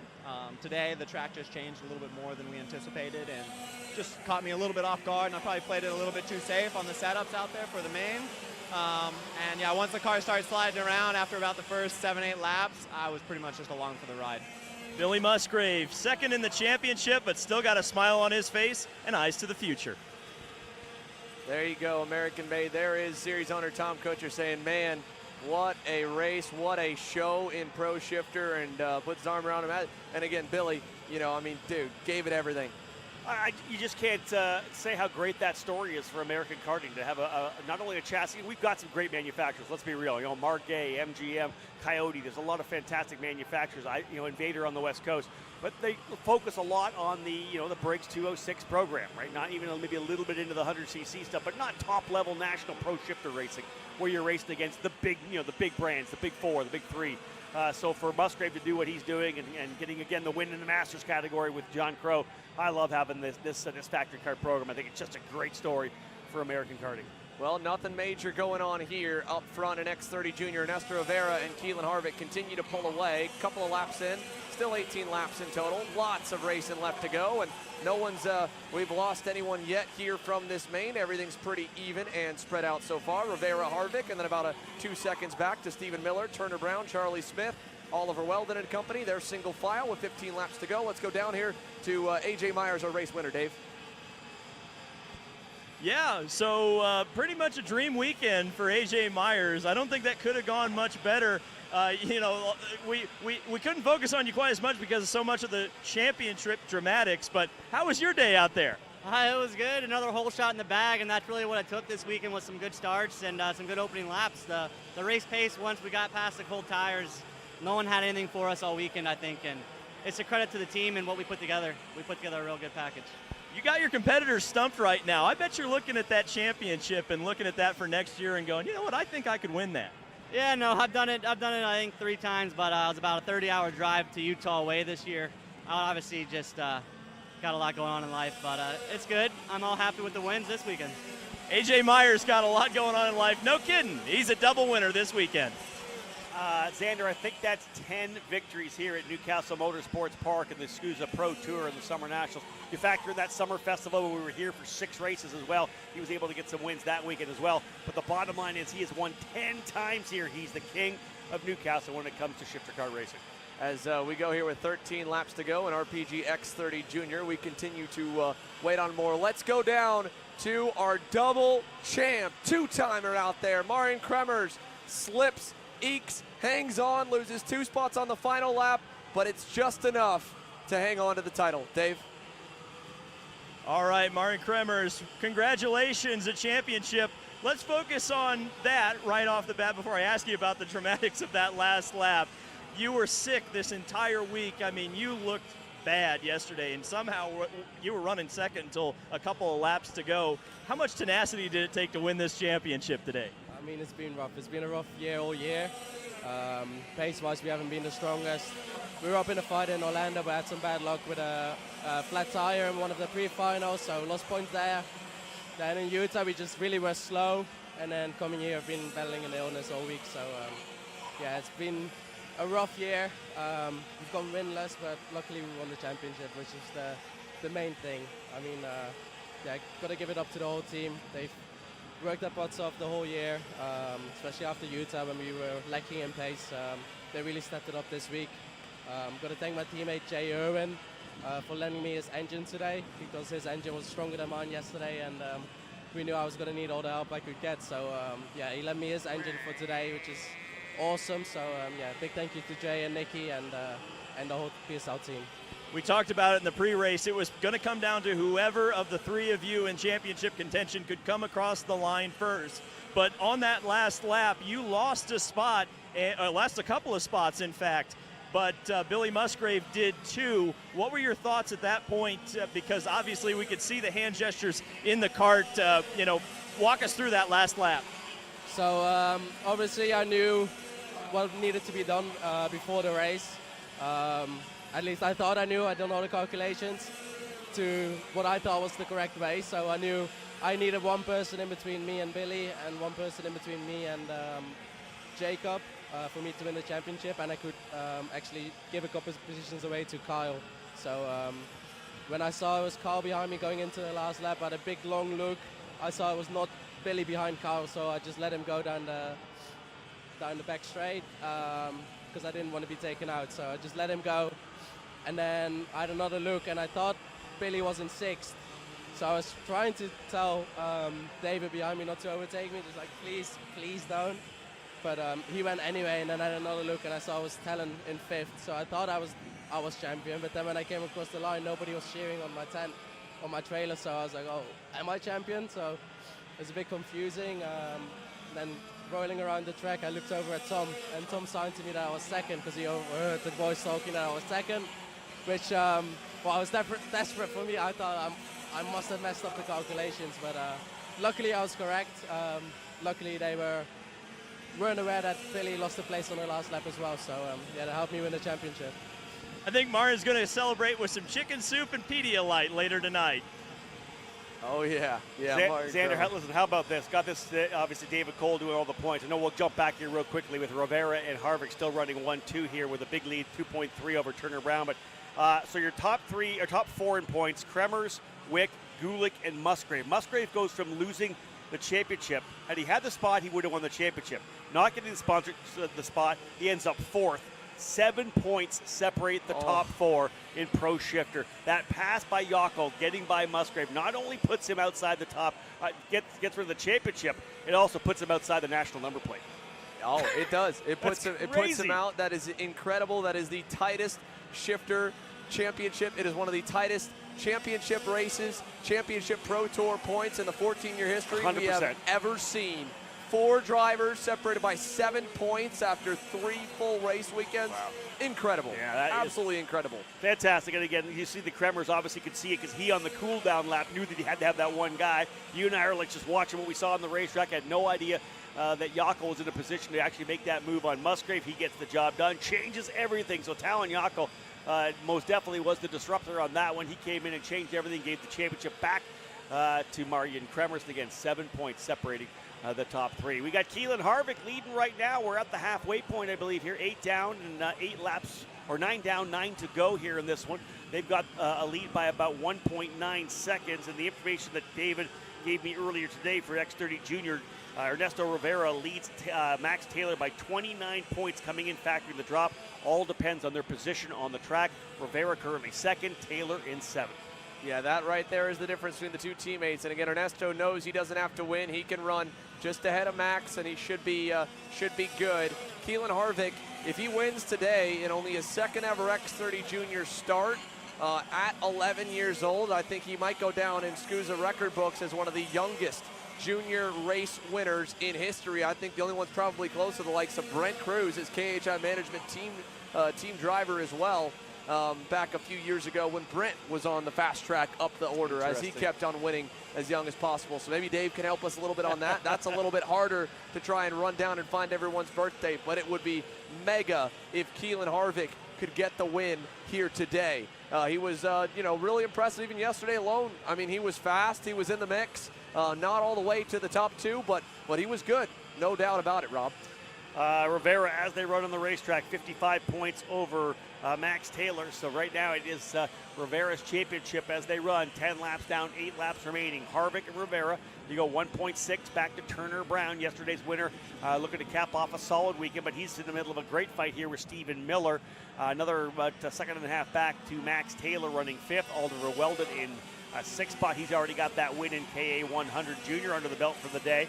Charlie Smith, Jackson Wolney, Ethan Tovo, and Sarah Bradley rounding out the top 10 here as we're past the halfway point. 11 laps down, 7 laps remain in X30 Junior.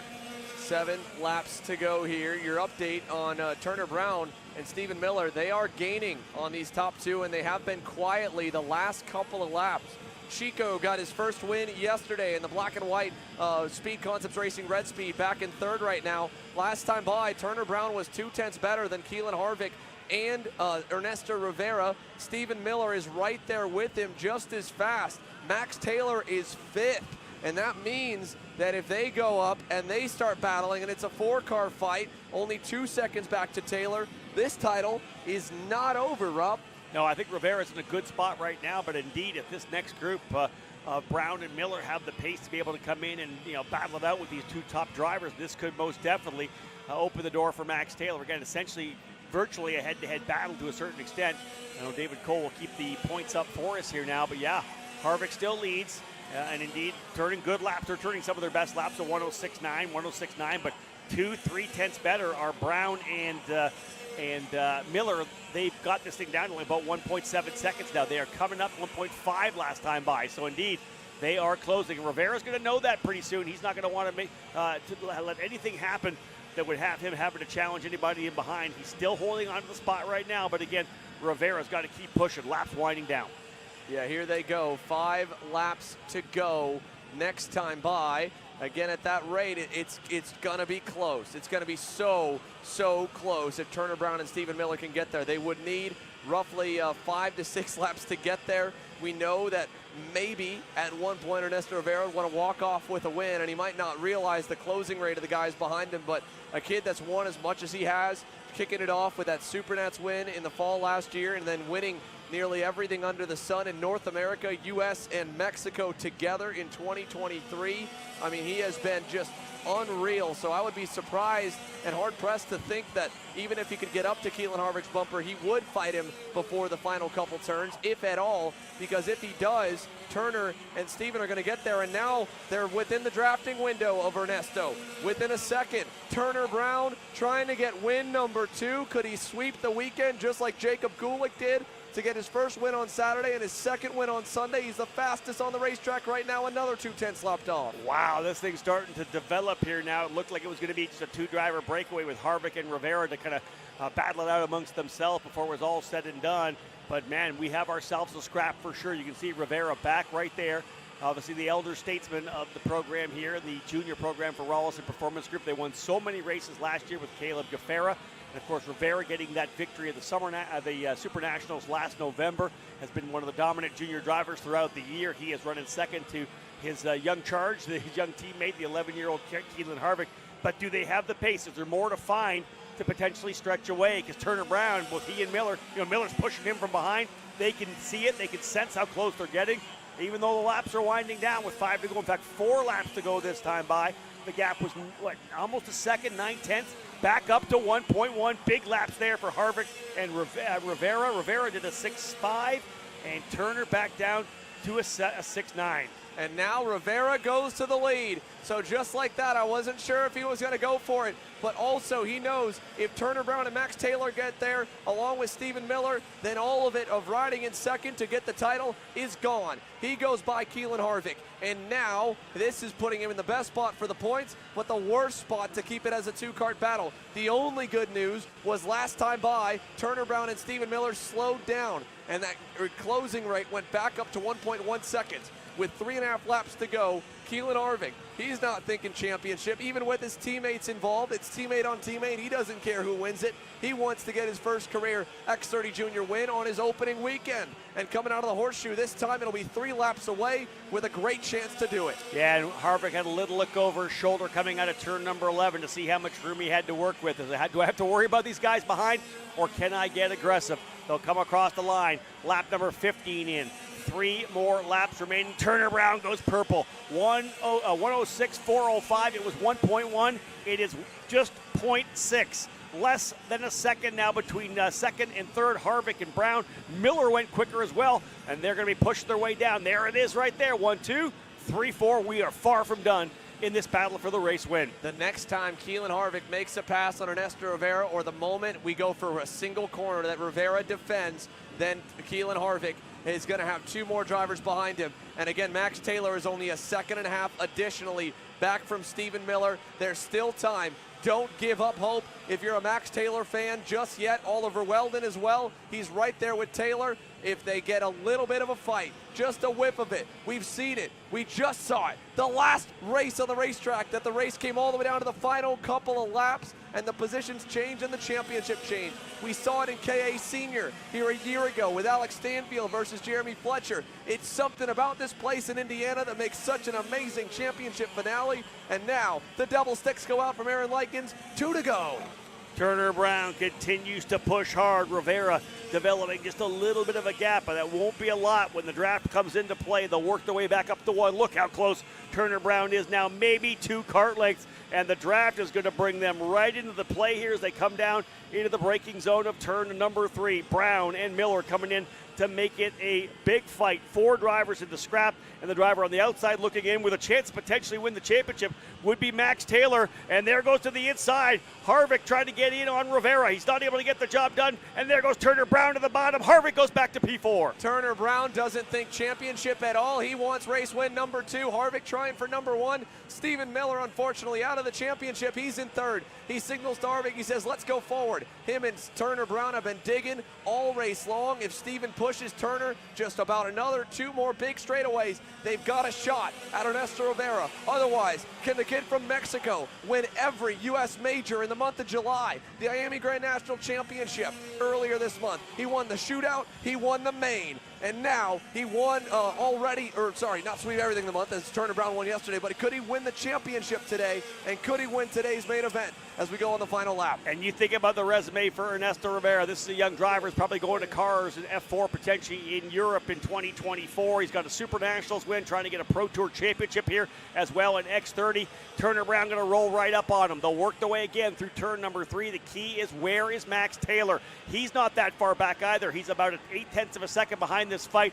He's going to have to get by as well. There's Taylor right there, the next group. Rivera's going to get potentially run off. He does not. He holds on. Brown not able to go by. He's going to cover the bottom into turn number 10 or 9 rather. Here they come through Xander into the horseshoe. Final time through. Ernesto Rivera trying to block with everything that he's got. Here comes Max Taylor. If Turner Brown can stuff him and the line goes through, Taylor's got a chance at the championship. But Turner Brown did not get a good exit out of the horseshoe.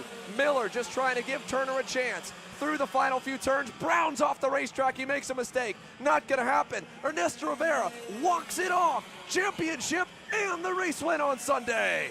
That was the way to get it done. Aggressively attacked from the back, and he's going to celebrate coming down into turn number 1. Ernesto Rivera not only is a Super Nationals race winner, having scored the victory in 2022, he's a 2023 Pro Tour champion. in X30 Junior.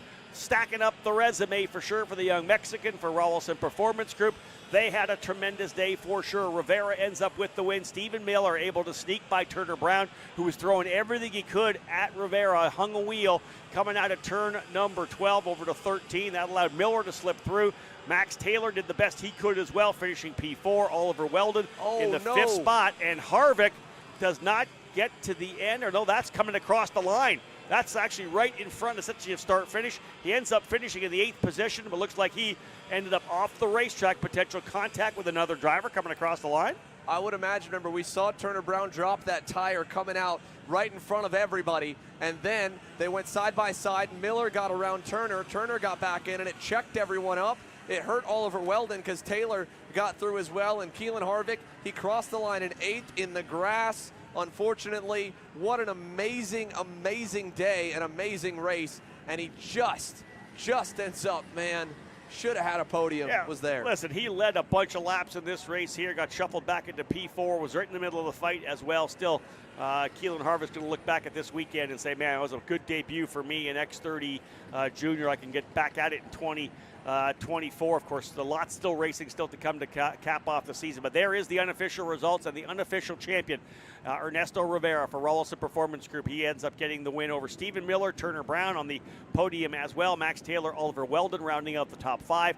Jackson Wolney 6th, Charlie Smith 7th, Keelan Harvick 8th, Ethan Tobo, Sarah Bradley rounding out the top 10. We have one more race to go. Xander, just one more to cap off this year's Pro Tour. That's it. We're getting ready. They got to clear the racetrack out. When we come back from this final commercial break, it's time for Speed Concepts Racing X30 Pro Senior. Can Joe Turney get win number 7 and cap off a SKUSA Pro Tour championship in his first ever season and sweep the weekend? We find out next.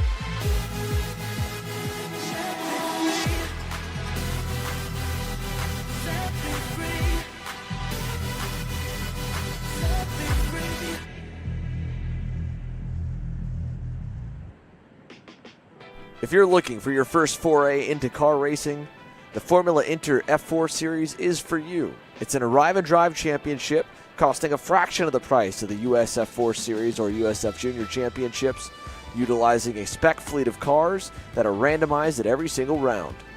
You can start with International Motorsports Karting Team and advance through the ranks to the Formula Inter Championship. For more information, follow us online at Formula Inter on all social media.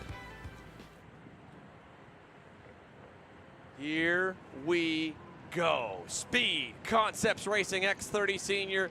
This is the last race of the weekend. This is what it all builds up to. Coming into the weekend, Ryan Norberg has been so fast. On Thursday and Friday, he's taken everyone aback.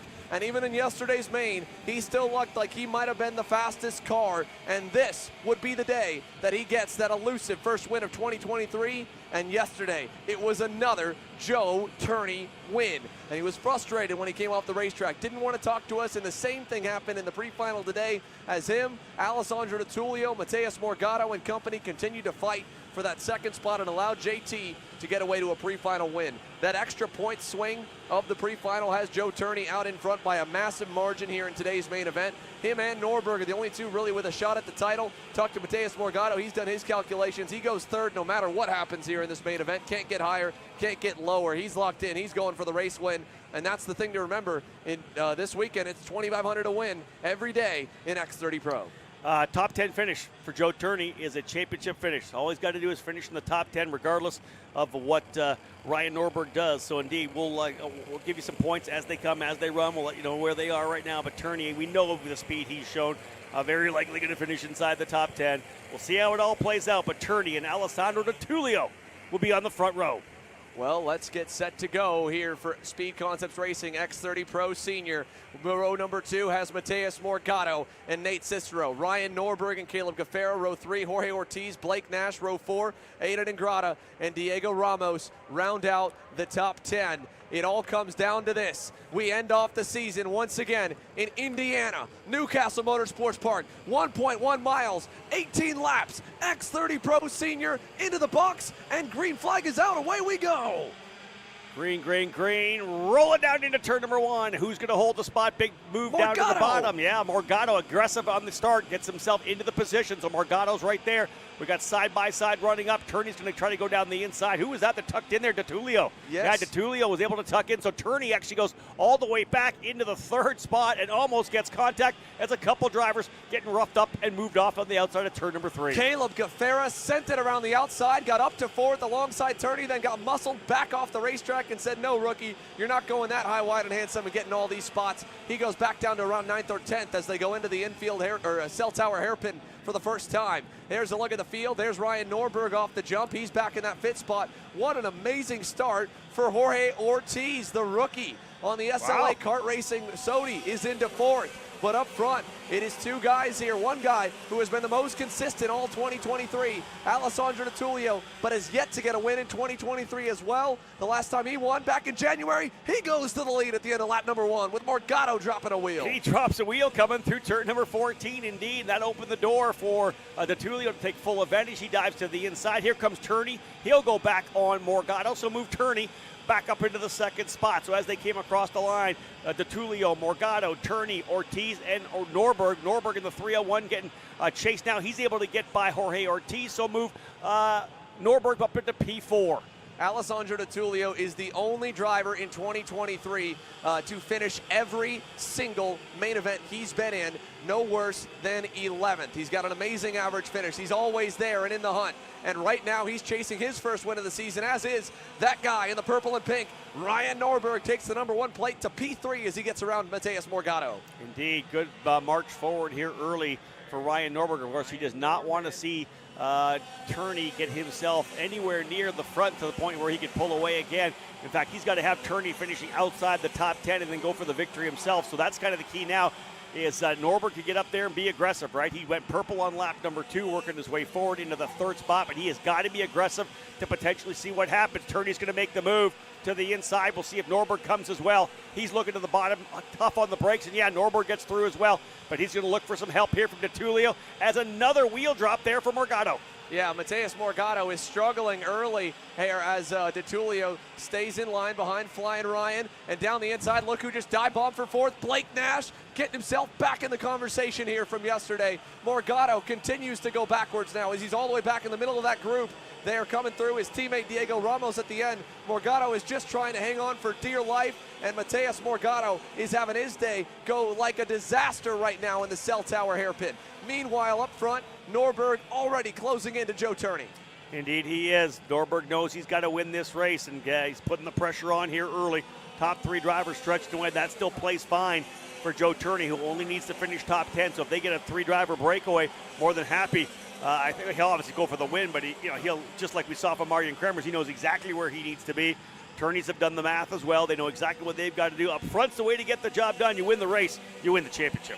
Well, Ryan Norberg is outnumbered. Kart Republic's 2-1 here. We saw DeTullio, what we thought was a bit of a team play, but in his interview, he said it was all about going for himself and running his own race. He picked up 9 spots in that heat race to the frustration of Norberg letting Turney get away. It allowed him to start on the front row and lead the opening lap here, but now he's back in third. He's still in a great spot. Ryan is right there, and these are the two guys. We have seen them duel multiple times, countless times, more than any other two drivers for an X30 Pro win in 2023, Rob. And now, for the lead, Ryan Norberg to the inside in the cell tower. Yeah, nice move to the inside for Ryan. Again, asserting a little bit of strength here, but again, look at what they've done. Turney, even though he's lost the lead, could sit here in second and still come home with the championship. DeTullio, you know he's not done yet. Don't count him out. Very early in the run as well. Let's talk a little bit about the fact that there's still time. Little wheel drop there, coming out of 14 or out of 12 rather there for Joe Turney. This is going to give a little breathing room here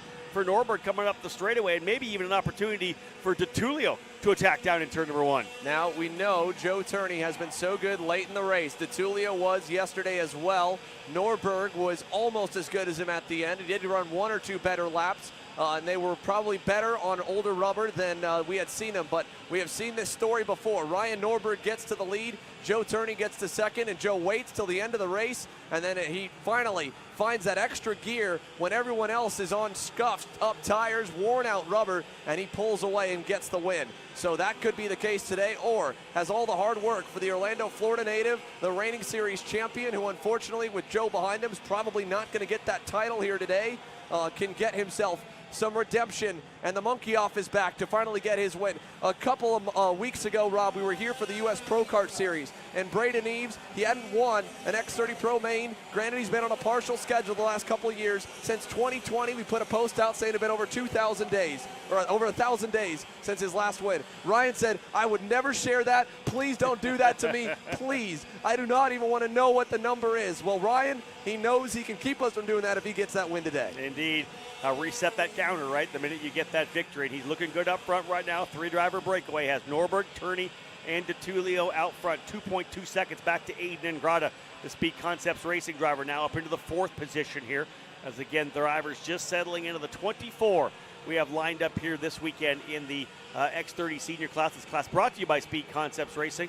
And again, this race here on track will cap off the 2023 Pro Tour. Blake Nash running in the 5th spot. Dalton Haynes up into 6th. It's been a really good weekend for Dalton Haynes coming off that big win at Trackhouse. He runs 6th. Jorge Ortiz in 7th. Mateus Morgado 8th.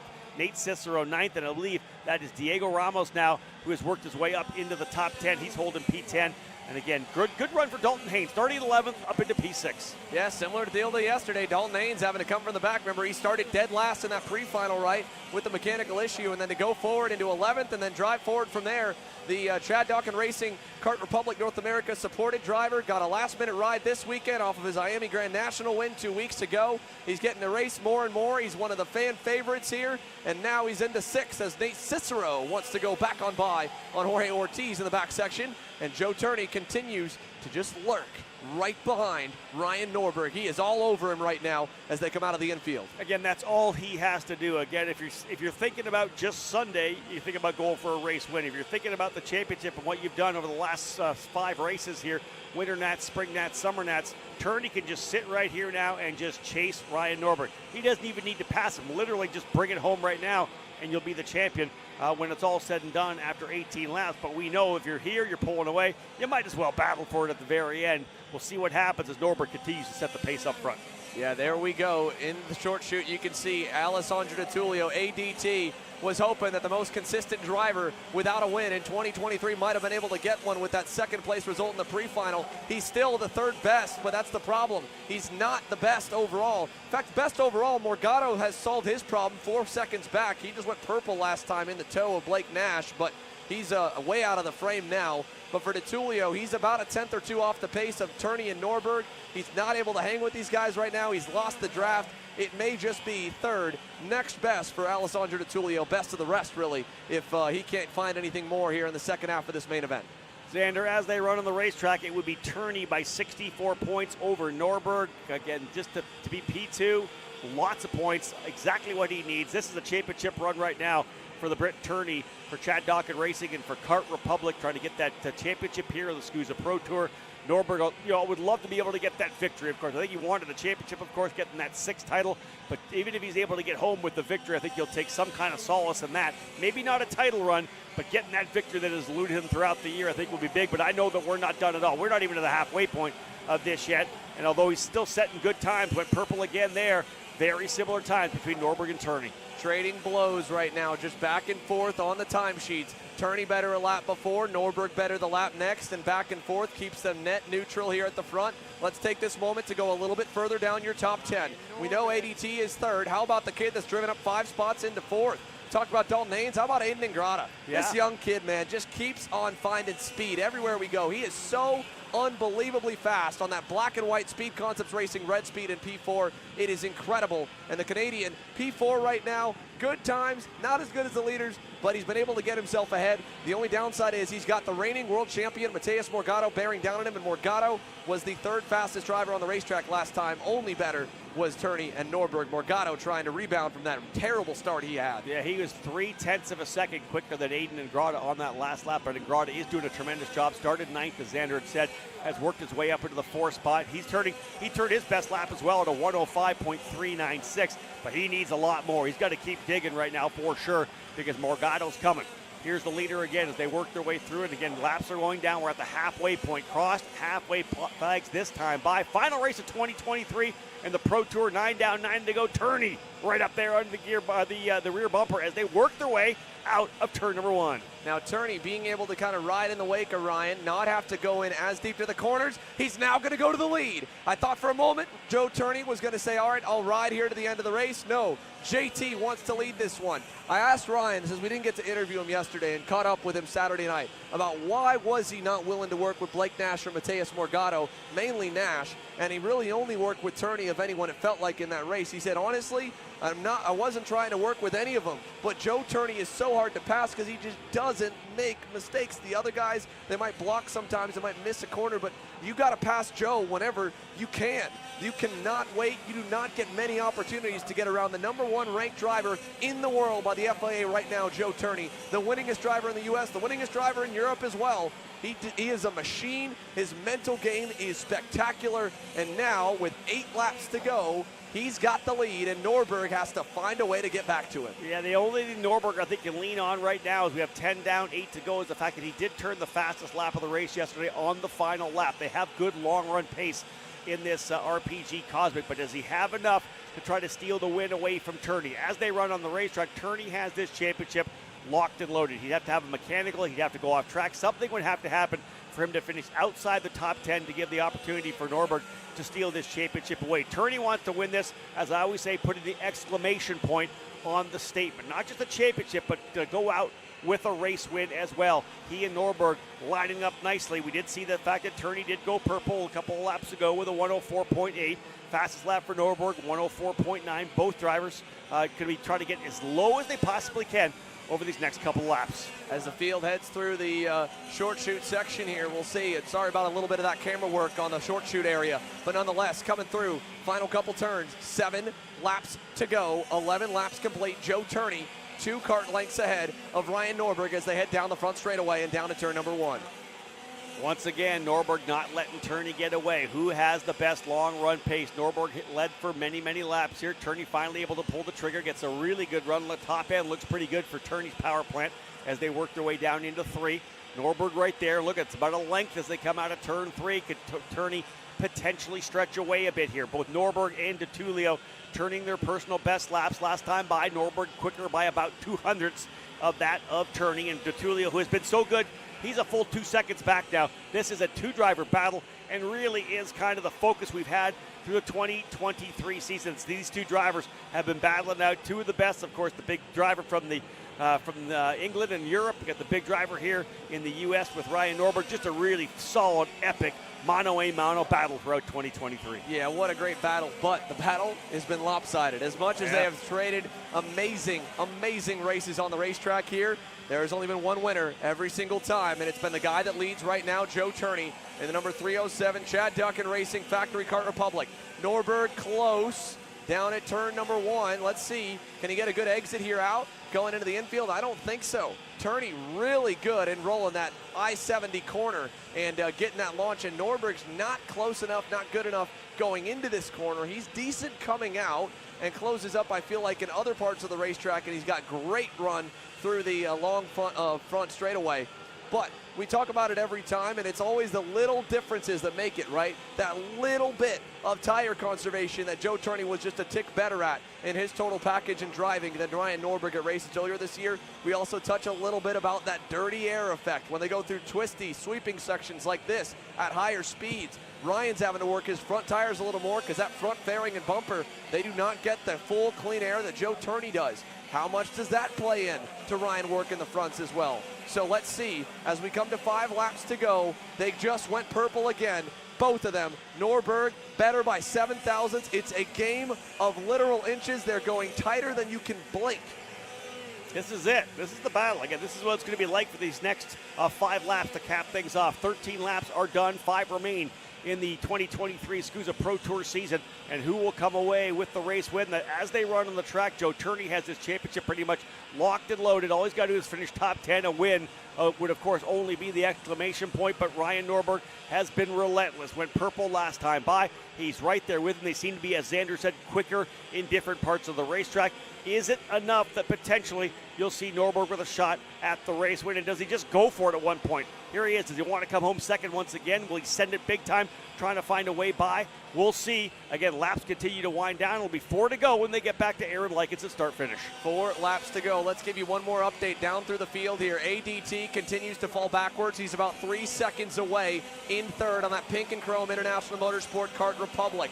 Mateus Morgado, he has gotten his way back up to 4th. He's gone around Aiden Ingrata. Let's see him come on through. There's DeTulio. There is the reigning world champ Morgado. Nash and Ingrata continue to fight. You know who's also come from the back of the field? Brandon Carr's come from dead last. 17 spots gained. And the Brit and the Ryan Perry Motorsport Tony Karts had a weekend to forget as Dalton Haynes gets down the inside on Blake Nash for P7. But Mateus Morgado rebounds to 4th, and Carr rebounds from DNF in the pre-final to go almost to the top 5. Yeah, what a great drive for Brandon Carr to kind of turn this weekend around, right? When you have a weekend like that, a driver's gone off. Nate Cicero in the infield. Cicero was right in there with Dalton Haynes, Blake Nash, and Harley Keeble. And Nate Cicero able to get going. He gets right back on track in front of Diego Ramos. Let's go back. Ryan Norberg has gotten around Joe Turney. Ryan Norberg to the lead, down by turn number 1, I believe, and now Joe Turney. 3 laps to go. Ryan Norberg, you know that you have lost to this guy all year long. What can you imagine is the pressure, is the tension building inside the helmet of the 301? Exactly that. We've seen Ryan Norberg with some absolutely amazing years where he's been winning tons of races. This year's been a dry spell. He needs to win here, and you'll see him move potentially to the inside. No, Turney holding off. He doesn't need to win this to win the championship, but he can send it just to try to get it done. They'll work their way down again. 2 laps to go this next time by Xander. And again, Norberg needs this victory. He needs to put RPG on top, but just for himself, he needs to get that win head-to-head over Joe Turney. Here comes Turney, back to the inside, green corner. Joe Turney back to the lead with 2.5 laps to go. Runs Ryan wide, and now it's back up to 3 car lengths as Norberg tries to rebound. Now, again, we talk about these guys, right? Joe doesn't need to win it to win the championship, and the championship's important to continue to pad the ever-impressive resume on Joe Turney, who is the absolute odds-on favorite to win the FIA World Championship over in Europe as well later this year. But these guys 21 and 24 years old, Turney and Norberg, these guys race for a living here in go-karts. That $2,500 payday for the win, that's what Joe's thinking about. He loves the prize money racing we have over here. He's never had a payday like that over in England or over in Europe. And now he's 2 laps away from doubling up and walking out of here with $5,000 right after he walked out of the Miami Grand National Championship with 10. Yeah, the cash is coming towards Joe Turney, and Ryan Norberg needs to dial things in. He had taken the lead. We saw that. But again, Turney making that big move to the inside of turn number 5. That's that dive down to the bottom to get the car to rotate as they work their way through that corner. Norberg trying to see if he can't recover. Can he come back? Can he find the speed to come back and make one last ditch effort to get the job done? White flag will fly this time by. There'll be one more opportunity for Norberg. Does Turney block coming down into the cell tower corner? He does not. Opens it up wide. Doesn't give an opportunity for Norberg to close back up. And Joe Turney is so good on the brakes. He has been phenomenal at some of his late breaking passes all year. Even Ryan gave him credit for it as well in an interview. And not only that, how good he's able to defend without losing time on the exit. So Joe Turney knows what he needs to do at this point. But this is the closest mano-a-mano battle they have had all year, and it's only fitting it happens on the final race of the season. Coming out of turn number 1 and down the long straight for the final time. White flag, Joe Turney by a car length. Here comes a big run from Norberg. Turney's got a block and he goes low. There's the over-under protection coming from Norberg. He had just gone purple. He went fastest. They're going to be side by side as they come down here. Side by side into turn number 3. Turney on the inside. And if Norberg on the outside, not setting up for the over-under, but tries to get enough run, he does. They're going to be side by side coming up through turn number 4 to 5. Norberg's going to throw it down the bottom. He'll take the lead over in turn number 5. Do we see an over-under coming again through turn number 6? Does he get it done? Turney can't quite get it. Norberg's going to cover it off. Side by side. He'll low line it down in for sure. A little bit of contact there.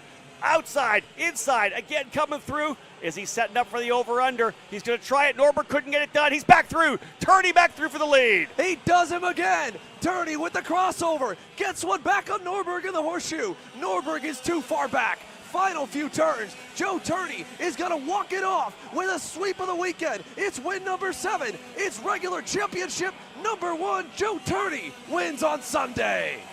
Big money weekend for the Brit. Not only does he win again, but he scores big dollars in the championship. He'll get his full Circle of Champions program for next year, and the celebration is happening. DeTulio happy for him as well. Turney with the big victory. Ryan Norberg threw everything at him, was able to hold it. Both those drivers throwing everything at it through that last corner and over-under, getting through to the inside of the horseshoe there, turns number 8 and 9. What a pass it was done. And Norberg had nothing to do at that point there. But as we said, big money day here for Joe Turney. Lots of money up for grabs for winning these main events here. And, of course, the championship. All told, a big season for Joe Turney. Just add to that resume. You said he's an odds-on favorite to win the World Championship this year as well. Well, he just put a U.S. Championship on the resume as well. Joe Turney, the winningest driver in 2023. He boosts the win percentage over 50% of the starts he's had this year. It is incredible. Ryan Norberg, again, he's going to be frustrated. We know it.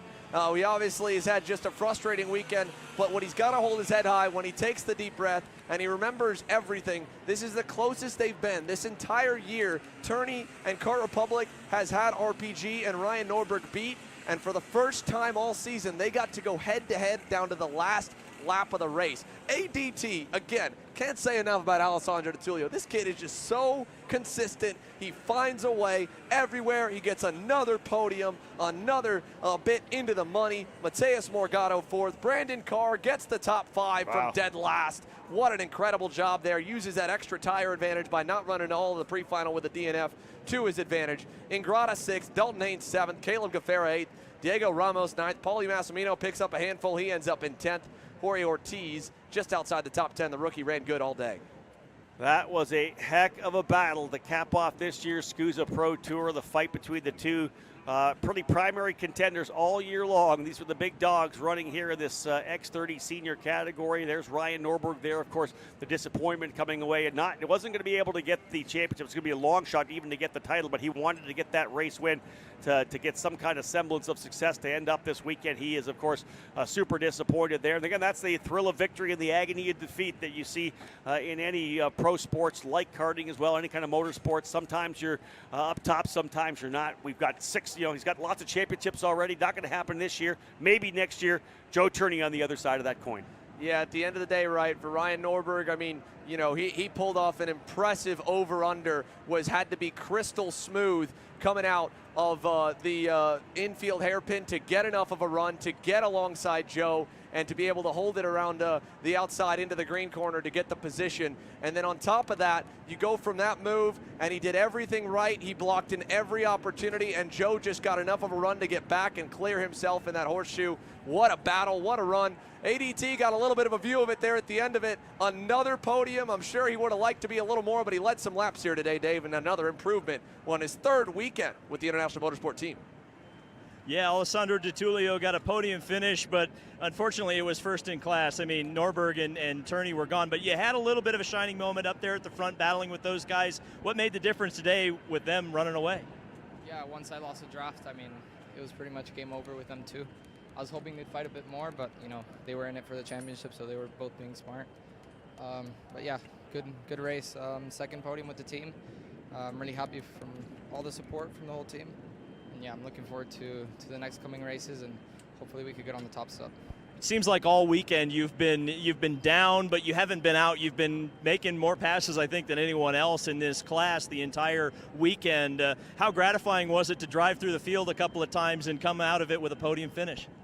Yeah, I mean, it's nice to come through the field, but at the same time, you know, when you don't start in front, you can't really tire save or anything, and I think that's what costed me a bit the race today. I had to push really hard in the pre-final, so I think I just burned down the tires a bit more than everyone else. So, you know, those last couple laps I really struggled, but so happy to come away with a podium. ADT's chipping away at it in the pink cart. Thank you, Dave. And again, you can hear it there. He's, you know, it's bittersweet for this kid. I mean, he's closing in. He's won before, but just not all the way there. Let's go down to David over here with Flying Ryan and P2, and what a battle. Yeah, Ryan Norberg, a dramatic second place. I mean, what a battle with you and Turney. I mean, it was really respectful, really exciting for the fans to watch. What was it like from the cockpit? Well, it's hard. I mean, it's a tough one. It's a tough loss, you know, because you're so close and you're leading on the last lap. It's always tough. But yeah, it was a great race, really respectful. I mean, you know, we fought all the way to the end. That's how racing should be right there. So, no, it was a great race. Yeah, and Joe Turney has been so good this year. What do you think makes the difference between him and you this year? Because you are still Ryan Norberg, right? You know, you're still the guy. You can be him. What was the difference this year? I don't know. That's a good question, man. There we go. Ryan Norberg will be working on that question till next year. Xander, first time since 2015 that Ryan Norberg has not won a Pro Tour race. He's won every year since 2016. And again, we've seen now all those championships he was able to put up and will likely put up more before he's all said and done. But a tough one for him. Had a lot of great runs, but just came up a bit short in trying to get that race win here in 2023. We go from him, obviously, to the other end of that amazing battle. What a race. He's dripping with sweat, but hey, he's dripping with another $5,000 in the bank and an American regular season championship for his very first try at it. Joe Turney is standing with Dave. Yeah, Joe Turney, $2,500 richer just after that race, but that was one of the best ones we've seen. I know Ryan's disappointed in the result, but I'll tell you what, you two put on a hell of a show. Describe those last couple of laps in that battle. I mean, in that last lap, either one of us could come out on top. He just got a bit of dirt on his tires, I think, through that sector, and then I was able to get underneath him. But no, we were trading places through the race, and neither one of us could quite get away. So it was really good, like a dogfight. Even though we weren't passing each other every lap, it was still super intense between us. When the race is that intense and a championship is on the line and you win the race, how gratifying is it to stand here and be a champion and a race winner in a dogfight as you described? It feels great, but as well, credit to Ryan, like he raced me clean as well. We raced each other clean all year, so it come down to the last race, which is good. It's always good when we have a showdown like that, so credit to him and his team, done a really good job. Yeah, how cool is that to have arguably the two best karters in this country right now racing against each other, racing for a championship, and to race that clean? I mean, I think that shouldn't be understated. The two of you put on a show that I think every karter in this paddock should be proud of. Yeah, I hope so. I mean, we're both working hard. It's both what we do for a living, so it's tough. We're working day and night to win these races. So credit to him, and I think the rest of the year should be good as well. Joe Turney looking forward to continuing on this absolute rampage. Rampage is right, man. What a day, Rob. These main events, I mean, I couldn't even pay enough money for him to put him on. That was incredible. Pro shifter, 7 points for the top 4. Yeah. Obviously, the only thing, we botched it. We got it wrong at first, but we got it right at the end. Marian Kremers is the champ there by 1 point over Kyle Wick, and the position changed all in the final couple laps. We get that kind of battle in X30 Pro. And, man, what an incredible, incredible day. I think you saw what happened there in that pro shifter category, which I thought was wild. Had Billy Musgrave not got passed by Talon Yokel, he would have won the championship. Instead, with that pass, it being so tight, he ends up finishing actually in the 4th spot in the points. That's how close it was in pro shifter. And then we've just seen really a clinic all year long for Joe Turney in the X30 senior class. So Ryan Norbrick's been throwing everything at him throughout the entire year. Not a lot of other big drivers stepping up. It's been a tremendous year of SuperKarts USA competition. And this track, like you mentioned it during the broadcast, it just, for whatever it does, it brings out something in these drivers, all the passing opportunities. We always seem to get some great racing over Championship Sunday. There's nothing like this place here in Newcastle Motorsports Park in Newcastle, Indiana. It's always such good racing. We've run it in nearly every national direction to go. We've gone forwards, we've gone backwards, we've gone to the oval with the Super Mile, we've run the Monza with the Stars National layout. I mean, we've seen it all, and at every single one, it produces some amazing racing. We've been concluding the Pro Tour here for every year since 2015, and it always gives us some of the most dramatic battles, and I think this year's got to be one for the books in a lot of classes. Yeah, some great winners as well. We saw Oliver Weldon step up to do well. We saw Maxwell Macha go to championship in the micro category. All told, and even John Crow with a couple of victories for Factory Kart in the Master Shifter. It was good to have those Master Shifter drivers here. We had a bunch of guys in the KA 100 Master as well. SKUSA has always been kind of a category or a series that has always, from the very beginning, had a place for Master Shifter drivers to come to. It was good to see a bunch of drivers here in a big weekend, of course, for John Crow. Yeah, I mean, every single class had an incredible story to it in today's main event, right? We kick it off, Maxwell Macha. What a cute kid, gets his first national championship and does it in style. You go up the age group to the mini Swift class. What a story. Travis Pettit gets his first win. Amazing. Adam Pettit races yesterday, makes that memory of them both racing, but says, you know what, I'm going to prioritize my son, and I'm going to step out of the seat today, and then that happens. The KA Master class, you pull that whole deal together. Clay Settles, good the for hometown hero. Fan favorite, obviously, in the paddock. He's probably already having an awesome party right now. We got to go stop by and say hey before the podium there. Pro shifter, again, we said it amazing. X30 Junior Ernesto Rivera, incredible. Obviously, Master Shifter John Crow show, scuffed tires.